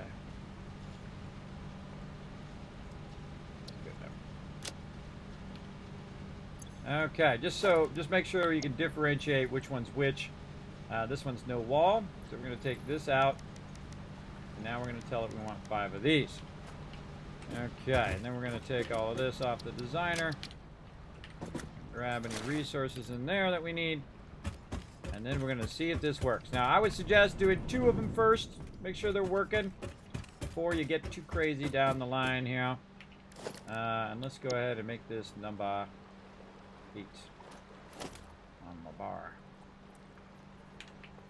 And in theory, this should go a lot faster than my other ones that I did, because we've already kind of troubleshooted a lot of it. I'm just going to put 2 down. Getting all these foundations out of here. Get out of here, foundations. Saving right in the middle when I'm trying to remove. There we go.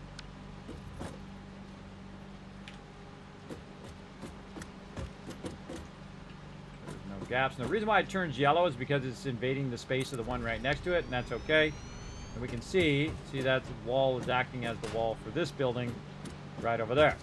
Okay, so now we got that done. Now we want to run some power. Over here, I feel like I want to take that out on the blueprint like we did on the other one. We're going to be chaining our power down. Let's go do that while I'm thinking about it.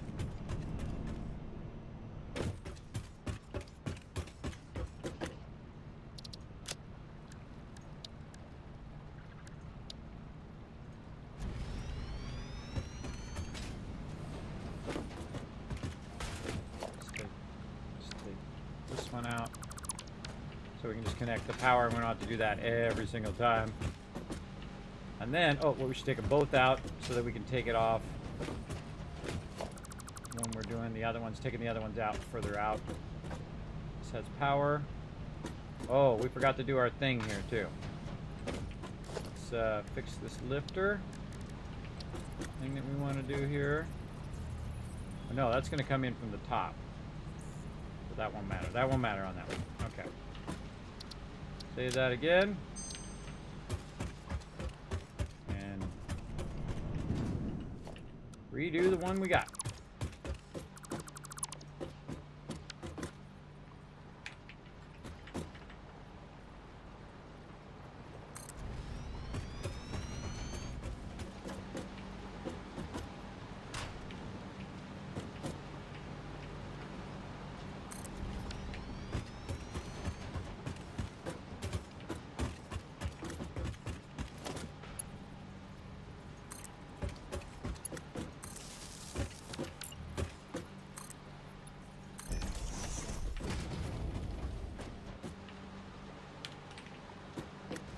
I'm just going to go to town here, everybody. You got any questions, let me know in the chat. Going to town on my blueprints that I've already got set up. And I know what to do. I got it down now. I've been doing it for 6-7 hours now. Just trying to get the rhythm of it down, right? Trying to get, okay, I got to do this and this and this to make that all work. So we've got our hypertube entrance. Let's go ahead and flip this on. Oh. Thought I connected it. Those look connected. We have this connected across here. Looks like it's off. No, it's operational.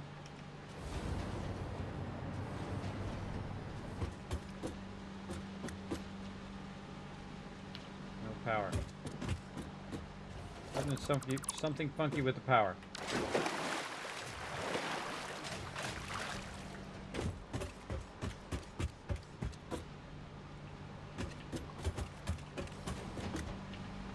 That one has no power either. Oh, because this one's the one that's running the power from over here. Ah, that's right, because I took the power out. There we go. All right, always some tricky little thing that we got to work on. Now that we got the power run to that one, we can just keep chaining it down in the floor. Okay, so there's our hypertube working. We got all that looking good. We want to go ahead and route our other line here that we're doing, the third line down. So we're just going to go ahead and very easily route that up into here. Route that over there.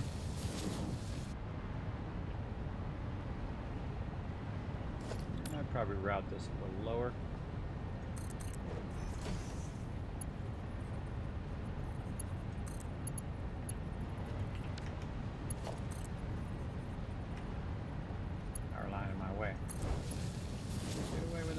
Yeah, we can get away with that. All right, no, we'll route it higher.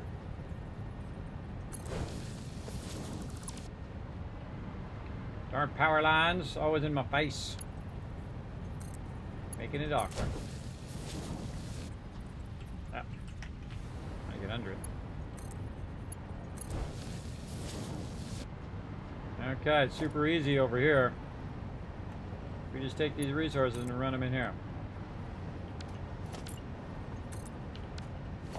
I like to have the things there so I can go ahead and just hit this, and then I know exactly where the top of that is. Kind of feeling like the outside one should come across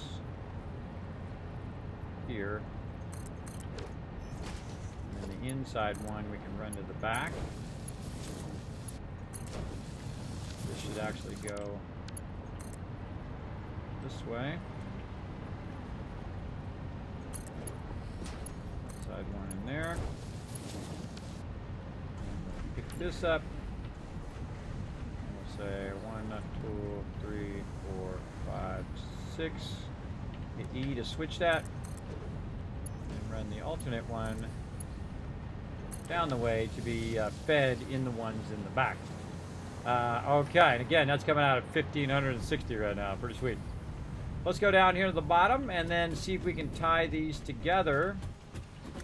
back here. So this we're taking out, this, dish, and dish. All that can go.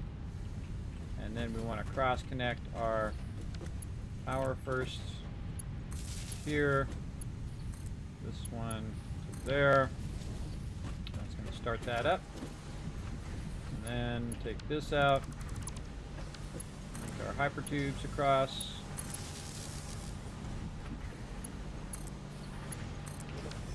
Like that.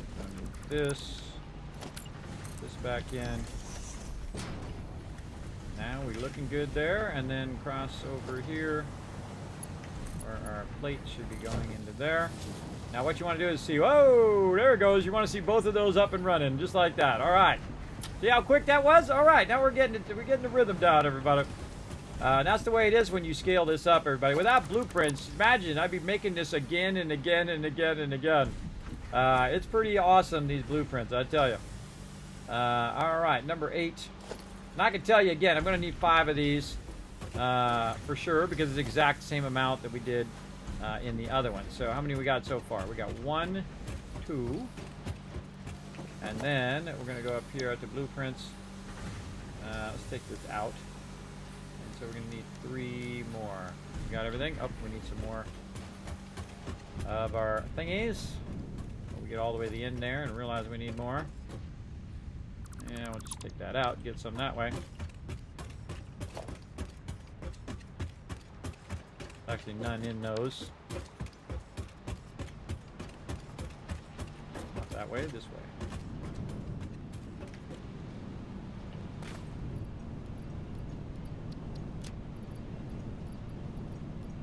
Get a bunch extra of those.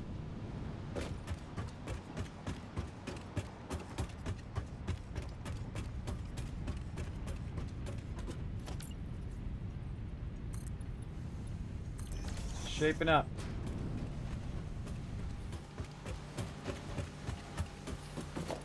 Okay, those ones are going to be in the way. There we go. Okay, we'll build 3 more.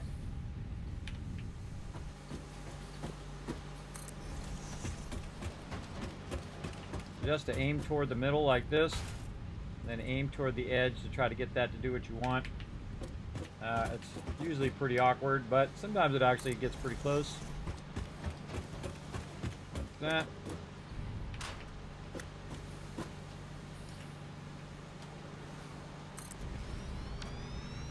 Okay. Now I like to back up and work my way forward. And the reason why, as I work my way forward, those factories are going to start up and start working. So that's like the most efficient way of doing it, is getting that going. So we got all the stuff going here. Let's go to the next one and do all of our basics here. Taking that out. Taking this out, take this out, all of that gone, and this one here, all that underrun stuff we don't need, and we can get our factory started up, and then that run across, and that's going to start doing this thing, and we'll do this one, which is mainly for our convenience. I feel like I really don't need this hypertube at this point, but it is cool to have it built into the thing. And the screen. Good. And then after a while, this just becomes repetition. You're just doing the same thing over and over. Taking that out, running that into there. This into there.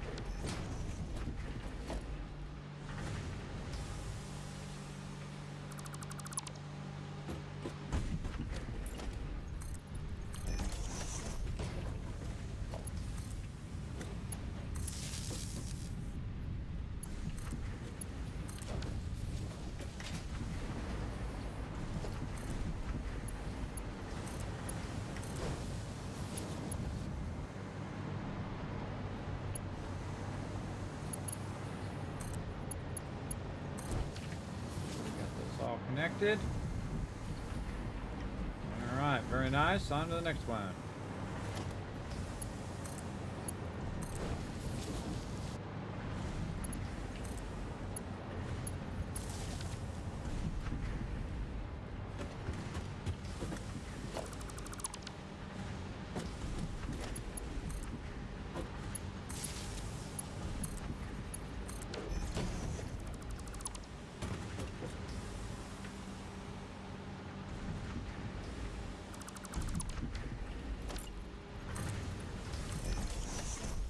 building on a really massive scale right now too. That's the thing to really think about. That we're basically maxing these nodes, and basically making it where all of our factories are modular. We can just keep doing, you know, more and more and more. But all you really need to do is to max that particular resource, for sure. Max how much ever you're extracting. So 1, 2, 3, 4, 5. All right. So these all look like they're running. Let's make sure we got our hypertube connected. Yes, we do. We should end up with one here in the back, which we need an entrance. And we need to go in and... I also think I could do this from this side. Come in this way and just do it right there. A little easier. Hypertube on. And all of this should be running. Oh, I see it coming down. And we got those raw resources out there.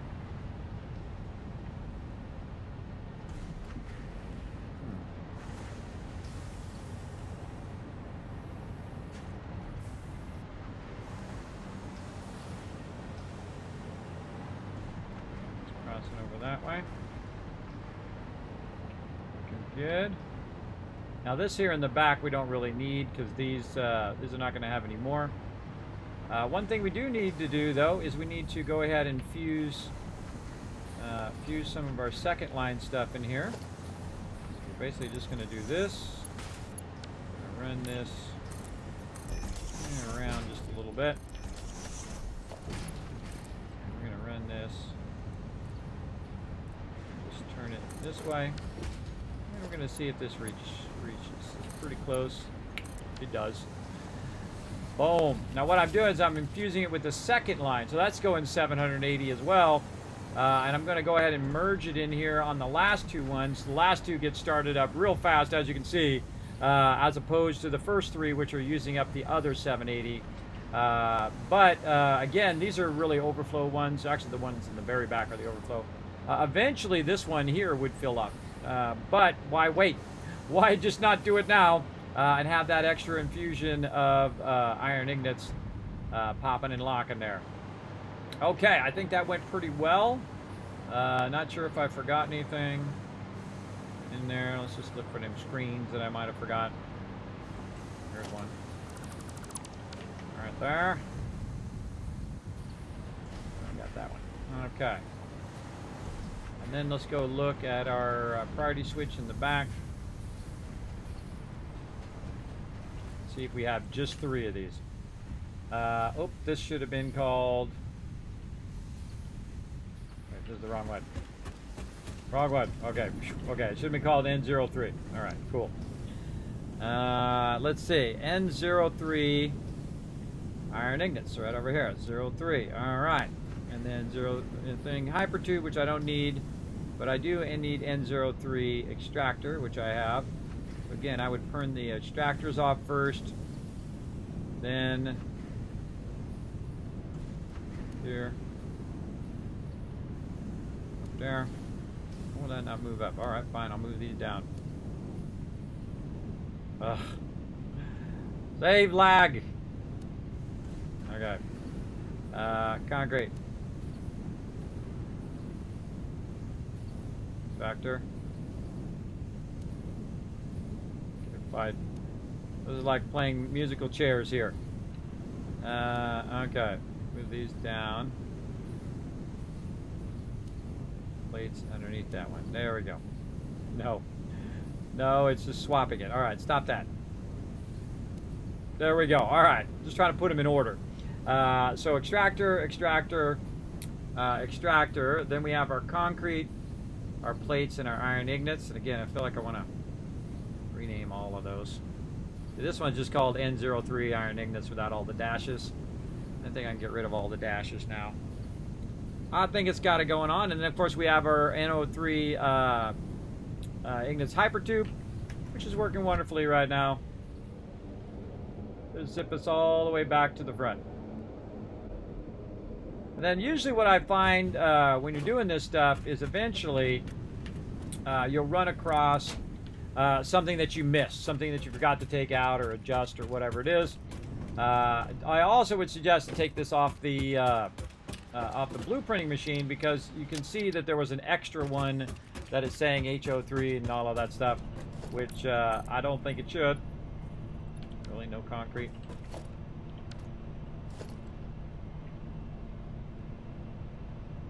Got a few of those in the corner. I can make some that run right under here. There we go. All right. All right, no more dashes. There we go. Iron ingots. 780. We'll leave the hypertube one in. Good. This one doesn't have a dash either. All right, fine. No dashes over there either. You want to hit return on that so you make sure you got it. Is this on? It is.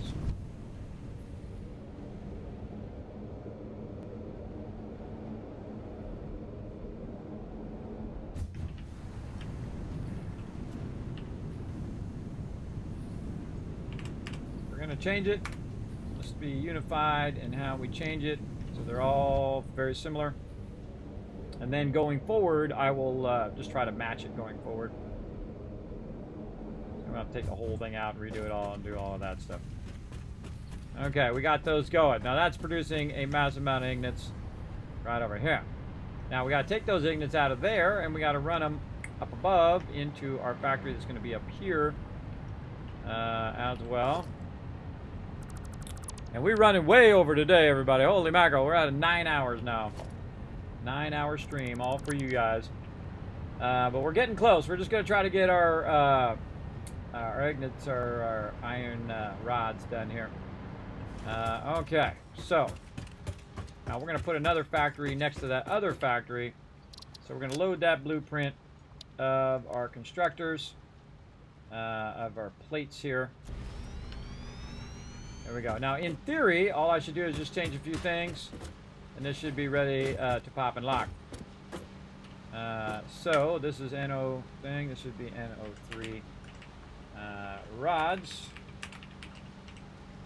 right there, and we're going to take out all of the dashes now. There we go.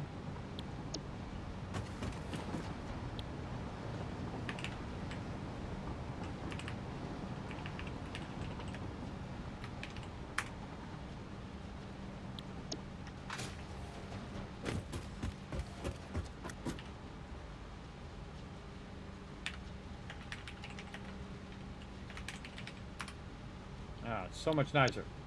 So much nicer, all cleaned up like that. Okay, now we, of course, want to go in here and tell it what we want to be. And we want this to be iron rods. We'll copy it. And then we'll pasta right over here. Then we won't trust it. We'll still look in there anyway. I think I can just kind of fly up through here. There we go. And pasta. Paste.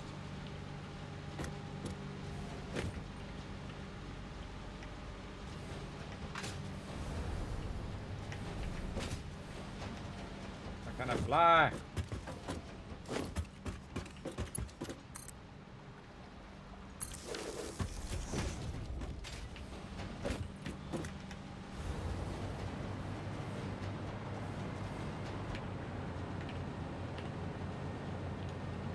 Rod, iron rod. That's it right there. Okay.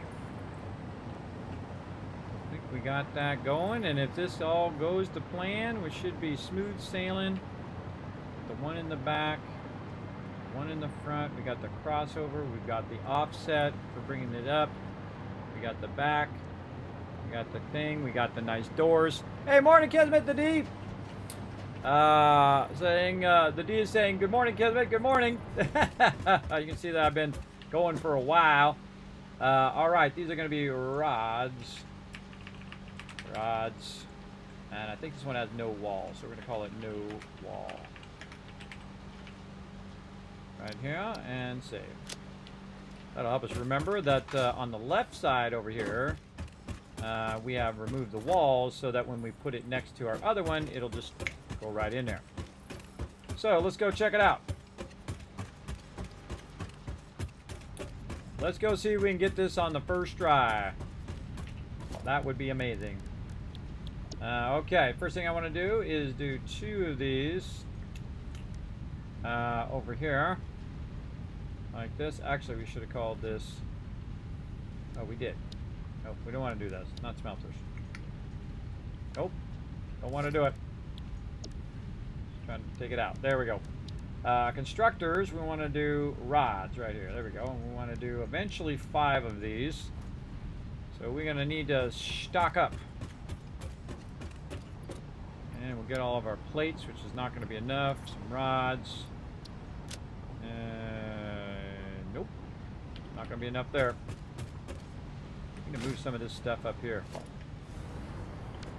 Up on the top. At some point. Actually, we are moving up the top. We're going to make it. Now that I think about it, it's doing it right now. Everything that I need is not in that box. This one we got a lot. Myself some of that. Man, everything I'm looking for is rarely ever in the box. Okay.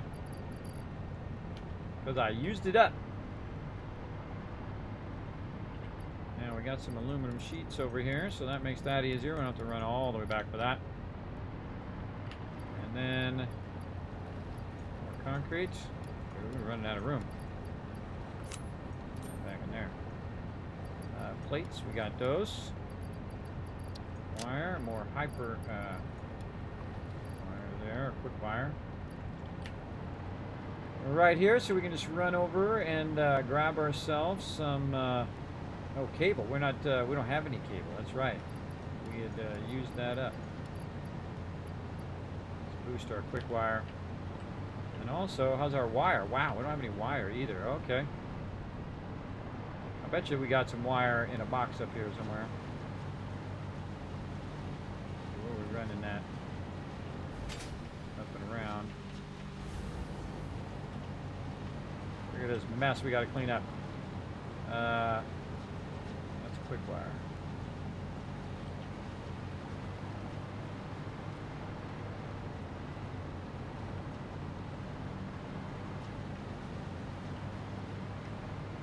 Chasing it down. Look at this. Look at this spaghetti mess. Way over here.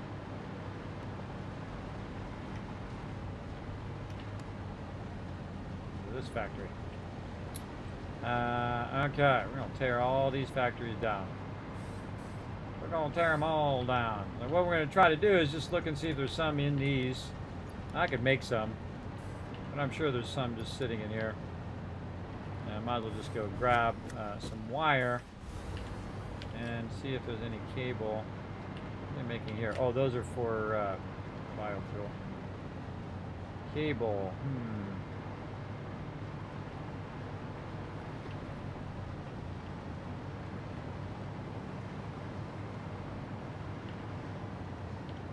Not that one.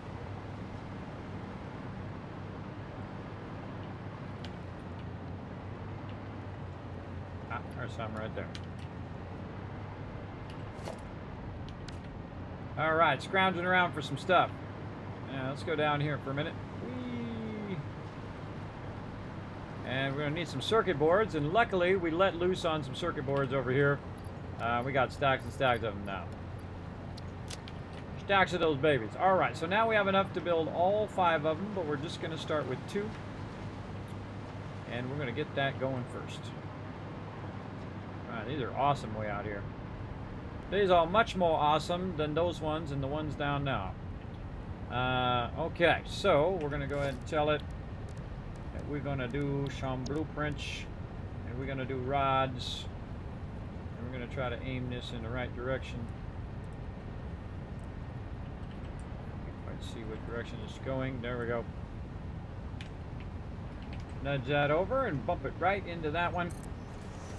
In theory, that's going to be awesome.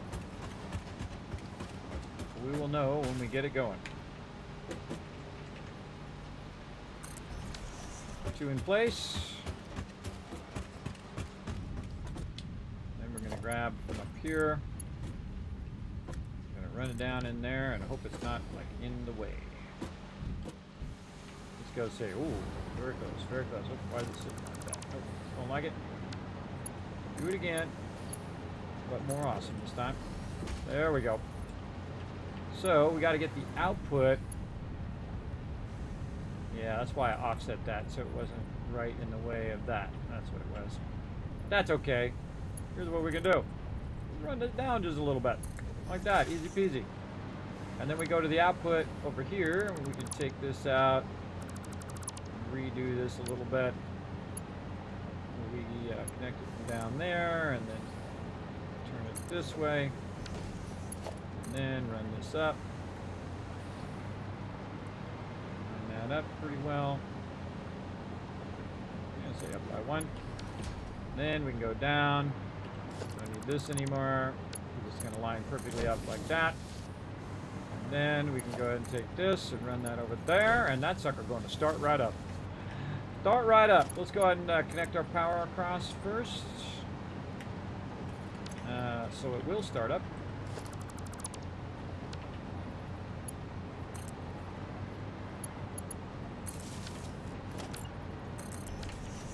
And I think I'm going to leave that one unlocked so that, or undone when we go to do the next one next to it. Okay, so we got that popping. Node number 3 is online. And let's just do all of our stuff. When we do this, put our hypertube in. Got our input going. Looking good. We're going to do our second input in there, or just no, we just have the one input. One input there. That's not going to do all of this stuff. And then let's get over here and remove all of these. Connect in. Individual hypertubes. Factory connections over here. Run the extra resources way up on high to over there. Don't need this. Take this out. And not that, just this.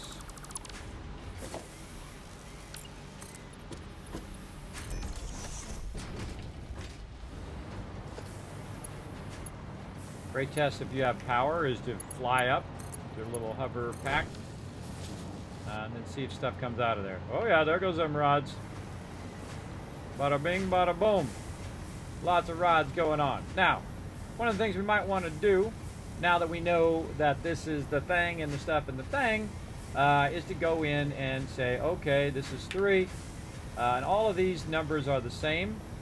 So I can just go ahead and go boom, like that. Machines, iron ore, we know that's, we know that's 6 and 30. And then this is automatic calculation. Oops. This is an automatic calculation of the iron ore and how much iron ore and machines and things that we need. And over here, this one should actually match across there. Right now. 30, this is 20. Yeah, this should be 180, 180. And then 26. 26 total constructors to max out those resources. So we're using a second node, node number 3 actually, for our iron thing there. Now also, we're going to go ahead and just copy some of this stuff, copy the 3 in there. We're going to take 780, we're going to put that there. We're going to call this iron rods. And all this other stuff, this is actually going to be the same every time. I'm going to do that. Now, what's our input and what's our output? So let's go into our rods. Let me just slide open the door there. I love that little slide open thing. 15 in and 15 out. So that means that it's going to be pretty consistent in what we do. Now we can go ahead and run our calculation down here. And we got 6 machines per. We'll run that down. So it's going to need 52 constructors. It's not kidding. It's not kidding. It's going to need 52, everybody. I know, it's pretty crazy, right? And then how many factories are we going to need? 8.67. So basically 9. 9 over there as well. So we're going to say this one's 5 and this one's 9. So our total output, total constructor output is going to be 54. Now this right here is 52 constructors times 15 output is going to be 780. So it's basically going to do the same amount that's going in. Basically what I'm doing is I'm just rounding this number up to basically say that I want a total of 54 constructors running at any given time. And this way, if I have excess, it'll go run that. So instead of just putting down, 5 like we've been doing, now we want to put down 9 total ones down, which is not quite, double, but it's pretty close. Pretty close, because we have the 0.33 percentage, the fraction, and so there's no point putting that 10th factory down unless I feel like it. But we're just going to do 9 factories right over here. So let's go ahead and start with our first ones here. Go ahead and get on out of here. This looks like it's working good. Making rods like crazy. Like our rod box. Oh yeah. And then we'll go over here and just double check. Oh yeah, I can see it going up the line right there. And that it is running across into there. Okay, so that is good. So we can do 3 more already, and then, oh wait, we need more cable. We got to get to our cable eventually. Eventually. Okay, I bet somewhere there's a bunch of cable in a box.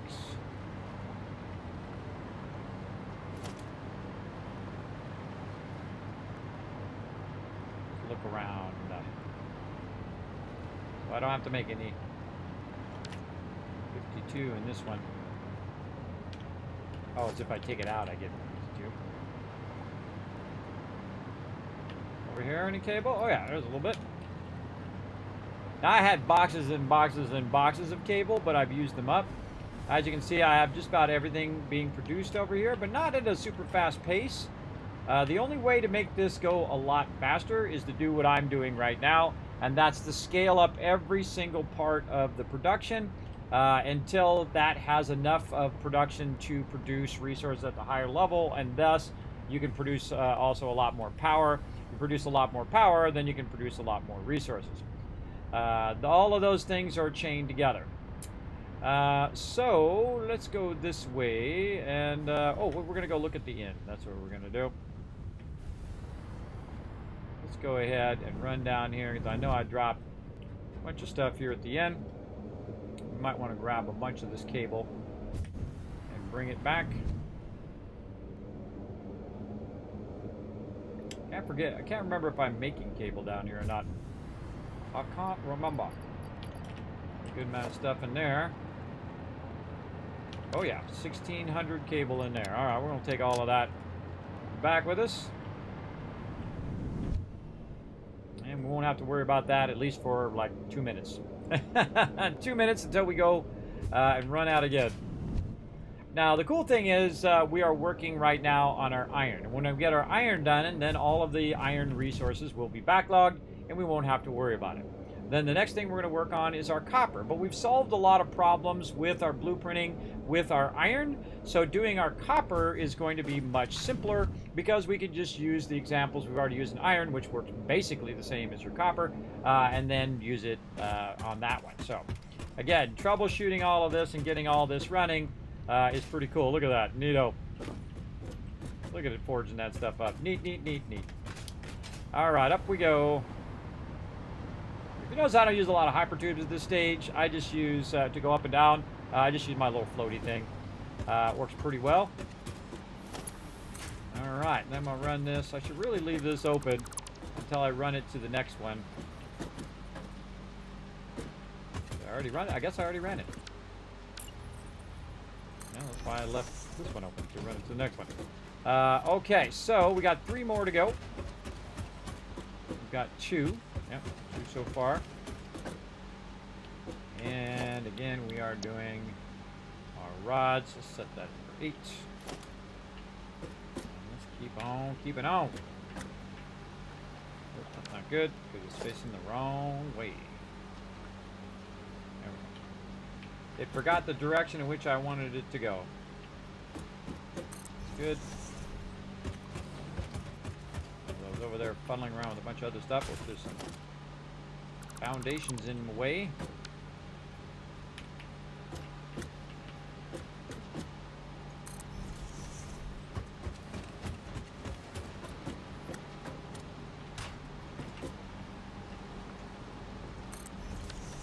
Okay, there's 5, 6, 7, 8, 9. So we need 4 more.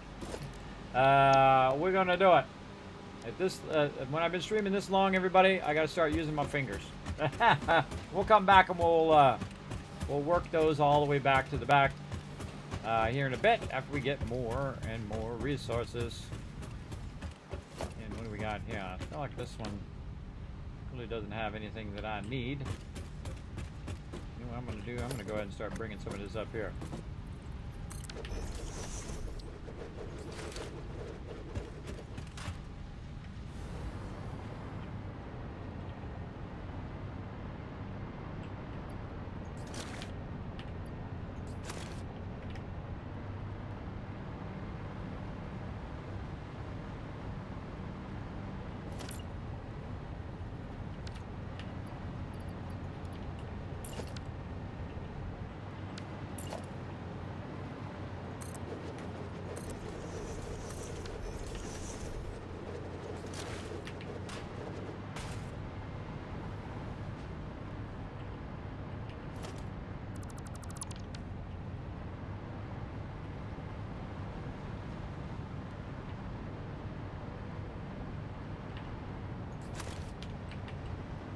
Stack all that stuff up here, so we're going to keep running up here because we already got resources down here we can grab, but up there we don't until we get all this going.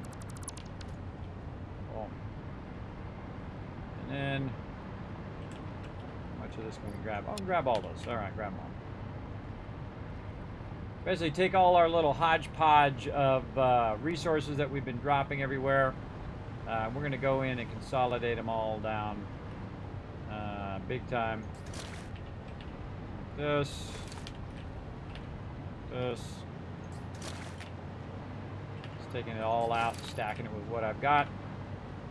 And then I'm going to go ahead and store the large amount of stuff that I have, like that. Take all of this, just put that back in there. Take all of this. Go back to this first one. Go this. I think that's maxed. The only thing that's not maxed there is concrete.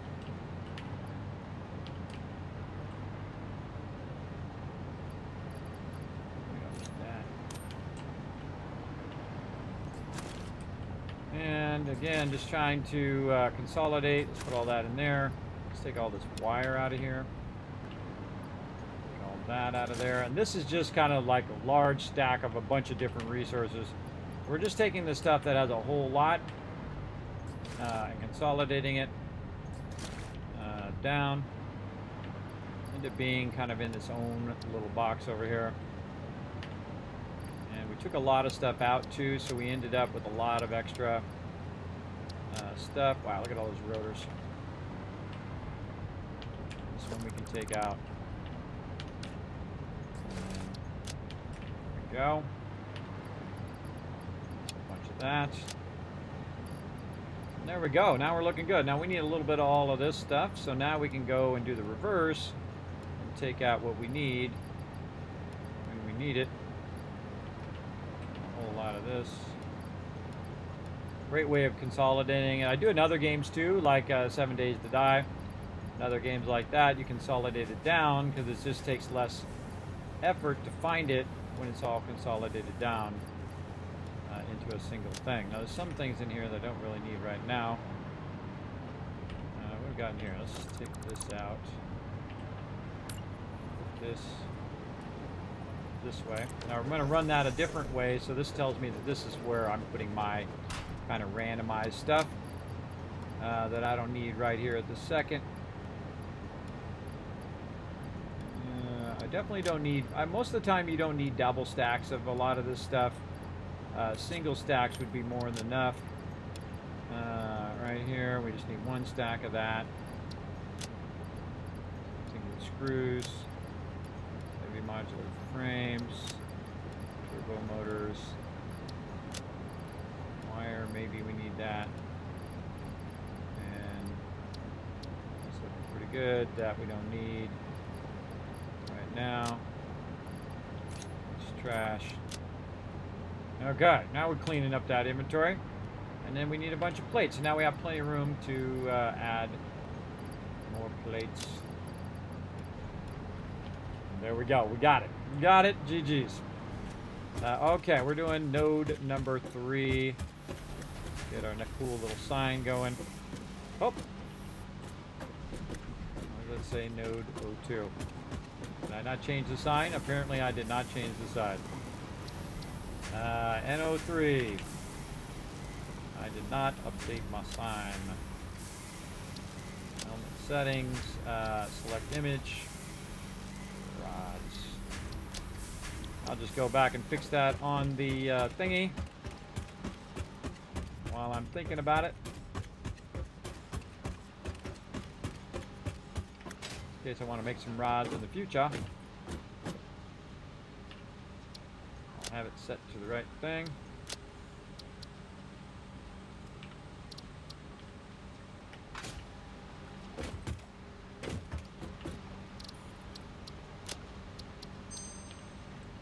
Okay. So cool how you just glance over there and see what it is. Too cool, too cool. Okay, so again, we're making more of these. Let's go. 4 more to go. Oh, mama, this is quite a ways to walk, too. It's going to be even further here in a minute. Now, the cool thing is we're way up here, so even if we're at the water level, eventually we're going to run into that back. But because we're up so high, this is going to make this a lot easier. Why is it weirdly going in the not direction that I'm facing? All right, there we go. And like that.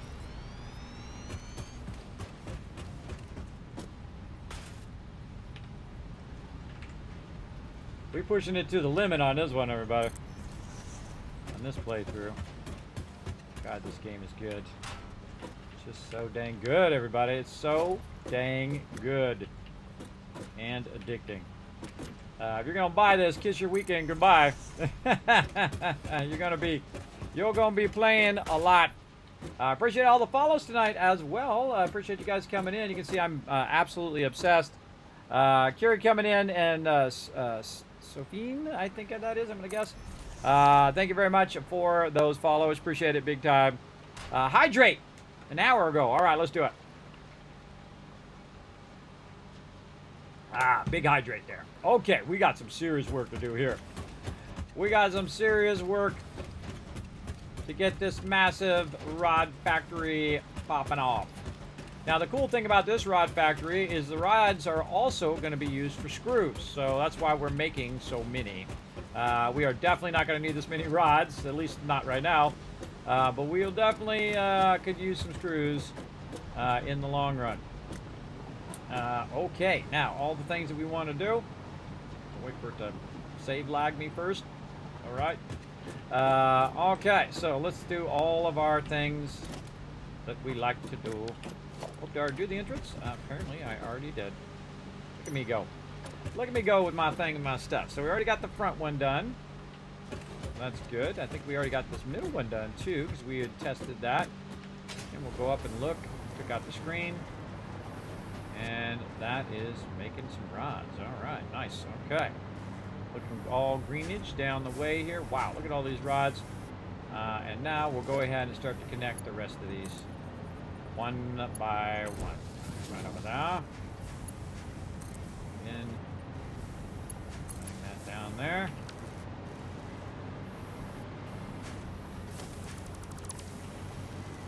Those are the things we don't need on all these other ones.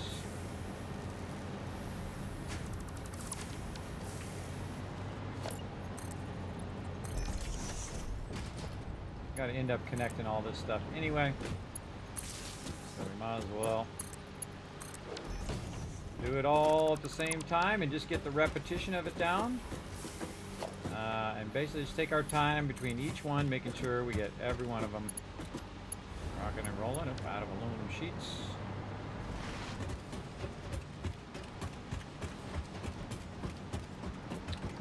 This one, I think. This one.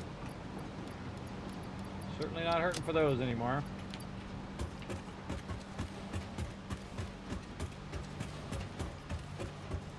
Okay, we're on this one. Ran that, did this, took that thing out, took all that stuff out, connected all of that. We're on this one, yep. Or no, we were doing the top part. Doing our cross connection. Right here. Now, even if I miss it the first time, I always come back and double check all my stuff to make sure that it's running. Always a good idea. Kind of do this exact same way each time, and then it's a little easier not to miss something along the way. We're going to start with the billboard this time, and then this, that, this, and that. This in. We're going to work from that side to this side. This. Up.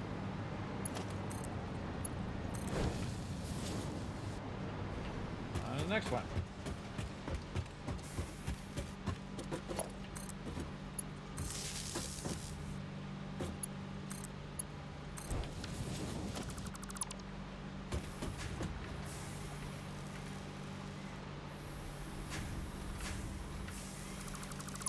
I'd rather be doing this repetition of doing the same thing over and over than actually making each of these factories one item at a time, because that's a lot of work. And I have done that, by the way. I have done massive mega factories without using blueprinting, but blueprinting way better. And I think the end product comes out better too, especially when you can iterate much faster and make stuff much nicer in the long run. Go with that one. Okay, take that out.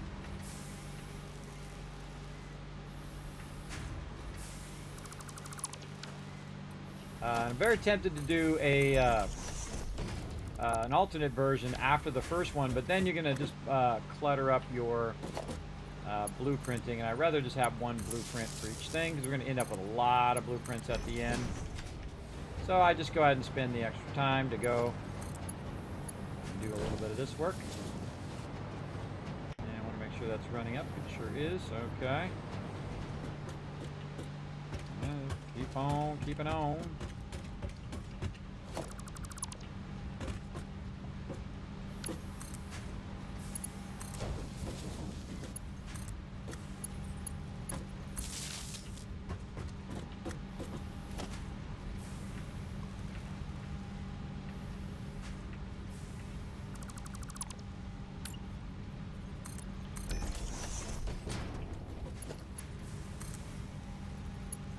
Thought of something I forgot. Put all this in first. And go back and oops.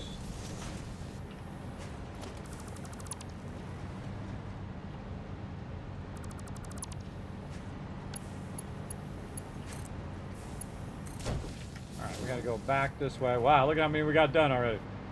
We got to go back this way and take out these ones in the back. Stuff running good. Look at it backlogging. We need to go over here and take this back one out until we actually reach the back. Not forget that as we're going along. It's running. All that looking good.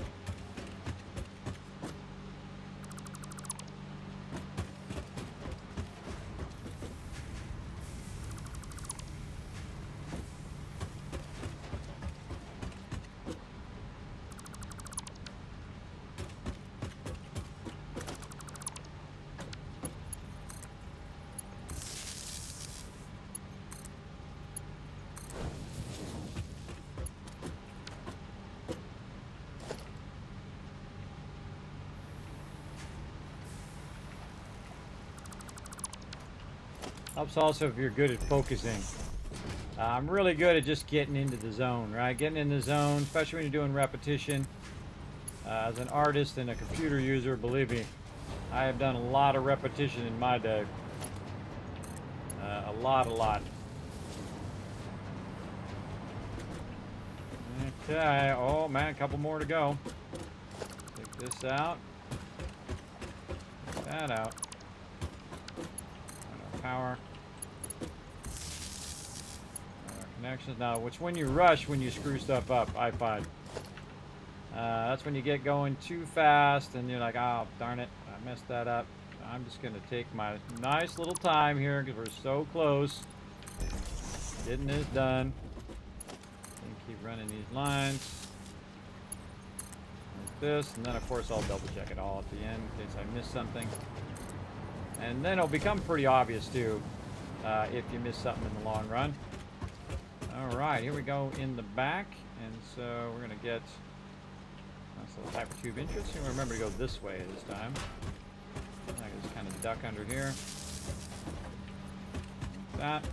Get that all connected. And I think we're good there. And we already did all the stuff here. Got it disconnected over there. Okay. That should be a lot of rods. Let's go ahead and turn on our rods here. Hypertube rods. Test our hypertube all the way back. Working good. Now that one in the back is just so I can turn the hypertube on if I'm in the back. And it will really help me pop out here to the front. Very nice. And then I'm just going to turn that off because that's wasting my power.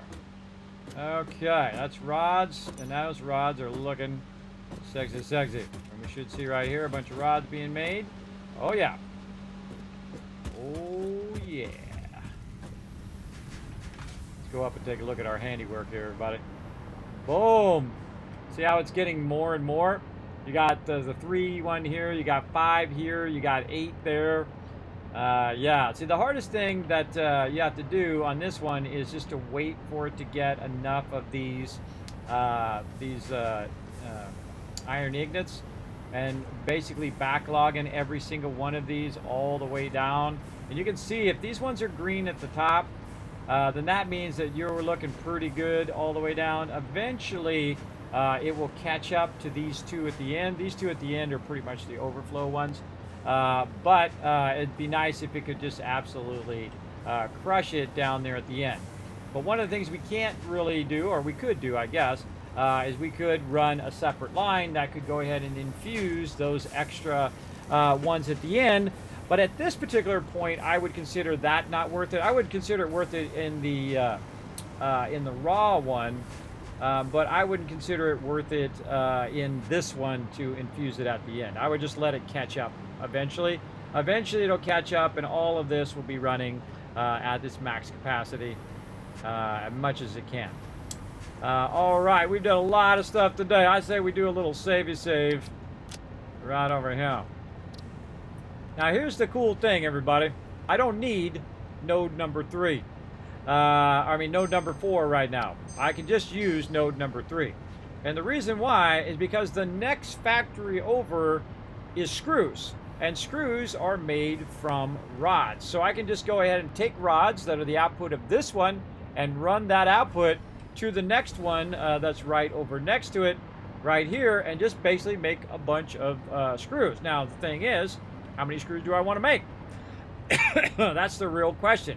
Because screws is one of those things that will massively max out your line run. So if we go in here, we're going to say that we're going to use line run number 3, but this time it's going to be screws, and we're going to look at the output of our iron rods, which is 780. And again, if we ran double belts of those rods, we could get 1560. Now screws, we're going to go look at the input and output of those. Right over here, because we're going to use the same dealio that we did before, like we were using our other stuff here. And we'll go in here and we'll look at screws.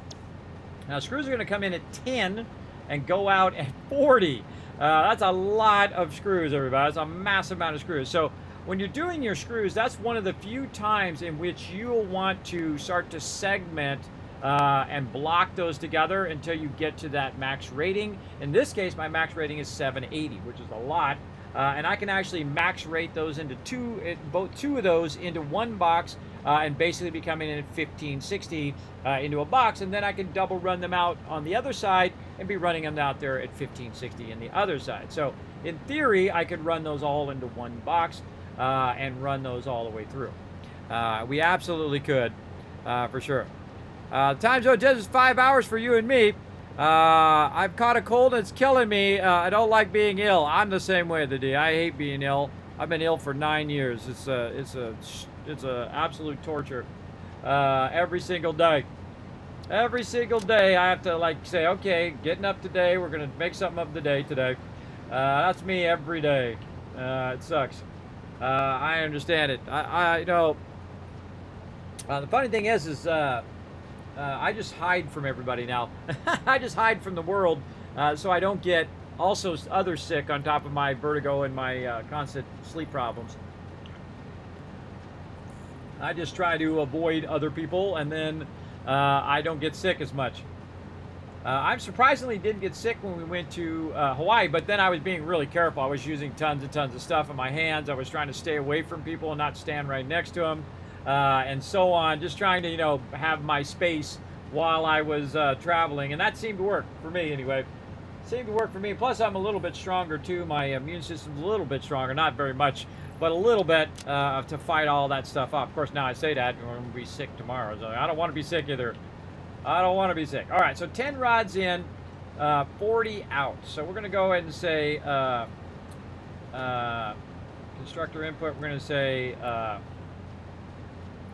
machine input. All right, machine input is going to be 10, and then over here, machine output. This way we can use it for multiple machines. It's going to be 40, which is a lot. That's going to be a lot. Now this one we're going to go ahead and move down. That's going to need 78 constructors over there, and you can see that we're just scaling up and scaling up now. So if I want to take all of these iron rods and convert them into screws, I would need 13 total factories with 6 of them in each factory, and it would produce 3,120, which is funny. Hey Siri, what's 3,120 divided by 2? 3,120 divided by 2 is 1,560. Remember that magic number? Remember that magic number over here? They know their stuff, everybody. They know their stuff. And I give it to them, man. I give it to them how all those numbers seem to work out. Now, if you notice that all of this other stuff is pretty much been fractions when it comes to factories, and that's because I have 6 factories in each one. But in this particular case, these 6 factories actually make screws come out to be an even amount of factories, as well as it also does a pretty decent output, which is basically 780. We can just write it over here. We'll make a little note. 780 times 4, right? Or 1560 times 2. So basically, that's 4 lines of screws that we could do. And that's a lot of screws. And we definitely going to need a lot of screws. Now, do I need that many screws? Maybe. Maybe I might need those screws. But for right now, I think we could probably do some rods and some screws. So we could cut it in half, or we could cut it in a third, or we could cut it in half and cut it in half again and then remerge it back, which is something that's really cool. So what you're doing most of the time when you're splitting is you have 2 or 3 options. Now, obviously, the one option, you don't need a splitter if you're going to do that. But you can either do it in half, so if, say it's 100, then it'll be 50 and 50. But if it's 100 and you do it in thirds, of course, 33.33, 33.33, you get the idea, with that tiny little smaller remainder in there, and it will split it in thirds. But if you want to go ahead and split it in a fourth, well, then what you could do is you could take, say, 100, split it in half, now you got 50, split it in half again, and then you have 25, 25, 25, and so on. And then you can start adding those 25s together because you can merge them back together. And say you want 75 to go this way and 25 to go that way. You split it in half, you got 50. You split it in half again, now you have 4 25s. And then you take these 25s and you add them all together and you keep this 25 separate. And now you got 75 and you got 25. And I actually have a calculator that does that for you right in here. So you can do base numbers, and you can do thirds, and you can do halves and thirds and halves and thirds and thirds and halves, and you can change all of that stuff right in there. You're like, kidding me, how I get that? What you do is you get it for free right there in the channel, everybody. This is my Overseer's Kismet Settlement Overseer. It runs to all the games that I play. You're welcome to go ahead and save it out, try it out for yourself, make it even better, and try it out in your next playthrough. I do the same thing when I'm playing like Fallout 4. You can see I've got all of the settlements and what their particular status is over here, like how many water and how much defense and whatnot. I'm all about it, everybody. I see a lot of people, they do streams and they do videos. Hey, thanks for the, thank you, Jackie. I see a lot of people who do, they bring up like the notepad or they bring up Mac Paint and they do that. Well, this is like my thing. I get up the spreadsheet, everybody. I get up the spreadsheet and I walk you through it because I can just do it in my head, a lot of these things, and I can do a lot of this stuff without even saying anything, just sitting here playing, and you guys are just watching me playing. But I feel like my style is that I talk about what I'm thinking about, right? I find that fascinating when I'm watching streams, everybody, to get the perspective of the person doing it. So, because that sometimes is different for your perspective, and sometimes it's the same, and you can work together and say, oh, well, that's a good idea, but what about this, and what about that? And then you can, you know, iterate on that idea. So, probably what we want to do is have 25% be our rods, and then the 75% be our screws. So if we go ahead and say, okay, we're going to take 780, and we're going to divide it right over here. We can just actually just have it do the math for us. We can just go click on this and say divide by 4. It's going to give us 195. So that's the 195 there, and then we can say, okay, well, wait a minute. Now I want you to take 780 and minus that, minus 195. Boom. That's going to be 585. So 585 going to screws, and 195 of the rods kind of going off to the side for us to use for other machines, and then also for us to use in the long run. Now that means that that basically this is still going to be 780. It's still producing 780 rods, but later on when we go to put this in another machine and we want to use our rods, the full amount of our rods, we know the output of that's going to be 195. So iron rod split, we're going to go ahead and call that, and we're going to go ahead and put this up here, and we're going to say that this is 1/4 being used. All right, and that's just to remind us later that we did that. Okay, so the amount we want to use is 585. Oops, right there. So the amount we want to use is 585 right there. And actually we're going to do this out, 195, 585. And we'll take that out because it's doing calculation. We take that out. Okay. Now, how many total factories do I need? A whole bunch, I bet. Still going to be outputting 2,340 right over there. And then we want to actually go in and do a calculation of, if we do per line, 780 per line, we basically go in and we take this number and we divide this by 780. So that's going to give us 3 separate lines. So on the dot, really? Is that going to be on the dot? I don't know. Let's go in and have it take 780 times 3. And that's going to give us exactly 22,340. So that's exactly 3 lines that we're going to need to run. So how many factories do we need? We need roughly 10 factories. 10 factories, we're going to need to split those up. So those factories equal 780, or we could take the whole output and put it into a box where we could go ahead and put one output into one box and two outputs in the other box, and then we could run the outputs out of that box at 1560, basically cutting it in half to 780 and 780. So there you go. So we could do all of that stuff. And of course, when you consolidate it into a box and use that box as your splitter and your merger, because that's basically what you're doing, but your splitters and mergers are basically doing what a merger does, and that is do 780, but it's also storing it at the same time. So you got your outputs and inputs, you got your splitters and mergers all in one object, and that's why I love to use the box, because the box is very, very useful for managing your inputs and outputs. And again, you can make it a splitter, you can cut things in half very easy with that.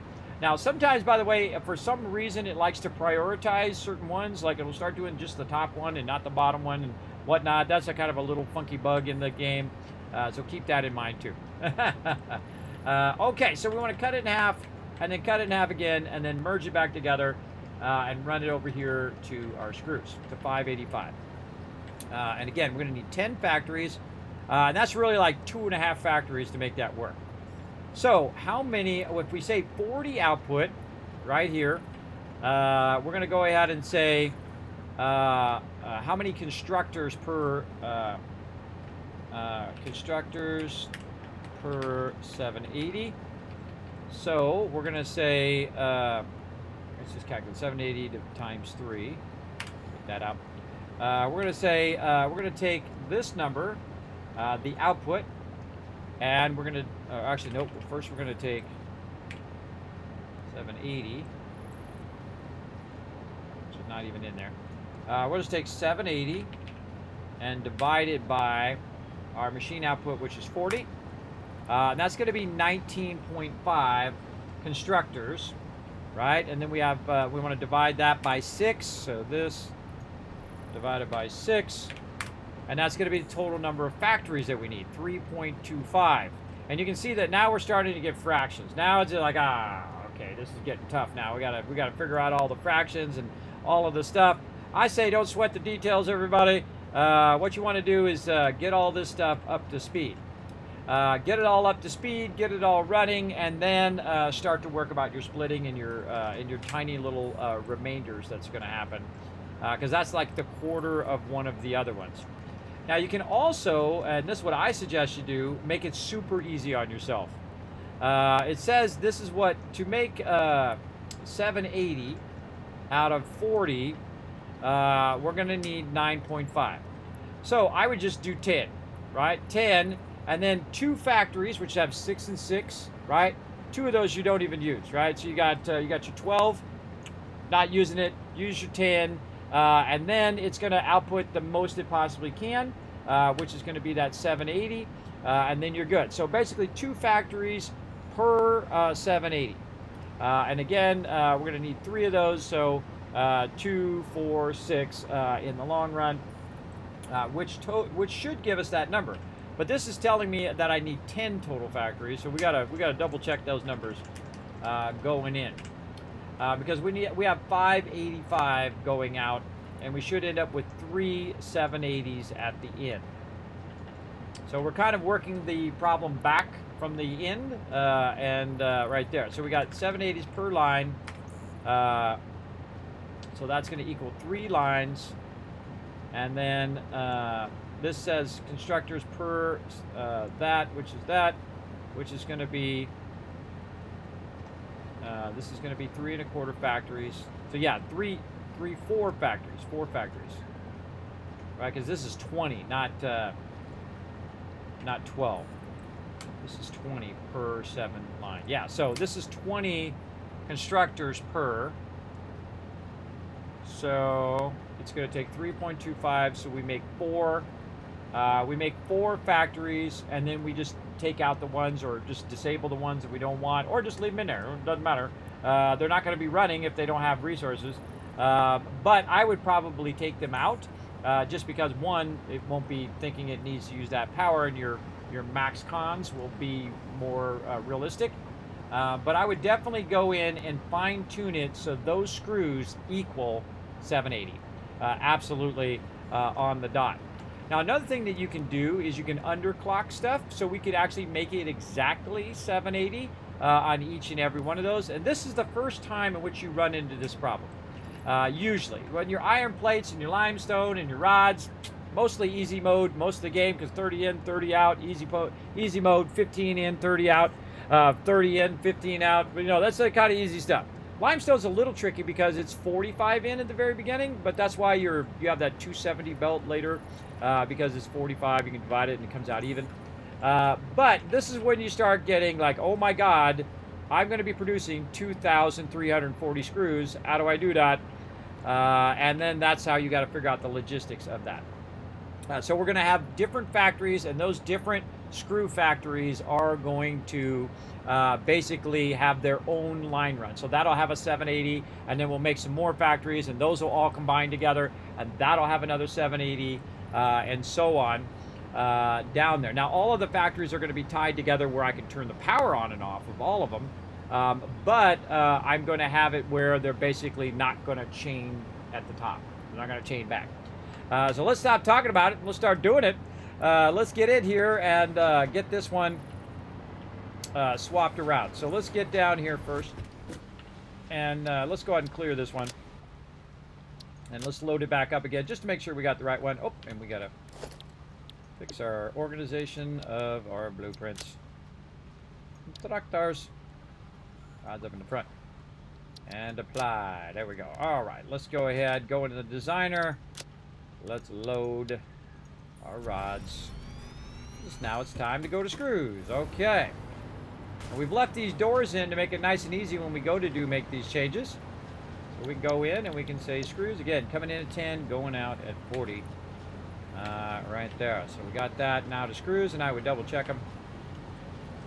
Now see, if you do this good enough, then what's going to happen is basically making a copy of each of these, and this will work for no matter what you're doing, right? It'll work for whether you're doing screws or rods or whatever, and that's really my goal with this, is to make this as easy as possible for me just to use it over and over again, and just make it real easy to change it. Now later on, if I need more screws or more rods or whatever it is, I can go in and do it. Peace.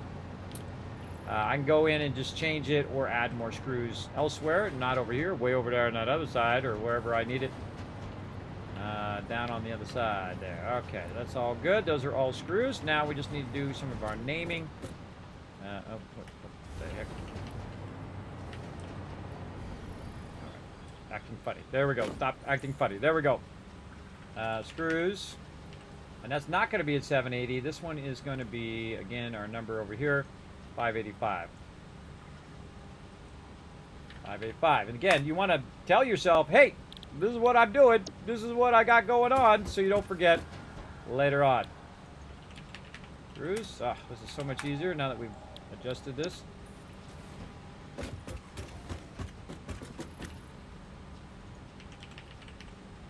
And this is still using node number 3.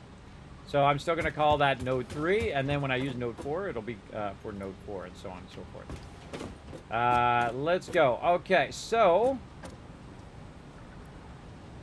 node 3, and this up here will be node 3, and we're going to tell it to be screws.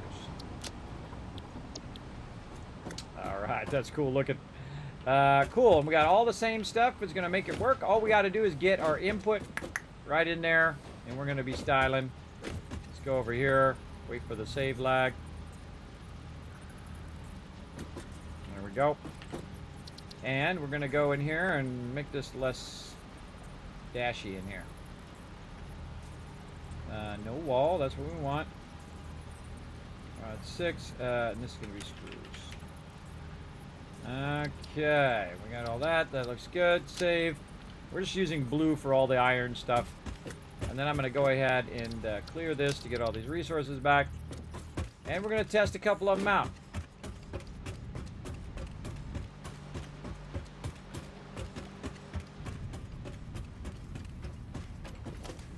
Like we can take all these out over here.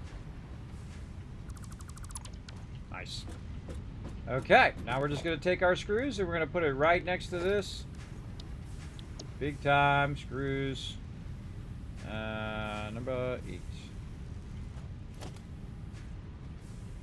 Okay, what do we need? Oh, we should have done this. So we know what we need. We brought all our resources up here, so it's going to make this a lot easier to just snag up some resources. Right there.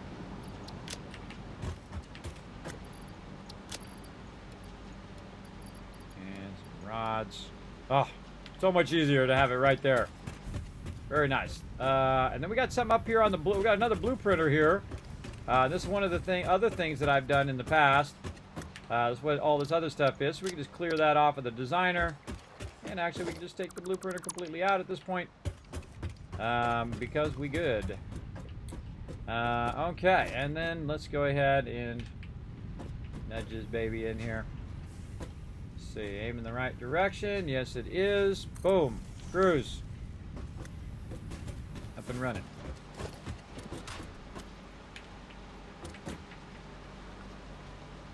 Okay, so that's going to be 12.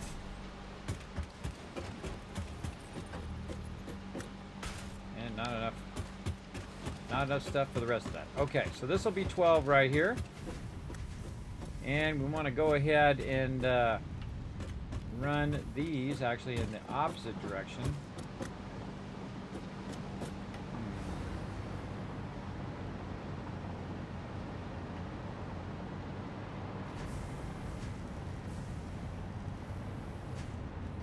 How to get these up and over and down into there, or we could go down and run it under. We have a bunch of stuff running down there. I feel like up and across seems pretty good. Seems good to me. Now again, since we're not going to pull it in from underneath, we can take this out, take that out. We can just go ahead and try to put this. This is our output here of screws. We just sit that a little bit higher.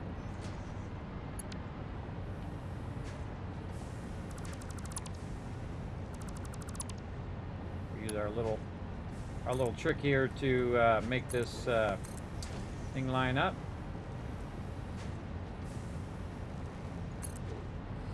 And then we'll just cross connect this.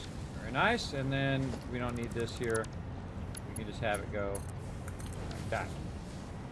So what it's doing right now is it's going to go out at full 780 right now. So that's going to be running out of there like a boss mode. Now I can go ahead and crank that on just by connecting the power across here. And you know, we've been doing a lot of stuff. We've been building a massive amount of factories and whatnot. But if we go over here and look, my line's way up here, everybody, and this is what I'm doing way down there at the bottom right now. And actually, if you notice, I'm actually doing less power. How can that be? How can you be using less power, but you're building more factories, and you've actually like 3 times all of your inputs? And that's because, 1, I'm not using my hypertubes all the time, and number 2, I'm more efficient at what I'm doing than I was earlier, and thus my actual max cons are down lower, and my actual production is down lower. Because there's less I need to do in there, and then everything is super efficient in what it's doing. So again, adding that efficiency is super helpful. All right, we also want to go over here and click the thing so it shows up. And then we'll close this one and then this one over here like that, and we'll leave that one open for the next one. Okay, so now we have those over. Now, do we need to run the stuff underneath and do all of that? No, it's because it's already run right over there, and I'm just running at its maximum speed. Now, in theory, this should go in there and start to do its thing from those rods, and I see it's not doing anything. And if I see it's not doing anything, then that's a red flag to me. What's going on? What's going on? No power. Okay, so it says no power. I thought we ran the power. Maybe I screwed it up. Apparently, I misclicked. Let's try it again.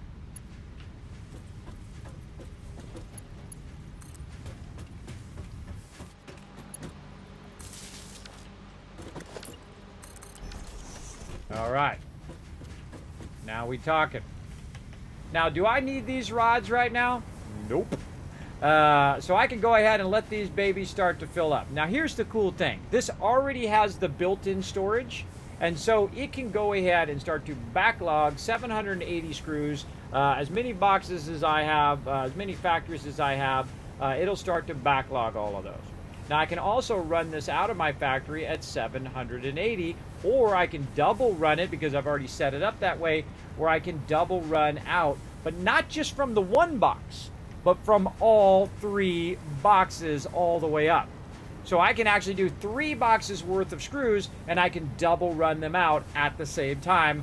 That's a lot, everybody. That's a lot to do, and that's what I'm doing. Scaling up, scaling up, scaling up, scaling up. Because when you get to the end of the game, and you want to do a lot of all that stuff up there in the corner, because really I'm at the end of the game. The only thing I need to do is make those things over there, and boom, I won the game. But you know what would be even cooler than winning the game? Is making it awesome before you do. And that's what I'm doing right now. And that's our main mission right now, is to make it awesome. For sure. And I hope you feel better, the D. I forgot to say that. I hope you feel better soon. Okay, so let's go ahead and get our screws running. So we got that running there. Let's go ahead and run over here and do our standard stuff that we've been doing over and over and over again. Because we got this awesome modular factory that we can just keep connecting to other factories. Even though our blueprinter is small, our power is large. Let's go. Boom, boom. I'm just pressing control and then releasing. Take all that stuff out. And then doing our connections for our hyper tubes.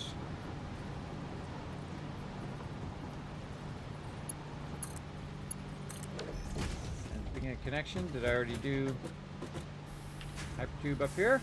Let's see. Nope.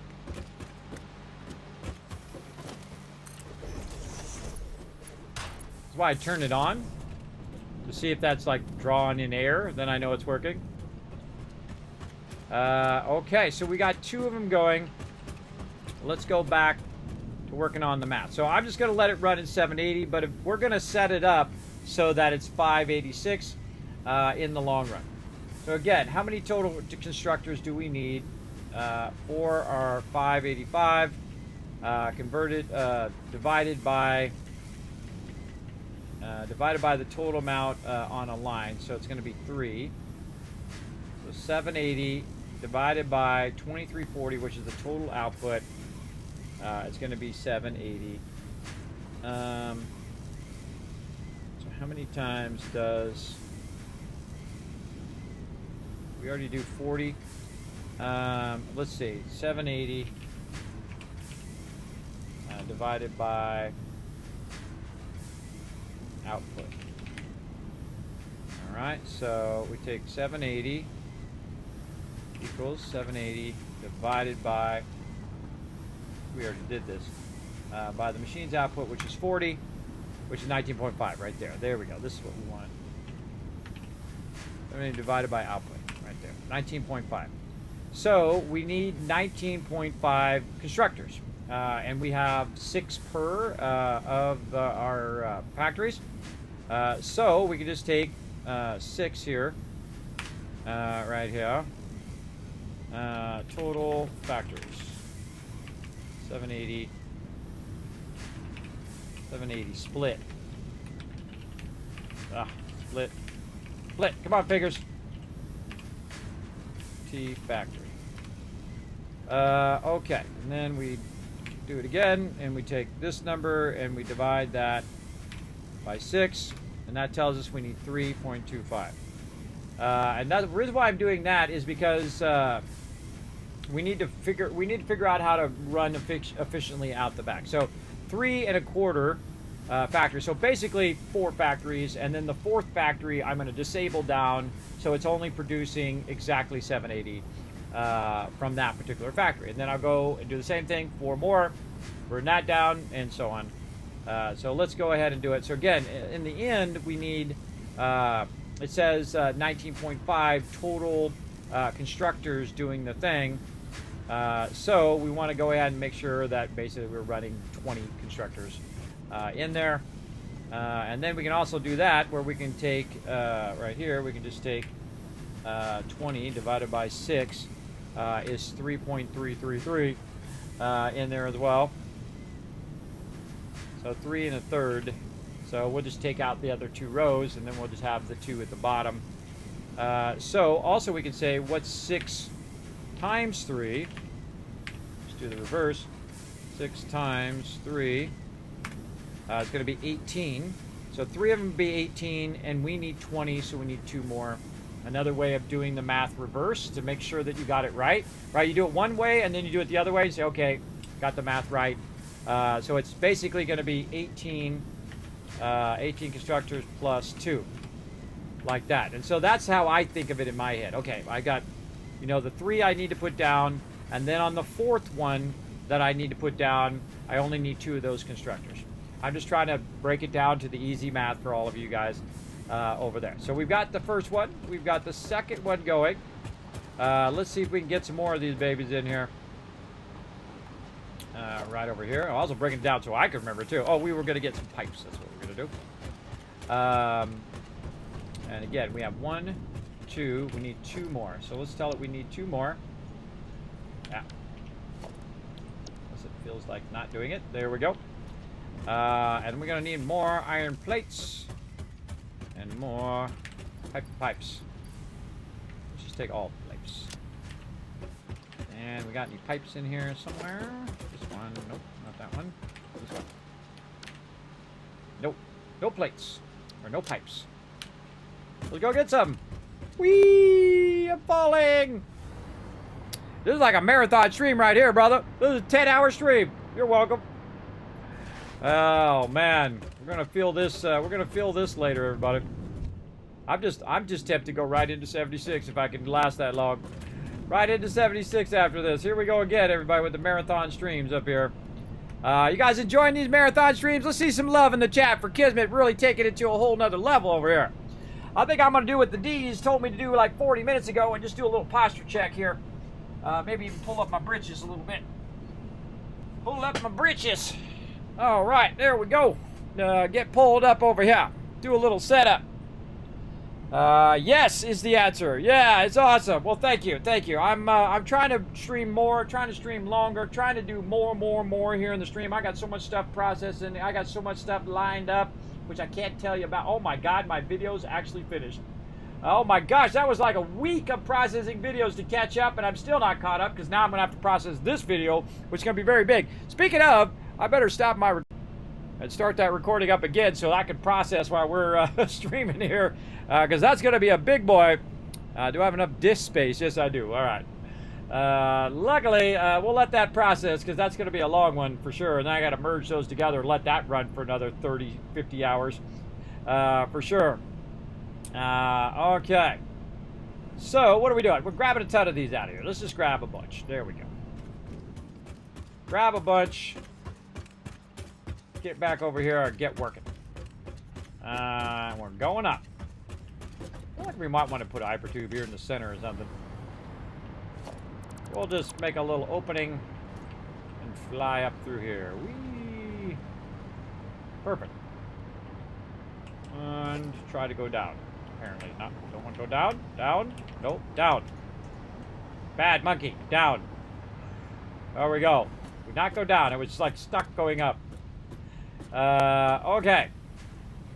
What are we doing? I forgot. Putting these away in this box. That's what we're doing. Oh. No, we're going to wait for our autosave first. We're going to wait for our autosave to torture us. Okay. Boom. Don't need that many. You can use a few, but I don't think I need that many. Okay. So this is going to be the first 4 that we're going to do. Right over here. And that is the wrong way again. Why I put it in the bar, everybody, because it just, there's always something. It's like you can't nudge it that far, or it's turned the wrong way or something. I usually put it down multiple times to first get it the way I want it to be. And usually that's the way, that's the thing you're doing. Okay. Okay, so there's our 4 factories that are going to be our first 780 output. we'll scale down that output later, or just siphon off, you know, cut it in half again, take quarter of that, run that separate, and then the other thirds we merge it back together. We'll do all that later. Usually I would do that up on the top. I would just run this up, put some splitters again, and then merge all that back together, and then just run it the rest of the way. Because that's the most convenient place to do it, right up there, because it's up there at the top. You got all that room on the top of the base. Easy peasy. Okay, first one done. Let's go to the second one. And we got the second one good. We got all our line runs. We got to do our cross over here, so our screws are going front. Let's see if it's pumping out. Oh, mama, look at that go. Look at that, pumping them screws. Man, that's gonna have a massive backlog of those babies. Okay, first thing, we take this out. And we're just gonna keep doing the same repetitive thing. So we have less errors, hopefully, across everything we're doing. And we can just keep this blazing.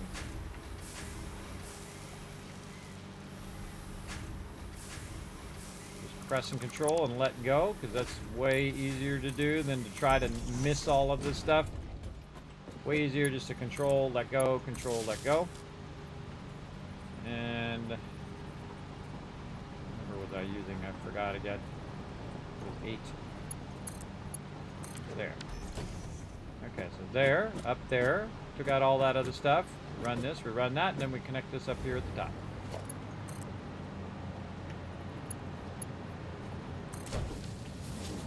Okay, so 3 of our 4 factories are looking sharp. We got all 3 of those.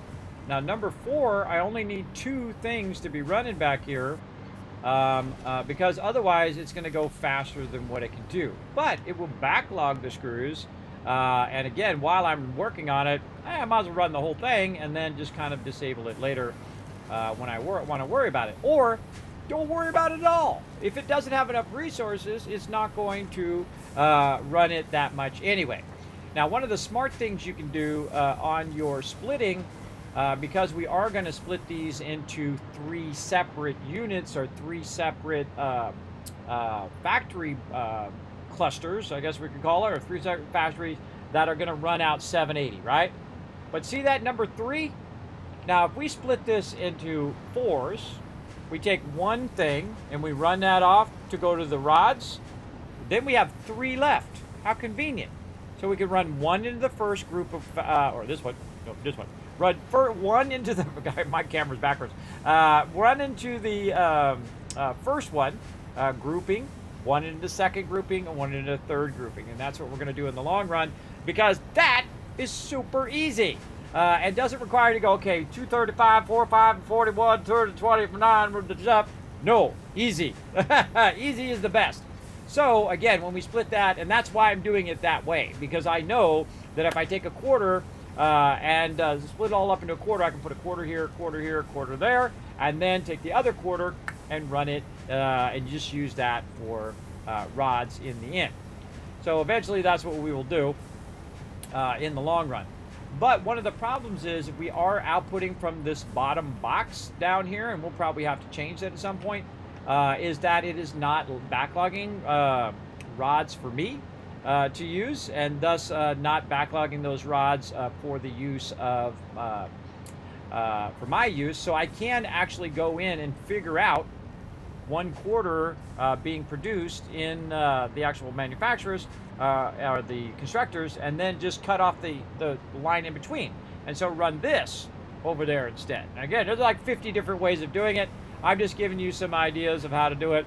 Me, I'm gonna split it into thirds, and then use the rods wherever I need to use those, and then use the other ones for the screws.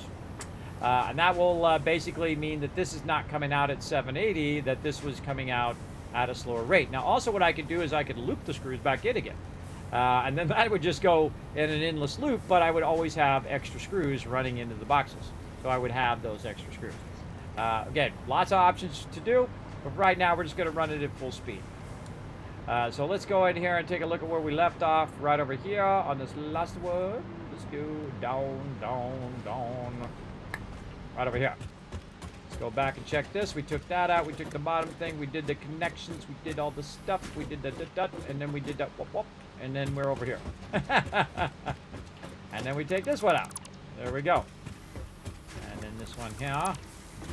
Do our connection between this over here. So basically what you do is you starve the resources a little bit in the beginning or when you're bringing them in, as opposed to trying to figure out all the constructors and all of that stuff. I find that way easier than worrying about every last little thing. But again, I could go in and take out the extra constructors so that it doesn't show up in my my max cons, or the maximum amount of stuff that's running at any given time. Okay, looking good. And this, gonna run right in there. We're gonna make a whole lot more screws. There we go. Now this is basically burning up all of the rods that's running down this line. And so again, we're gonna need to divert some of those rods to go over there. Now actually this section over here is gonna be much like the section down below, and it's gonna be up by 10. So now's a good time to say, okay, wait a minute, we might wanna put a little lid on the top of this thing. If we're gonna be running things up and down the thing here, we'll want to go ahead and work on our wall heights, or basically our roof height that we're gonna eventually have here. So there's 1, 2, now I don't even need to count it because it actually counts it for me, times 10 right there. And then we're going to go ahead and say, yo, yo, yo.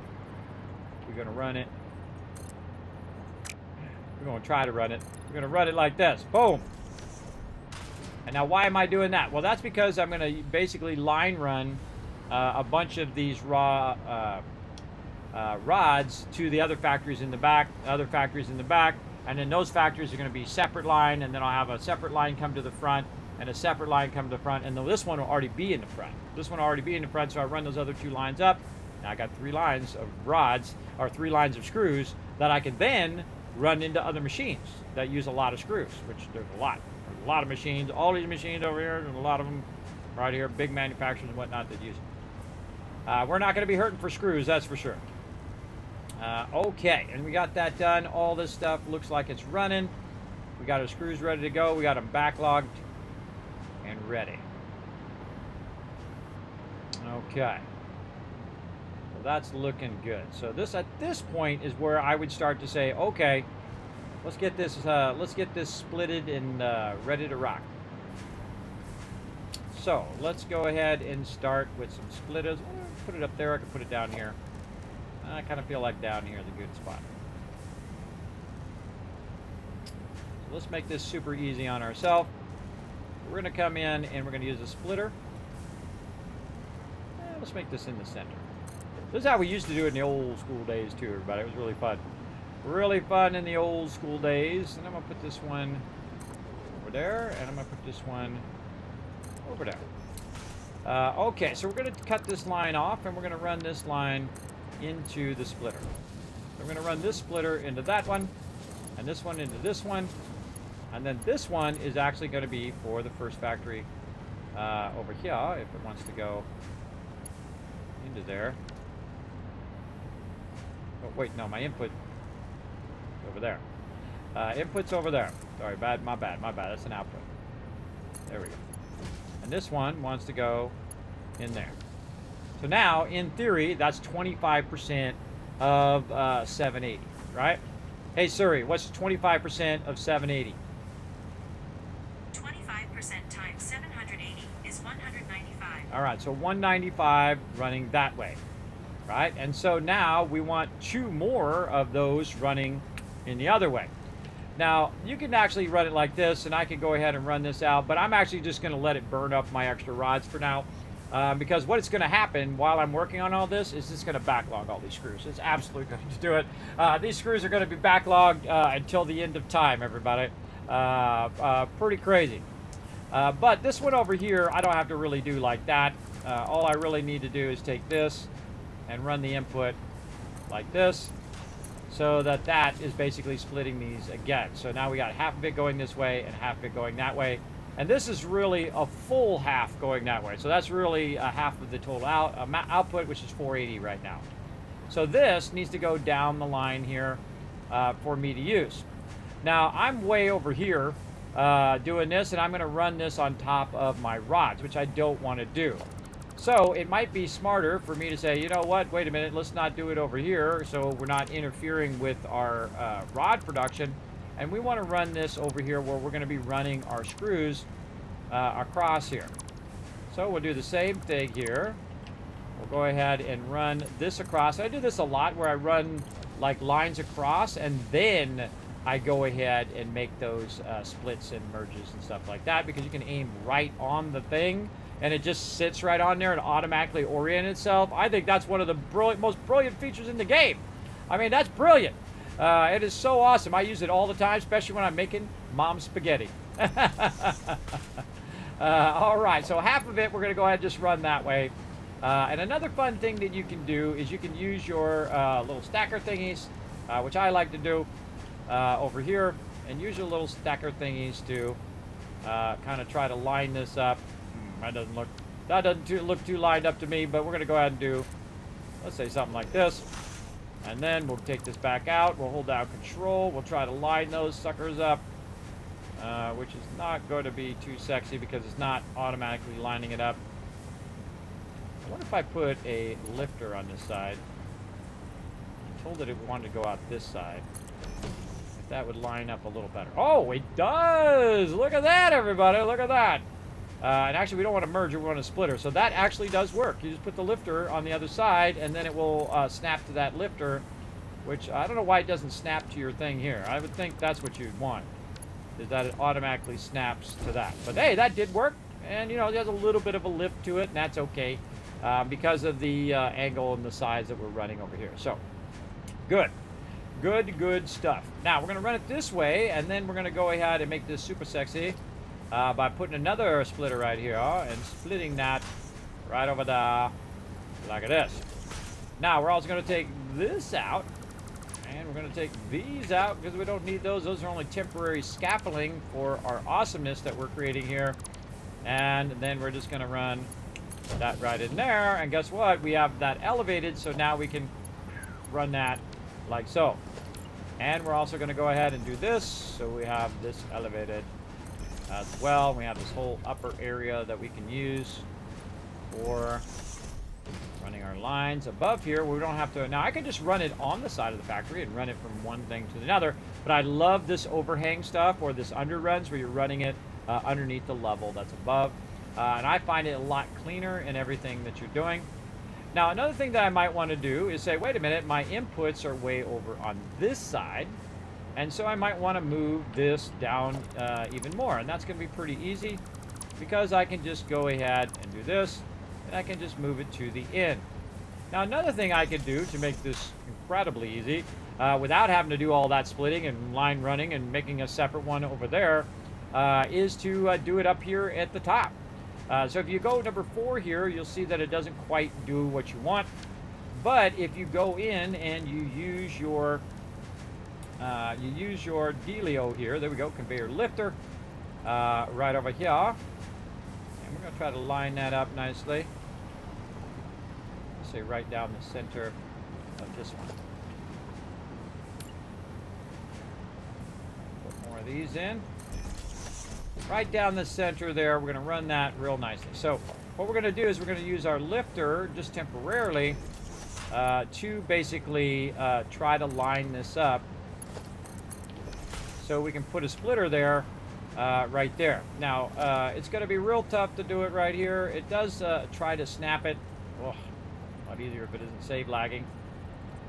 Come on, there we go. Speaking of saving, let's just save it ourselves just to make sure. Even though it just saved, I'll save it again. Over here. All right, there we go. Now, we're going to go ahead and put this in here. And what it's going to do, if it decides to work now, is it's going to try to snap itself. There we go. It's going to try to snap itself to this thing. Like this. And we can just hit H. And then we can just nudge it, if it let us. We could just nudge it around. It doesn't let us nudge on the ceiling, I noticed. Oh, that's a bummer. But another thing we could do is just go ahead and go like this and run it all the way to the bottom. like this. And then we can go ahead and just nudge it down here. Just hit H. Well, that's already on point there. But you can hit H and you can nudge that around, and there we go. And then I can go up, and then I can say, okay, I want to go in from here. And then, again, I'm just showing you different ways of doing this kind of thing, where you're trying to run... I got that turned the wrong way. Input.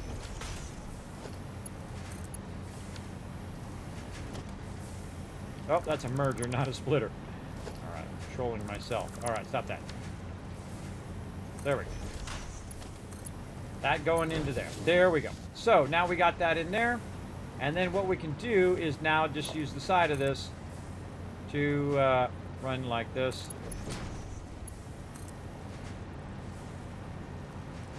Run like that. Take all this stuff out, which we were just using temporarily to stack that. And again, we could use also our lifters, but that actually I feel like works pretty good. And you can see that it's pretty straight on that run versus what we did before when we were using the other things. You can see that's much straighter across there. Also, we're on the high side on this side. And now we got the dual split running out of there, looking sexy. And of course, we could make it even more sexy by putting in more stuff here. And that's consolidating it down so it's nice and organized. So we're going to go in and we're going to say, okay, we got these 2 extra run lines. And we're going to run them just a little bit. Should we run them here? No, our input's there, so we should run them here. Let's get our light on so we can see what's going on. And then, now we've got these split into 2 separate run lines. And now, we can just go ahead and run it down. So, we're actually running 50% in there right now. And we could go ahead and take another one out and run that to wherever we need rods. We could go ahead and run that, or we could run it to wherever I need resources as well. So that's going to go ahead and do its thing over there. And then now what we want to do is we want to run this to its maximum length. So actually we should do that right from the beginning. 1, 2, 3, 5, 6. This. Might be able to get away with that. Just do this. Max length. There we go. Less of these we got to use. Less clutter.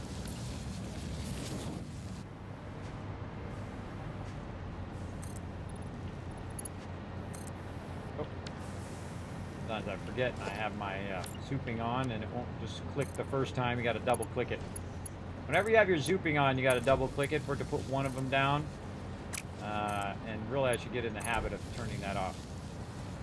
Okay, so here we are. This is the back of what we got going on. So the next one that we do is going to be one of these. And then the one that's way back there, you can just get an idea how far back that's going to be.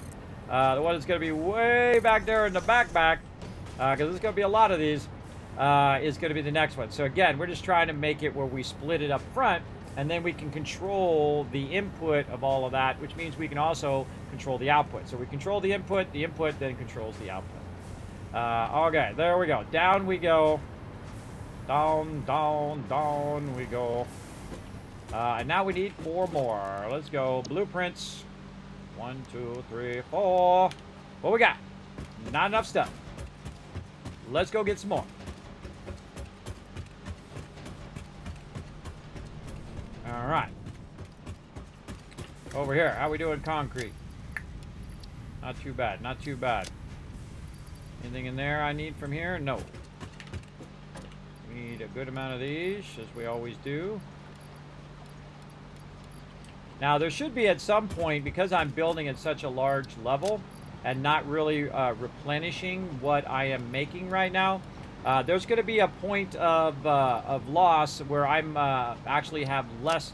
I don't have the resources that I need in that long run. So I got to be careful that when that's going to happen. But I feel like it is like a challenge. Can I get all of these factories fixed before I run out of those base resources? And again, we're really building a lot of big stuff here. We're not just building, a couple things. We're building massive amount of factories with a whole bunch of complexity of it. Even though it's the basic factories, it's a lot of those basic factories for sure. And again, I haven't built this big in quite a long time in game, and I absolutely love it. Now notice I can just go there now. Notice that's going to be my go-to spot for concrete. And then you know what I need? I need some plates. And guess what? Here's my go-to spot for plates. Right over here. And so now I don't have to go down there to the bottom and do all that because it's producing it here and it's storing it here at the same time. And that is why we made this change, is so we can integrate all of that together. So let's go make ourselves some more screws. Way down here. I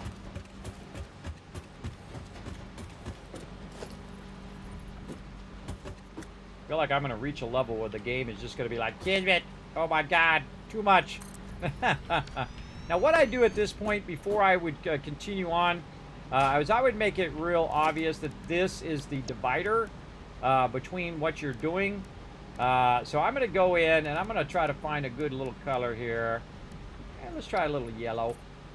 Right there, that's saying, look, this is the beginning of another thing, another segment of my screws. And of course, you could color the whole entire building a different thing if you want. But me, I'm just gonna do something that when I come through, I go, oh, whoa, what's that? Oh, okay, that's that. That's the beginning of all my stuff. So let's also get this one over there too. There we go. And now we got that going. So let's get into our screw run. We already got that one there. Again, this is going to be its own whole thing. Here. Now this is not going to bridge over to this. This one will actually come down from that other line. So what I'm going to do here is take this out, and I'm going to run this up just to kind of remind myself, hey, this is where you're feeding that in, right over there. And then up here, we can go ahead and just take all this stuff out. This is really for the very first one in the chain. But I put it in there so I don't have to, have two different blueprints and then, be ugling up my blueprints. I really find this relaxing. One of my favorite things in the game is just, taking your time and not rushing. Oh God, I gotta get it done. If you do that, you're gonna screw up. I find, and then you end up spending more time fixing it than you did if you had just taken your time. I made it great. Now I've got that crossover in there, and I actually don't want to do that. I don't want to crossover on that one. This one's going to be its own separate line. I just did that by habit. And I don't need that line there. All this is going to be its own separate thing. There we go. Okay. And let's go back and build out the other three here. And then we got that rocking.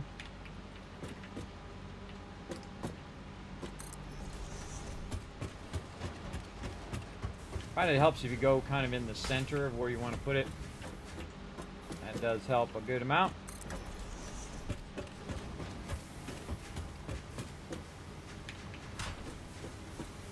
Again, doing this without the blueprinting would be so much more time consuming. Big time. Okay, well, there we go. We can just visually see it right there. And again, we'll go on our customizer. A little white down there. I think that one was a different color. You know what? We're going to make all this the same color. Make it white. Real obvious that that's the start of something else. We got that tied in. We still want our hypertube and our power tied in so we can run our hypertube way from the back and get to the front. But we don't want to cross over there, and we don't want to output up there. We want this to be its own 780 line. But this one we do want to cross over. So we're going to get our power going here. So there. We're just going to go ahead and do all of this first, and then we're going to run all of our lines and stuff. Let's take that out because we're not going to bring it from the ground.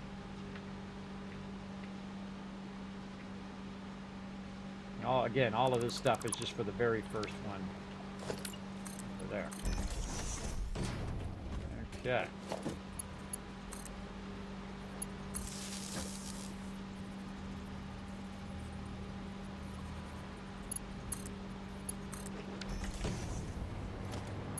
This one we want to go ahead and go into that one.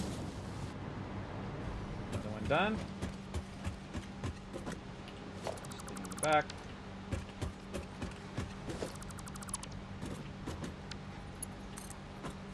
A little scary when you're standing right there to the edge.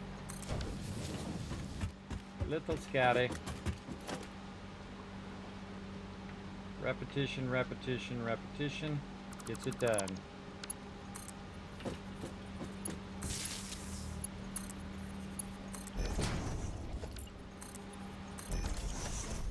Okay, and then up here at the top.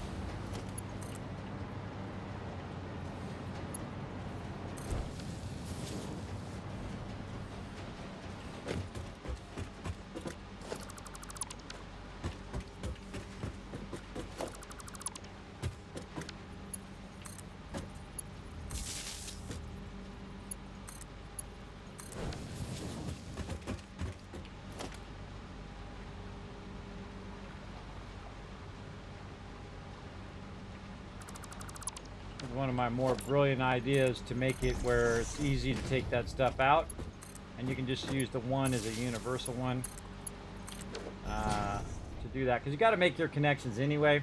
I think the most thing that I would benefit from is the fact I wouldn't have to take that stuff out every time, but I still got to make all the connections and do all the stuff. But I guess I could have made an alternate one.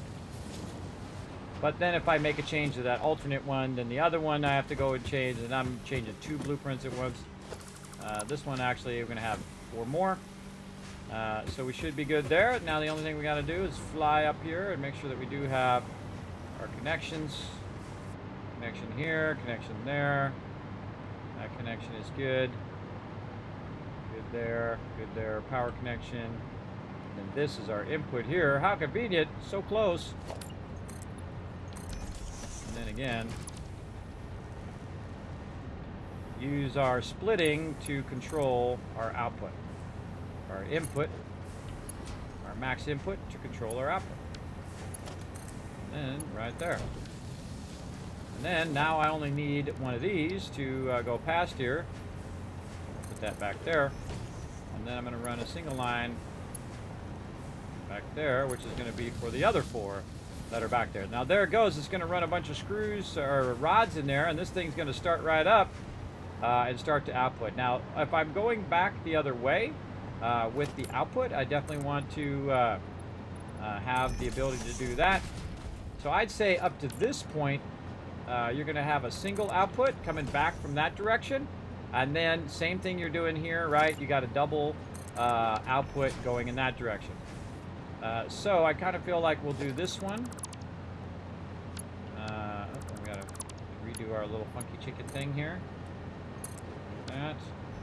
And then offset it. It's way up at the top. And then this one's going to output to this side. And then the one way in the back can come right down the center. And then that one will go ahead and up there. And then we're running 2 lines of 780 screws in the opposite direction. And then eventually it'll meet with the other one, and we'll have 3 lines of 780 screws. Basically over 2,000 screws running over there. That's a lot of screws running, everybody, but we're going to need probably a good portion of them. So there we go. So we need 4 more here in the back. Now, I don't know if you guys are having fun, but I can tell you I certainly am. This is always super fun to go above and beyond. Just take it to this crazy level. 1, 2, 3, 4, 5, and 6. 6 is the max length that you can run your conveyors. And then while we're at it, why don't we just put one right over here and make it real easy, because when we run this back, we already have the line already ready to go. There we go. Oh, and we need to tell ourselves the next thing. We need to go to blueprints, and we need 4 more of these babies. And you could probably guess that I should probably run back and grab that first before I get all the way to the end. You can see that that's already running. This one's already running. This one already has screws on the line. You can see it running down. And so we have 2 sets of factories running now. We have 4 for the first one, 4 for the second one, and we're going to do 4 more for the third one. Again, we could color code them. We could call it, combined factory 37B or whatever you want to call it. I'm just going to have all of them tied together and basically be able to adjust them. Take out all these walls. Basically be able to adjust them all from the front. So if I want to turn off all those screws, if they're burning up all my power, I can just go right over here and turn that all off, and we'll turn off all of the factories all the way down. Yeah, and that would be a total of 16 factories. Hold on. 4.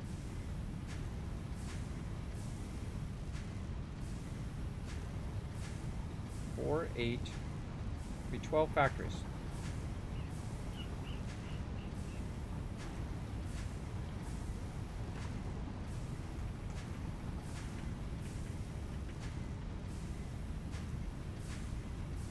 It's going to be 19 things divided by 6 per thing. It's going to be 3.25 or 4. Yeah, okay, that's right. So total number of factories it says over here is 10, so that'll be about right. So 4, 8. We're going to make 12. So 3 of those are going to be unnecessary. Well, 2.25 are going to be unnecessary. Right. That's fine. That's fine. Organizing it is much easier than trying to figure out, okay, I need 2 constructors out of this building and 2 constructors out of that building. That's going to take way too much time. Everybody just group them. If you got extra, cool. Go in there and always take those constructors out in the end. But definitely group them so they end up having that end result. Okay, so we're getting loot. That's what we're doing. Let's focus. Nothing in there that I can grab that I need right now. Nope.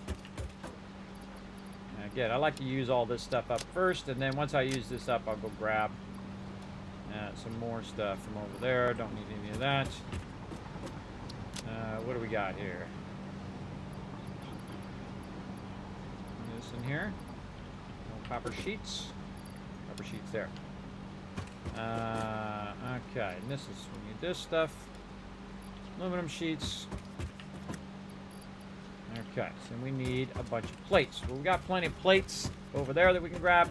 Let's run down here and get our steel beams, which actually have not been running for a really long time. For at least, let's see, 10, 11 hours. But actually been several days have not been running. That's how much of this I have backlogged. Actually, let's just grab a bunch. We're going to have to come down here. There we go. I like to kind of open a hole up wherever one of these things are, and then you can just float on up. Works awesome. Works amazing. Okay, plates. Well, we just happen to have a factory making a whole bunch of them. Backlogging them for days. All right, plates it is. I'm really starting to like this. Oh, I got to put that other stuff down. I really starting to like this instead of doing the way I did it with boxes. Kind of feel like, actually, we'll take all these out of here since they don't all fit. Got room here? Yeah. A bunch of those in there. This way our inventory is just not completely overwhelmed with those. I really like this, just coming under here and grabbing each individual thing, which is pretty great. Okay. 4 more, and again, we left a little passageway that allows us to walk all the way to the back, or we could use our hypertube all the way to the back as well. We saw the thing change there. We need to make sure we count too. So this is 1, cool, 3, and this is right, number 4. Okay. Here we go again. 4 more to go.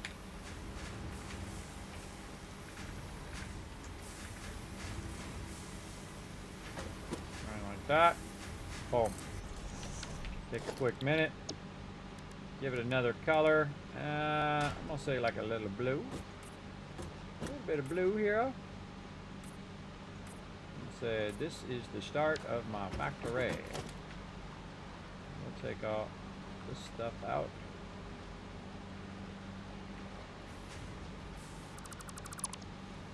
There we go. That over here. It used to be where you could actually put them in and they were in color. You didn't have to come back and change it. I don't know if that's still a thing. Can you go in and change that thing to another color? At the guide. I don't think so. I don't think you can go in and change the color ahead of time. I mean, you could blueprint it that color and then put it down. Okay, so again, no cross lines. The only thing that we're going to cross over is the power here. And then we're going to cross over our hypertube. So if we're way in the back, we can just go straight to the front. Big time. Here, but no other cross lines over here between that or between this. And then we're going to take this out and we're going to tell it. Okay, this is our next grouping of 4. Now we're really getting out here. So we're glad we had lots of room for this, huh? That's why I'm way up here. I actually switched it earlier so that I'm running my stuff way up here as opposed to way down there, because inevitably you're going to run into something down there, and I'm glad I did now. Glad I made that change. It kind of sucked. I'd take everything back out again, but I've taken everything in and out about 50 times now. So it wasn't that bad. Okie dokie. Let's back up. Back to our blue area here. There we go. We got those connected, this connected. Got that up there. Let's get these all in place. And our power. Now this one we do want to cross over. And just repetition, again, more repetition of taking out all the stuff.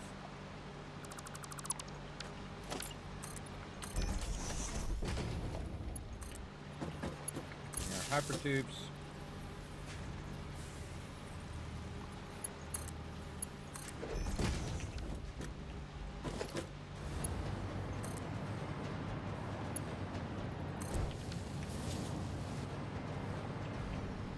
All that good. On to the next one. This thing out.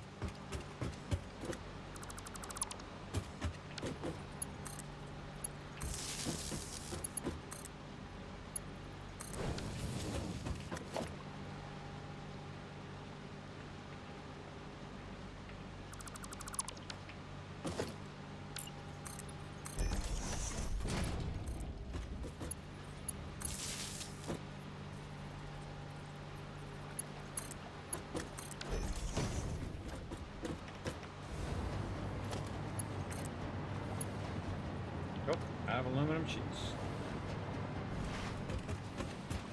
Now this might be a good time for the car. Send in the car. The factory cart. There's a red alert.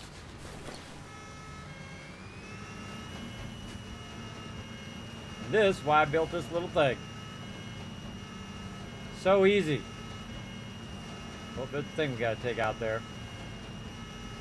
I think I missed that thing.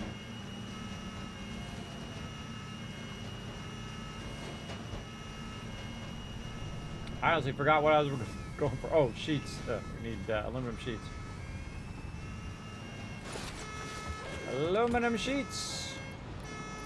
Let's go. All right, now we're talking. Hey, turn that thing off. Aluminum sheets it is. You know what? Better idea. Let's go ahead and stop. Make sure to pick up your vehicle. Don't ever leave it behind like I do. And then hypertube time. Let's go.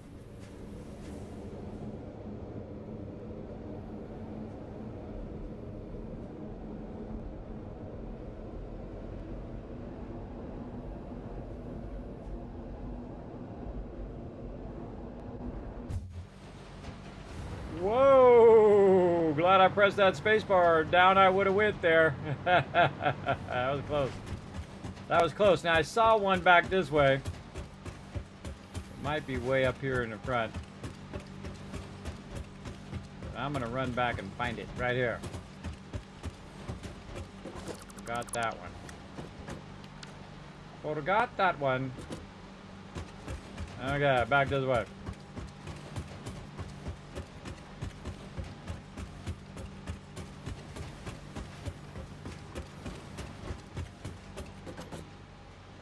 Good. All right, so close. I think we're on the last one. Okay.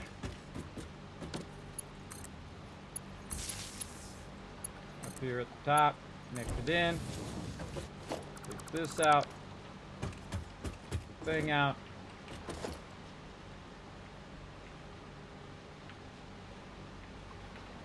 Always good to go back and do that right when you see it. Otherwise, you're like, oh, I'll go do it later, and then you're going to definitely forget.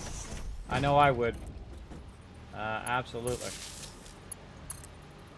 Okay. There we go. Now, we should have learned our lesson here, here in the back, where we almost flew off and died. So I suggest that you go in, do yourself a solid, nice solid wall right here. Like that, so when you come firing out of the hypertube, you don't die, because you've forgotten that there's no thing off the side there. You're like, ah, I'm gonna die. We'll connect this over there. You can hear that hypertube turn right on. All right, hypertube on. All right, let's go up here and make sure we got all these connections done. Got that one done, and that one there. Can't get all these connected together. That one, and then this one's its own. So these four are its own back here. And that's a lot of them suckers. Look at that. Wow, that's more than what we've got any of these others. And you can see that we're getting more and more. So 3 on that one, 6 on this one, more on this one, more on this one. Each one has a tendency to need more and more factories to make it run. So let's go ahead and run this a little further here.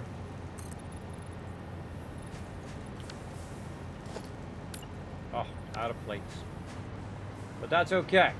We got our easy way to get some more.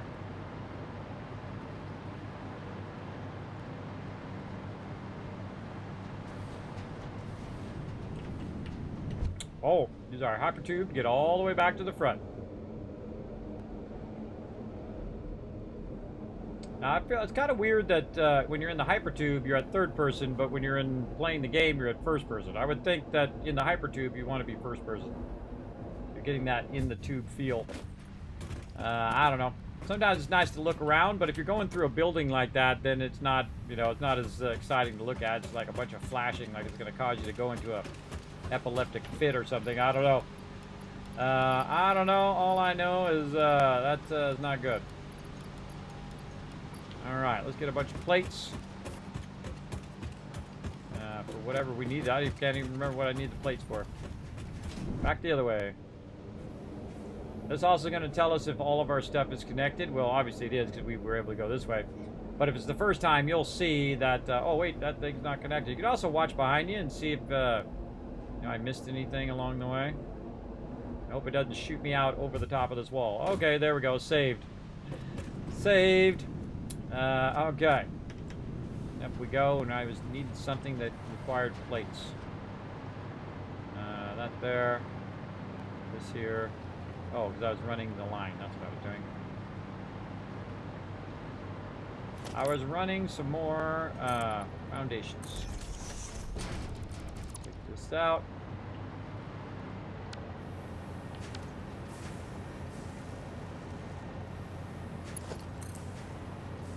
Oh, what the heck? What the heck? Run that over just a little bit. Nope. Press 4. Nope. Did it again. Stop it. 4. There we go. It's so crazy. It's so crazy.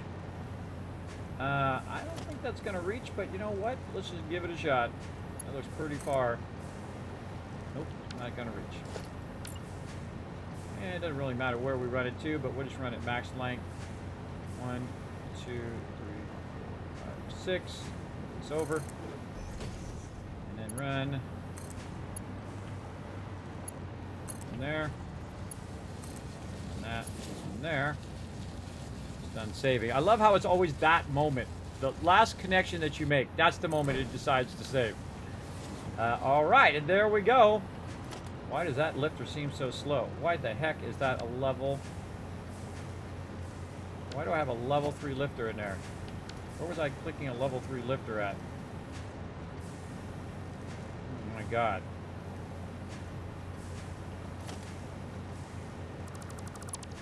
Okay, that just scares me altogether. I don't know how I got a level 3 lifter in there.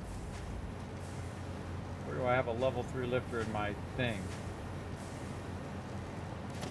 4?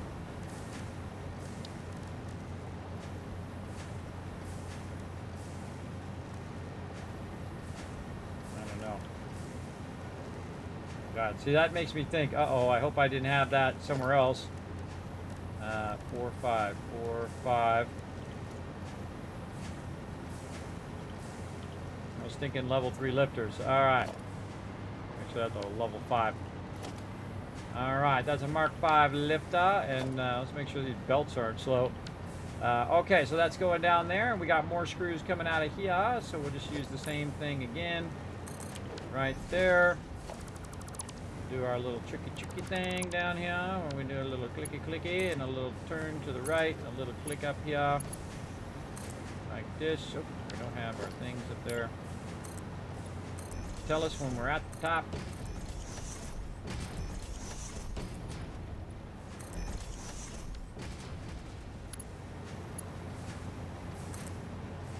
That always scares me because I'm like, oh God, where else did I just use a level 3 lifter?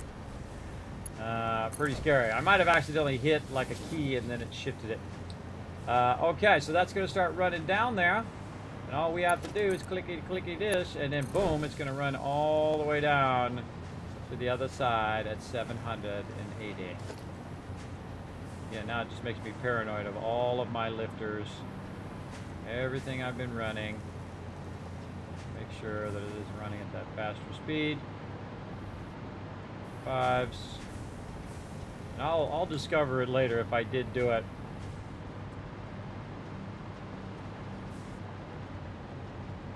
Maybe back here.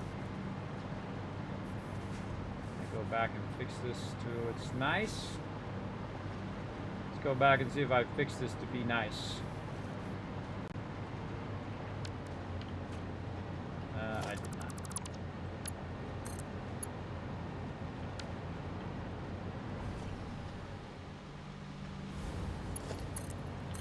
Whatever. Just so it has that little curve instead of having the lifter there. Much better.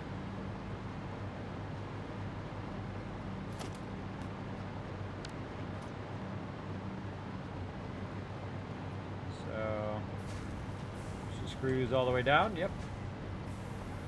Screws on both of them now. Yep.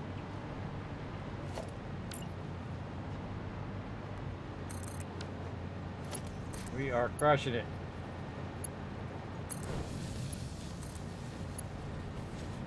We're running 2,000 screws right now. Actually, probably a little bit more at this point. 1, 2, 3. And that's 6.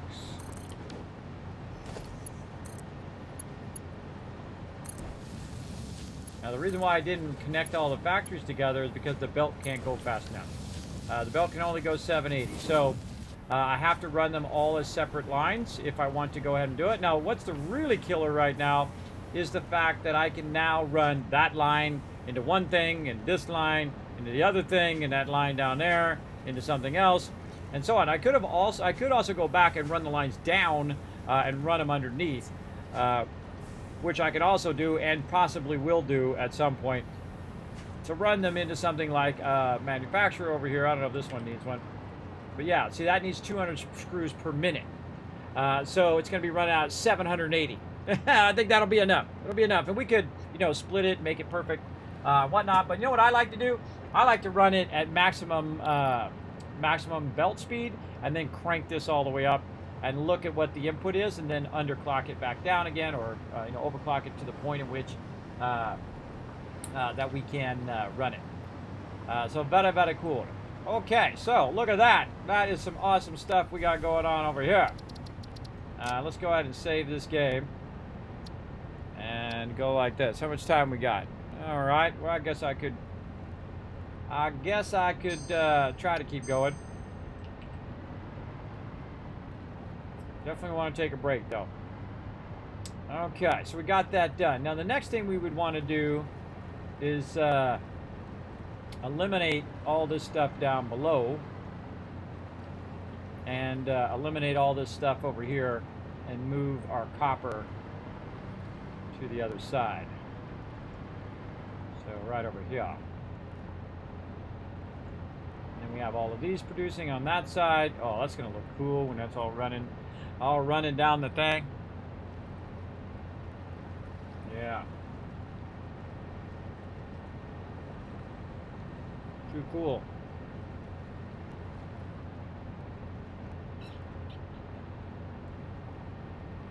Too awesome. Now, manufacturers is one of those things that I do overclock. You can see I'm overclocking crystal oscillators, but right now it's not got any cable. And that's because we let it burn up all the cable while we're doing all this other stuff. We only have one copper line, too, that we're going to be running.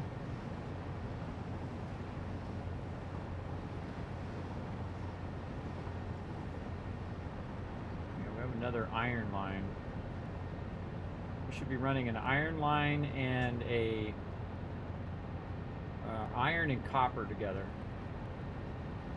A dual iron and a dual copper running down the thing on its own. Now all of this stuff I have here that's in this other line here, all of that will be taken out now. And I'll just run it where it's just like massive amount of lines. You can see them all coming down.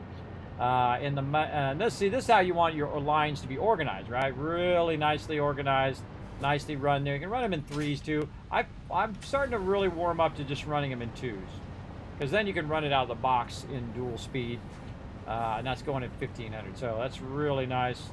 And then you got this really nice run here where the top one is running into the concrete, and then the next one down is running to the next one, and then the next one down is running to the next one, and then the next one down is actually going to run to the next one, which is going to end up over here, which is actually going to be my steel production. And what I should have done is probably put a coal node as part of that, because then I could have ran those together. But I could always take out the bottom one. I don't know how much I'm really going to need to run under there. So I could take out the bottom one and run our coal node at the bottom, which is what I'm thinking of over here. But we have to go all the way back and rerun all of that coal nodes and lines over here. Should we do copper first or should we do steel? I'd say probably do the copper first, since we have the copper node nearby, and we can go ahead and tap into that copper node and just run it straight over here pretty easily. Probably run it out and run it under, so it will end up on this side of our primary ramp here. And we went one further on that side, so we'll probably, just to balance it out, we'll probably go one further on the other side. I thought that was somebody with a hat on for a second. Go the other way, one over, and then we'll still have our main primary ramp. I always like to have one road that's like 3 wide, that's just nothing on that road, and I usually build toward that in my game, and I kind of keep working with that as I go. I feel like that's what we want to do, is kind of back this up. Now everything else here is going bye-bye at some point, but we can go in and kind of just move this out.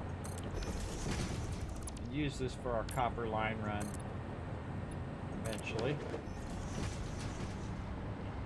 So what do we want to run on this side? We want to run copper, which is going to go ahead and run all of that stuff. And then we could probably run all of our other alternate lines on this side.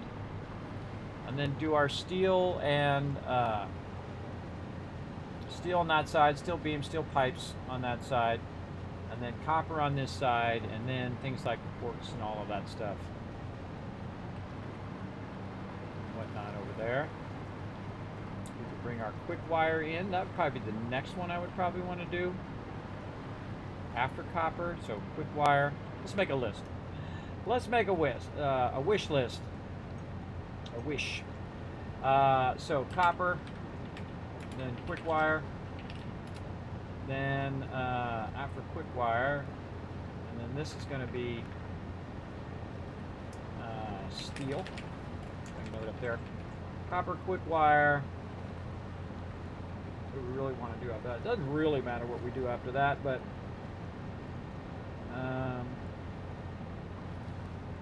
really that's deuterium. So we could say deuterium, something like that. Quick wire. Then we'll just do quartz. Quartz and then sulfur.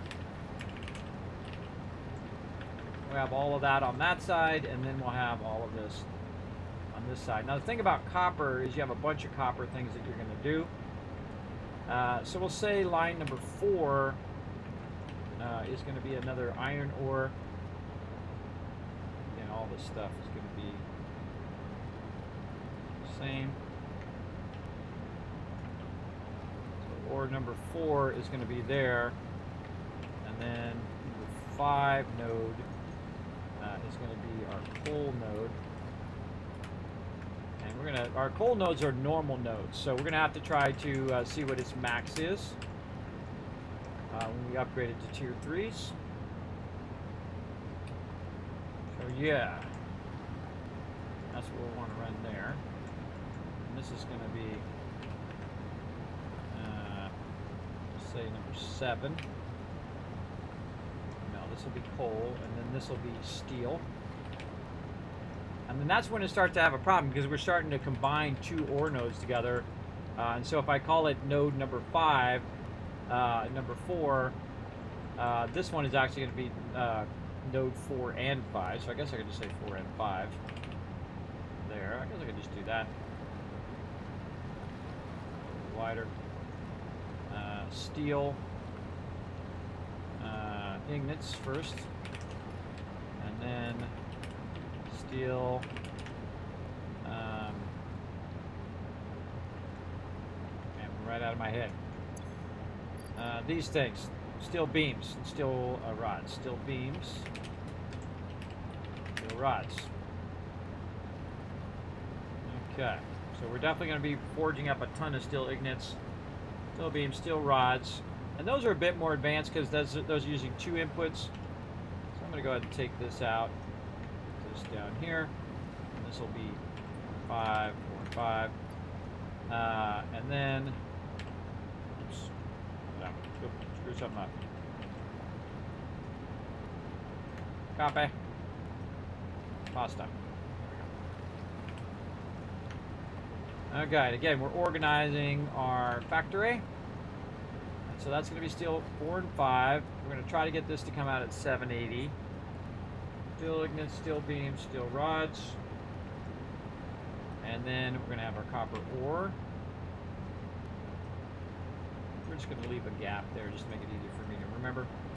Copper ore, which is going to be node number 6. Right there. And then we're going to have copper wire. Copper. This actually just be called wire, and this one just be called cable.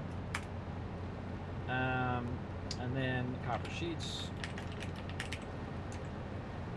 And then we'll have deuterium, ore, and that will turn into quick wire.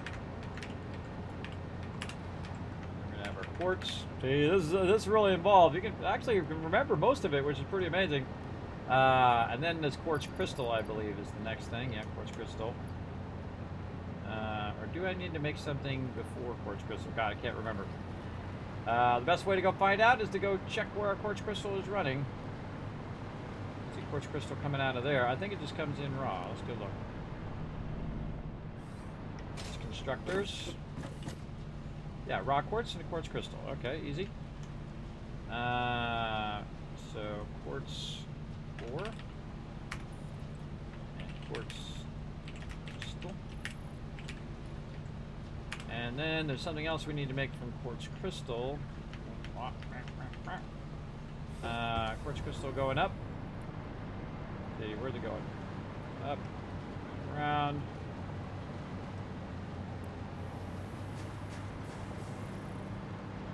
that's coming in. That's going in.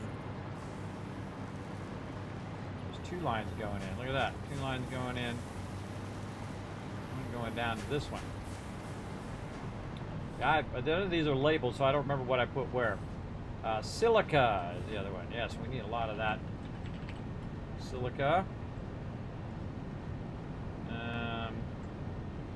And then we're also going to make our crystal oscillators later, but that wouldn't be something I would consider making from the raw ore. See, what we're trying to do is go from the raw ore to the first primary item, and then once you make that first primary item, you can make a backlog of that and get that going.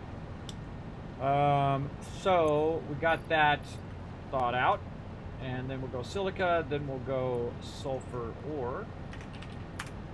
And then the first thing that sulfur ore becomes is, we'll look at where it's at. Right here, running down, running up. And the cool thing is all of this stuff going to go bye-bye over time. And we're just slowly working on it. Now we've really got the rhythm down on all of our base resources. So that's really easy. The first thing it makes is in here, which is, not in there, it's black powder. Black powder going to be down below.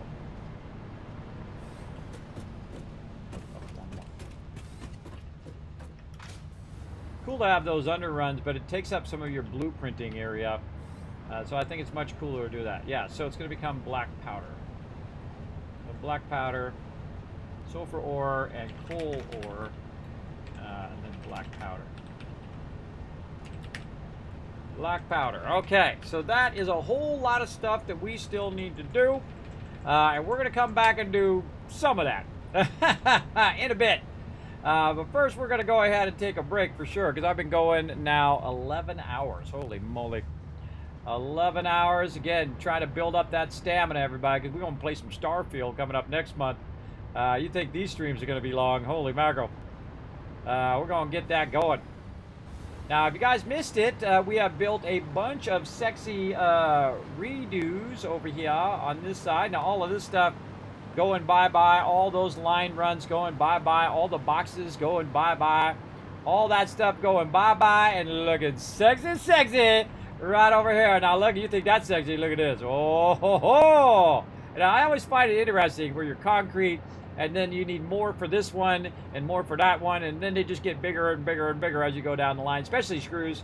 And now look at that. Now, not only did we organize it and we get it better, but each factory has different things that replace all of that stuff that we were doing before, including the ability for it to store all of the resources instead of having separate boxes that I run it from the factory to the boxes. I just run it in the factory to the boxes that is already there.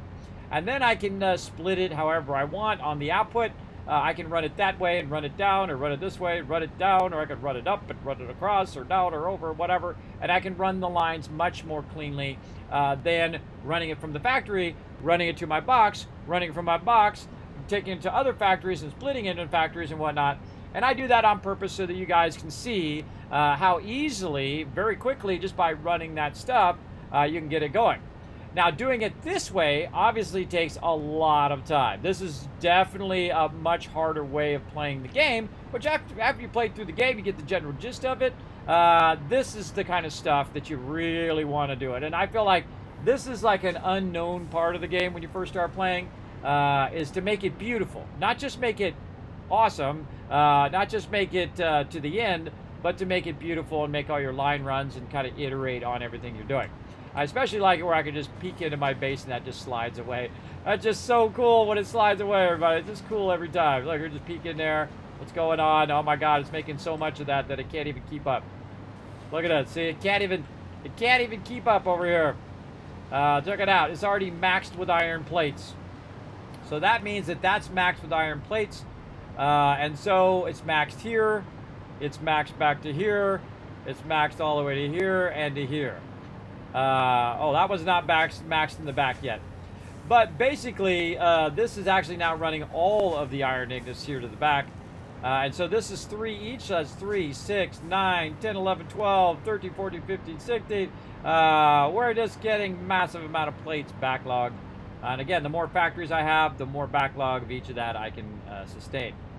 And very, very cool. And if I want to backlog anything, it's definitely screws, because we're going to burn a lot of those for sure.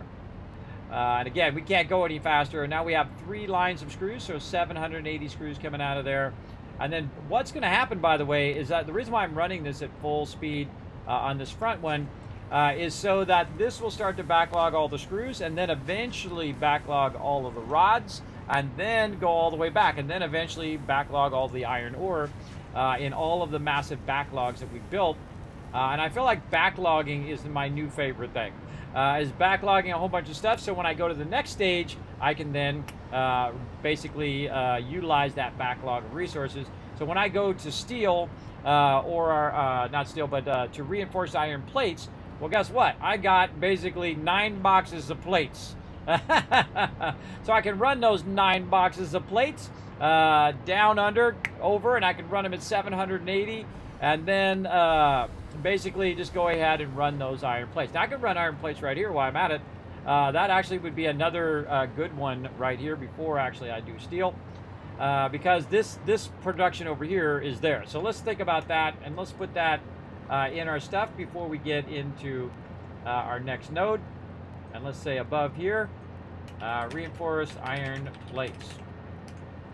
Right there. Now, I don't need an ore number or a run number.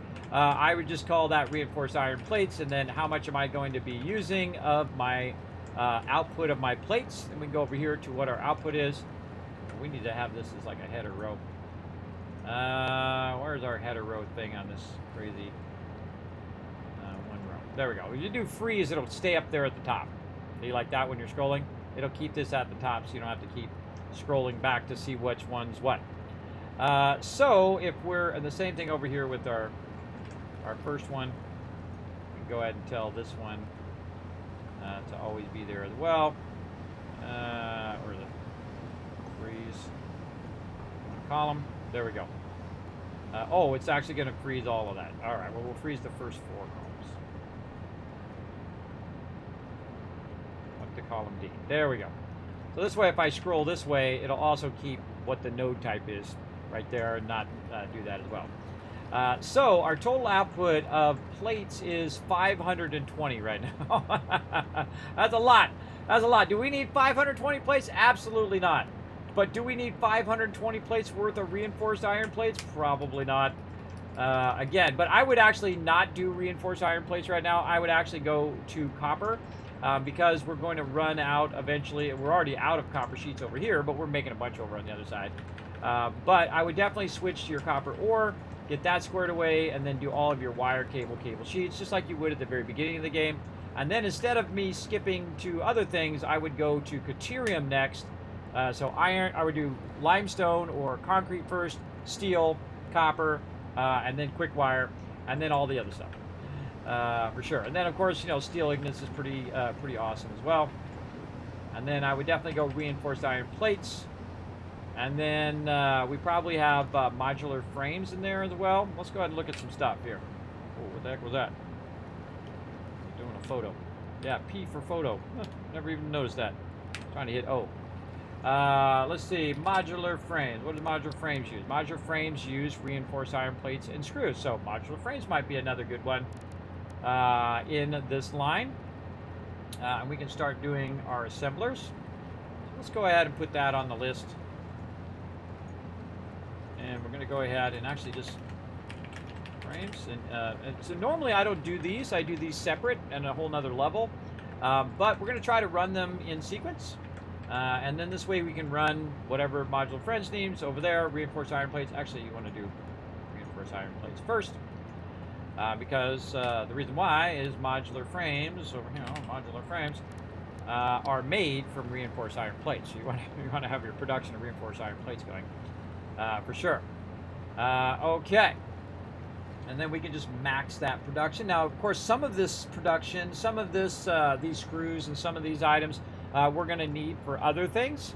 But because I have 3 things of 780 of screws, I could just run 780 screws in there and make so many reinforced iron plates, it would be insane.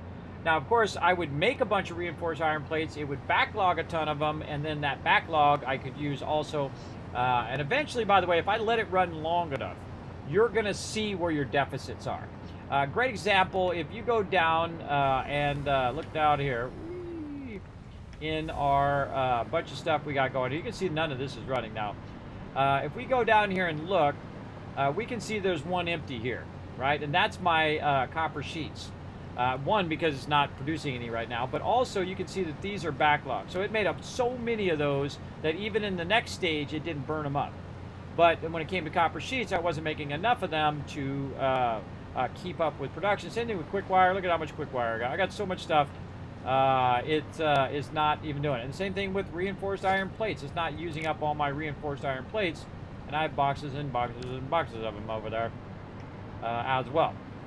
Now, we are going to remove all of this stuff out of here because we are going to put our smelters down here, which are going to smelt all of our copper stuff. So we're going to have to redo all of that and whatnot. But, again, we're going to take a break. We're going to take a break. I stole your coffee. No wonder I was so sleepy. Oh, God, I wish I was sleepy. I wish I was sleepy. Spaghetti.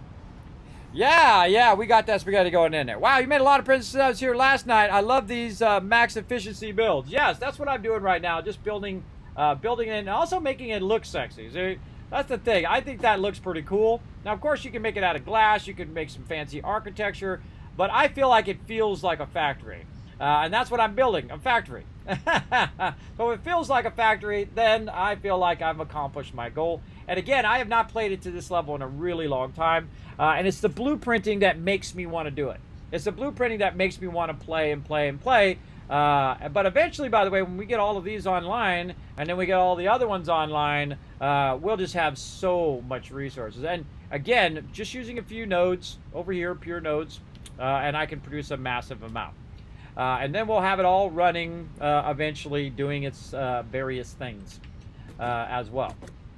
Okay, you know what? I had another idea is I could do all my iron and stuff on this side and do all my copper and other stuff on that side. And then you could feed it to the center where you had all of your manufacturers doing your more advanced stuff.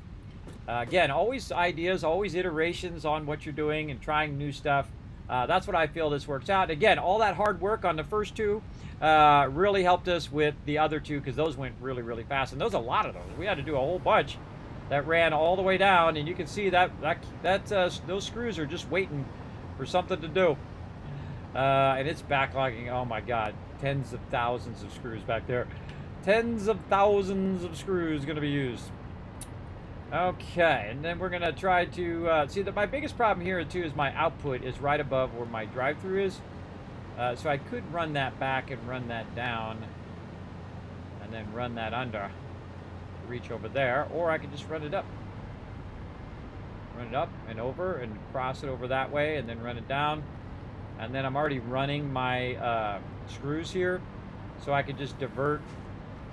Oh wait, no, I need my these are my rods. I just need my screws. I gotta just run my screws that way, run those plates up. We've been making reinforced iron plates until the cows come home. I feel like that might be the next thing that we'll want to do on this line, but we definitely want to work on our copper over there. So here's what we're going to do, everybody. We're going to play a little game in the chat, and I expect you to help everybody else out, not just make them do all the work. I'm going to take a break because I've been going now for 11 hours, big time. And walk around a little bit, see how I feel. If I still feel up to it, we'll keep going. But we're going to go ahead and start some words on stream so you guys can just solve the thing in the chat. Let's see if I can get my character so he's not doing that humming noise.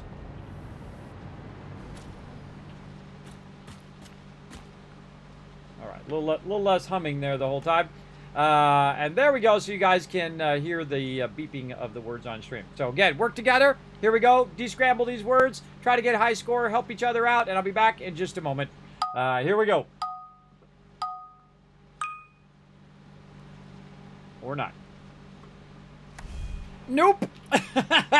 Stopped it just in time. Hello, I'm back, everybody. Put a 1 in the chat if you can see and hear me. Man, took a minute to check in on the family and to have a little bit of a bite to eat. Had a quick little muffin there and ready to get back to it. We're going all day, all night. I don't know, I'm being crazy as sometimes I am. But dang, this game is great. I don't know. There's some games that come along, everybody, that are just your game. They just click with you at just another whole level. This is the game that clicks with me big time. Okay, let's get back to it. When's the last time we saved? I mean, it keeps saving for me automatically every 15 minutes. But we're going to go ahead and save here. Right over here. Just to, make sure. Okay, so let's get back to it. We got 2 other nodes over here that we want to work on. So let's get these other 2 nodes squared away, and then we will, we'll get that whole copper side going. So we'll take this out, and all of this can go bye-bye. We're not using any of that anymore. And if you missed it earlier, everybody, I'm going to show you how to perfectly, and I just learned this myself, not only do the double middle run like we usually do, but to actually get it all lined up as well. Now, again, everybody, I've been having trouble sleeping, so I could just say, okay, I'm going to go, and then I'm going to lay down, and I'll be sitting there just laying there going, oh, man, I sure wish I was asleep, or streaming, or making a video, or anything other than laying down here trying to go to sleep. I could be doing that, or I could be right here streaming with you guys. So again, but if I feel like it's starting to affect my health, everybody, I will go, okay, that's it, I'm out. Peace out, that'll be it. So again, I try to push myself as much as I can. I definitely want to push myself a little bit, especially because we have Starfield coming up. And I plan to do streams much later at night. So we're going to be starting later in the day, around 3 o'clock, I think, or maybe even later. But definitely at 10 p.m. and then running really late at night while we do Starfield. All right, so now we got to get this aligned in such a way that we've got it like so. And let's see, we've got this one, which is for our concrete. This one, which is for basically for our plates. We got this one for our iron rods and screws. And then this one we want to be for our steel. And I feel like we want to go ahead and tap that across. Or maybe run that under. So go out and then down, under, and then up. I feel like that's an idea. Let's go up and take a look.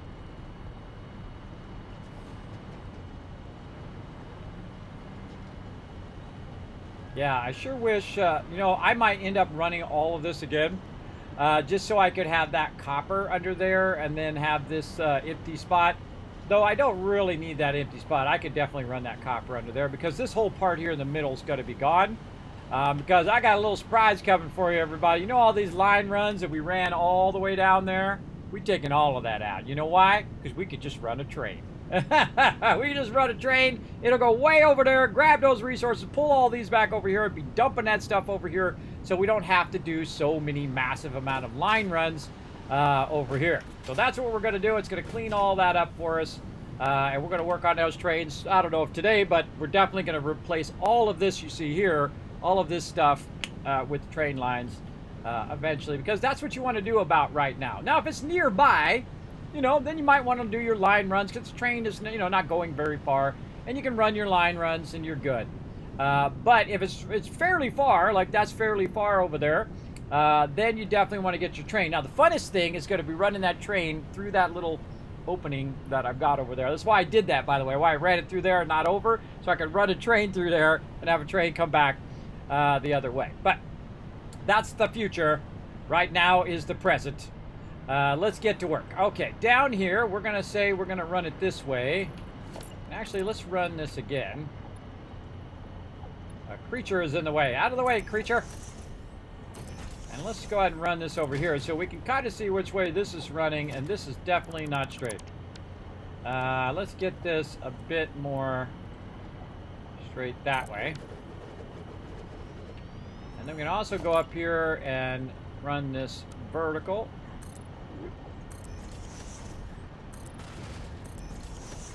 I could have used the thicker one. That would have been more useful. And then I can kind of get an idea that how it's going to align. Now, it's not going to perfectly align to the one up there.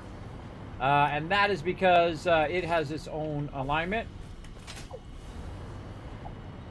I can pull one of these out here. It's going to have its own alignment to the node, to the node itself. But let's see if we can tweak it a little bit and get it as kind of fine-tuned as we can so it doesn't run into my run lines up there at the top. So I feel like that's pretty good. And then this is easy. We just hold down Control and zap all those out of there. Bye-bye. Like that. All right. And again, I'm going to show you my secret trick right here that we just learned in this playthrough. Architecture, metal beam, right down here. And scroll forward. Hold down Control, snap that baby and click it. Oh, other way, other way. Okay, that's how you're going to be, are you? All right, then we're going to scroll backwards. And right there. Nice. Then we're going to go ahead and look aligned. That's aligned. Yes. And then we're going to get our foundations, which I can just hit 2. Hold down Control, snap it right in there. And that's looking pretty good. Right there. And you're like, ah, Kismet, that doesn't look good. Oh, wait till I bring it up. Oh, see, that's actually not right. That's not right. Let's try it again. Try it again. We want it to be right on the edge of the extractor. And it takes a little practice to get this going. Pretty much like that. There we go.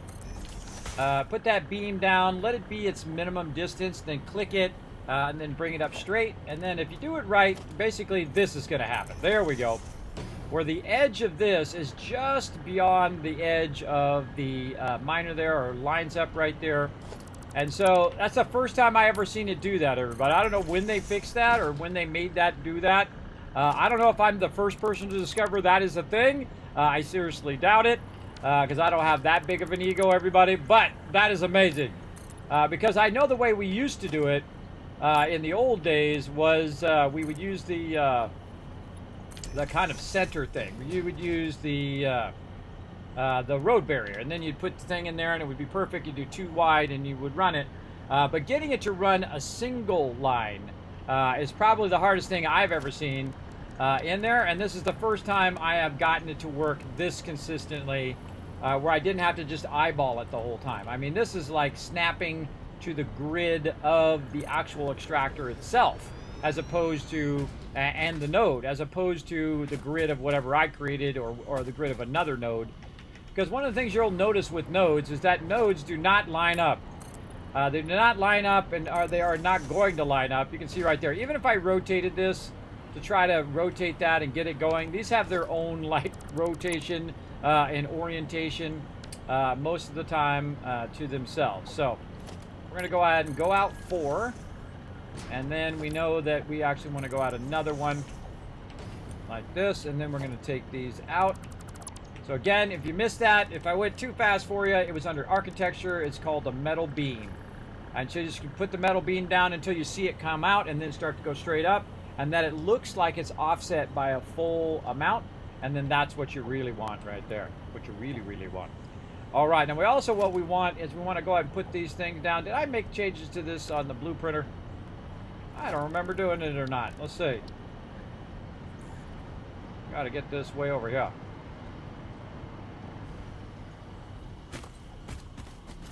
Yeah, let's turn it this way.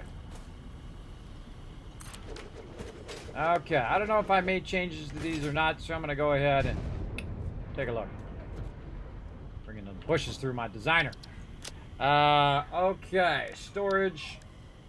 We should change this around. Storage and put A up front. Oh, do that all the time. So you're aggravating. I just think I can just drag it, but you can't. You got to hit edit first. There we go. A up there, and then B before A. Apply. There we go. Okay, so let's go ahead and load A. I do not have the resources. I need more resources. What a surprise.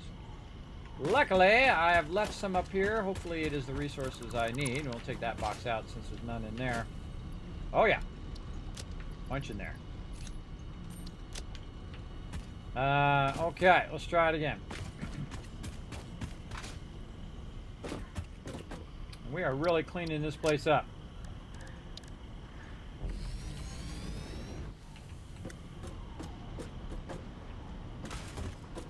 First thing we're going to replace is this door. And we're going to make it a sexy door.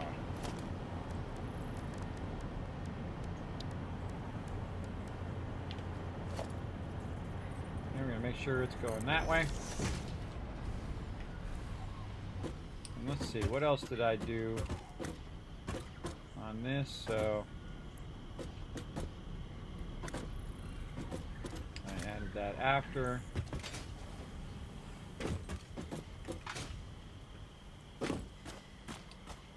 That. I don't think we made any other changes other than the door.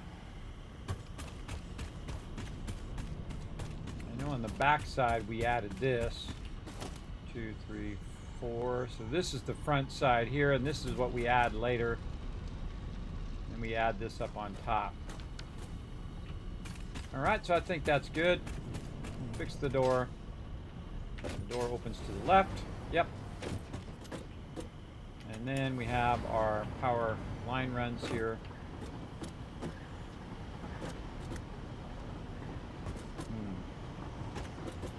Oh yeah, the other ones are up above this. Up above that in the thing. That's right. It's on the second thingy. Alright, let's save that over the one that we got. And let's load the other one. Let's see if we got anything in there that we want to adjust before we start putting these things down.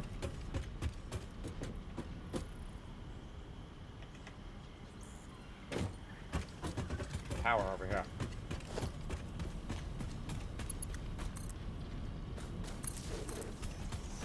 It's good to throw these power poles around the side of your blueprinter so you can float up here if you've got the hovercraft.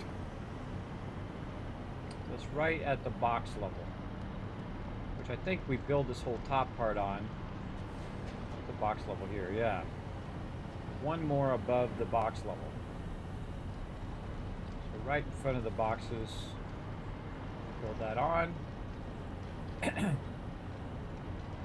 backs, 2, 3.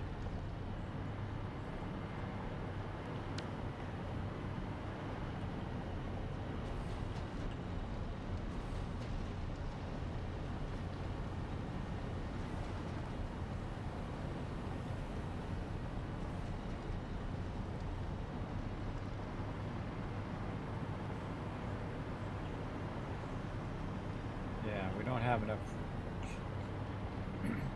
enough room in our blueprinter to change that. All right, that's good. I don't think anything needs to be done on that. Let's get our stuff back and let's go build it. All right.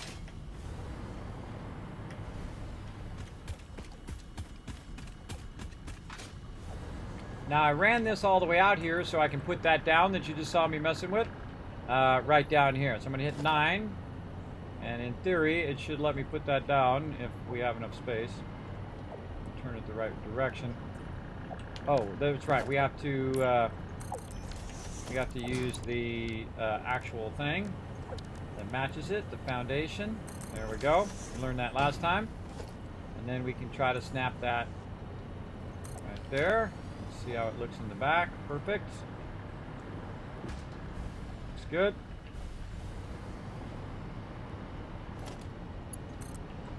Run some power so we can maneuver around. And then we're going to use the other blueprint, which actually goes right on the top of this one. We can get it to turn in the right direction. There we go. We're going to hit H and we're going to look at how it is lined to the other ones right on top. Nice. Okay. So down here at the bottom, I know that we're going to have 2 doors right across from this, like this. And then run some more power around this side so I stop kind of go dripping.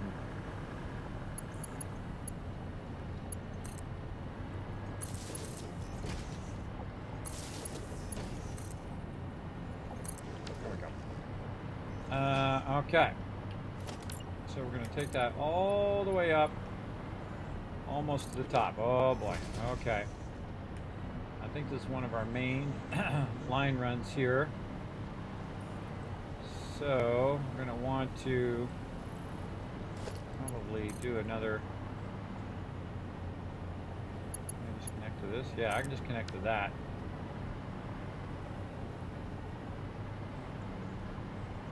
That runs down that way. We want to run that one over to this one. I want to take that power out because it's in my way.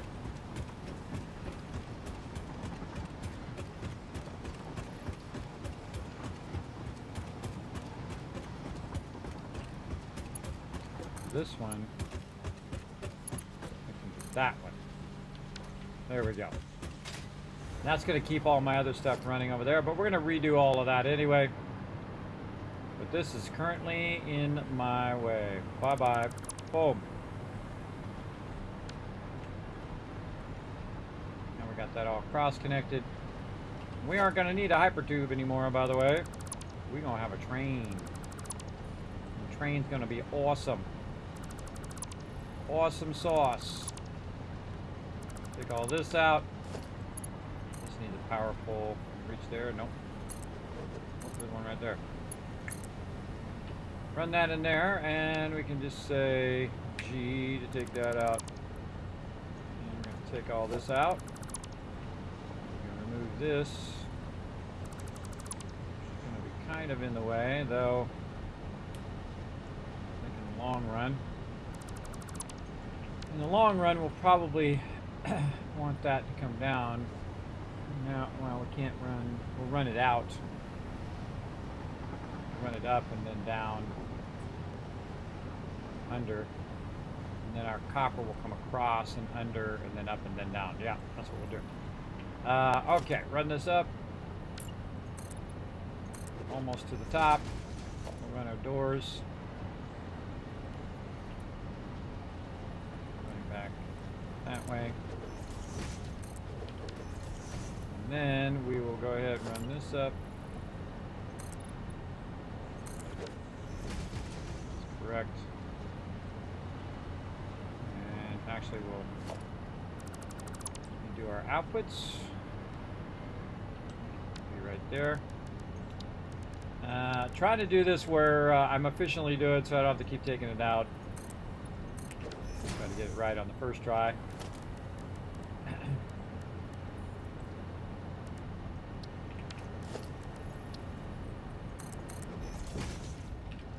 Zooping off. Come on. Ooh, that's a feisty.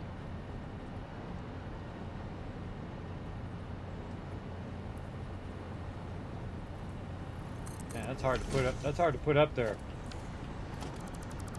Very difficult. Alright, let's just grab this roof so we don't have to redo that.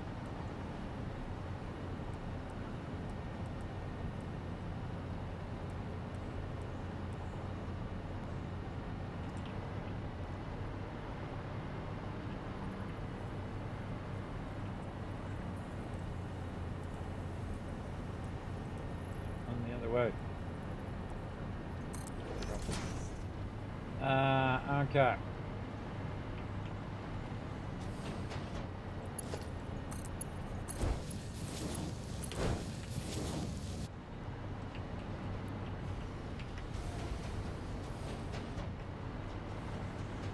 Go out the door.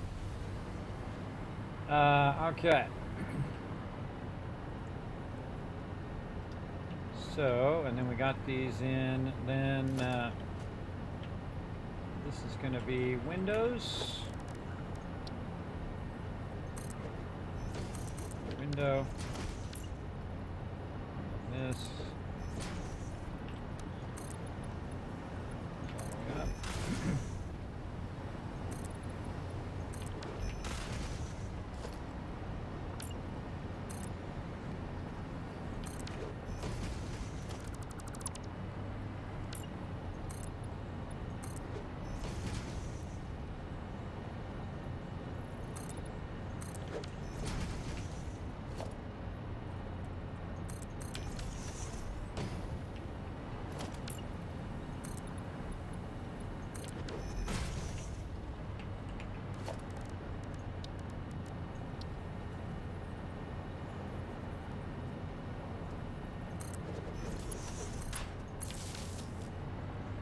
Okay, now we're getting somewhere. And up here on the top, this back.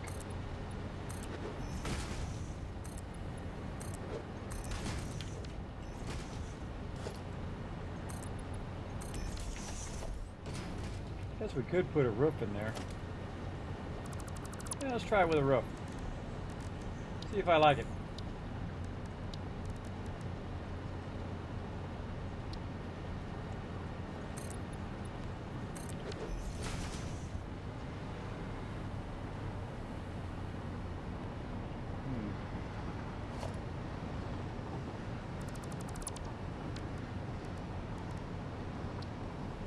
Angle the roofs.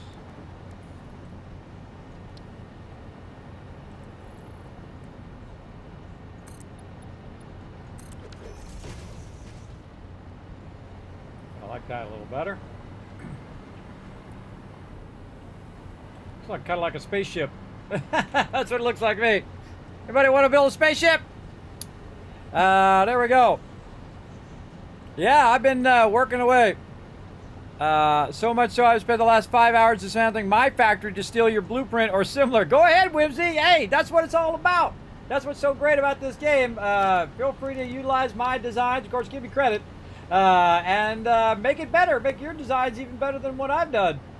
I feel like that's the way to do it right there. That is for sure. All right, we're going to go ahead and tie this one right over to that one. Like so. And now we got that power.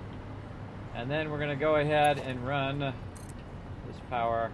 Oh, wait. We had this the other way. We had it to the side.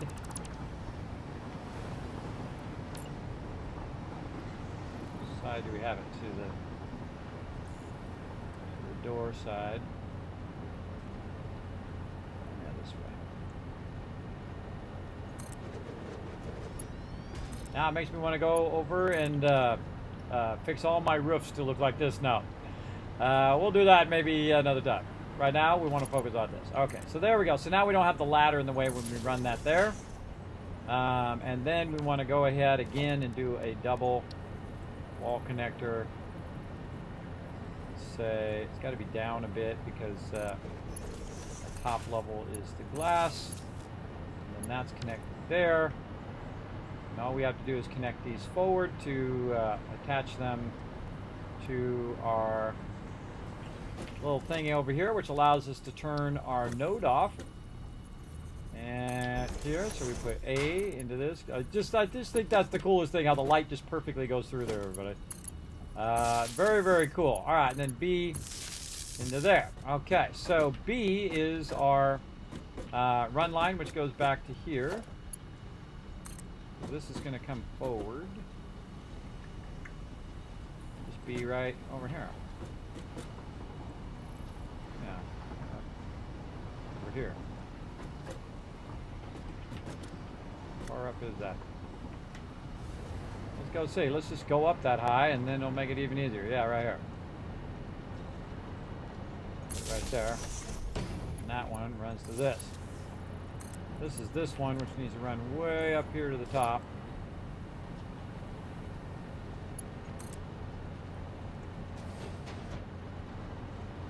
And that one goes to there.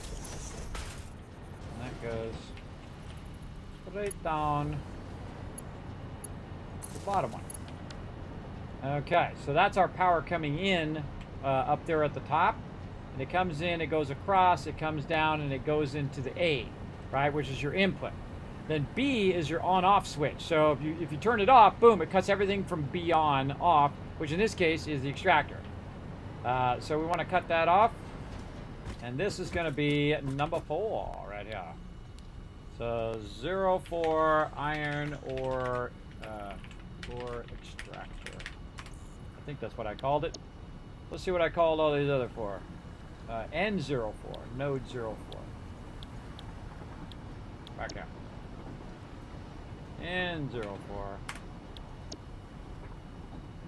N04. Let's see. No N04 extractor. We'll throw it over there and we'll try to move it up the line. I always feel like I got to pull all these ones down to make that one go up. Might want little arrows in there where you could work that thing. Now I got that one too high. Oh my god. Where'd it go? Went to the bottom again. Wait, we got N02 extractor I want to move up. You know what? I'm going to move my extractors over here just so it's easier to organize them. All right, there's one. Extractor number 1, extractor number 2, extractor number 3, extractor number 4. Yeah. Oh, we called this something different. We called this N4 extractor 780, so we'll know what it's extracting at. I believe this one's going to be 780. Let's go see if this is a pure node. I believe it is. It sure is. Boom, boom, boom, boom. Overclock that sucker. Overclock that beastie beast. Right over there. Okay, N04 extractor. Nice. Extractor. Yeah, I missed an R on that one. And I feel like I want to pull all these little dashes out of here. So while I'm at it, let's go fix the spelling of this one.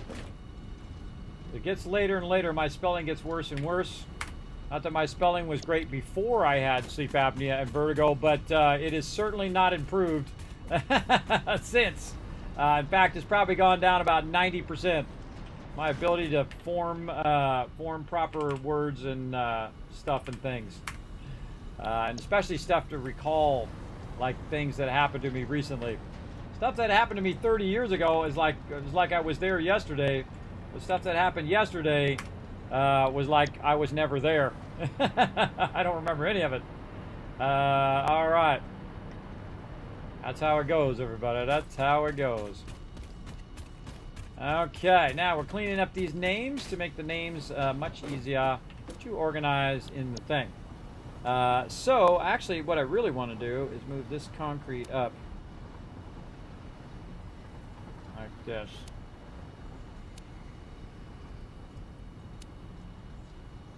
And then probably quick wire up here and then put my extractors in the very last group. So it'll just start kicking off those extractors if things start going horribly wrong. The first thing it'll do is turn off all my extractors, and then it will start turning off all of my lower end items, plates and rods and whatnot. And that's what's so cool about those priority groups is you can really, it's not just one thing. Like I had it into production 1 and production 2, but you can just make an absolute ton of these and have them all controlled where that thing goes off first, which I think is awesome. I think it's very awesome, as a matter of fact. In fact, I've also got my screws over here.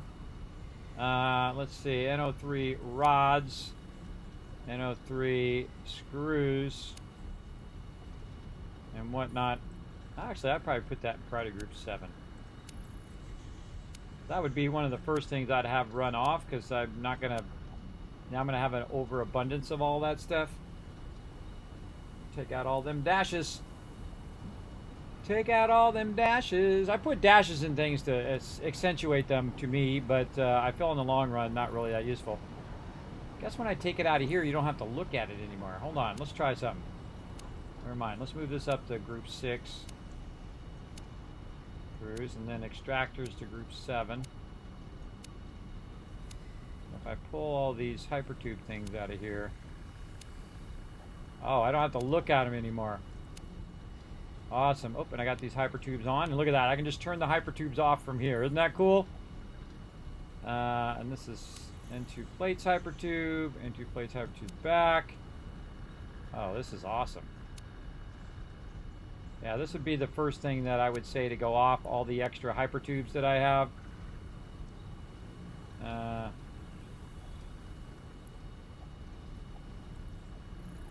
How much of this is actually there, and how much of this is sitting on a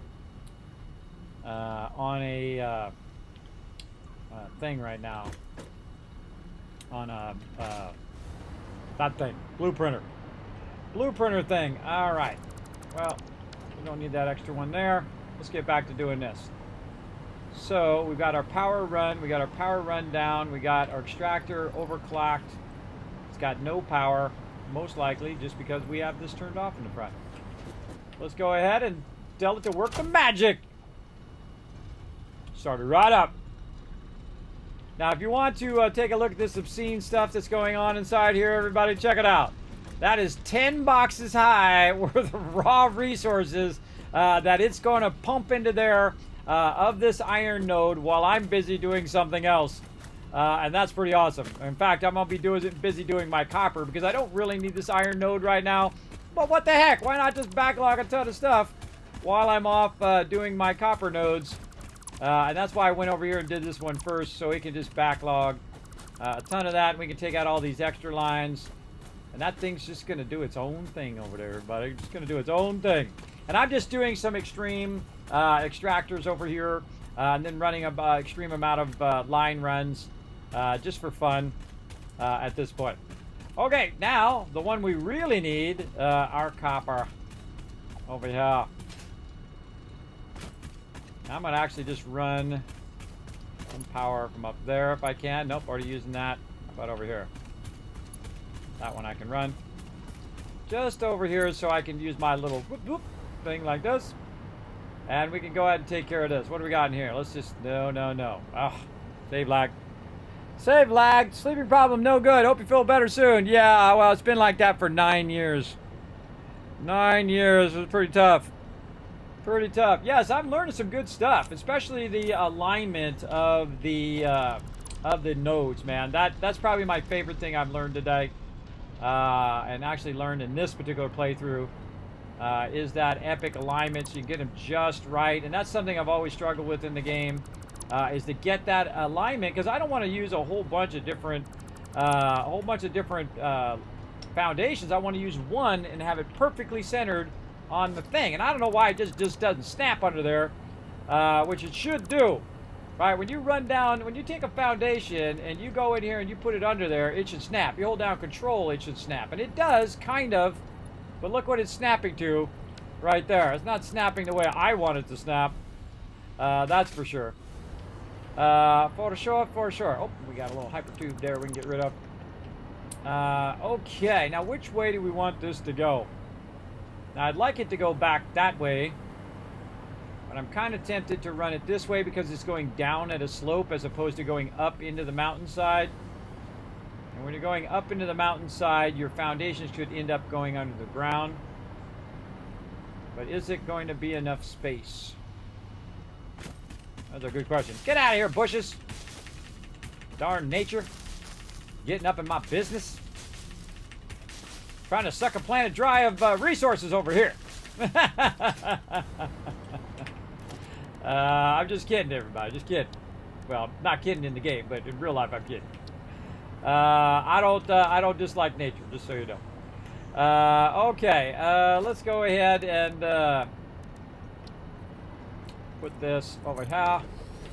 We forgot to leave our other portable miner over here. There we go. All right, let's see if we got enough for a Mark III. Yes, we do. Okay. Now, I totally feel like we're going to run into that. Maybe we should run it that way and run it back.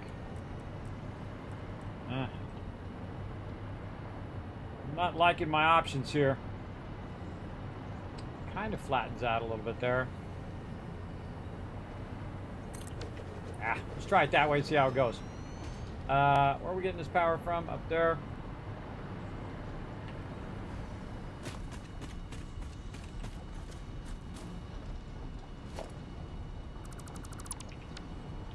Now, of course, my power line is going to be right in the way. Right in the way, as of obviously. I would have expected nothing less. Put it way over there. Okay. Damaging that fix-it property again. Okay, let's work our magic, everybody. Again, if you guys haven't seen me do this, this is an incredibly great thing. I highly recommend mastering what I'm about to do right now, and that is to use your metal beam to turn this just like this, aligning it to this, clicking it. Oh, but it didn't go in the center. All right, we got to do that again. Now, Might take you a few tries. Like, I don't know why it takes me so many tries to do it. But there we go. Oh, I kind of aimed toward the back that time. I lined it up, held down control, clicked in the back, and then it went nice and straight. And you're like, well, Kismet, what's the big deal? Now you got a big beam in your way. No, what you can do is now hold down control, and it's going to snap your foundation underneath this. The only problem is this sucker is way far on the ground, and that's going to be hard for me to snap a foundation under there. So, I mean, it's snapping under there. You guys just can't see it. It's definitely under there. You can kind of see it right there. Now, I'm going to go ahead and try to pull this out because it's going to be in my way. And then we're going to try to get another one to sit right on top of that one. Like this. And we get that one up there. Man, can I even get that back out now? That's the problem. Oh, boy. Getting that back out of there may be some troublesome.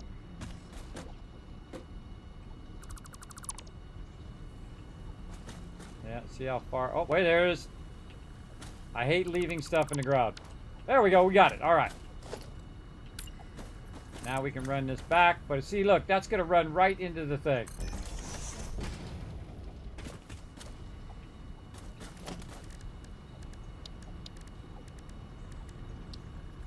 We'll go on there. We raise it another one.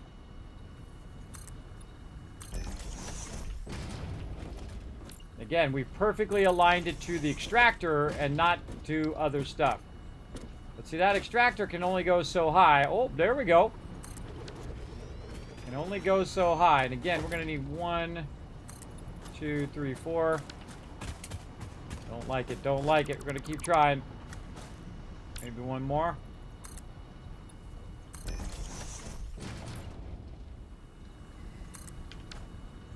Come on. Seriously doubt we're going to get another one, but we're going to certainly try. Now, if it does it for a split second, we know we got it. That's pretty high up. Nope. Yeah, not enough room in front of it to do that.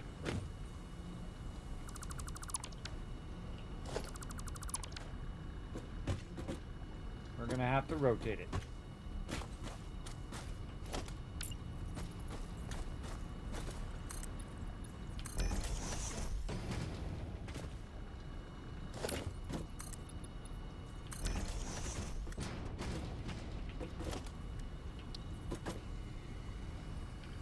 Did we lower it down?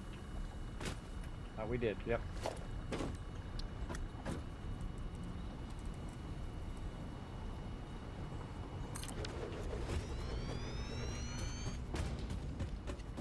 Hanging off the side.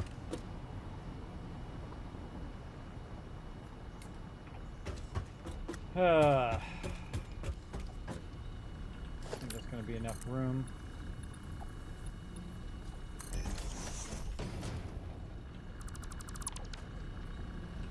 Turn it this way.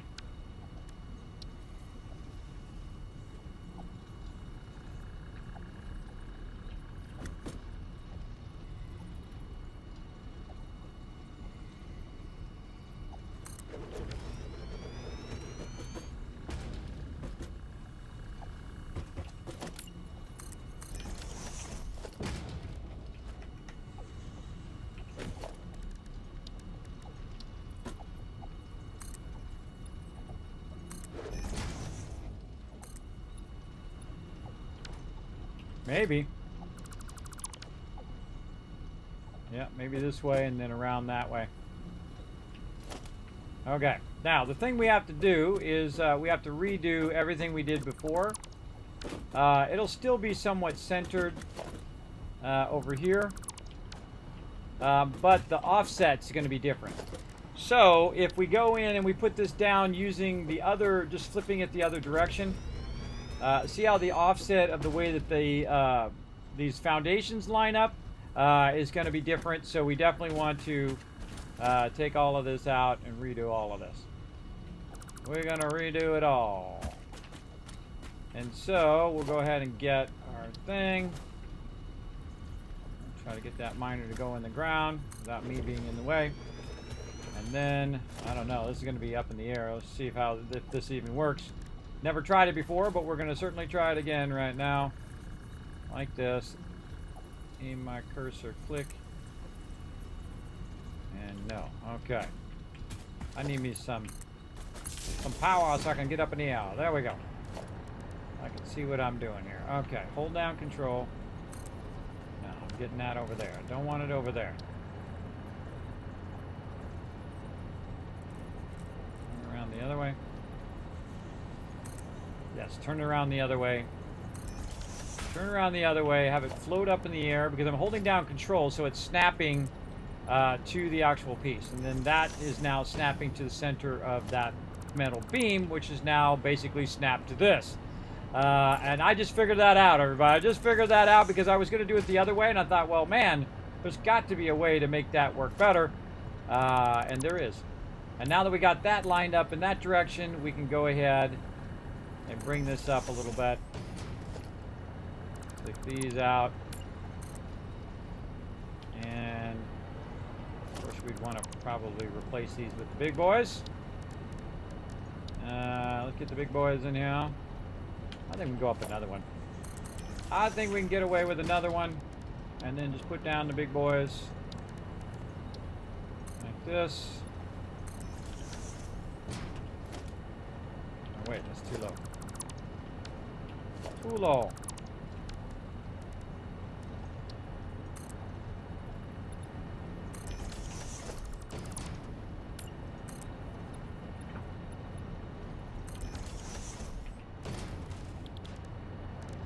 Alright, this is awesome.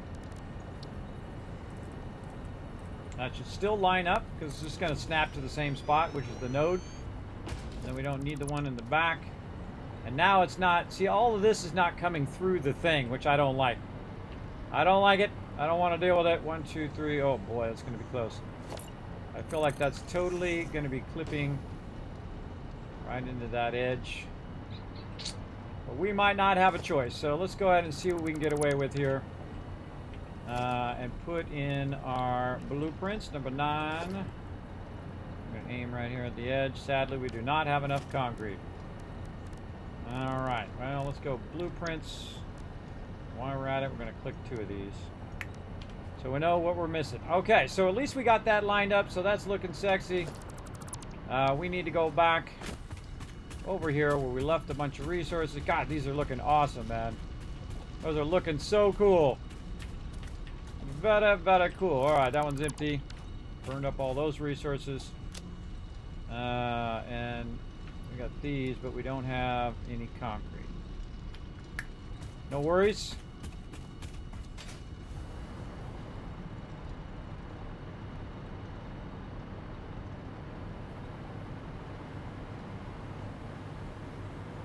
And boom, I fall to my death. And very conveniently, we just made a big old factory that is making an obscene amount of concrete right now. Now, the reason why I can fly right there is because I have a bunch of power that I ran in between the thing here. And that's why I can fly there. And that's why I put that there. So I can fly through there. Just like that. Alright, we needed to get some resources so we can try to put this in. Right over here. And again, if I've inspired you to play a game, everybody, then I feel like I'm doing my job. My job. Because that's what I like to do. I like to inspire people to have fun and play games. Oh my gosh. That was actually pretty good. I don't think I need this one here. This 5th one. I'll leave it there so I can put the thing on it. So I can put the thing on it. Put the thing. I turned the right direction. It's really hard to put this thing down because you got to aim down when you're trying to look up at the top to see if it's aligned and see if it's A and B. Kind of annoying. Alright, we got those in. Come on. Open sesame. There we go. Let's do it. We know what to do. Now what we got to do is do it. Boom. Get into it. All right. Then we're going to do some walls. We're going to do some nice windows so we can just peek in there and make sure that our extractors are working. Let's turn off my zooping. There we go. Right now. And then turn it back on for this.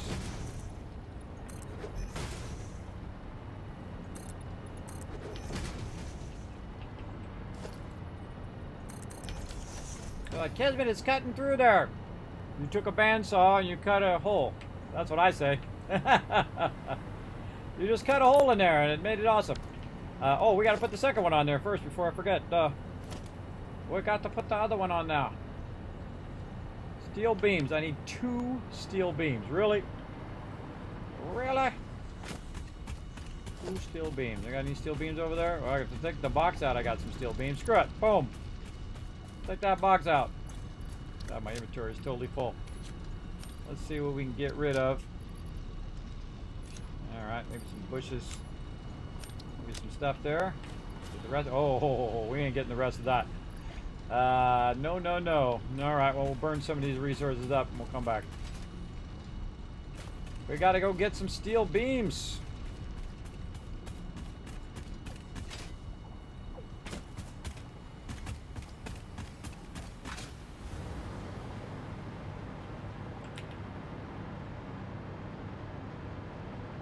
That's gonna get me killed one of these times. That save lag. It's gonna get me killed. For sure. Gremlin Hander. Have you noticed something different on one of your mainline runs? One of them is not like the other. No, I haven't noticed.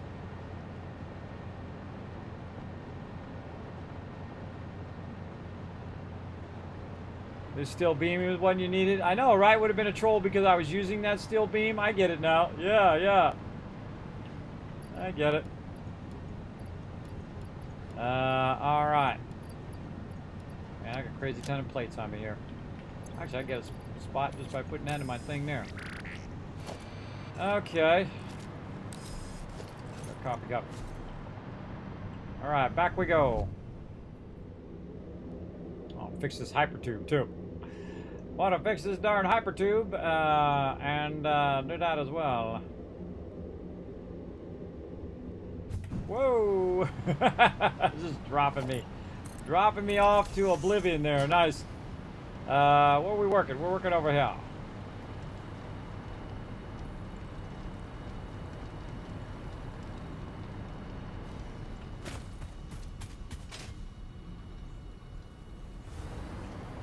Okay, back to work. Oh wait, we're putting this down. Putting the top part of this down, and we're going to turn it hopefully the right way. Put it on there, see if it's lined up. It is lined up perfectly. Oh! Oh! Oh, I just thought of something. Hold on, we got to go back over here. I just thought of something really important, and I bet you it's a problem right now. We're going to go look up here at the top since I started this up, and I look at the top and there's nothing coming out of there. And that's because I was just about to do it on that one. I thought, wait a minute, did I do that on the last one? And apparently the answer is a big fat no. And that is connect these boxes from the bottom to the ones on the top. That's going to be vitally important. Now I've already kind of left myself in my blueprint a little thing that's already out here. I used, of course, stackers to pull that out just a little bit, and so I can double run these like so, like this. There we go. And then I can double run them from down below into that top part, so it's just running just that much faster. Also, vitally important to actually connect your extractor to the boxes, and now it will run that in there. But also, it wouldn't run up to the top anyway until I got that going. So those things are very vital to your extraction. And then if we go all the way to the top, we should see that thing coming out. Why is that a double thing again? Stop being a double thing. No double thing. No. Vadabat. Vadabat. Single tank. I don't want it sticking out of the side of my thing. Now we got to reconnect our extractor. Have it start back up again. But it should have already run to the top. Yeah, see, it's already run to the top there. That's looking good. And this one up here, double extractor too. No, no, no, no, no. No. Oh, I could have just came in the door there. A double line there. And that's because I'm picking it up. I'm picking it up from another line across the way. What I want it to be is just a single line, so you can't see it from the outside. Oops. Okay. Unless I accidentally clicked the wrong thing. I take the line out first. Make me take both things out. Run it this way. Run this down. Go out the door. And we should not be able to see it from the outside. There we go. All right, because I'm not using those connections anywhere on the outside except for the back. All right, now we got that squared away. Glad I thought of that. Let's save it before I forget or before it detects that I'm having fun. Big time. Hope you guys are enjoying this extra long stream. This is 12 and a half hours right now, everybody. Kismet feeling good right now, but that doesn't mean I'm going to feel good forever. I do want to get some 76 in today because it is Thursday. We're also going to play later tonight. So what I could do is rest up, come back, and we'll just play from the afternoon all the way into the night as well. We can. There's a lot of things. You know, remember that my stream times are more of a guideline as opposed to a hard rule, because I am partially disabled. So know that they're not always going to be perfect, and that's just how I have to live. And I try my best, though. I try to stay on that kind of schedule the best I can. But if I'm, having trouble sleeping or whatever, or having trouble breathing, which is also a scary thing, that's just how it's going to be. I just do the best I can do. Try to be as consistent as I can be. And that, again, is all you can ask of anybody. There we go. We need to take some of this power and run it over here, and then run it right up there. There we go. And then let's see. Run that to there, and this to here, and then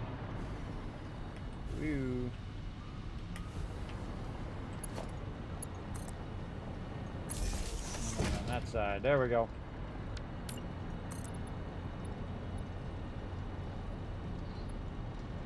Down one.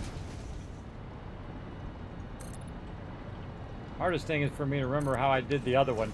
It's how I did it before. So I'll say here and there, and then up front,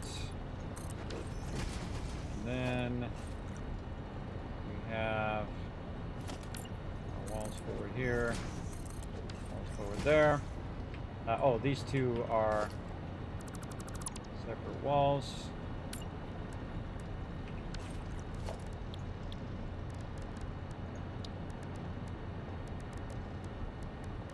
Where are you hiding? Bare wall.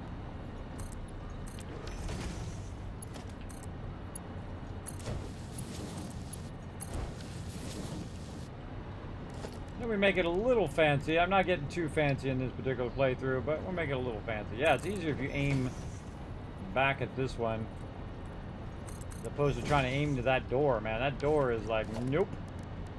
And we want roof. The reason why you want a roof is so that you can come back and color it differently. You can go into Customizer, Materials. You can go, only roofs can be glass. Walls, for some reason, won't let you make the walls glass. I don't know what's all about that. Let's see that cool roof right there. Very nice. And then we're going to do our 1mm roof. And we're going to go ahead. Is that an angle? Do the flat one. Make sure the dark spot is forward. Yeah, looking nice, looking nice. Got that to the front. Let's go ahead and go to the back here. And Let's see, gonna go down. Double check all this. We got this connected. Connected these up. Yep. That all looking good.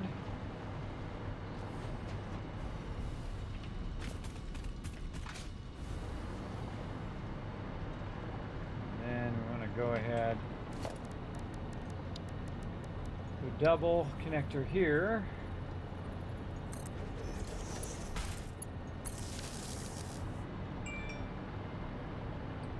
Power line like this.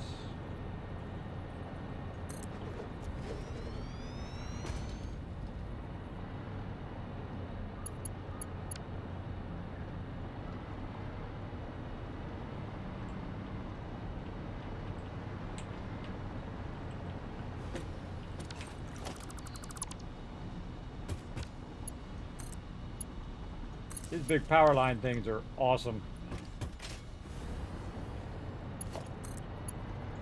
Very awesome. Alright. Like that's the back. Then we need 2 down. And this one should be the double connector. So we can see it from the inside. We can see that one from the inside. Fly over here. And this one here. There, but we want it to be a one-sided thing there. Now we're getting it down. And of course, completely misclick. Awesome. There we go. And then that. Going down. And then we have this here. Forward to here.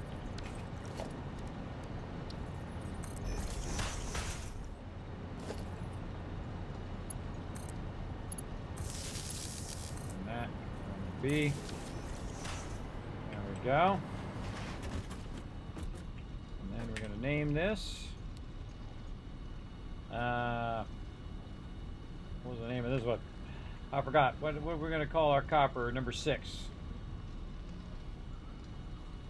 Number 6. Maybe we should make this one number 5. Or number 4.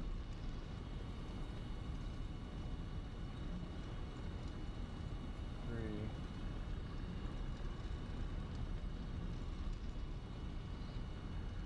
4 is going to be iron ore.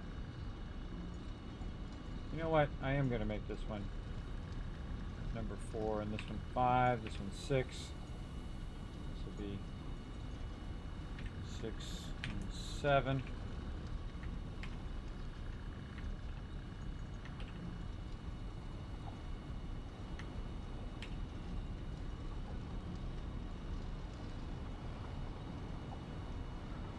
This 4.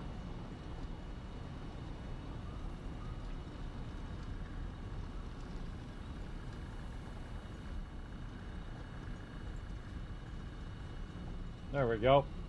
All right, let's make the copper ore number 4, because the iron ore is going to go with the coal. So we're going to make this one number 4. O4 copper extractor.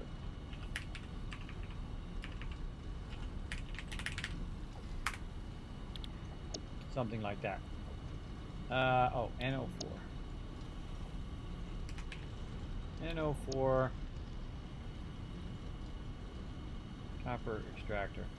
I feel like I want to go back and put all the iron,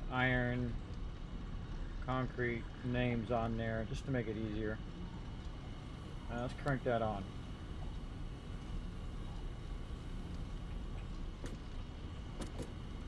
Crank that on.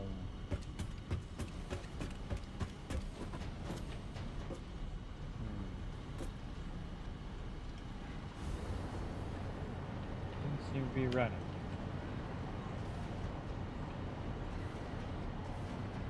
Got power. Something I've forgotten to do.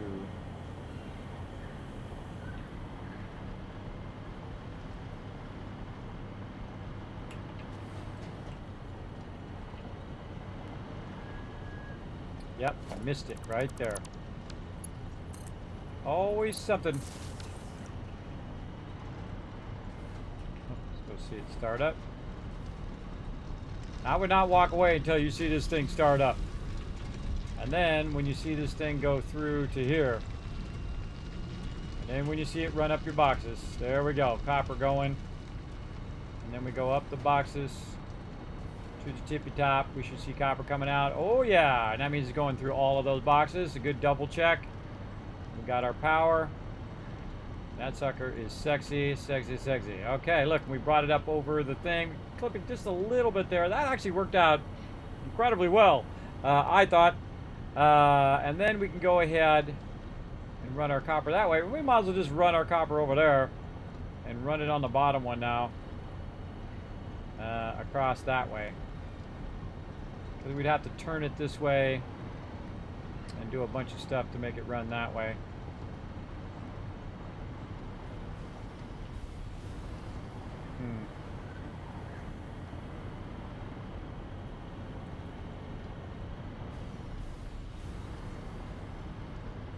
We want this to end up underneath, though.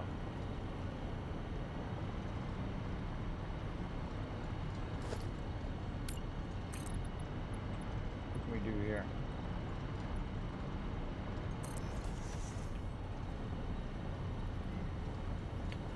We could wait a second while it saved lagging me. Oh, we can do something. We got something going on over here. Oh, yeah. Time to die, evil trees. Oh, and I didn't bring my stuff. I didn't bring my stuff. Why you do me like that? Why you do me like that? I didn't bring my stuff, but I did bring a crafting bench. That I brought.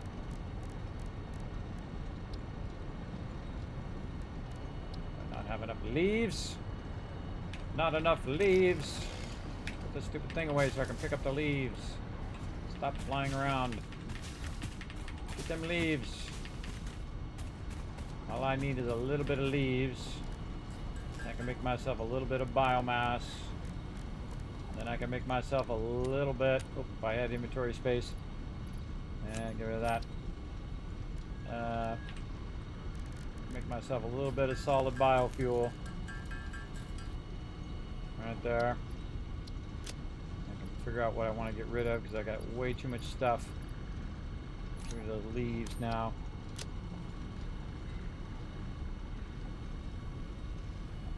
Way too much stuff on me right now. Alright, crystal oscillators. Okay, now I can use my chainsaw.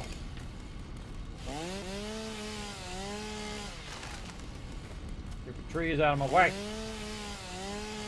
Working here.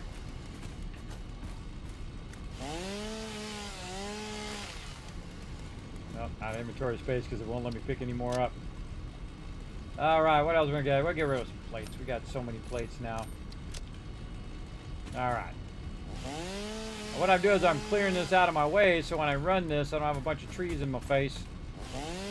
I swear when this thing releases everybody, I'm literally gonna go around and cut down every single tree in this entire game. You guys are welcome to come join me. We're gonna have a tree cutting fest. We're gonna run around and we're gonna go everywhere in the game and just collect all of the trees. It's gonna be chainsawing stuff for hours. There we go. All right, we cleared all that out. You know what, heck, while we're at it, let's get rid of all this stuff up here. What the heck?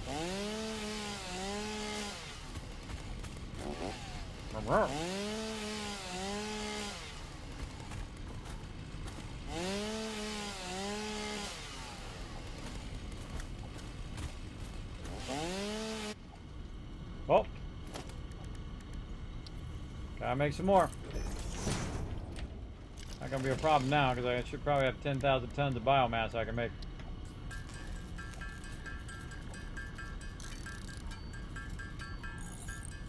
I like using up the leaves first. This way, if you have any leaves left over, you just throw them away. Like this. Right there. That gives you another slot in your inventory.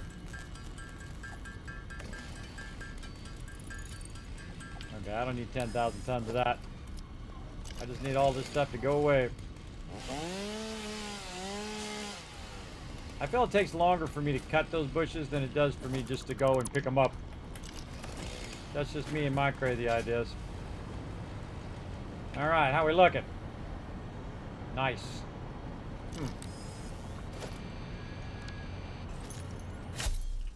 Wonder what this does. Oh. I thought it'd make it go boom. Anything down here we can make go boom?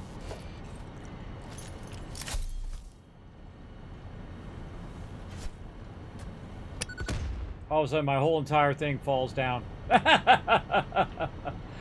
like, oh, Kismet, the whole thing just blew up. Ah, the whole factory goes blah, blah, blah, blah, blah, blah. That would be messed up, but funny. Okay, we're gonna get some stuff going on. I got a better idea, everybody. I got a better idea over here. We're gonna run some sexy line runs right under here. We're gonna go right there. And we're gonna take these sexy line runs. Probably not carry around explosives in my hand while I'm flying up really high, because then I'll like hit the ground and die. So we're gonna run one up like this, and we're gonna run the other one like this, and we're gonna see if we can get this to not clip. Come on, baby, don't clip. Don't clip on me. Baby, don't clip on me. Oh my goodness, it was like I did that on purpose. Wow, okay. Look at that magicalness going right there. Now you're like, well, Kismet, why are you running two lines and not just one line? Because you're coming out of there at 780. At least I think we are. We better go double check that we overboosted this, which I don't remember doing. Nope, I didn't overboost it. We're going to have to get some more little wormy friends and boost that. Actually, we could probably take it out of some of our other stuff over here. What do we got? Oh yeah, it's got 3 in this one right here. Give me that. Give me those crystal oscillator. We're trying to maxing our input here.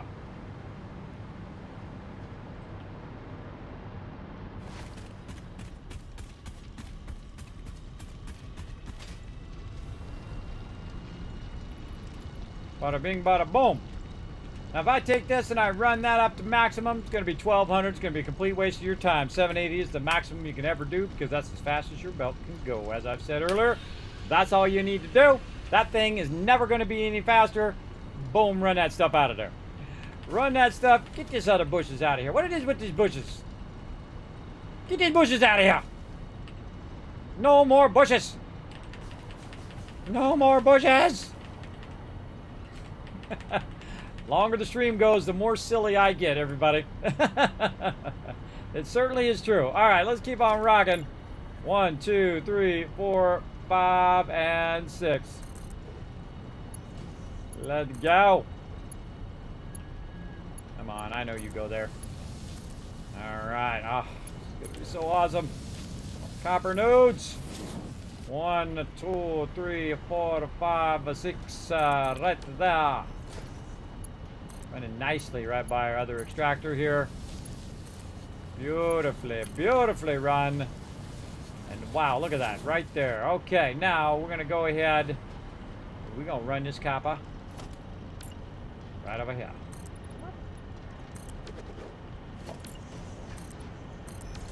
Right over here. We're going to go ahead and get our, not those ones. We're going to get our little doorway thingy right there and elevate this double up. Right there. Okay, how do we want to do this? Because eventually we're going to run this over there too.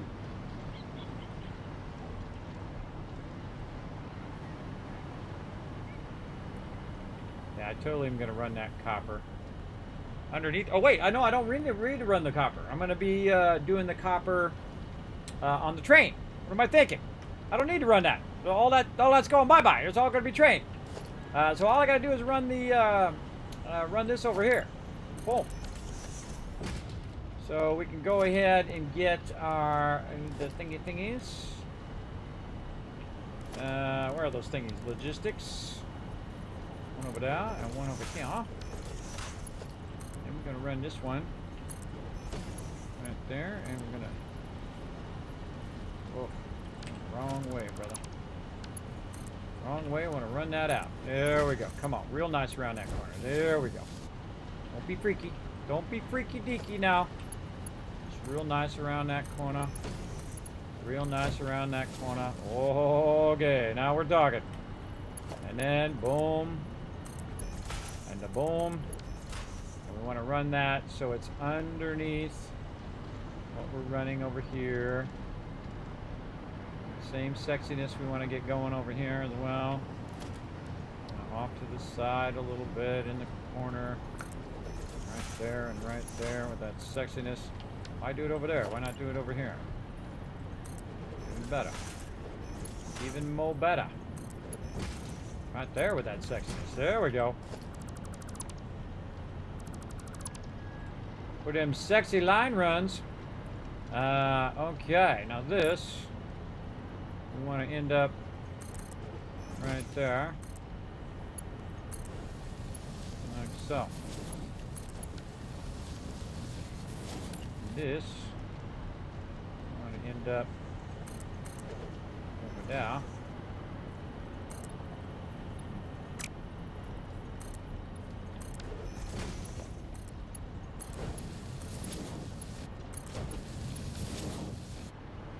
Not bad, not bad.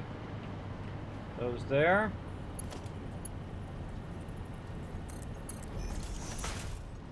Oh, this is gonna be awesome. This is gonna be awesome. All right, and then look out, look at this. So you get your pre-planning down, you get all your stuff rocking and rolling, and you get it all lined up, and then it's just nothing but smiles after that, everybody. Nothing but smiles right here.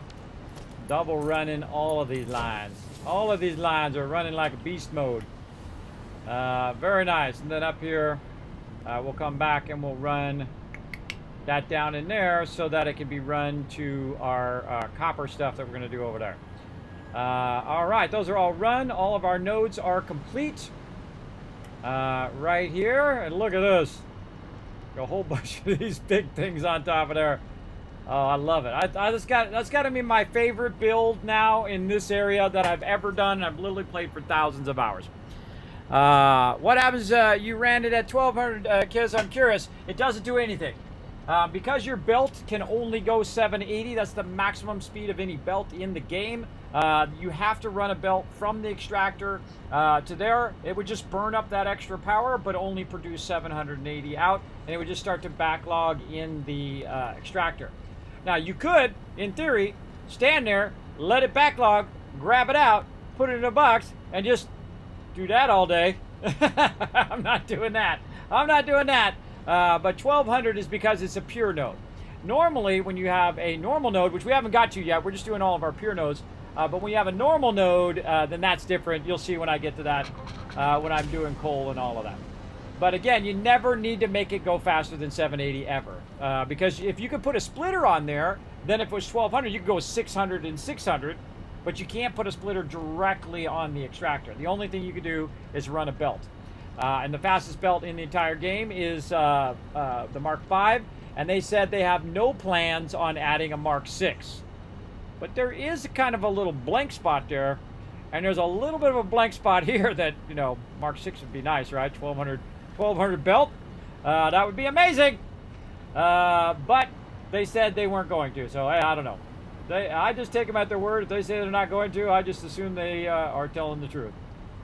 But you never know. They might change their mind one day. I'm hoping.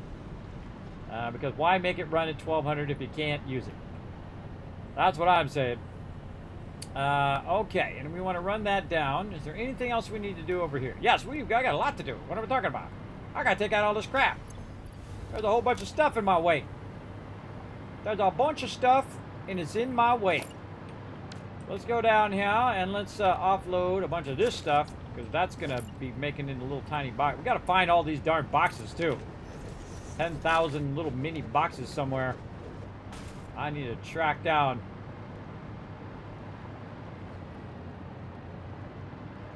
There's a bunch of boxes here. Where are they? Where are you, little boxes? I kind of feel like they're under my thing here that I pulled that out so many times. You know what? Let's go see if there's any under here.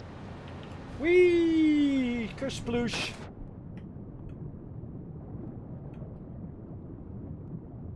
Nope.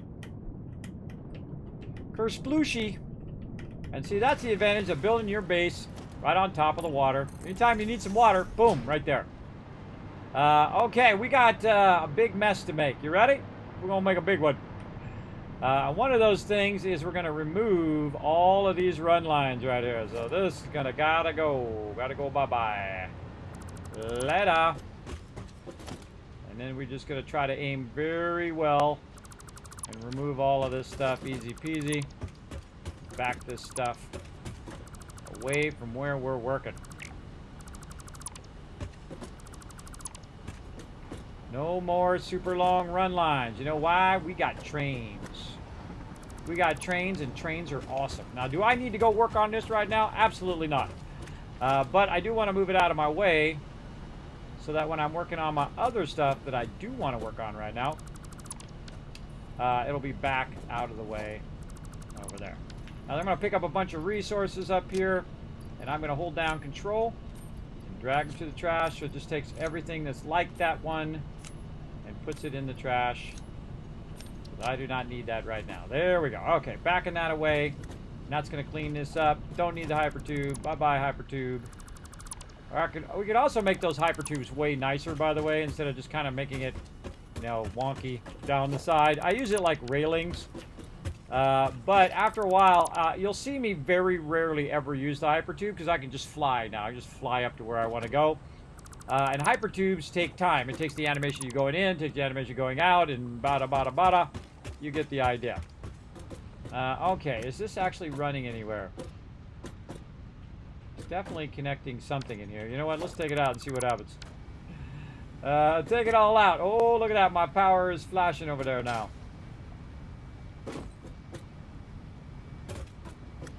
Look at that. Ooh, mama. Oh, man, I just want to blueprint stacks and stacks of those things and just make a big, gigantic thing of backup power. I don't even need that thing. Get that thing out of there. Put that thing back where it came from before we all die. At least I don't think I need it. Let's see. Let's try to fly. Oh, yeah. Still working. Still working. Still looking good. You might want to connect this one to this one just in case. So we have that nuclear power running over here. All right, let's make sure that we got connection to all of our power. Whoa, what the heck happened there? That's running off batteries right now. That is running off the batteries. We better cross-connect some of this stuff over there. Now let's see if we got all of that. Boom, there we go. Back to our 19,000 thing, and it's going to recharge them batteries. Okay, copper time. Copper top time. How long have you spent in this world? I spent, I'd say 30, 40, 50, 60 hours. The actual time that the game's been running is 348 hours. Because my job, efficiency first. Because you know who I work for? Fix-It. That's right. I work for Fix-It right here. And efficiency always first. So I usually let it run. Then I come back. I got tons of resources. Then I upgrade it. Let it run. Tons of resources again. And then I really upgrade it to about 10 times the amount for the minimum amount of time of my time. And then you end up with a ton of stuff like this, where you got bada bing, bada boom, you got resources for days, and then you can take those awesome resources and you can say, you know what? I don't just want to win this game. I want to destroy this game. I want to absolutely crush it. And that's what we're doing right now with our awesome blueprinted factories. Down here, it is converting all of my iron ingots at 780 per node. And then up here, it's making 780 worth of concrete. 780 is a common term you're going to see at the end game of plates. And over here, we're making 780 worth of rods. And then over here, we're actually not making 780. Well, we are right now, but in the long run, we're going to do 585. But right now, we're doing 780 worth of screws. And then those screws are being backlogged way over there. And of course, we've designed our layout to have a bunch of different stuff. It's got storage. It's got a hypertube built in. It's got a whole bunch of ability to bridge from one factory to the next factory to the next factory, and then take all of that and then run it back to where we are in the front. And then we can go ahead and take that and run that to other factories that we are doing as we're chaining them down the way, which is pretty awesome. And we're also figuring out all the math where we say, okay, well, we have 780. How many plates can we make? Well, we could make this one, that one, this one, and that one, and each one of those has 6 things inside it. So 6 times 5, you can do your own math. You get the idea of the amount of plates that are coming out of there. In fact, I've got 3 boxes in each of these, so it's 3, 6, 9, 10, 11, 12, 13, 14, 15 boxes of plates, because that sucker's full right now. How do I know? Because I can look right here, and there's no more plates coming through. No more plates in the front, maybe in the back here. Let's go look. Nope. That sucker is full. That sucker is absolutely full of plates all the way down, and all of those boxes are full. Now you're like, well, Kismet, why do that? I call it a backlogging playthrough. That's where you start to backlog your resources, and then you're like, you know what? I need some reinforced iron plates. Well, let's just run them suckers over there at 780 or at 1560 if you run a dual line out of the box, and you could just be making an obscene amount of anything. And of course, I like it to backlog while I'm busy working on other things, because I have plenty of resources. I have plenty of everything because I used all of these smaller factories that I built that were not as advanced as these factories that I built over here. And they certainly didn't fit together as well as these ones do. And these are so cool because you just pop them together and then they stack all the way back, and then they also snack to the side of the other one. And it's just so incredibly awesome the way that it works. I can also turn any of the hypertubes on and off, which saves me thousands of power, because otherwise you're running your hypertubes all the time, which is completely unnecessary. I've discovered. And then I can just keep making more and more plants down, and then down below I'm also doing all the conversion of iron and copper and all that. In fact, you want to see me do that, I'm about to do it here in a moment. So let's get that going. Now, another thing I might consider doing is I gotta take that one out. I've got to run this power somewhere else.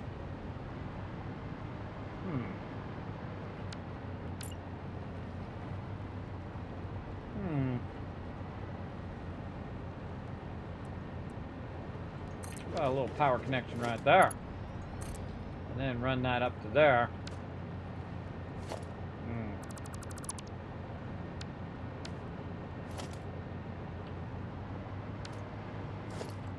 Oh, gotta do it from over here. Click this one first. There we go. We're running that power from underneath to over here. And so we could cross line that connection down there over to here. That's exactly what we're going to do. All right. Here's what we're going to do. We're going to take this. We're going to put that down in there. Then we're going to take this cross connection that we're doing from down here to down there, which is going down there, which ends up over onto that one, which runs all the way to our oil and nuclear power that we have running on the other side. Let's upgrade this baby. Give you a nice little level. Oh, we could if we had some quick wire. All right, where's my quick wire? Right over here. Always with the quick wire. Okay. We're going to upgrade that.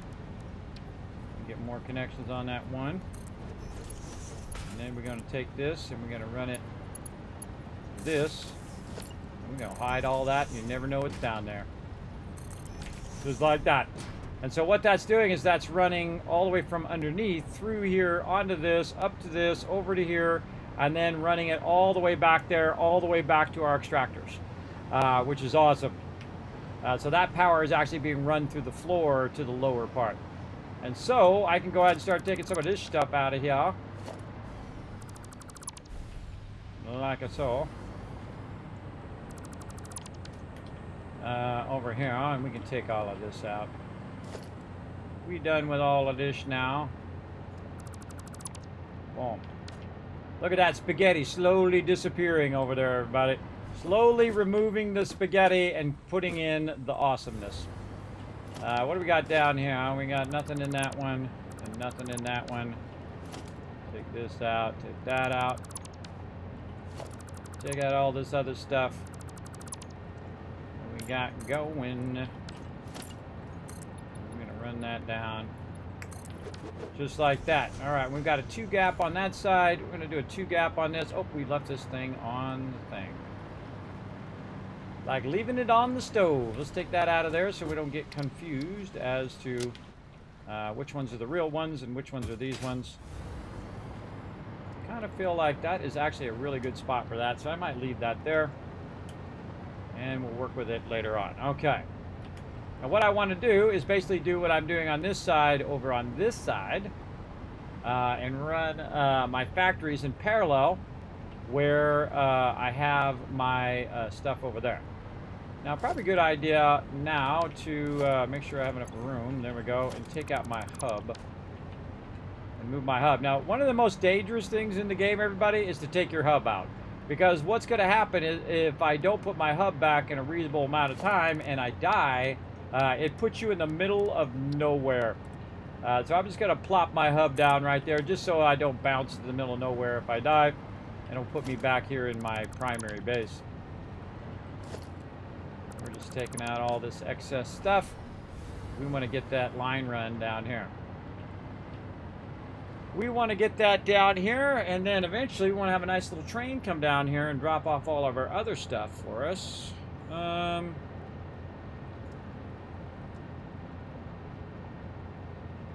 like where that's at, but I don't like where it's at. Let's take it out. Screw it. Take it out.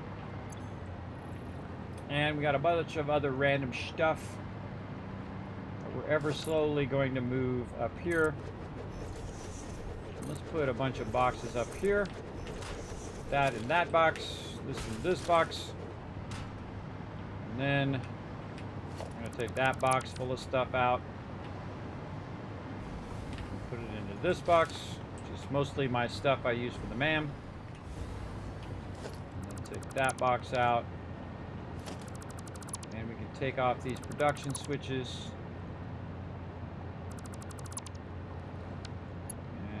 Cross connect this. That has power. I don't know what's going on with this power line, but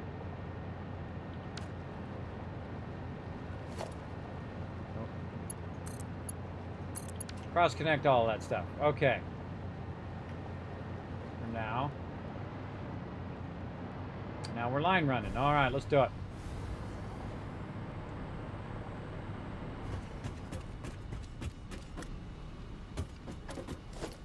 Line running. We had some resources, which I don't. I put it away. I think it was in this one. Maybe this one. Let's go with this one. Boom. We can grab put all that stuff. Wait, oh, let's put that stuff over here. Put that stuff off of my inventory. And then time to get up and stream, everybody. It's normally the time I'm waking up right now. Getting the stream ready. But luckily, I can save that step, and I'm already awake. There we go. Look, how easy is that? More convenient. Let's just grab all this stuff out of here that we're probably going to use at some point. All this other stuff is just random stuff from my base. Throw these things away.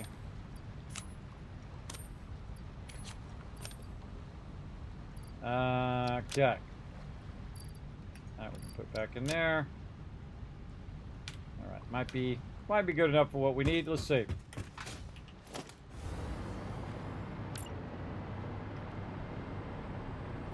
Now, because I've already counted it on this side, it's already aligned to that side, so I can just go ahead and basically mirror it on the other side.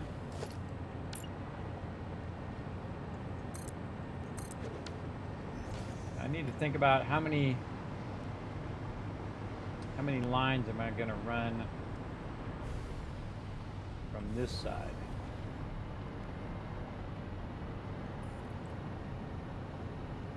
I'm going to run a bunch of double of everything. So,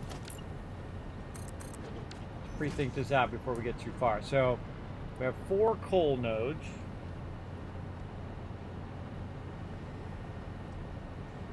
2, 1 sulfur, 2 of this.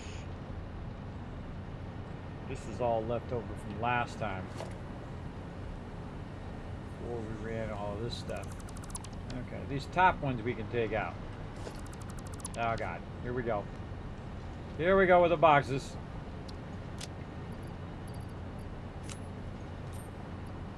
Trash that stuff.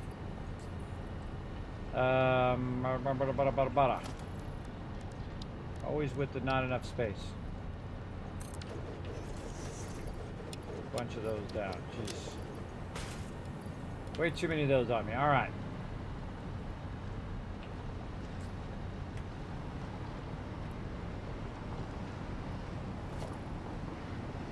And these are from when we were running these lines over here. Take those out so that's not as confusing. All right, there we go. So these are the lines that we're going to run from over there via train. So we're going to have a sulfur node. So that's sulfur. This is our first quartz node. This is our second quartz node. And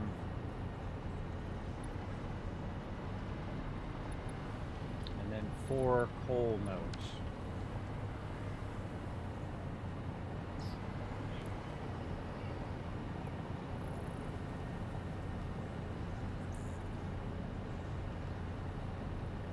Come on, Gabe. Finish saving. There we go. 4 coal nodes.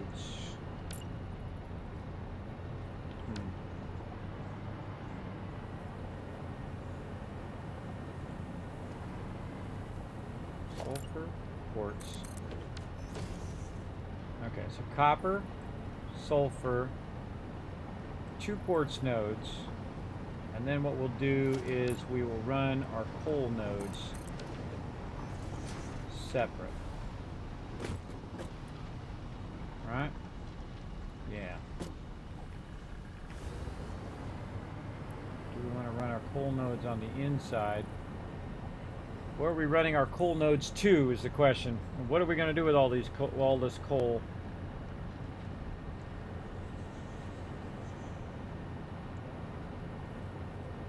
See, we have more coal nodes than we do iron nodes.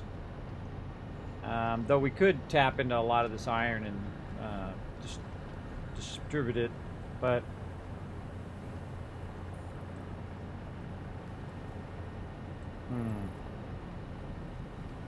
question is, do I really need 4 coal nodes now? And do I want to put the coal nodes here and run them down, and then put the quartz outside and run that down?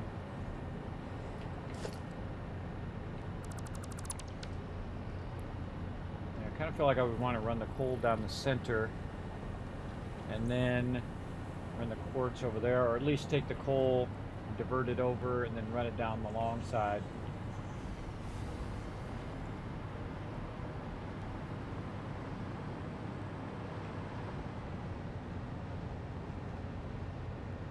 Yeah, because I could bring the coal in, divert it way over, and run it down so it's not underneath the machine. And then when we're doing all of our machining and stuff, we do it in the center, it won't be in the way. Or if we're doing it on the sides, it won't be in the way.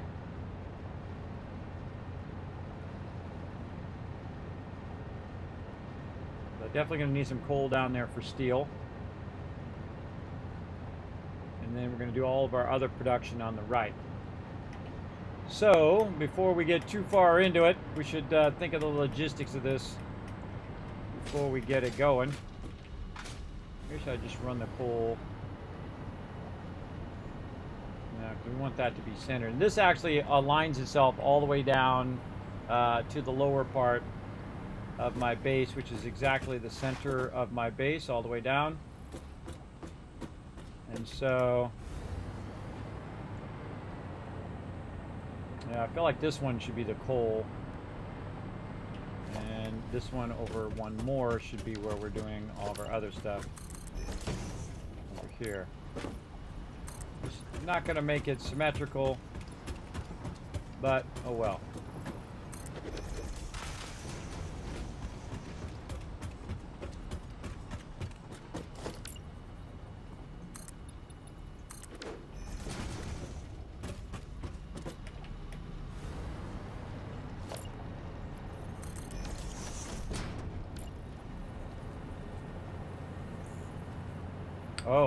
We might want to do what we're doing with our other line runs with our... Yes, oh, yeah. We need to... our coal needs to be at the top. Yeah. So that when it goes down, it's up at the top when we hit the bottom. And then that's going to occur first, and then the one under that's going to occur just like we did on the other side. Okay, well, glad I thought of that. Okay. So this is not good. We're taking that out. Now, probably I could just run it extra this way. And then just do what I did on the other one, and that is just kind of turn it around the corner. So like this, and like this. Have it come up. This one. Ah, when I click it. Right when I click it, it goes up by one. Let's come up. Go nicely into there. This one come up. Nicely into that one. Not perfectly round, but deal with it. And then this. Out of there.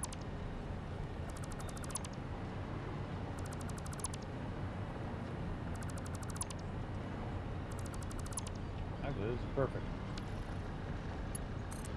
Put that in there.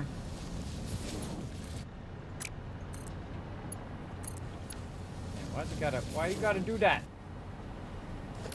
Why you gotta do that? Don't like it. Don't like it when you curve around funky like that.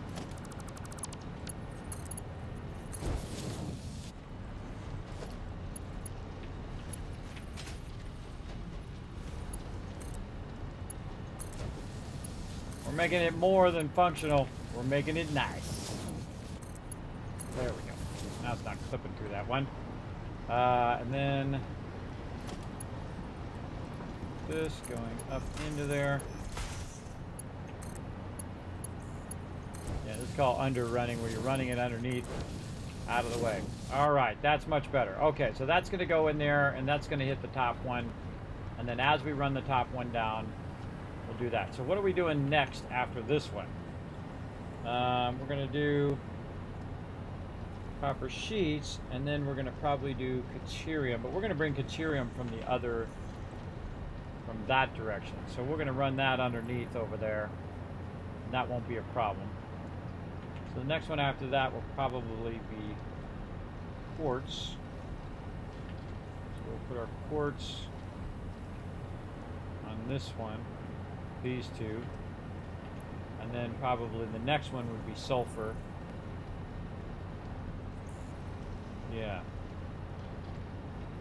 And then we'll have the coal just run down the center so we can run the coal to the different spots that we want. Perfect. Okay. God, I'm not going to remember that in the long run, but we'll give it a try. Maybe we could do a little trick here. Hold on. Let's try this. Let's try a little trick. Run that over now. And that there. Remind myself. Oh boy.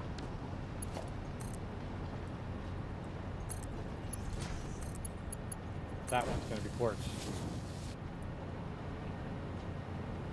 Alright. So that one's going to be quartz there. Quartz, and then sulfur. This is all going to be coal, which is going to be brought in by the train. And the same thing, all of this stuff's going to be brought in with the train. The train's going to bring all that down. It's going to drop it off. These are going to go bada bada bada bing into here, and that's going to run down, and they're all going to go to their various locations there from the train. And we're going to have the train come down. Maybe we should have the train kind of go around this side and end up over here on the other side of this thing. That'd be pretty cool. That would be pretty neat. Just have it go, have a little run out, goes here. Maybe even have a goes around both directions. Yeah, maybe we'll do a circular train. Very rarely do I do a circular train. Usually I do a push-pull train. It goes in, picks up the stuff, and then it goes back the other way. Very rarely do I have it turn around, but if you have multiple trains, that's when you want it to go and turn around and do its thing, because that's easier in the long run. Instead of it coming back, and then you have to have a little offset thing where it has to go past it, and then the other one goes after that. You want it to not have to stop, so it's just constantly doing this all the time. Circling all the time. All right, so I reminded myself there to come back and do that later. But we want to get our quartz on over here. And we also want to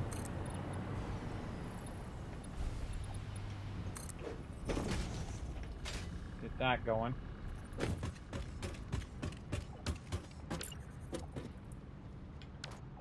So this is going to be 6.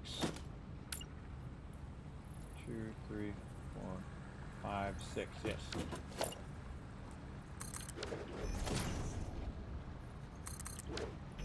Should be 4 high.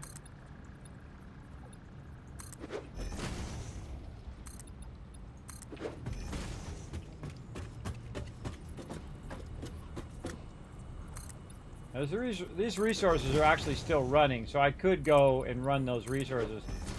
But what I really want to do is not have anything where I have to, where it's blocking my walkway anywhere. That's going to be awesome. That's going to be some awesome line runs there. And then this is going to come down here. We should match it up to this side.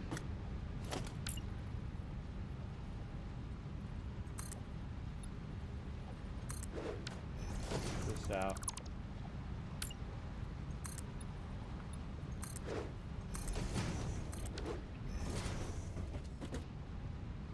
Yeah. Those are matched up on both sides. Looking awesome. Okay. Let's just start with the line runs that we want right now, which is our copper.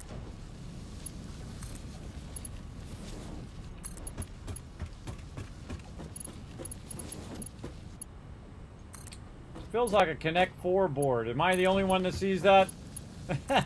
just like, it looks like Connect 4. Awesome spots needs a bit of spaghetti occasionally. It's true. This is true. Very, very true. Okay. Now, this all sucks. This got to go. Oh, this gotta go. Get out of my face. Get out my face. Get out of here. Get out of here. Scram, I tell ya. Scram. Boom. Alright. Spaghetti go bye-bye. Spaghetti go bye-bye. Okay. Now what we need is we need a wall. That wall gonna run right under here. That's gonna tell me it's right there. Okay. We need another wall. Just to remind us where that's at.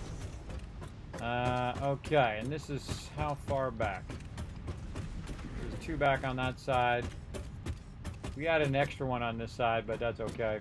We'll run that down.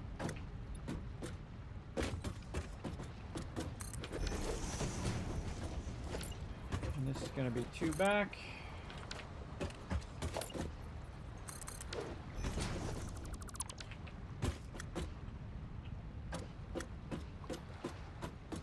This is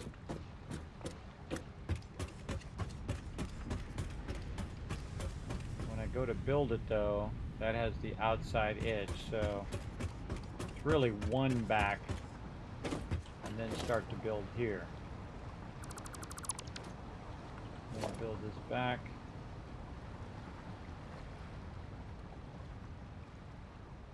all of this. And leave that in for now. Go for it. Just take it out. Whatever you feel like doing. Press control to just keep it, but whatever. Whatever. Take it out is just as good. Okay. You know what we need right there? We need it to be smelting some copper. And then we need to take out all of this stuff that's in our way because we're going to be running a bunch of copper that way. Now the problem with this way is that there is a finite distance that I can go before I run into problems that way. How many over here did I make? I can't remember. Let's see. We made 5. Those are much closer together than my other ones. So can we get 5 out of this? There's 1, 2, 3, 4. Oh yeah, we get 5 in there, easy. Because when you're doing iron ore, it's exactly like doing copper because it's 30 in, 30 out. 780 in is going to be the same on that one as this one, so we know we're going to need 5 of them. Simple as that. You don't have to redo all the math or whatnot. We know we're going to need exactly 5 of the things to make it run. So all we need to do is use our little blueprinter somewhere where we can sneak in a spot. A good spot for a blueprinter up in here. What are we doing over here? Is this part of this? This is my one that's running there. This one is the one that's running up above.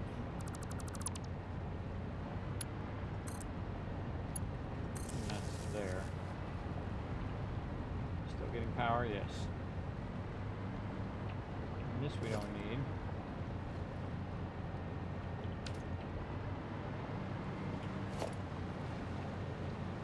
Again, I think it should be take everything out except for foundations. Like right now, that's what I want to do. I want to take why does it always say right when I'm taking something out? Now I got to click it again. I don't know why why they didn't think of that. Oh god, here we go with the dropping stuff on the ground. Dropping more stuff. Constantly dropping stuff on the ground. Alright, let's just put this over here, because here we go again with the dropping stuff. Store all that in there. Come here, little boxes. And I'm going to find where all these boxes are. Again, I think they're behind my boxes. They're boxes behind boxes. Not enough concrete, of course. Cleaning this up so we can get our blueprinter going. I think we'll have enough room here. Let's see. Don't have enough stuff. Put that back in there.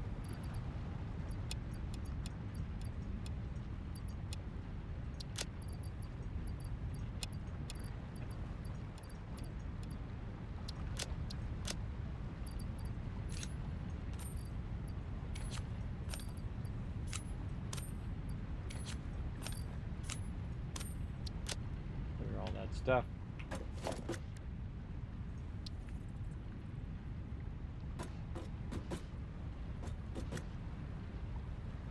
Clearances, am I encroaching?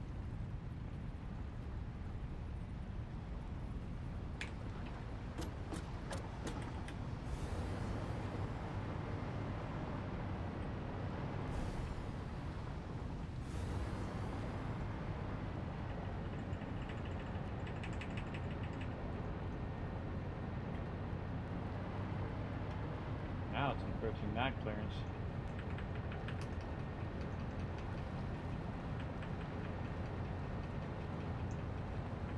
Yeah, you can nudge the blueprinter really far. Alright, fine.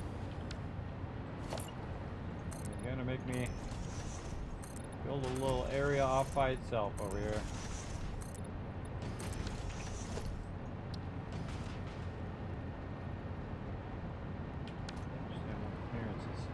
Encroaching up there.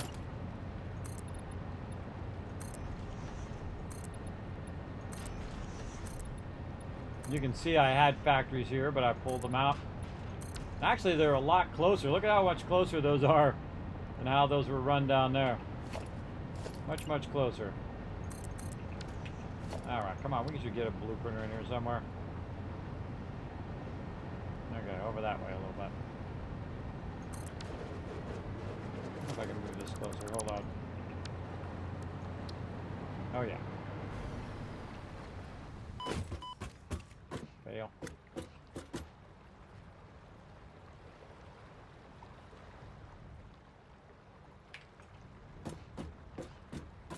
Anything over here right now? No. Okay, let's go ahead and put our foundations in under there. End up falling into the water. Okay, so we can't run all this because we got all this stuff in the way.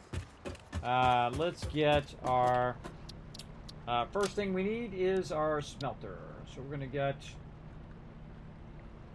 the one with a wall. Yeah, iron ingots.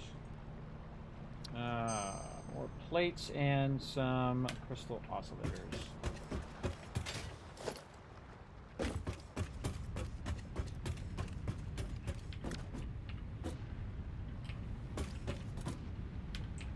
Really? How can that be? I could have sworn I just put a ton of stuff in there. I could have sworn I put a ton of stuff in there. Maybe that was up above. What are we trying to build? Blueprints. Constructors? No. Smelters. This one. Let's tell it we're going to build one so we can go and hunt down all the stuff that we need for it. What do we got? Those are crystal oscillators. Gotta have 10,000 tons of plates up here.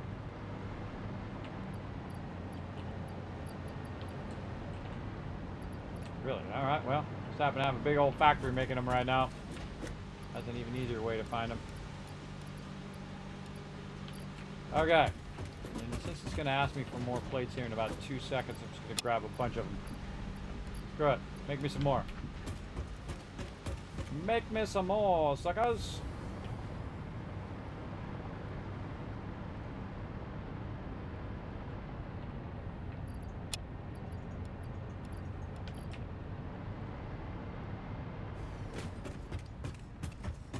Alright, we're going to pull up our iron ore blueprints and just switch it over to copper.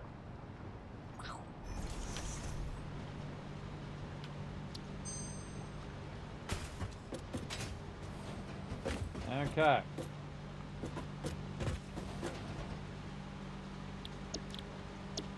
Then we're going to copy. Then we're going to pasta. Alright, that's good. We need a little bit of power over here. So we can fly! I can fly! Love those little doors, how they just slide open like that. Slide open, get in there, do what you need to do, fly right back out again. So cool. Cool every time. Alright, copper ingots. Copper ingots. Alright, and down here we go. I wonder if I change my thing on my other one. We're going to make some copper ingots right here. Ba-bang.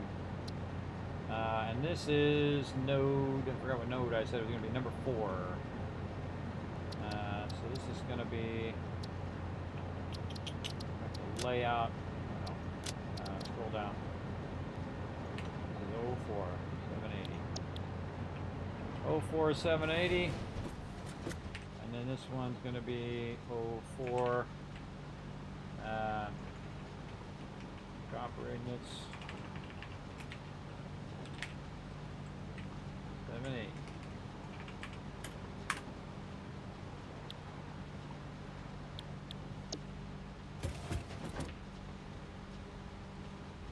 I'm going to just copy this over here. Just copy this here.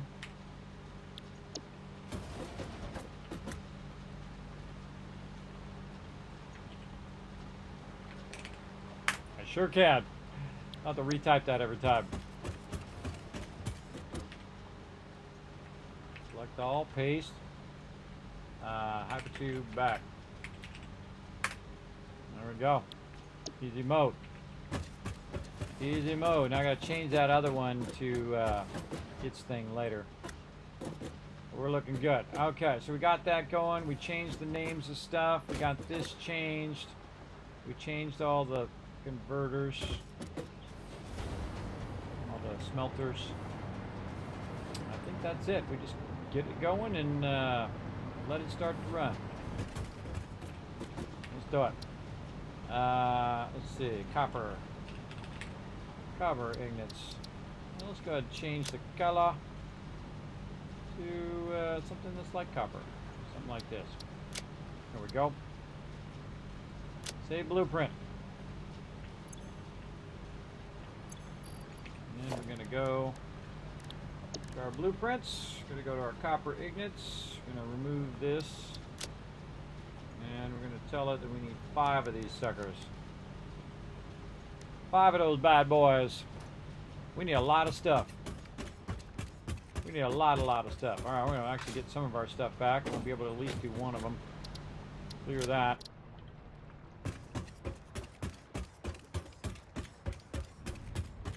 Another thing we need to do is clean out the area. All it is, gotta go. I've got a bunch of resources in this. Oh, I got a bunch of concrete in there. Okay, this is gonna get messy. Another box over here, put all that in there. Time to remove a lot of stuff. Alright, let's go. Now, of course, this is gonna be super easy because these are all blueprints. So we can just go in. Oh, we want to definitely throw all that away. We can probably throw all this stuff away too. That's way too much of all of that for me to carry around. We can make more later. Alright. And then boom. This is what's so awesome about blueprinting, man. You just come back, and I knew I was going to do this later anyway, that I was going to come back and revamp all of this. So I just knew it could be done better. And that's always one of the great things about this game. You can always come back and make it just that much better in there. So that's what we're going to do. I feel like this outside edge right over here, this is going to be all about power backup over here. Just an obscene amount of power backup. We got all these switches. Got this mess of spaghetti up here.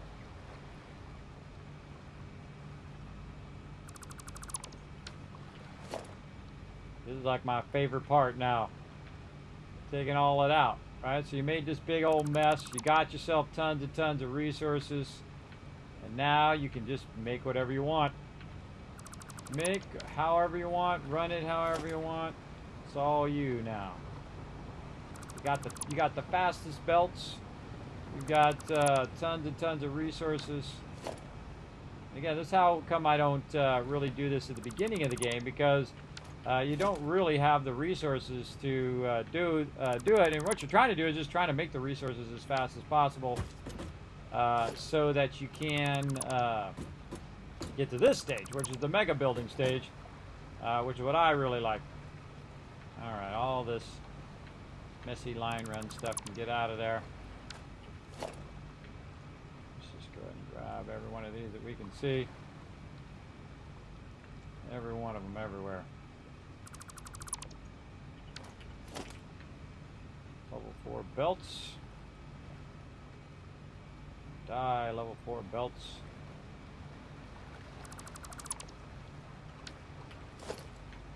Floor holes.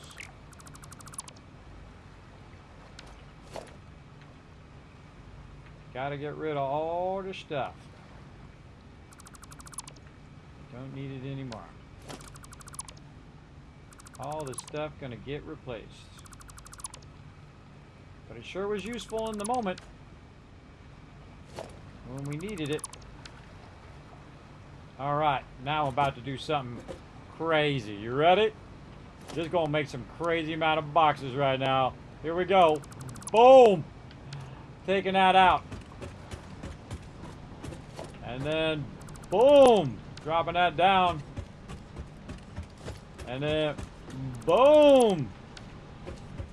Like I said, we getting crazy up in here today. Taking out my boxes, everybody. This is nutty right here. There's a lot of resources dropping down. Now it's a lot of hours and a lot of effort to make that work. But we don't need it. It is obsolete. Never get so stuck on something that you can't just say, you know what? I'm taking that thing out and making it better. I never do. I never get so stuck on it. Now, one of the cool things that does happen when you do that is all of your stuff is now in this gigantic mega box. More stuff than you can hold in your other boxes is now in this one container. Now, of course, as long as it's not in your way, it's awesome. You can just run down here and say, oh, what am I looking for? Okay, I'm looking for this over here, because it just combined all of those resources that we had and all of those boxes into one gigantic box. So a great little workaround there, by the way, if you want to have everything in a massive, in one massive box. Now, we can also go in here and start to just get crazy with all of this, but if we want to actually not be dropping stuff on the ground, we could go ahead and make some boxes here in the center and start to backlog some of these extra resources over here where we're working. Like so. Boom. Let's just build out a bunch of them because we're about to make a big old mess. Big old mess. And take out Spaghetti City here. Take all that out. And we'll limit it just to our lifters. Say goodbye, baby. All that going bye-bye. And again, the cool thing is you can limit it to just lifters at this point, so it's not pulling that out. Well, that's already 50 of those. Again, limit to the lifters. The lifters is what I got the most of here. Oh, come on. Every time it does that save thing, I think it's about to crash. I felt like it's about to crash. So just wildly run this. Now, why does this have this in here? Why didn't it go out with the blueprint that I was doing? Well, that's because I went through and instead of taking out the blueprint, wow, look at there's where all those boxes are. Instead of going through and just redoing the boxes and redoing the blueprints, I went on the lazy route, just upgrading all of this, and I will never do that again. I will never do that again because now I have to go in here and take all of these out individually when I could have just taken the whole blueprint out at once when I was done with it. And that would have been way easier. Way easier. Let's get up on high, too. Now we're going to do belts. Belts, belts, belts, belts, belts. Belts over here. Oh, yeah, lots of belts. Lots of messy belts. Oh, we're going to get all these boxes, too. We're going to pick up all these boxes eventually. Right now, we're just trying to clean up our mess that we made previously in the previous other tier, in which we were just like, what do we care? We want to just make a bunch of resources so then we can do the fun part, which is build whatever the heck we want to build, however we want to build it. And that's what we did.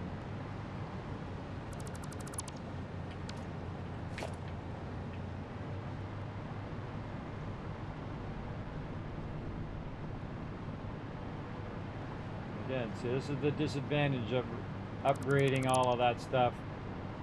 What have we got in these boxes? See, it's just a little bit of each thing, too. That's annoying. That's annoying. Yeah, reducing them suckers down now.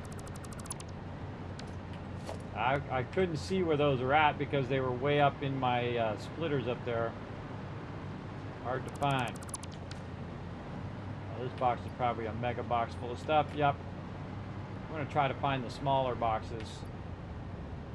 And that we can take. Leave these gigantic mega boxes full of stuff there. And any other lifters still around? Look at this up here, everybody. Look at this up here. This is nutty, right? This is nutty mess. This is a hot mess up here, but that's okay. That's why we're here, right? We're here to fix the hot mess.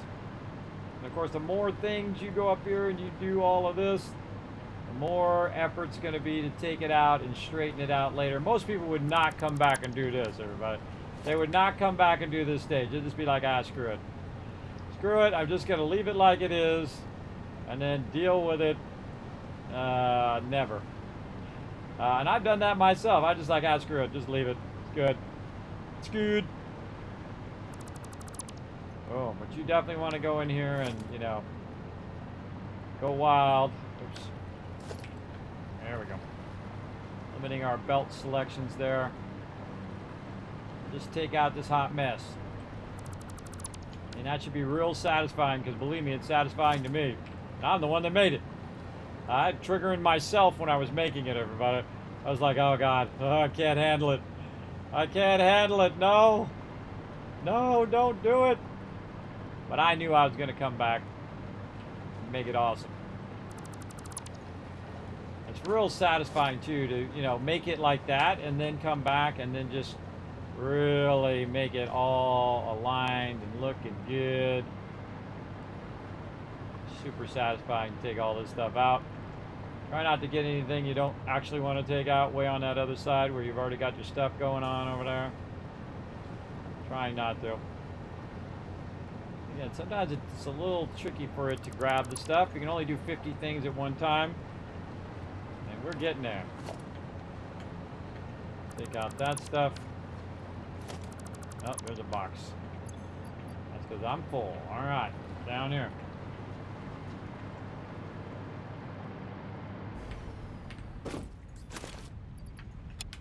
Actually, let's take all these and put them over there.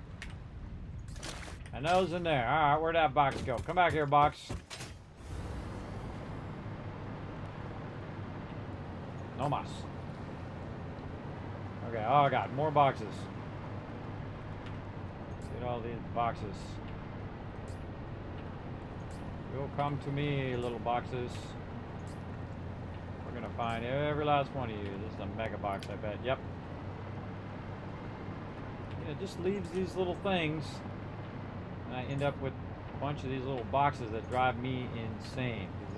Sometimes they're really hard to find. There's like a whole bunch of them hidden behind a bunch of stuff. You know, hidden behind my lifters there that I couldn't find. Now those are okay because those are those big boxes that we'll have to deal with later. So we'll get rid of all of this.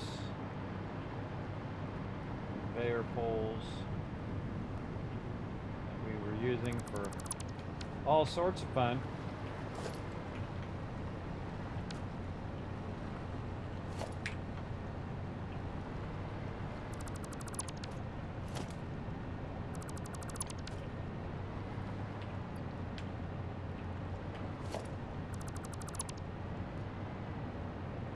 That was a little vehicle there too. Look, we actually found our vehicle, which was lost in all that shuffle.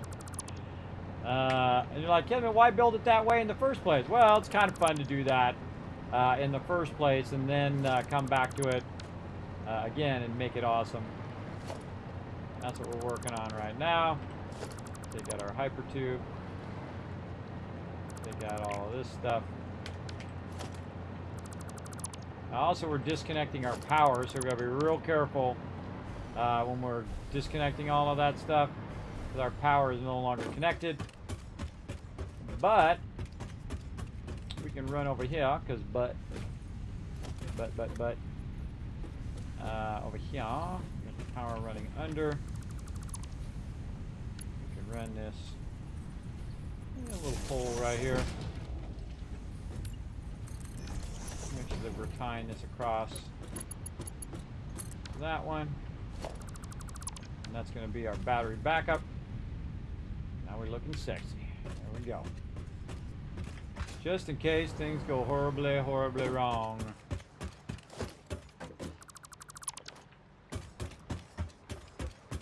Oh yeah, look at that sucker. Oh mama. That's a whole lot. this is part of our iron rebar that we did. That was just a temporary thing. And oh my god. Way too much iron rebar. That is more iron rebar I'm gonna need for the whole rest of the game. I think anyway. Now again, see how I'm taking it, I'm moving it away. I'm moving it over here so that when I'm working over there, this stuff hopefully won't be in my way. Oh boy.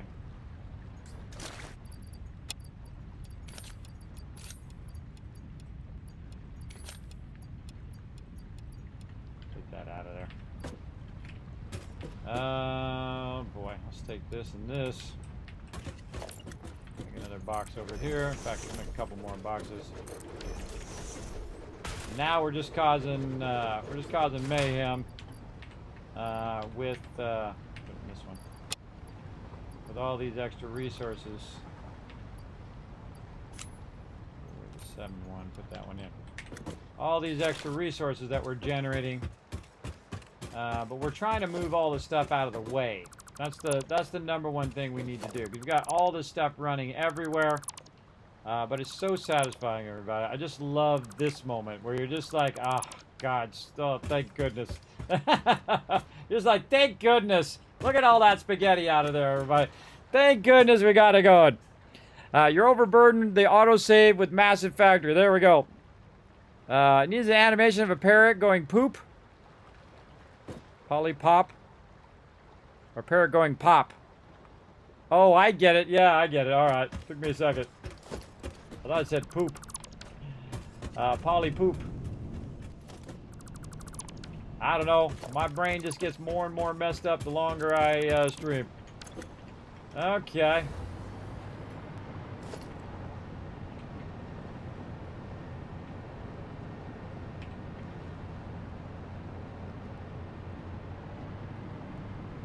These conveyor poles.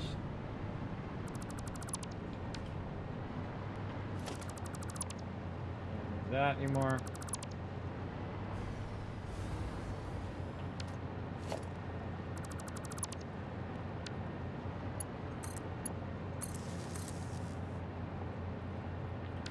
Wire. I bet you I got a little touch of wire somewhere. Not in that one.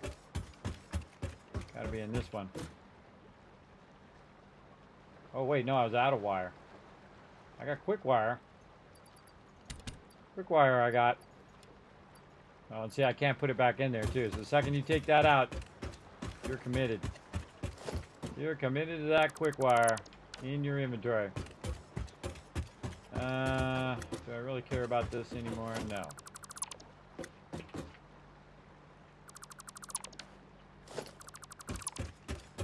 Taking out all the obsolete stuff that we no longer need in our base.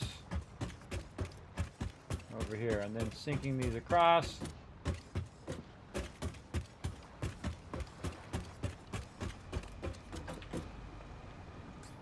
that up. Okay.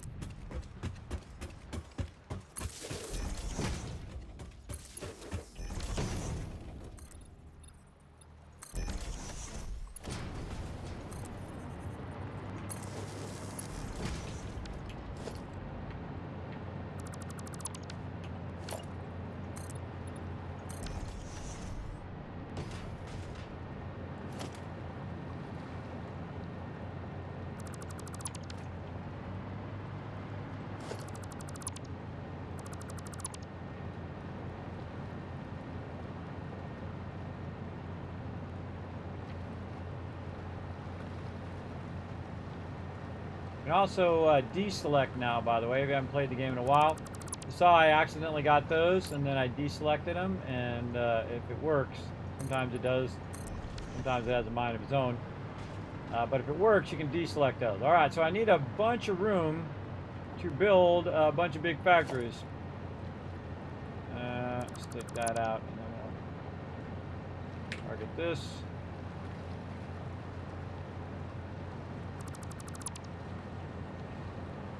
Mark 4. Mark 4 belts. Ah, too slow. Get out of there, Mark 4 belts.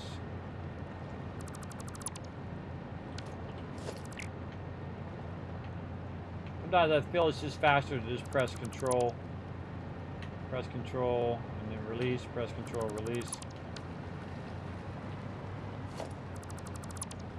And I don't even know what all these lines are anymore, but it doesn't really matter. Because if you go through systematically through your base, eventually you're going to reach whatever it is that you had running there in the long run. Over here, I also have my,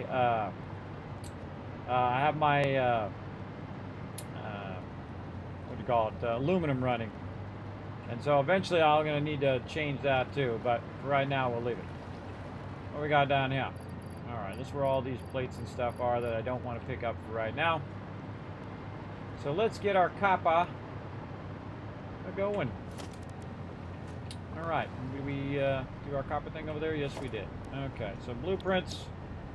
We got 5 of them. We need all that stuff right over there. And you're thinking this 10,000 tons of stuff I just picked up, we'd have some of that. Alright, so concrete. What else we got? This can go in the trash. This can go in the trash. This can go in the trash. Let's see. Copper sheets. Wire. Let's just get all this stuff. I'll just get all of it and just leave the vehicle in there. Plates for sure. And that. Little dish. Little smidge of that. All that concrete. Ore out of there. Feel free to save right at that moment. Feel free to save. Yes. Okay, connectors, circuit boards. What else? Aluminum sheets. Got a bunch of those. Wire.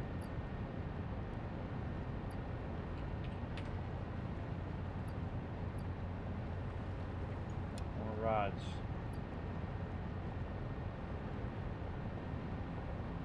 Yeah, we're getting down there. Oh, wait, we get these.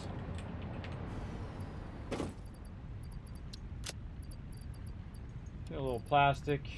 More of this. Plenty of those now. Those.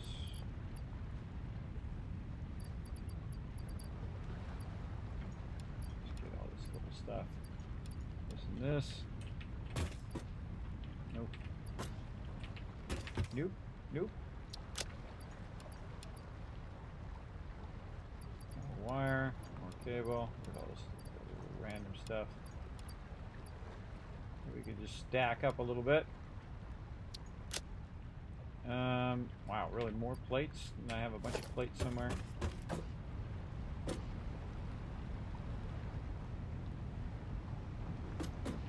Where? Oh, I got a bunch of them. Apparently not enough. Okay, what else we got in here?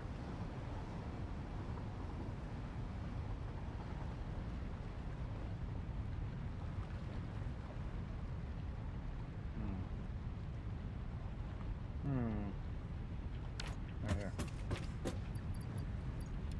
There's that. We're gonna have a wire problem.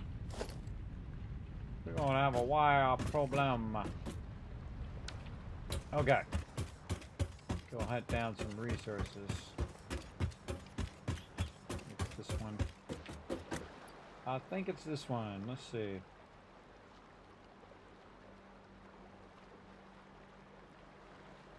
Let me get this and this out of here.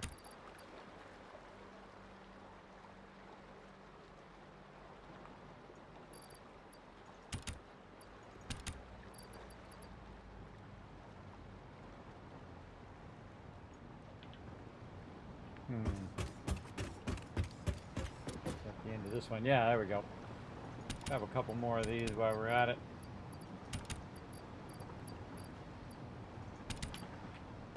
And then we need wire. Now, I believe I'm making a bunch of wire on that other side. So let's go get some.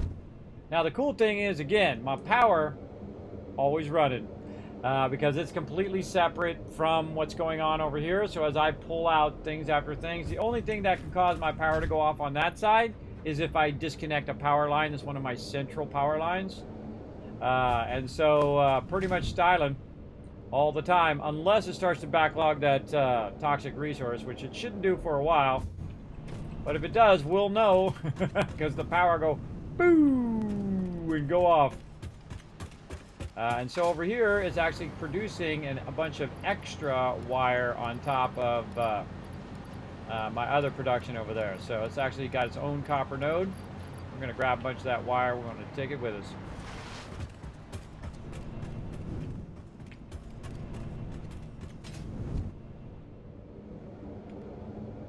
There's no reason for us to tear down our oil. There's no reason for us to tear down our nuclear. Best to leave that running. While we're revamping. Look at this. Look at this. All that gonna go bye-bye. We're gonna take all that out. It's gonna be awesome. It's gonna be awesome. I can just hit this and go. Womp, womp, womp. All these little conveyor wallies thingies everywhere. Take all them suckers out. Get as many as we can. 50 of them. Boom. Out of there. Open. I think I dropped a box somewhere. There's a box of that somewhere. Okay. I'm gonna run over here and drop this wire. I always forget when I'm overburdened there, and then all of a sudden I go, oh god, I just did it while I was overburdened. Okay. Lots of wire. Copper ignits. We'll get there eventually. We're here. So, blueprints. Smelters. Number 8 on the hot bar. Let's go.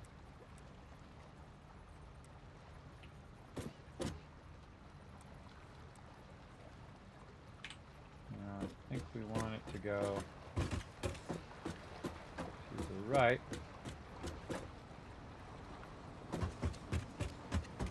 Tell me it's running into something. There's something in the way. Most likely these walls.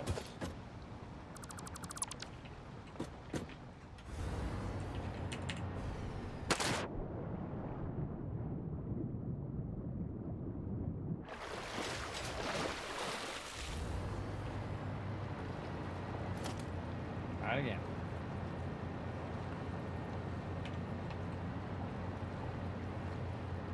Yep.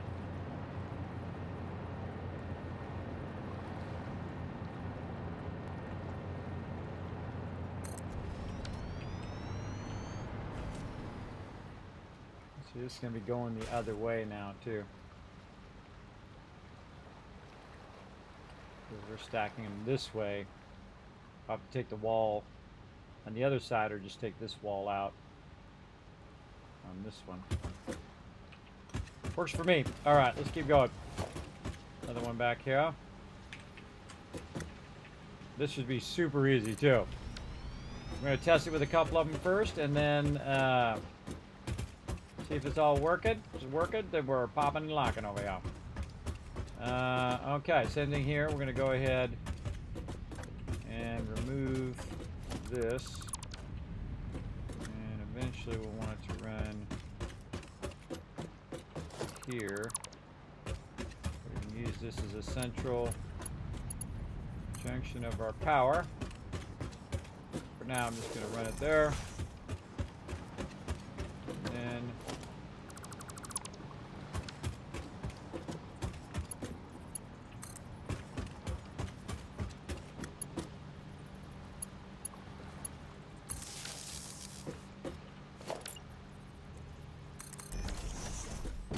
Okay, it should have power. It does. For ignits. Okay, now that we got power, we're going to run our copper ignits over here. It's going to run right to here.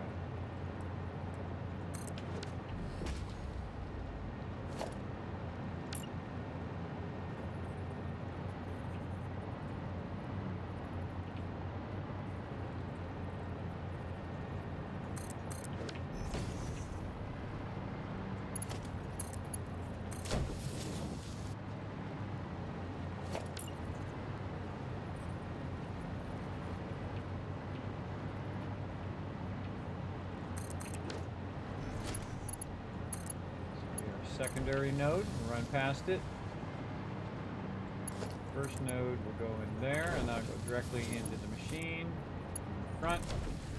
And then the second one will run, and then we'll run that one way to the back to infuse it in the back, so it's making more of them in the back quicker.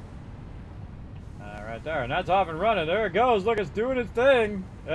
I just love how it just like goes to work, right? I just put that blueprint down, ran it some power, ran the input, and that's done. That sucker is done, and it's going to start backlogging that into a box for me, 3 boxes, and that's it. That's what you want from a blueprint, that it just starts working straight away. Now, of course, it's not going to have as many as if I jammed an absolute ton of those things in there, especially if I had done it long ways or whatever. But I can just keep making more of them, so it doesn't really matter. What matters is that it didn't take a lot of my time. Time is your most valuable resource. And so, yeah, let's go ahead and see if this crosses over. I think we got this pretty down, though. Pretty much down to where this stuff is just on fire here. And working good. And that should then start that up. Yep, that's starting up, and that's already producing right there. Nice. Okay, and then we got to take all this stuff out. Oh, and this one we didn't tell it to take the bottom part out here. Maybe we can fix that before we do the rest of them.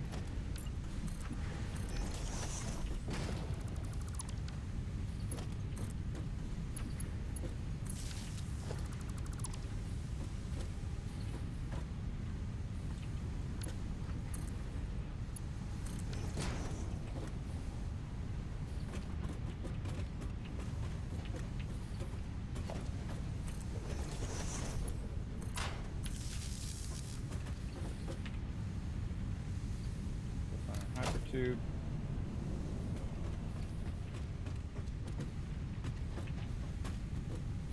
I feel like that sucker's working. Dean is just going right to it. All right, 3 more.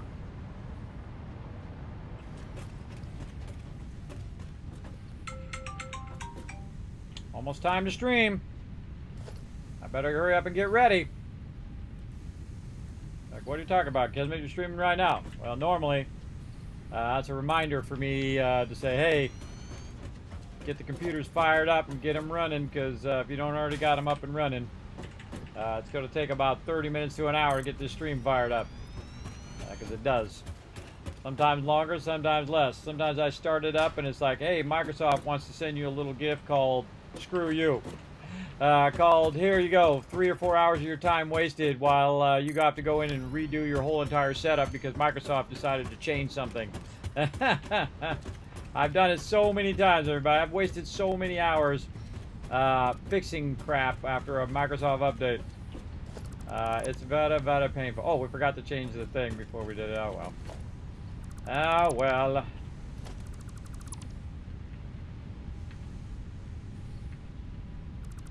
Yeah, just take it out old manually. Manually. Fix a Rooney. Put this out. This over here.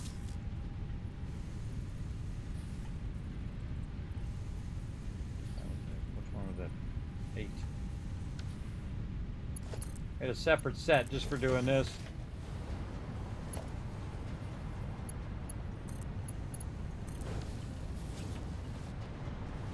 Doing a lot of repetitive stuff here.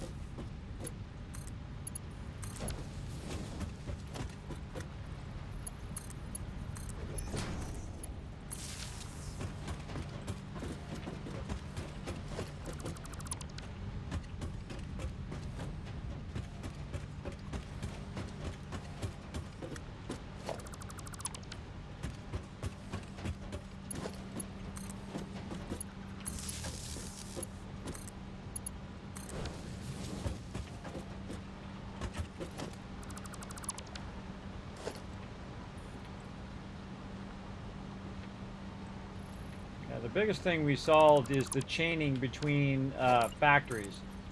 Chaining the power and then chaining the stuff so it all works over and over and over again. Works over and over and over to our advantage. Sometimes those little ceiling support things are a little annoying because it thinks you want to run one of those. But it is cool that they added it where it does those ceiling hanging things. I appreciate it. And then entrance. Another fun thing I discovered is these doors. I love these sliding doors. They're much nicer than those other doors. Okay, going up. Just double check. Put this one in. Ah, there it is. In there. That's going to take a little time for that to get spun all the way up. Did I do the connection or did I screw that connection up? I don't see. See this? How this is not moving?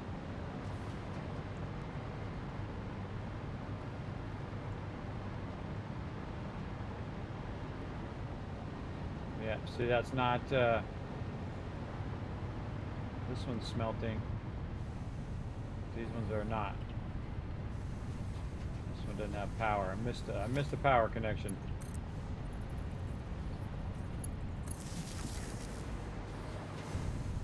So it wasn't chaining all the way down. Yeah, see how the smoke comes out all the way down? Yeah, the second I fix that one problem, boom. It's all good now again. Make sure we got these connected. All good, it's all good. Getting that smoke all the way down. Now that thing is running. Down there, looking sexy. Alright, speaking of looking sexy, let's go ahead and line run this down. So I can go here, hit E a bunch of times so it switches it. And see over there. Let's do it on the third one. And that's where we're going to do this. And then we're going to create a merger to merge the excess resources. Well, actually, we could just run it right in there. To merge all this extra raw ore that we have that we backlogged in our boxes. So that's coming down 780 right here, and then merging in the ones in the back, which are the ones that are usually starving for raw ore. So it's just basically going to run that 780 there while this burns up all the other ore as well. So the first three are going to go there. The last two are going to have just an obscene amount of ore running through here. And start to fill up all of these, and when it fills up all of those, then it's going to start to fill up all of these, and it's just going to produce it as fast as it possibly can eventually. Now it's going to take a minute for it to spin all the way up, be running at full speed, but yeah, it's not going to have a problem eventually. Eventually it's going to be just fine. Yeah, look at that. And there it goes all the way down. Okie dokie. There's a hole right there. We can go right up. Okay. Now, we want to... oh, boy. Look at all this stuff in the way. All this stuff's got to go. Let's Let's hope we're not making any boxes when we're doing it.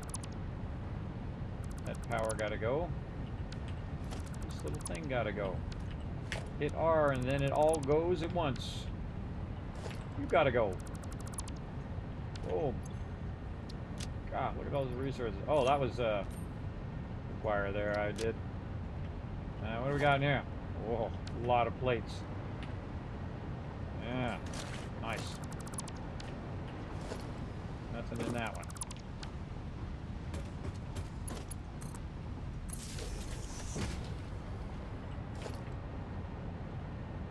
Yeah, see, I went in and I upgraded these inside the factory instead of replacing the factory and re-putting the factory down. And now I gotta pay the price. We're gonna dismantle them all separate. I suggest if you do have to upgrade your factory, that you just go in and just do the whole thing. Just go in and redo it, take it back out, put it back down. If you got to redo it again, redo it again. Just redo it as many times as you have to. You're not dropping boxes. I should really go track down every single one of these boxes at this point. But let's put some more loot here in the center for us to use.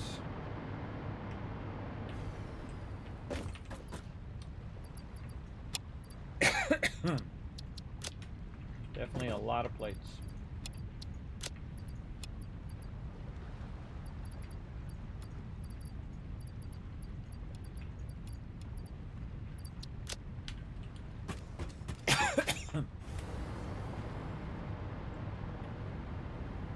Again, the reason why I'm taking this out, we're going to do the same thing we did over on that side. And we're going to have a thing. Maybe I should move my power up here. Yeah, I'm going to make a big tower of backup power. And see, these I have double stacked like that, which is pretty cool. I thought it was pretty fun, but really in the end, the way I have it now is way better. Looking at the size of my inventory is full of stuff. Resources. And we got a box. Uh-oh. Cool. Power over here that saved us. Grab it.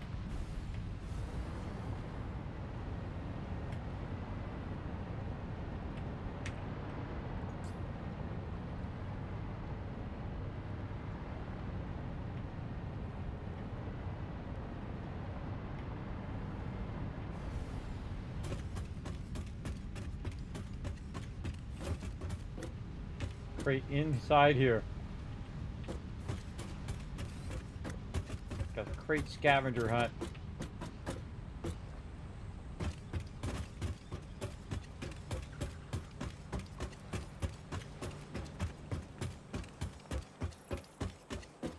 There'll be a crate way over there. Over there.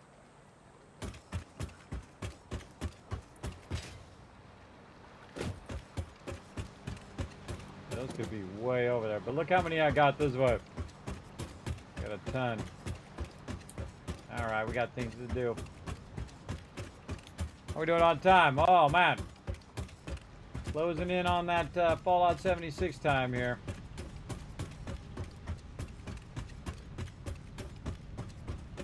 Okay, well we can take these out, that's for sure.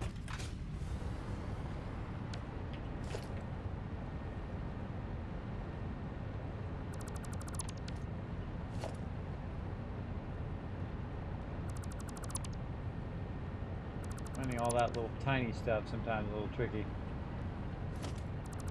Oh, I see a box. Let's get it. Dropping it now. Oh, dropping it now. That's why I'm making more boxes. I usually take those boxes out right away because I get triggered. But sometimes I can't find them. They're like hidden behind something or in between something, especially when your stuff is so like massive amount of spaghetti. Again, the more of these we take out, the more of these resources we get back, which is awesome. That one's not straight. Then I just start stacking tons and tons of boxes. If I need resources, I know where they're at. Look at this mess. Ah, everything but foundations.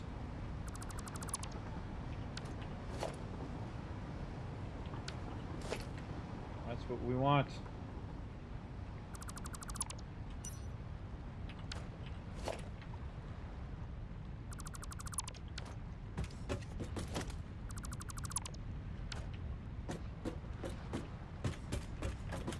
Look at how clean that is now. Look how cleaned up that is. Oh, beautiful thing. It is a beautiful thing. Okay, so now we want to align our one down here to the one up there. And we got this big thing in the way. Okay, take that out.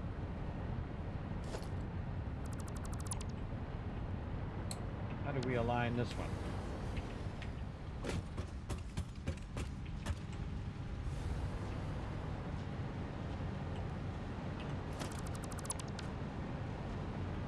Boxes.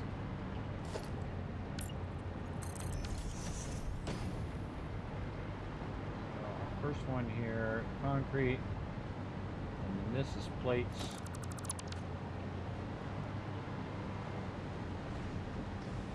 Line that straight down. Same one. Okay, so we'll go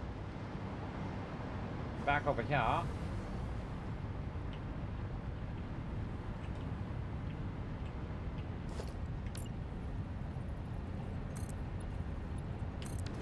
Okay. So that's the left side.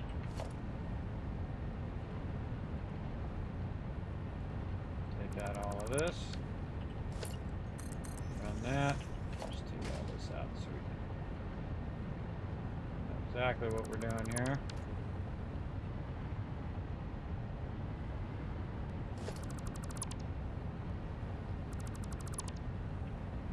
It's got to be one back. This.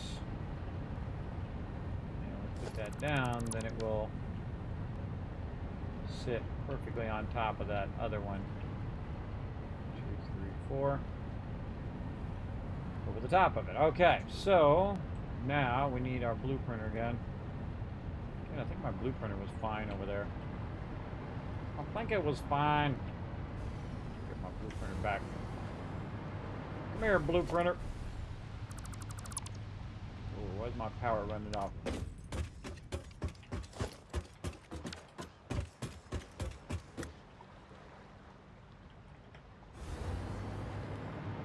a large gap in between there.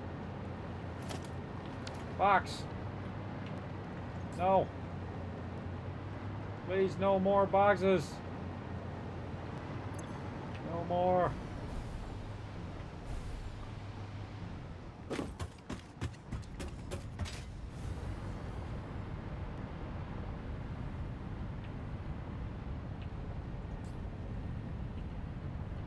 More boxes. Easily be like a command. Pick up all boxes globally. I bet there's a mod for that. Allows you to just pick up all this random loot that you got laying around everywhere. 'Cause, man, we got some serious scavenger hunting to do to remove all of these. Because look at how many are over there. I should go just check for these. We got these ones, and that's that one. So this is this one. We know we got 2 there. That's the one that's way off, who knows where.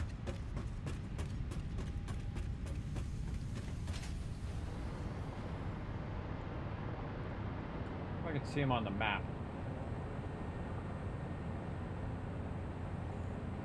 I see some of them on the map.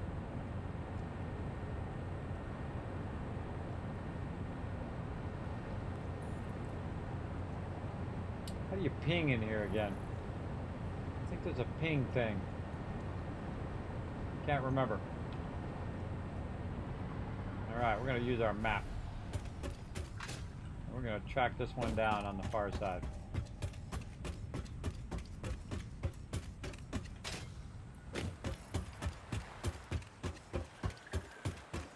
Oh, too far. Back that way. This doesn't get this done, but good for my peace of mind. I bet it's inside here. Ah, look at that. So weird to be inside the thing.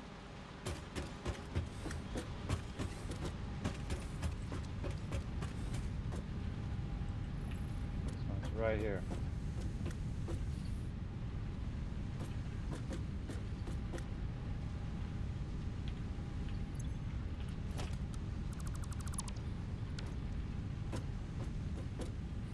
Where are you hiding?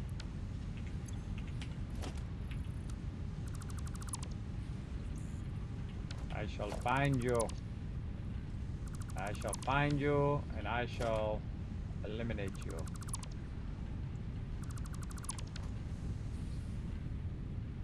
That way. Down or is it up? I feel like it's down.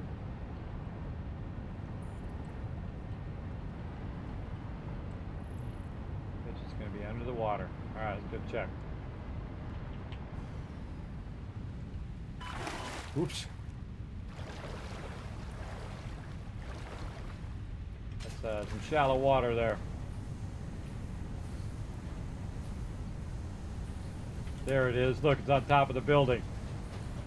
Right there. Sneaky. Scavenger hunt. Alright, yeah, we eliminated all of those. Alright, yay. Cool, I forgot they put them on the map. Oh, I see one. Right there. No, go back here. I have some at the bottom here on purpose. But I see one.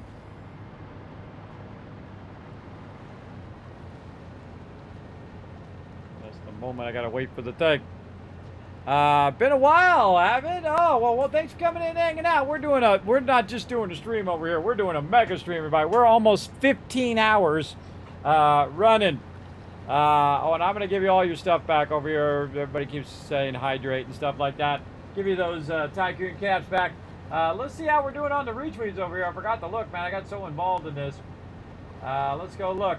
Did I give you the stuff for the retweets? I can't remember. I don't know. I'm just going to shower you guys with a bunch of love. How about that? Give you guys a bunch of caps. There we go. Having a good time, as you can see. Montana, just having a really, really fantastic time with the blueprinting. It is nothing short of astonishingly good. And I'm trying to find these darn boxes that I have, and no one else to blame but myself, spread all over the place. For sure. We're going to take all of these things out. We got these things everywhere. Usually I use the 3 ones, but I'm, again, feeling like we don't need them all over the place. Come on, where are you hiding? Again, it's like a quest. Find these things. They're usually sitting in some really dumb spot, like on the top of something. They usually drop either to the bottom or to the top of whatever it is you're removing. Like right there. See? Look at that tricky one just right there. Oh, another one down. Okay. More tricky ones up here. So we're just like in a, okay, that one we can keep. Yeah, these ones are in a row. So that's that one, most likely.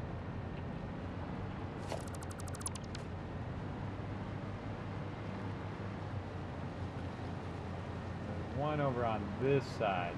Right there, that's it. I see you. I see you, and I will get you. Trying to eliminate some of this because this is just driving me nuts. I see you up here. Where'd you go? Boom. All right. Again, these ones we're going to keep. The ones that are in a row. Okay, there's another one this way.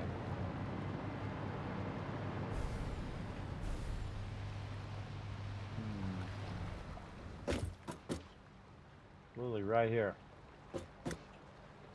Yep. Is it down? Up on the next level.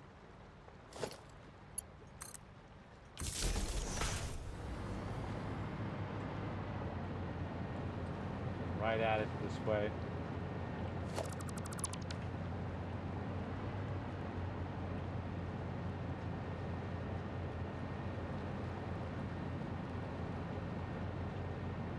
Yeah, it's like an Easter egg hunt.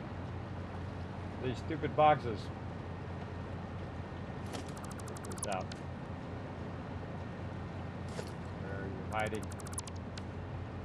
Oops. Take that out. Well, whatever gets it done. What's this full of? Oh, this is this ammo that I was making. Don't want to take that out. Yeah. Where is it? Really right on it.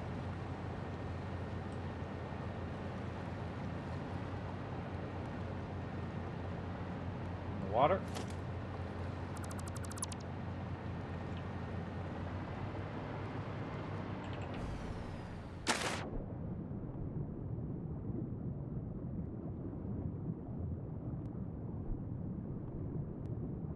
I have found some down in the water.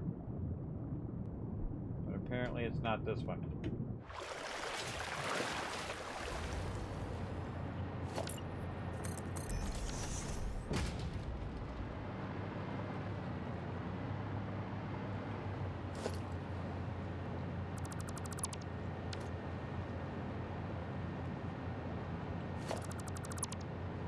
I know, it says it's right here where I am. This way.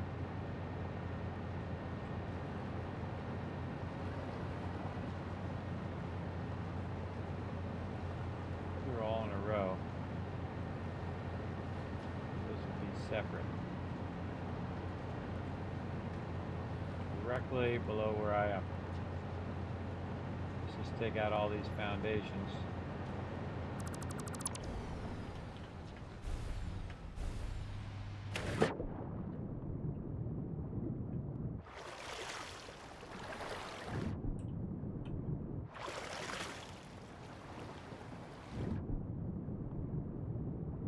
Gosh, that kind of stuff drives me crazy.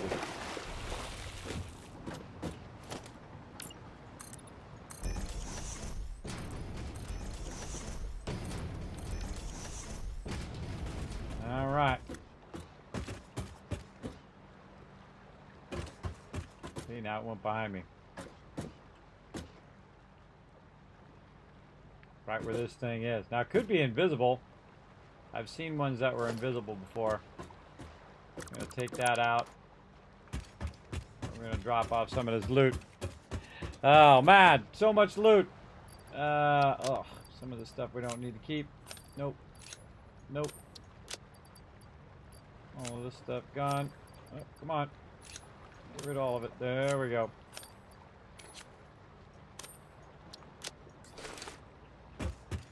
Okay, you. Again, we got one over there that we want to keep.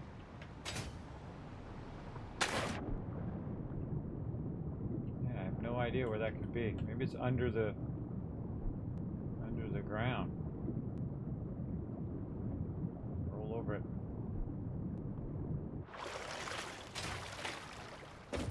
Be nice if it told you whether it was vertical or horizontal.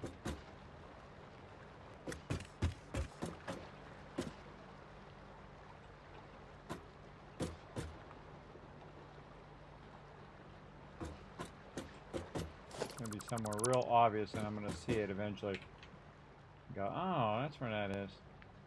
Or I'll never be able to see it because it's invisible.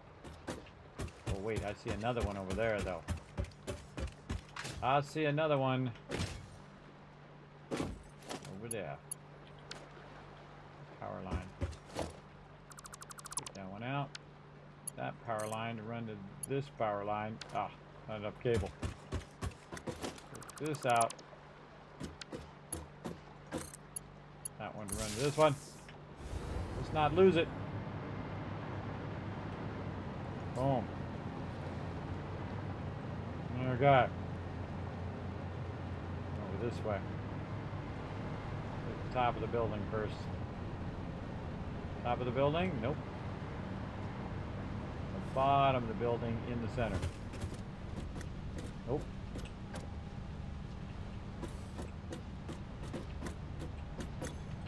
Well, bye-bye building. Boom.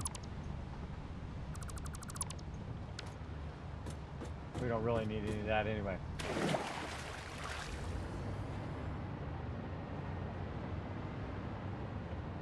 Gosh, tracking down these things are tough.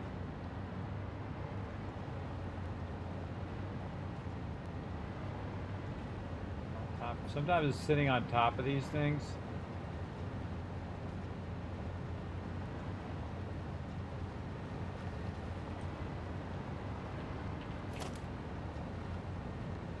Right.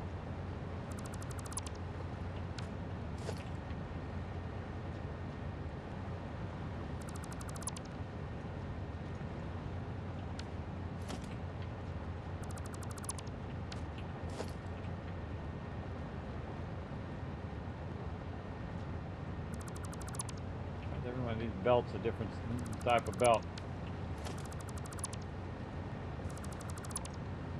Oh, right there. See, it was hidden in between all of the belt lifts. Okay. Now we're getting somewhere. Look, we eliminated a ginormous amount of them. This is really not getting my stuff done. But it is helping my mental health right now. My mental health says I can't handle these stupid gray boxes. They just absolutely trigger me big time. We will get these boxes and we will eliminate them. Yeah, get rid of this.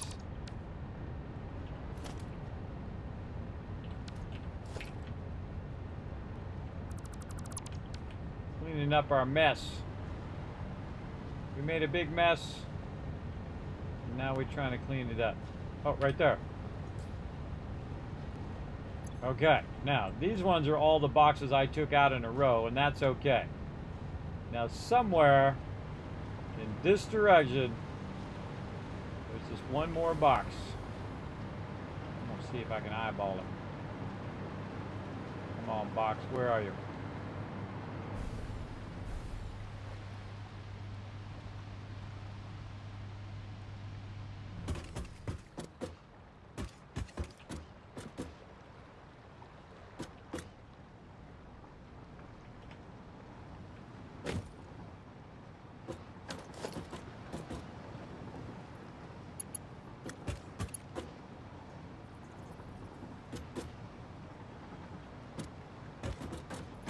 Every single thing has no lines left on it. And I don't have so many fancy resources. Man.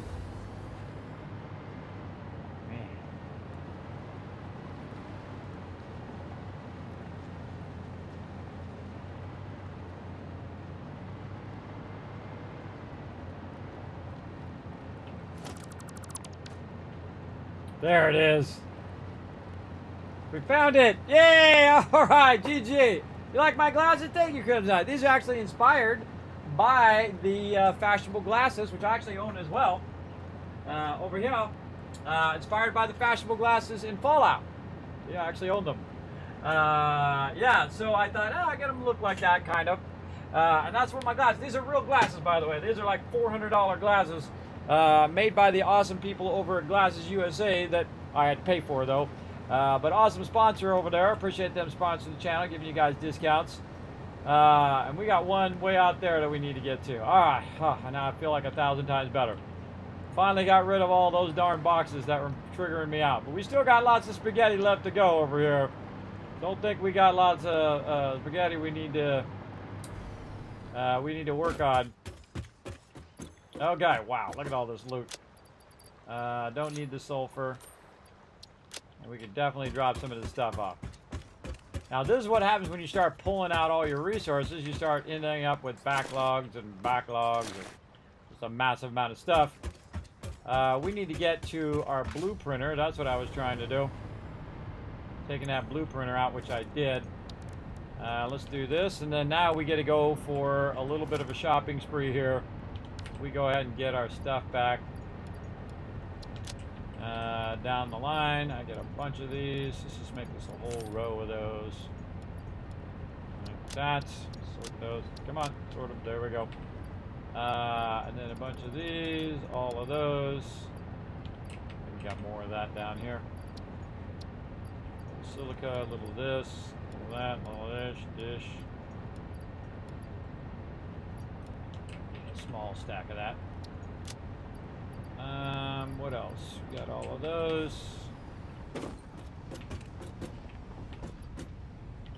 Should make another one of these over here. Let's look for our things that makes more boxes. Right here.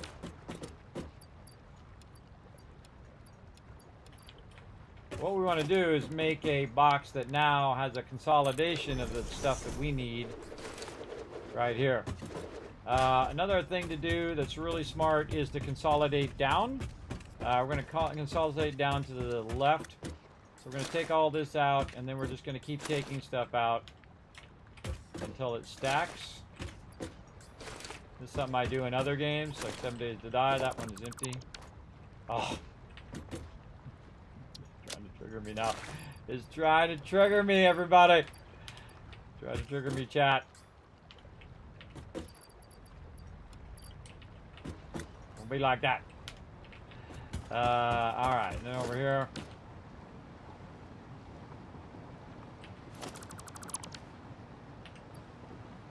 Okay, that still has stuff, and we don't need to keep. Oh!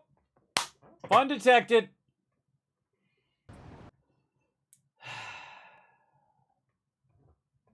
Fun detected, everybody. Remember, it's experimental, early access version. Let's see where we left off. It saves every 15 minutes. Hopefully it saved lately. I guess we're about to find out. We're about to find out where we left off. We might be looking for them boxes again. But at least I know that one box is up on that other level by the thing. Trying to consolidate my loot.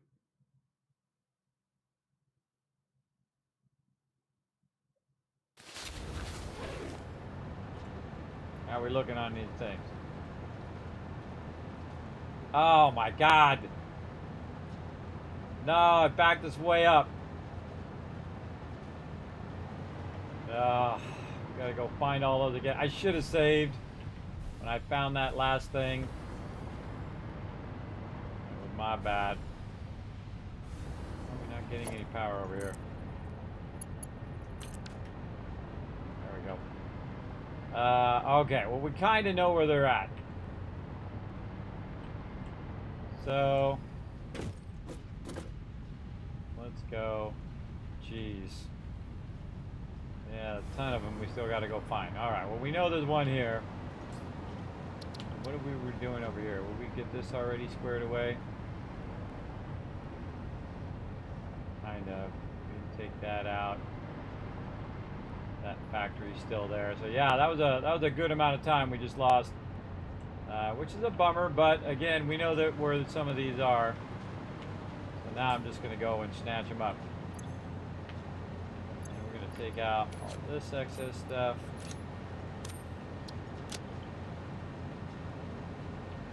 Easter egg hunt is way easier if you know where to look.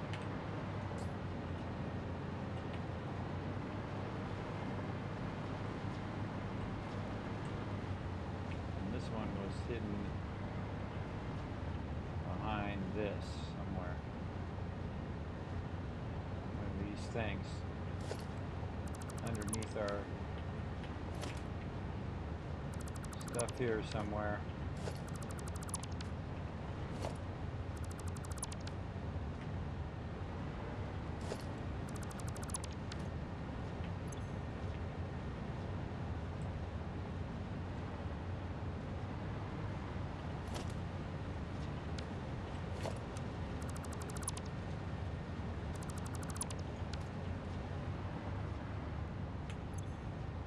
making new boxes.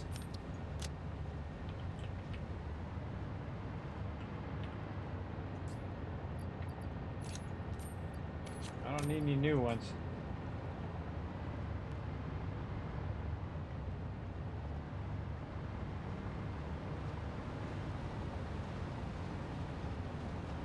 And it's right over here. Alright, drop off the loot.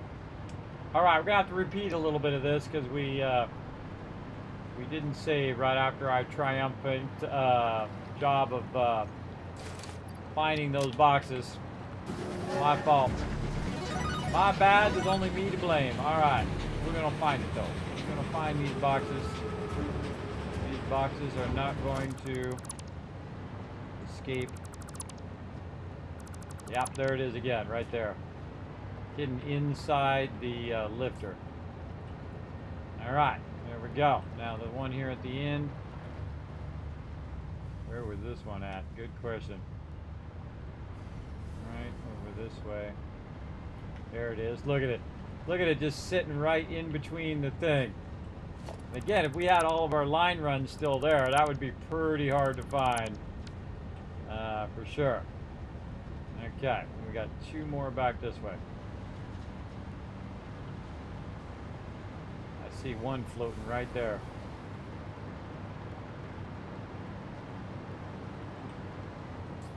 And then the tricky one, that was straight up from that one we took out in the center.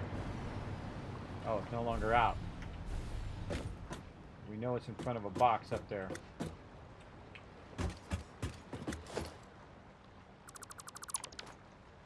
You can't hide from me. I know you're up there.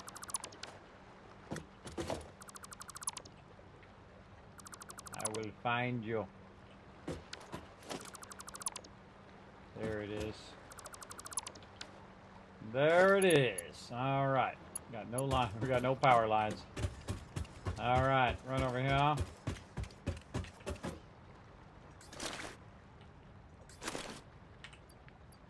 Wire. A bunch of other stuff. Wire, concrete, plates, rods, and wire. Wire, rods. I'm coming for you, Box. I'm coming to get you. Okay, that was like 1,000 times faster than we did before. Time to save. Let's absolutely save it. Okay, that was way faster. All right, now that we knew kind of where they were, that helped a lot. Okay, now that we got that done, let's try to get back to actually working on our factories over here. Oh, that's because I ran that from over there. That's right. Consolidate our resources. That's what we were doing. Okay. All of that. Let's just put the biggest resources in this one. Actually, we'll do all this first. Hold on. Go down and eliminate anything that we don't need.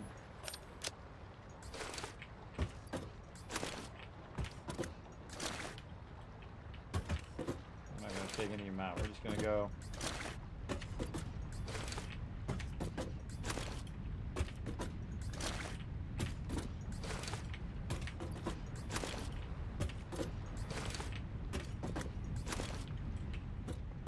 Okay.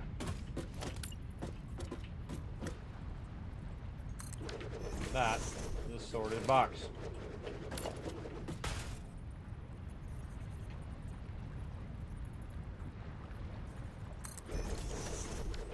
And that is a sorted box. Alright, let's do it again. I'm going to start taking these boxes out too.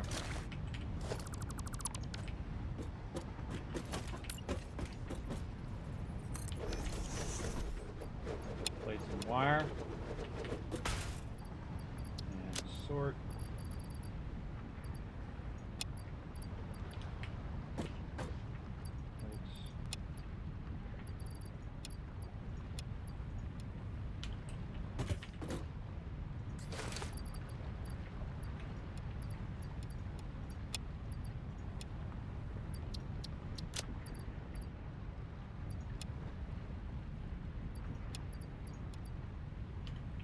stuff at the end where I'm going to be looking for it.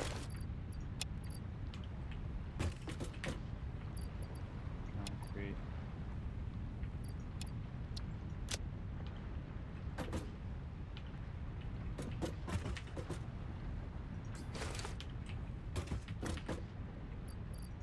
Sheets.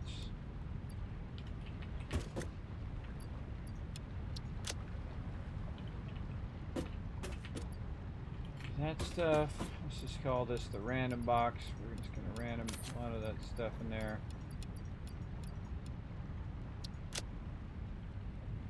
And this will be the odd box, stuff that I'm not looking for. Odd box.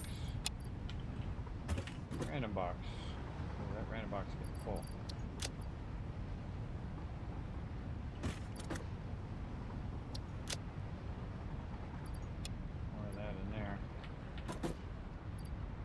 Should be in its own box.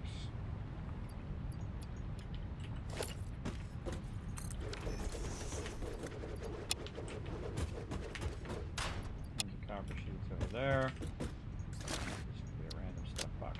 Okay. The odd box. This is an empty box.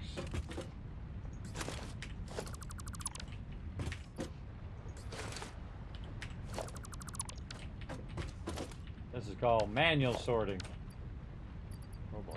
Plates. More plates.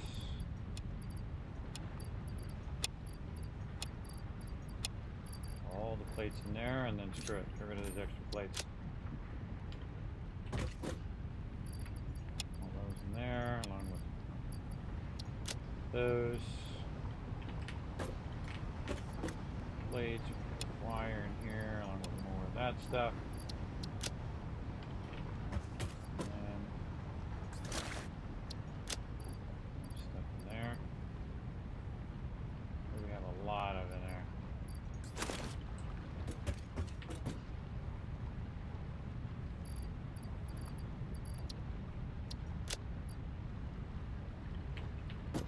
So plates. More of that. Concrete.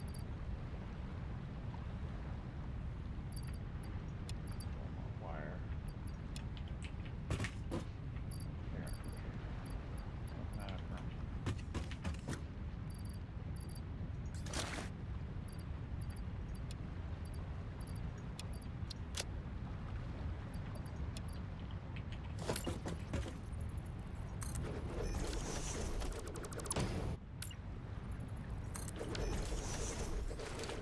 Good to take a moment and sort all that so that when I'm looking for it later.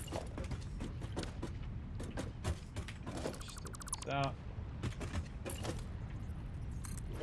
What I'm trying to do is put all the stuff that I don't really care about right now together, and all the stuff that I do care about together, and then consolidate that all down.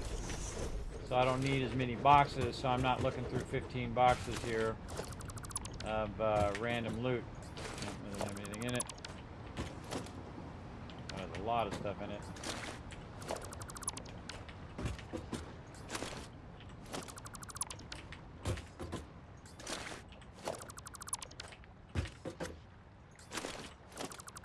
There we go, and I just turned a massive amount of boxes down to just a few.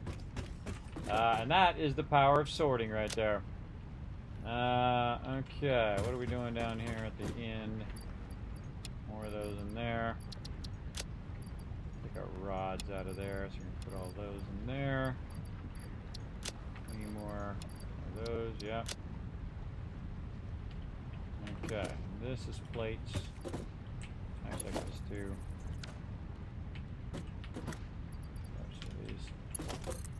This. Give me a general idea of what's in those.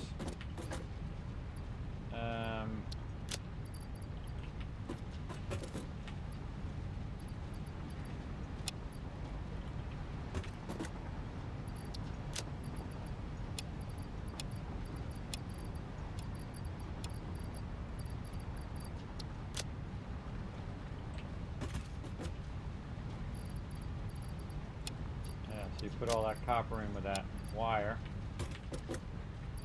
All this in here, copper wire out. More of that in there. So just throw away.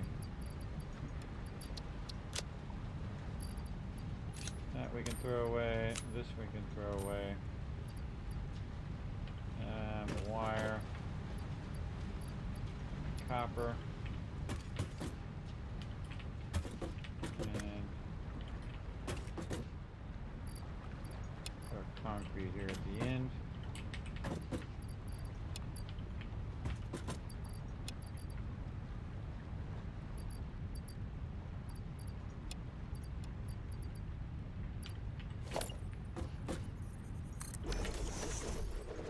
A lot of that stuff.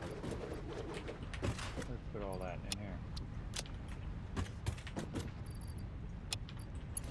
I'm kind of making my sort boxes, but easier. Easily sorted out. Kind of grouped. So just throw away. Sort all that. So that's kind of like the random stuff there. This is very specific stuff there. This is where my other random stuff went. Actually, let's leave that in there. Take all this random stuff out of here. I'll have wire in there. Here. Yeah, so you're putting all the copper stuff together. All that together. Now again, I can make a ton of this stuff again, but just when I'm looking for it.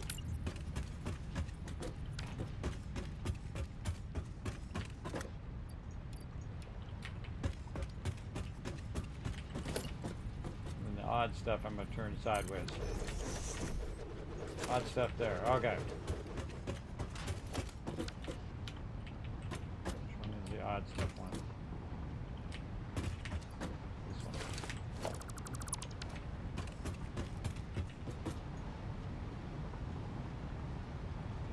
Come on.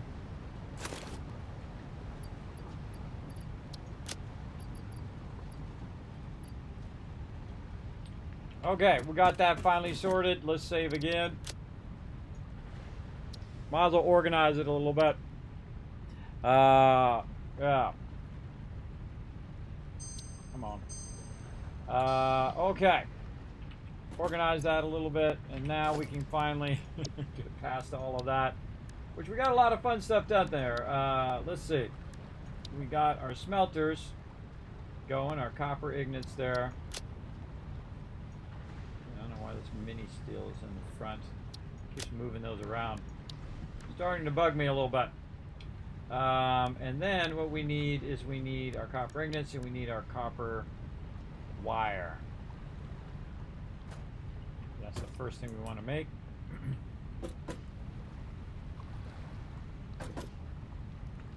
Yeah, copper wire. And then I was going to take the blueprinter and I was going to move it up to the top. That's what I was doing. Blueprinter. Sure, let's stock up on some resources here.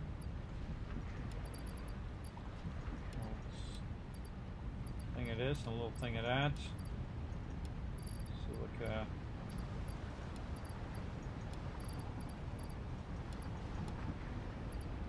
And then concrete.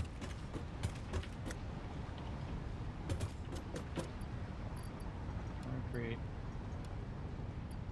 All that concrete and all them plates, all that wire, and then we need a little bit of this and a little bit of that.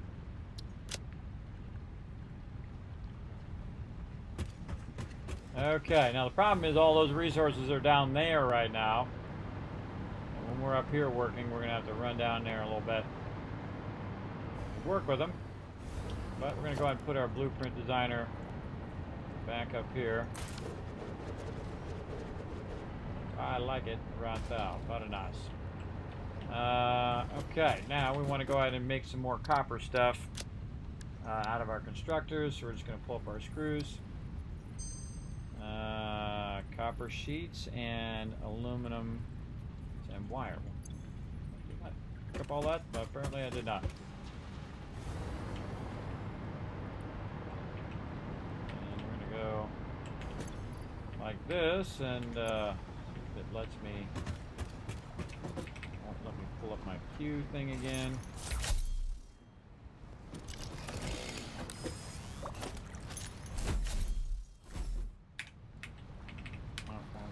Inventory. There it goes. Try to hit Q sometimes and it don't come up. Let's make one of these. Can't believe I didn't grab all of that stuff. Can't believe it. After all of that, I didn't grab all the goodies.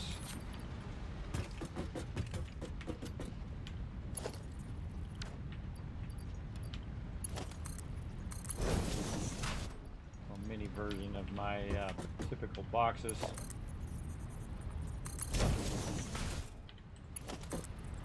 Keep looking inside there.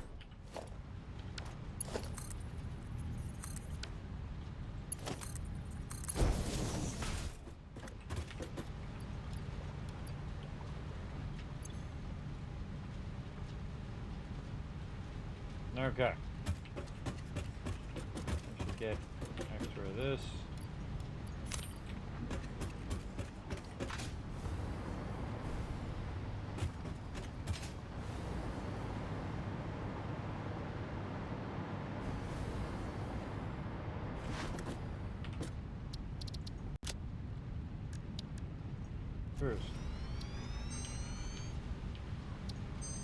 Okay, got that up.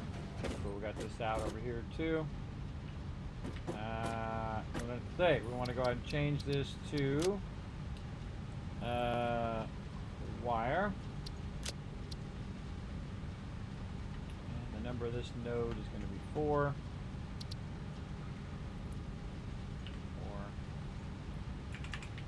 Wire 780.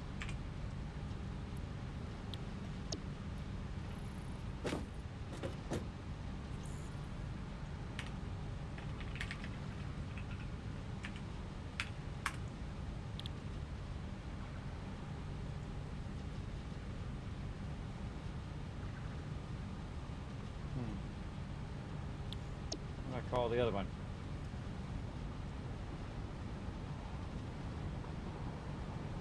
Yeah, wire.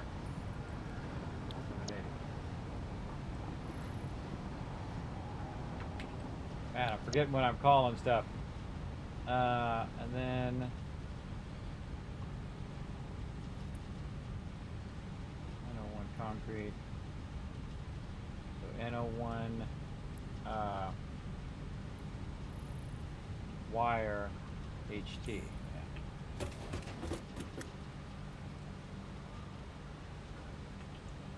Like that. Copy that. Under the back.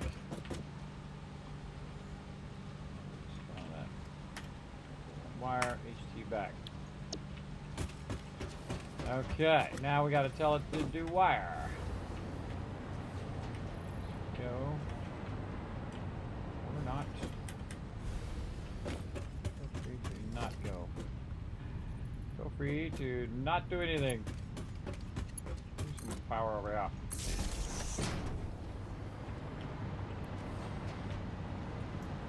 Okay, wire. Copy. Pasta.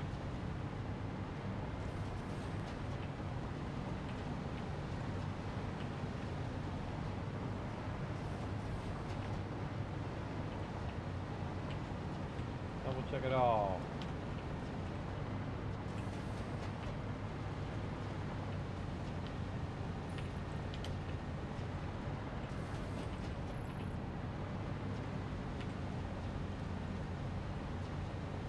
Okay, wires 15 in and 30 out.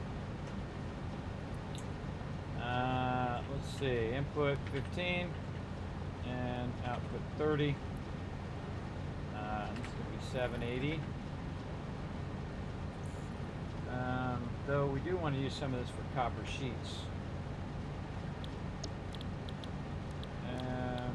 Oh, copper sheets in an assembler. No, it's up here. Not an assembler. 20 and 10. Copper sheets. 20. 10. This is just always going to be the same here because that's how I'm set up. There we go. Copy and paste it here. Run down some copper ore there. And this is going to be 30. 30. All going to be the same. There. So we can split this from wire and copper sheets, but I feel like copper sheets is the thing we need the most of. So we can kind of split this in half. Half of it going to wire, half of it going to copper sheets. I'm kind of feeling the vibe of that. So, hey Siri, what's half of 780? 1 divided by 2 times 780 is 390.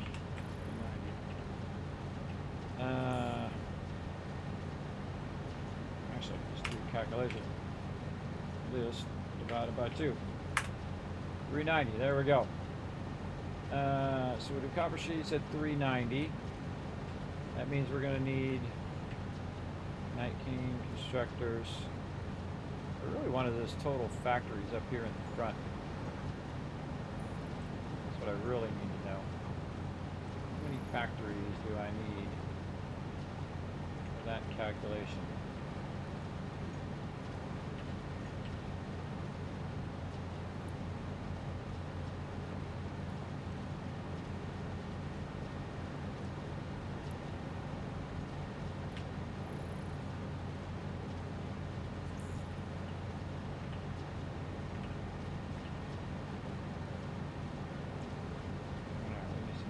Yeah. Number of factories, 4. It's dividing by machine input cable. 60 in, 30 out. 60 in, 30 out. Another thing that should be right next to each other. And this should be green for input. This should be blue for output. There we go. Now we're getting somewhere. And then this make yellow. This is all we really need. I don't need to say machine anyway. Just output, input. Shrink that down. Shrink this down, and we don't need as big a column for all that stuff.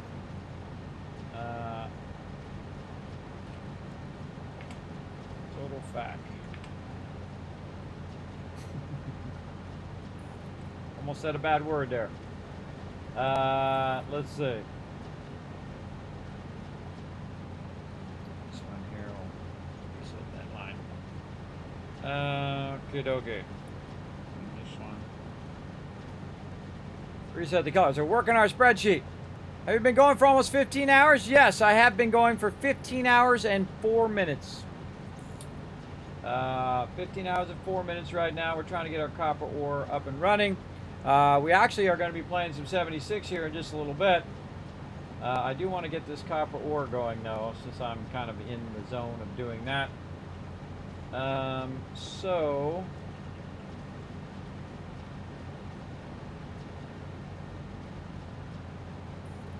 780. So we need total of, just like the other one, we're going to need a total of 5 factories for that copper ore, which we did. And then for wire, we could do 8.67, but we don't want to do that. We want to do 390. And that one's going to be 5. Okay, and copper sheets, we're only going to need 2. But take that out, make that 390, and that'll be 3.25 because the input is 20. It's higher than what this is. Maybe we should make this 1/3 of what we're doing for copper sheets.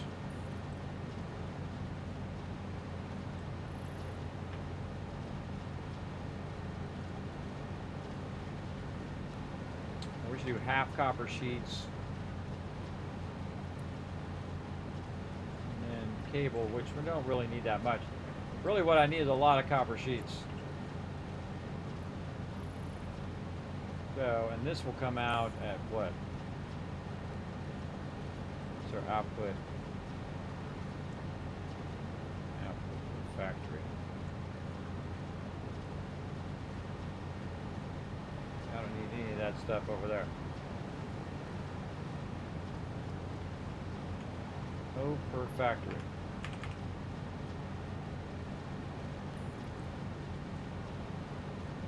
So this is going to output 180 wire. So that would be the input of our cable. And that would need 0.5 factories. We need half of those. We need just 3.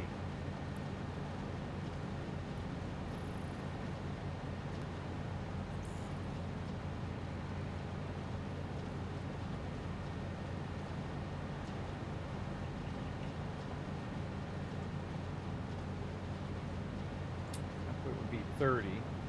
The input only needs to be 15, and the output would be 30. And then it would be this times the number of machines, which would be 6, which would be 180. Then this would output another 180 as well. Put 180 in. The input's going to be 60, but the output's going to be 30. And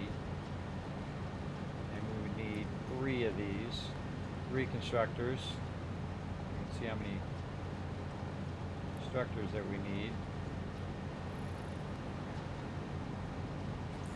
Yeah, but the copper ore we already did with 5. So our wire, we need 5 as well. That's what we really need to know. Again, we could run it all in there.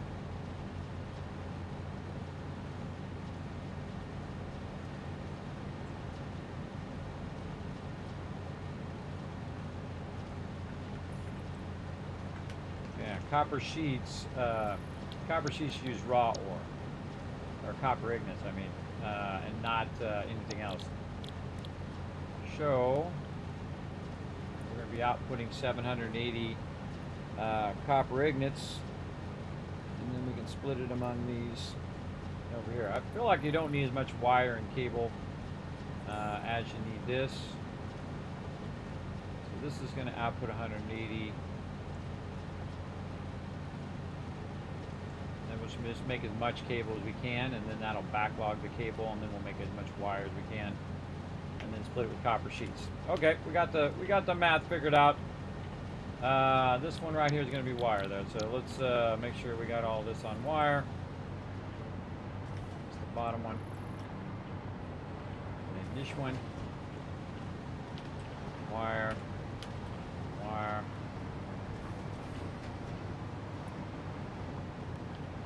That one's wire, and that one's wire. Okay. We got the wire, we got a named wire. NO4 wire, NO4 wire. And that is a save. Alright. Wire. And we're going to go ahead and change the color to what we had from before. Copper. Alright, I could have sworn that I already made a copper one. Why is it not the same? Oh, because I had, that was a smelter. Yeah, smelter. This is wire. With no wall. Yeah, I made that with no wall. That actually I do want to with a wall. We can just go fix it.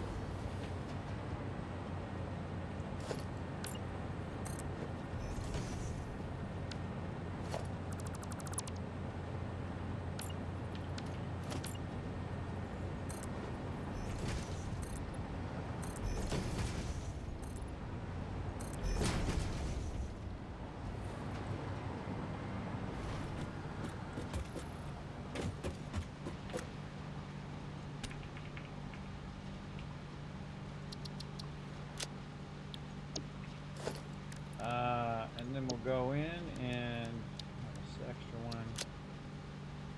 Adding constructors.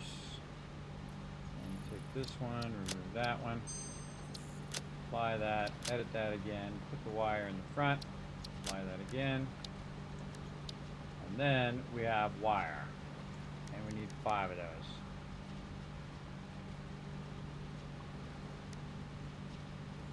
Right? 5 wire at 390. What about 780? 780 would be insane. Yeah, it'd be like 9. So 390. Run half of it in there, and then we'll split it and run half of it in copper sheets. We only have the one copper node, but it's a pure node, so it's going to be a lot. I really feel like I should be doing more copper sheets here. Maybe I should do it in fourths again. How many is this going to output? 180 per minute.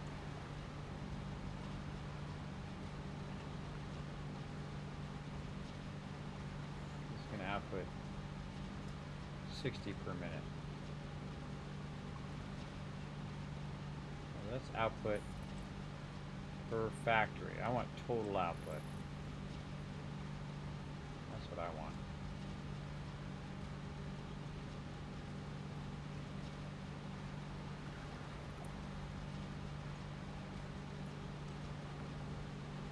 Okay, total output of my copper ore, 780. 390 total O. Doing some spreadsheet stuff, pretty exciting. Don't worry, we're going to get back to some Satisfactory here in a second. We're actually doing Satisfactory. We're trying to figure out the actual output. There we go. This is the actual output. 780, 30 in, 30 out. So 390 in, and 15 is going to be 30 out, which is actually going to be 780. I'm trying to make sure that my inputs and outputs don't exceed my ability to output that as well. So if we make 5 of these, it's going to be 780. And then this is 780 per minute, by the way. This is 195 per minute. Cable at 90 per minute.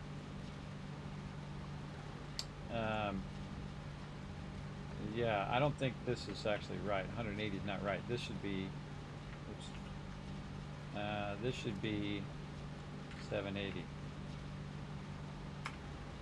Yeah, that's more like it. That's more like it. So yeah, this will be 780. It'll take 60 input to 30, cutting it in half, back down to 390. If we run all of the wire in there, it'll be 390 wire, 390 cable per minute, 780 wire per minute, and 195 copper sheets per minute.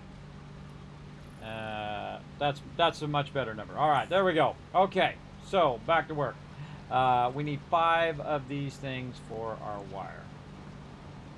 All right, did we save it? I think we did. All right, wire. And let's put our wire down. Okay. We had this lined up here. Yep. Okay, everybody. Again, we're doing lots of fun here. We're trying to get this all squared away. And I'm out of something. Always out of something. Oh, yeah. What we got? Oh, this is all my just random stuff. This one's empty. Take that one out. Oh, right here. bunch of that. Bunch of this. Actually, let's take all this and put this in. Not that one. That one. I got a bunch of loot up here too, so that's nice. Need that. Anything in here that I need? Wire.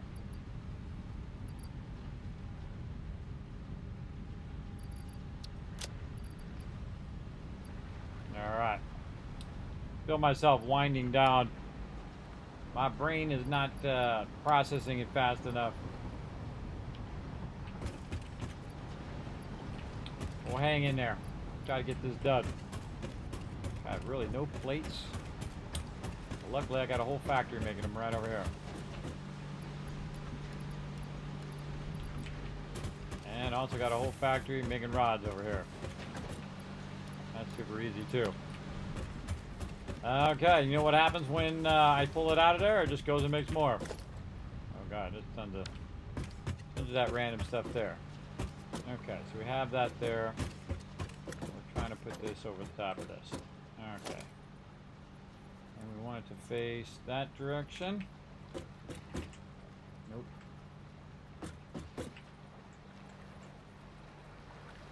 Like that. Should sit over that pretty nicely. That's perfect. Okay. What are we doing now? We are running power. We'll just run power from down there to up here.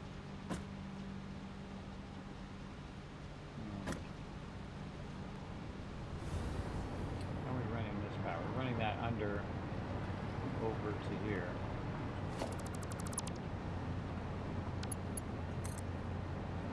Just run that straight up. Oh, that's cool. Yeah, I like that. Just running straight up like that, and then this factory is connected down to that factory on the lower end. And that's good. Alright, and then we'll connect it down that way as we go. Go ahead and click this so we know that we're making wire. Now we're going to get into all sorts of trouble.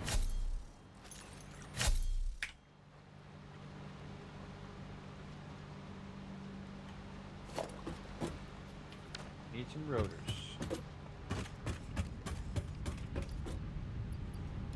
A little bit of everything here. So look at this. Turbo motors, computers. A little bit of everything, because every 2 seconds it's going to ask us for something else. Unless we go in and tell it exactly what we're going to be doing. Okay. Those are all connected. We're going to run our stuff from down below. We're going to use our belts. 6, there we go. And then turn this like this. And then we're going to go down here. See how we're looking. Not so good. Not so good. That's okay, we know what to do. Take this out of there. Bring this down. Run that into there. Bring this up. Run it sideways. And that. Oh, too steep. A little taller.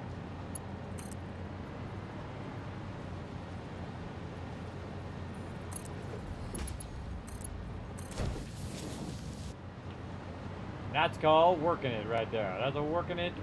Okay, so we got to get this one back up here to the top. Not to make any boxes. There we go.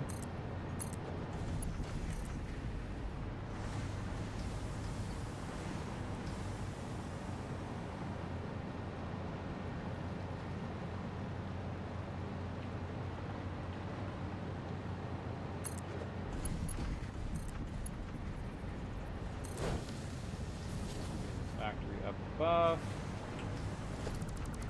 Got this. Got that nice. Okay, we're gonna be start making some wire here. Let's go. Let's take a look. See if it's popping out. Yep. All right. I love it when it just instantly goes to work once you get all this stuff squared away. Okay. And then this is running all the way down. We can see the smoke all the way down. It's running here. Let's make sure that it is running. Oh, look at that. It's starting to backlog massively. Backlogging massively in that in part, which means all these boxes are full in the front. So it's going to really be running a ton of that. Going to be using that up. Okay, so we got all that done. We can go ahead and put this back in now. That's golden. So that's factory number 1. Now, I've already forgotten how many I want to do. 5, right? Yep, 5. Okay. Well, let's do 5 more. We'll do it. Again, we're trying to get our wire going here, everybody, and then we're going to potentially switch over to some 76. We'll see. We can always come back to this on Friday. For sure. I'll at least get my dailies done. Oh wait, I actually got to get my weeklies done today. I can do my weeklies later tonight. Might just do our dailies during the day here, and then come back tonight and do the weeklies as well. Take all this out.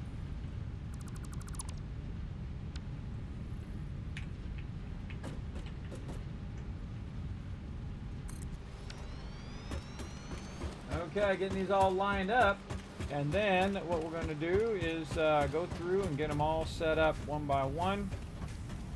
Run to the front, make sure everything in the front is squared away. Yep. And then we'll go one by one. Let's go.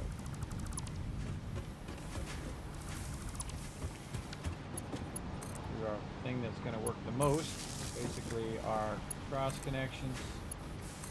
That stuff can get working. Then we're going to remove stuff that we're not using, which is this, the board, this. And so I kind of create a universal one of them that I can either use on the first one or not use that stuff on the next ones. Again, we could create a alternate version. Wait for it to save. We could create an alternate of this, so we don't have to take all that stuff out every time. But I feel like it's just as good. I don't have to have as many recipes or as many blueprints in there. And what we might want to do is just do something that's real repetitive first, like take out all of these all the way down. Get to the back like this, and then we'll leave that in the back, and maybe go take this out, do our line connections. Kind of feel like this leads to more errors when you just do a portion of what you should be doing. That was perfect timing. Lead to errors, and then I went and oh god, again, what the heck, mouse. And then then I failed, and I failed twice. Fail. Just run along the outside. Get this rocket. Get these all started up. And the cool thing is, even if they're not connected to each other, they have their own boxes, so they can backlog their own resources. And until I connect them together, they're good. Again, I think I'm getting real tired of doing this part right there, but still will work out in the end.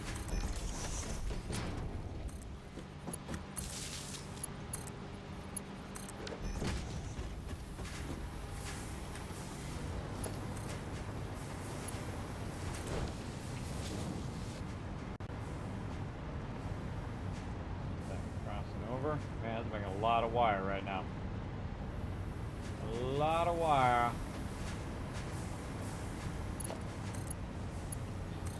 Crossovers.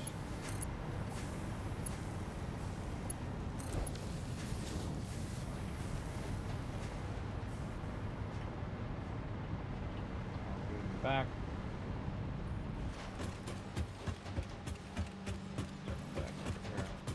Got that done. Remove that. Got that connected. That connected. That connected.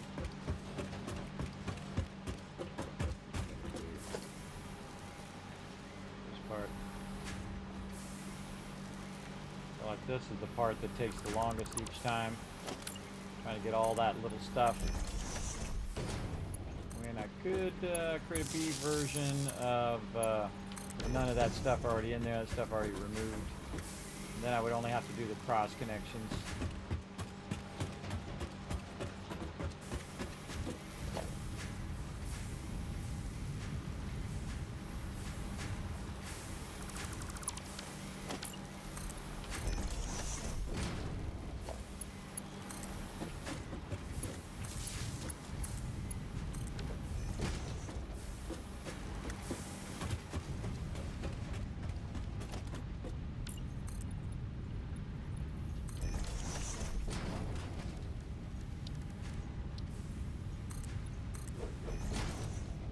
Put ourselves a little safety net in here when we're coming out the hypertube.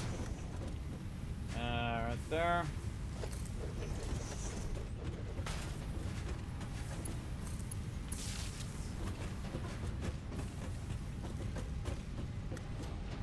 Oh, hypertube not on. But we can turn it on by going in here. Boom.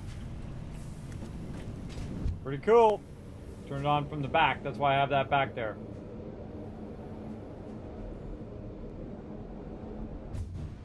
There we go, all the way in the front. Basically, turn this one on up here. Now I can just flip that off, or I can just go in here and turn it off in here. Okay, so this is going to be NO4 copper ignits, and NO4 wire. That group. We gotta change the name of this extractor.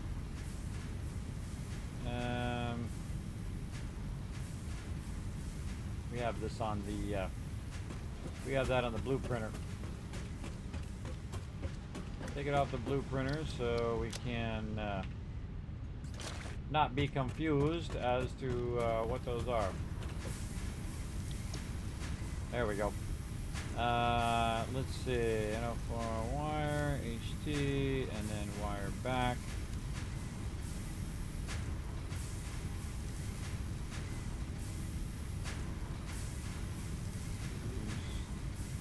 Copper tube, screws back, copper ignits.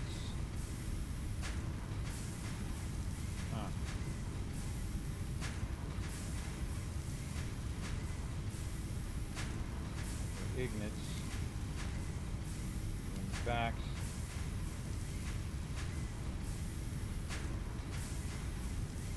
Rods. Back. I feel like those are totally out of order, but good enough. So basically this will turn off all the hypertubes, and I can turn them off right here.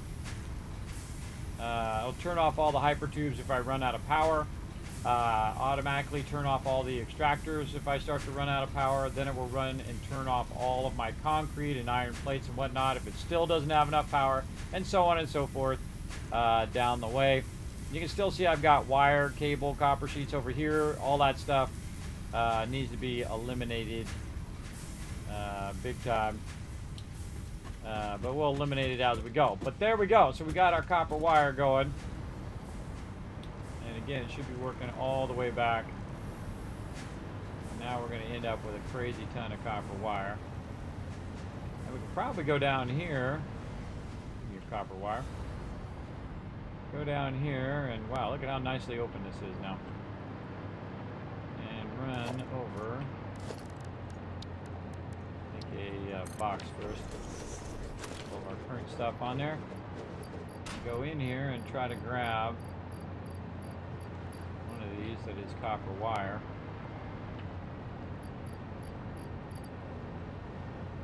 I think we don't have any more copper wire.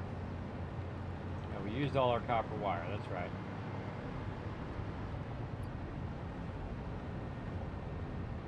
Now, what about this stuff here? Do I need rods? Let's take all these rods out of here and go see how we're looking on rods.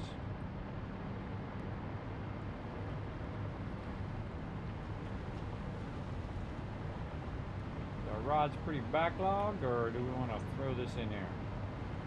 Now what I can do is I can run to the very back of the rod's factory, could have used a hypertube, and see if it's backlogged all the way back there. It doesn't look like it is. And basically go in here and look at this box and say, okay, boom, I'm just going to infuse that with a bunch of rods, and then those rods will run forward and then eventually get used up, or backlogged, one of the others. So we can just go ahead and run those rods over there, and it will have a new home.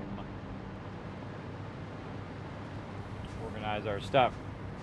As much as I want to do some 76, shouldn't you really get some rest and do Fallout 76 later at Night Stream Ted? Nah, it's okay. I'm feeling actually fairly good. Fairly good. Been working on my health. And I'm just testing my limits right now. Testing my limits, but my ability to do math is running down. Just a heads up. It is running down for sure. All right. But taking and sorting stuff, that's easy. That I can do without even thinking about it. Okay, now if we were smart, what we would do is we run over here and we turn the hypertube on. It would take us all the way to the back of the factory, in which we could drop off this loot. Hopefully we don't go flying off the end, because we're going to find out here in a second. Whoa! Hey-oh! All right, might want to build a little stop there. Might want to build a little. Oh my God, I'm going to die. Stuff in the back there. All right, let's feed that in the back. That will run forward. Oh, we got to go in and we got to fix all that too. Maybe for another day. Right now, we're going to run back to the front. We're going to try to clear out some of these boxes here of stuff.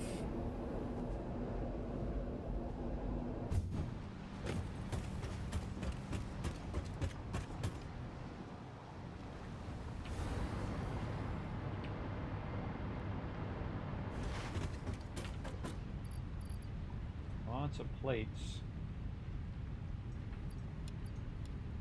Not like we can get all of this stuff.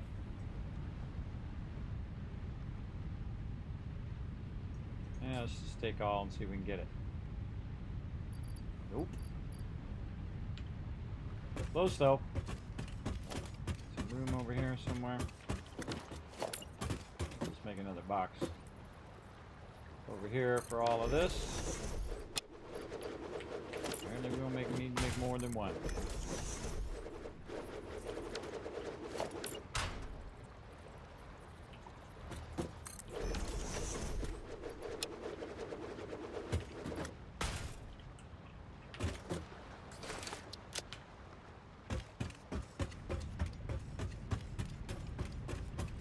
The reason why I'm taking all this up is because I have to go and build more factories here eventually, so I should really pick all this stuff up.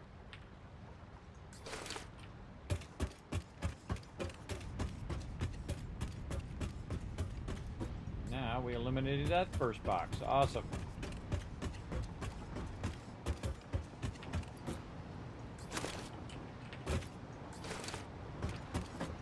A lot of them suckers. We got over here, that's our actual resources that we need for stuff. In here we've got just an absolute ton of this. We don't have any production on that right now, so we don't want to just throw that stuff away, because we're gonna need that. So wire,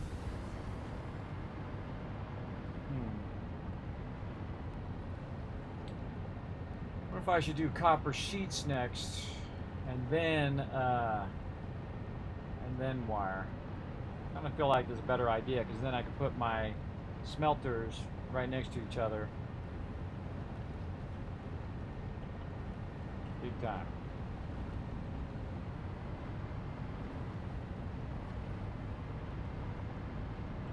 Big time. All right.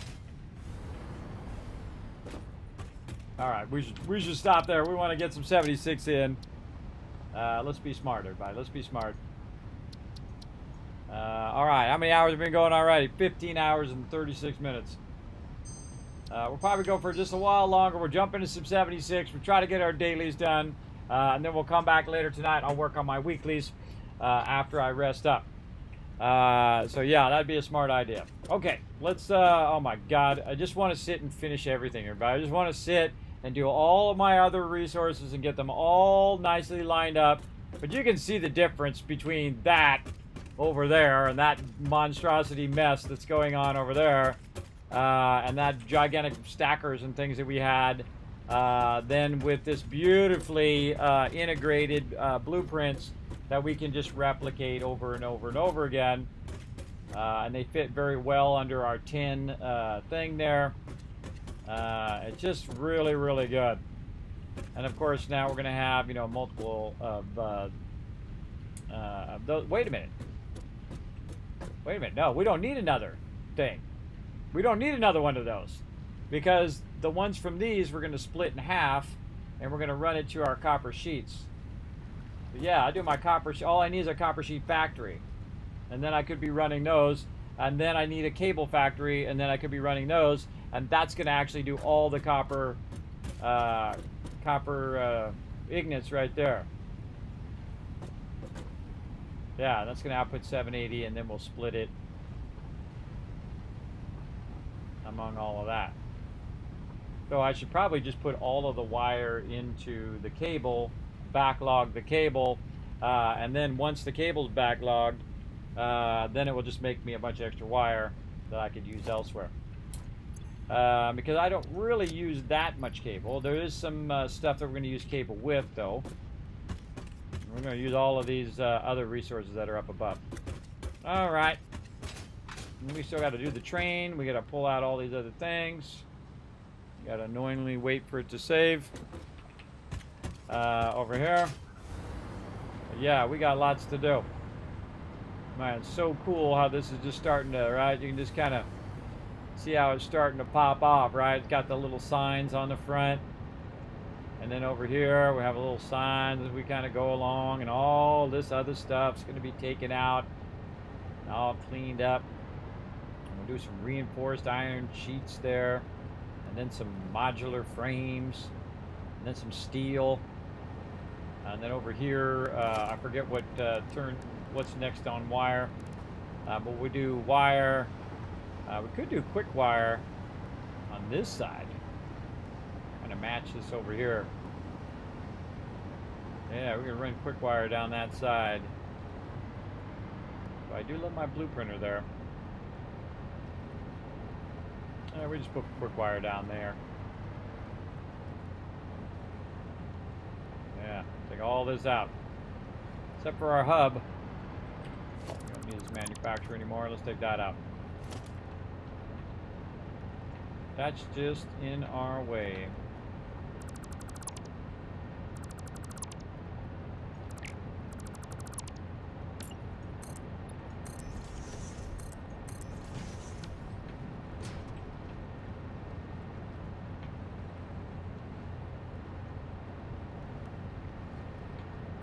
That's how you spend another 5 hours doing that. All right, save again. Crushing it. Save.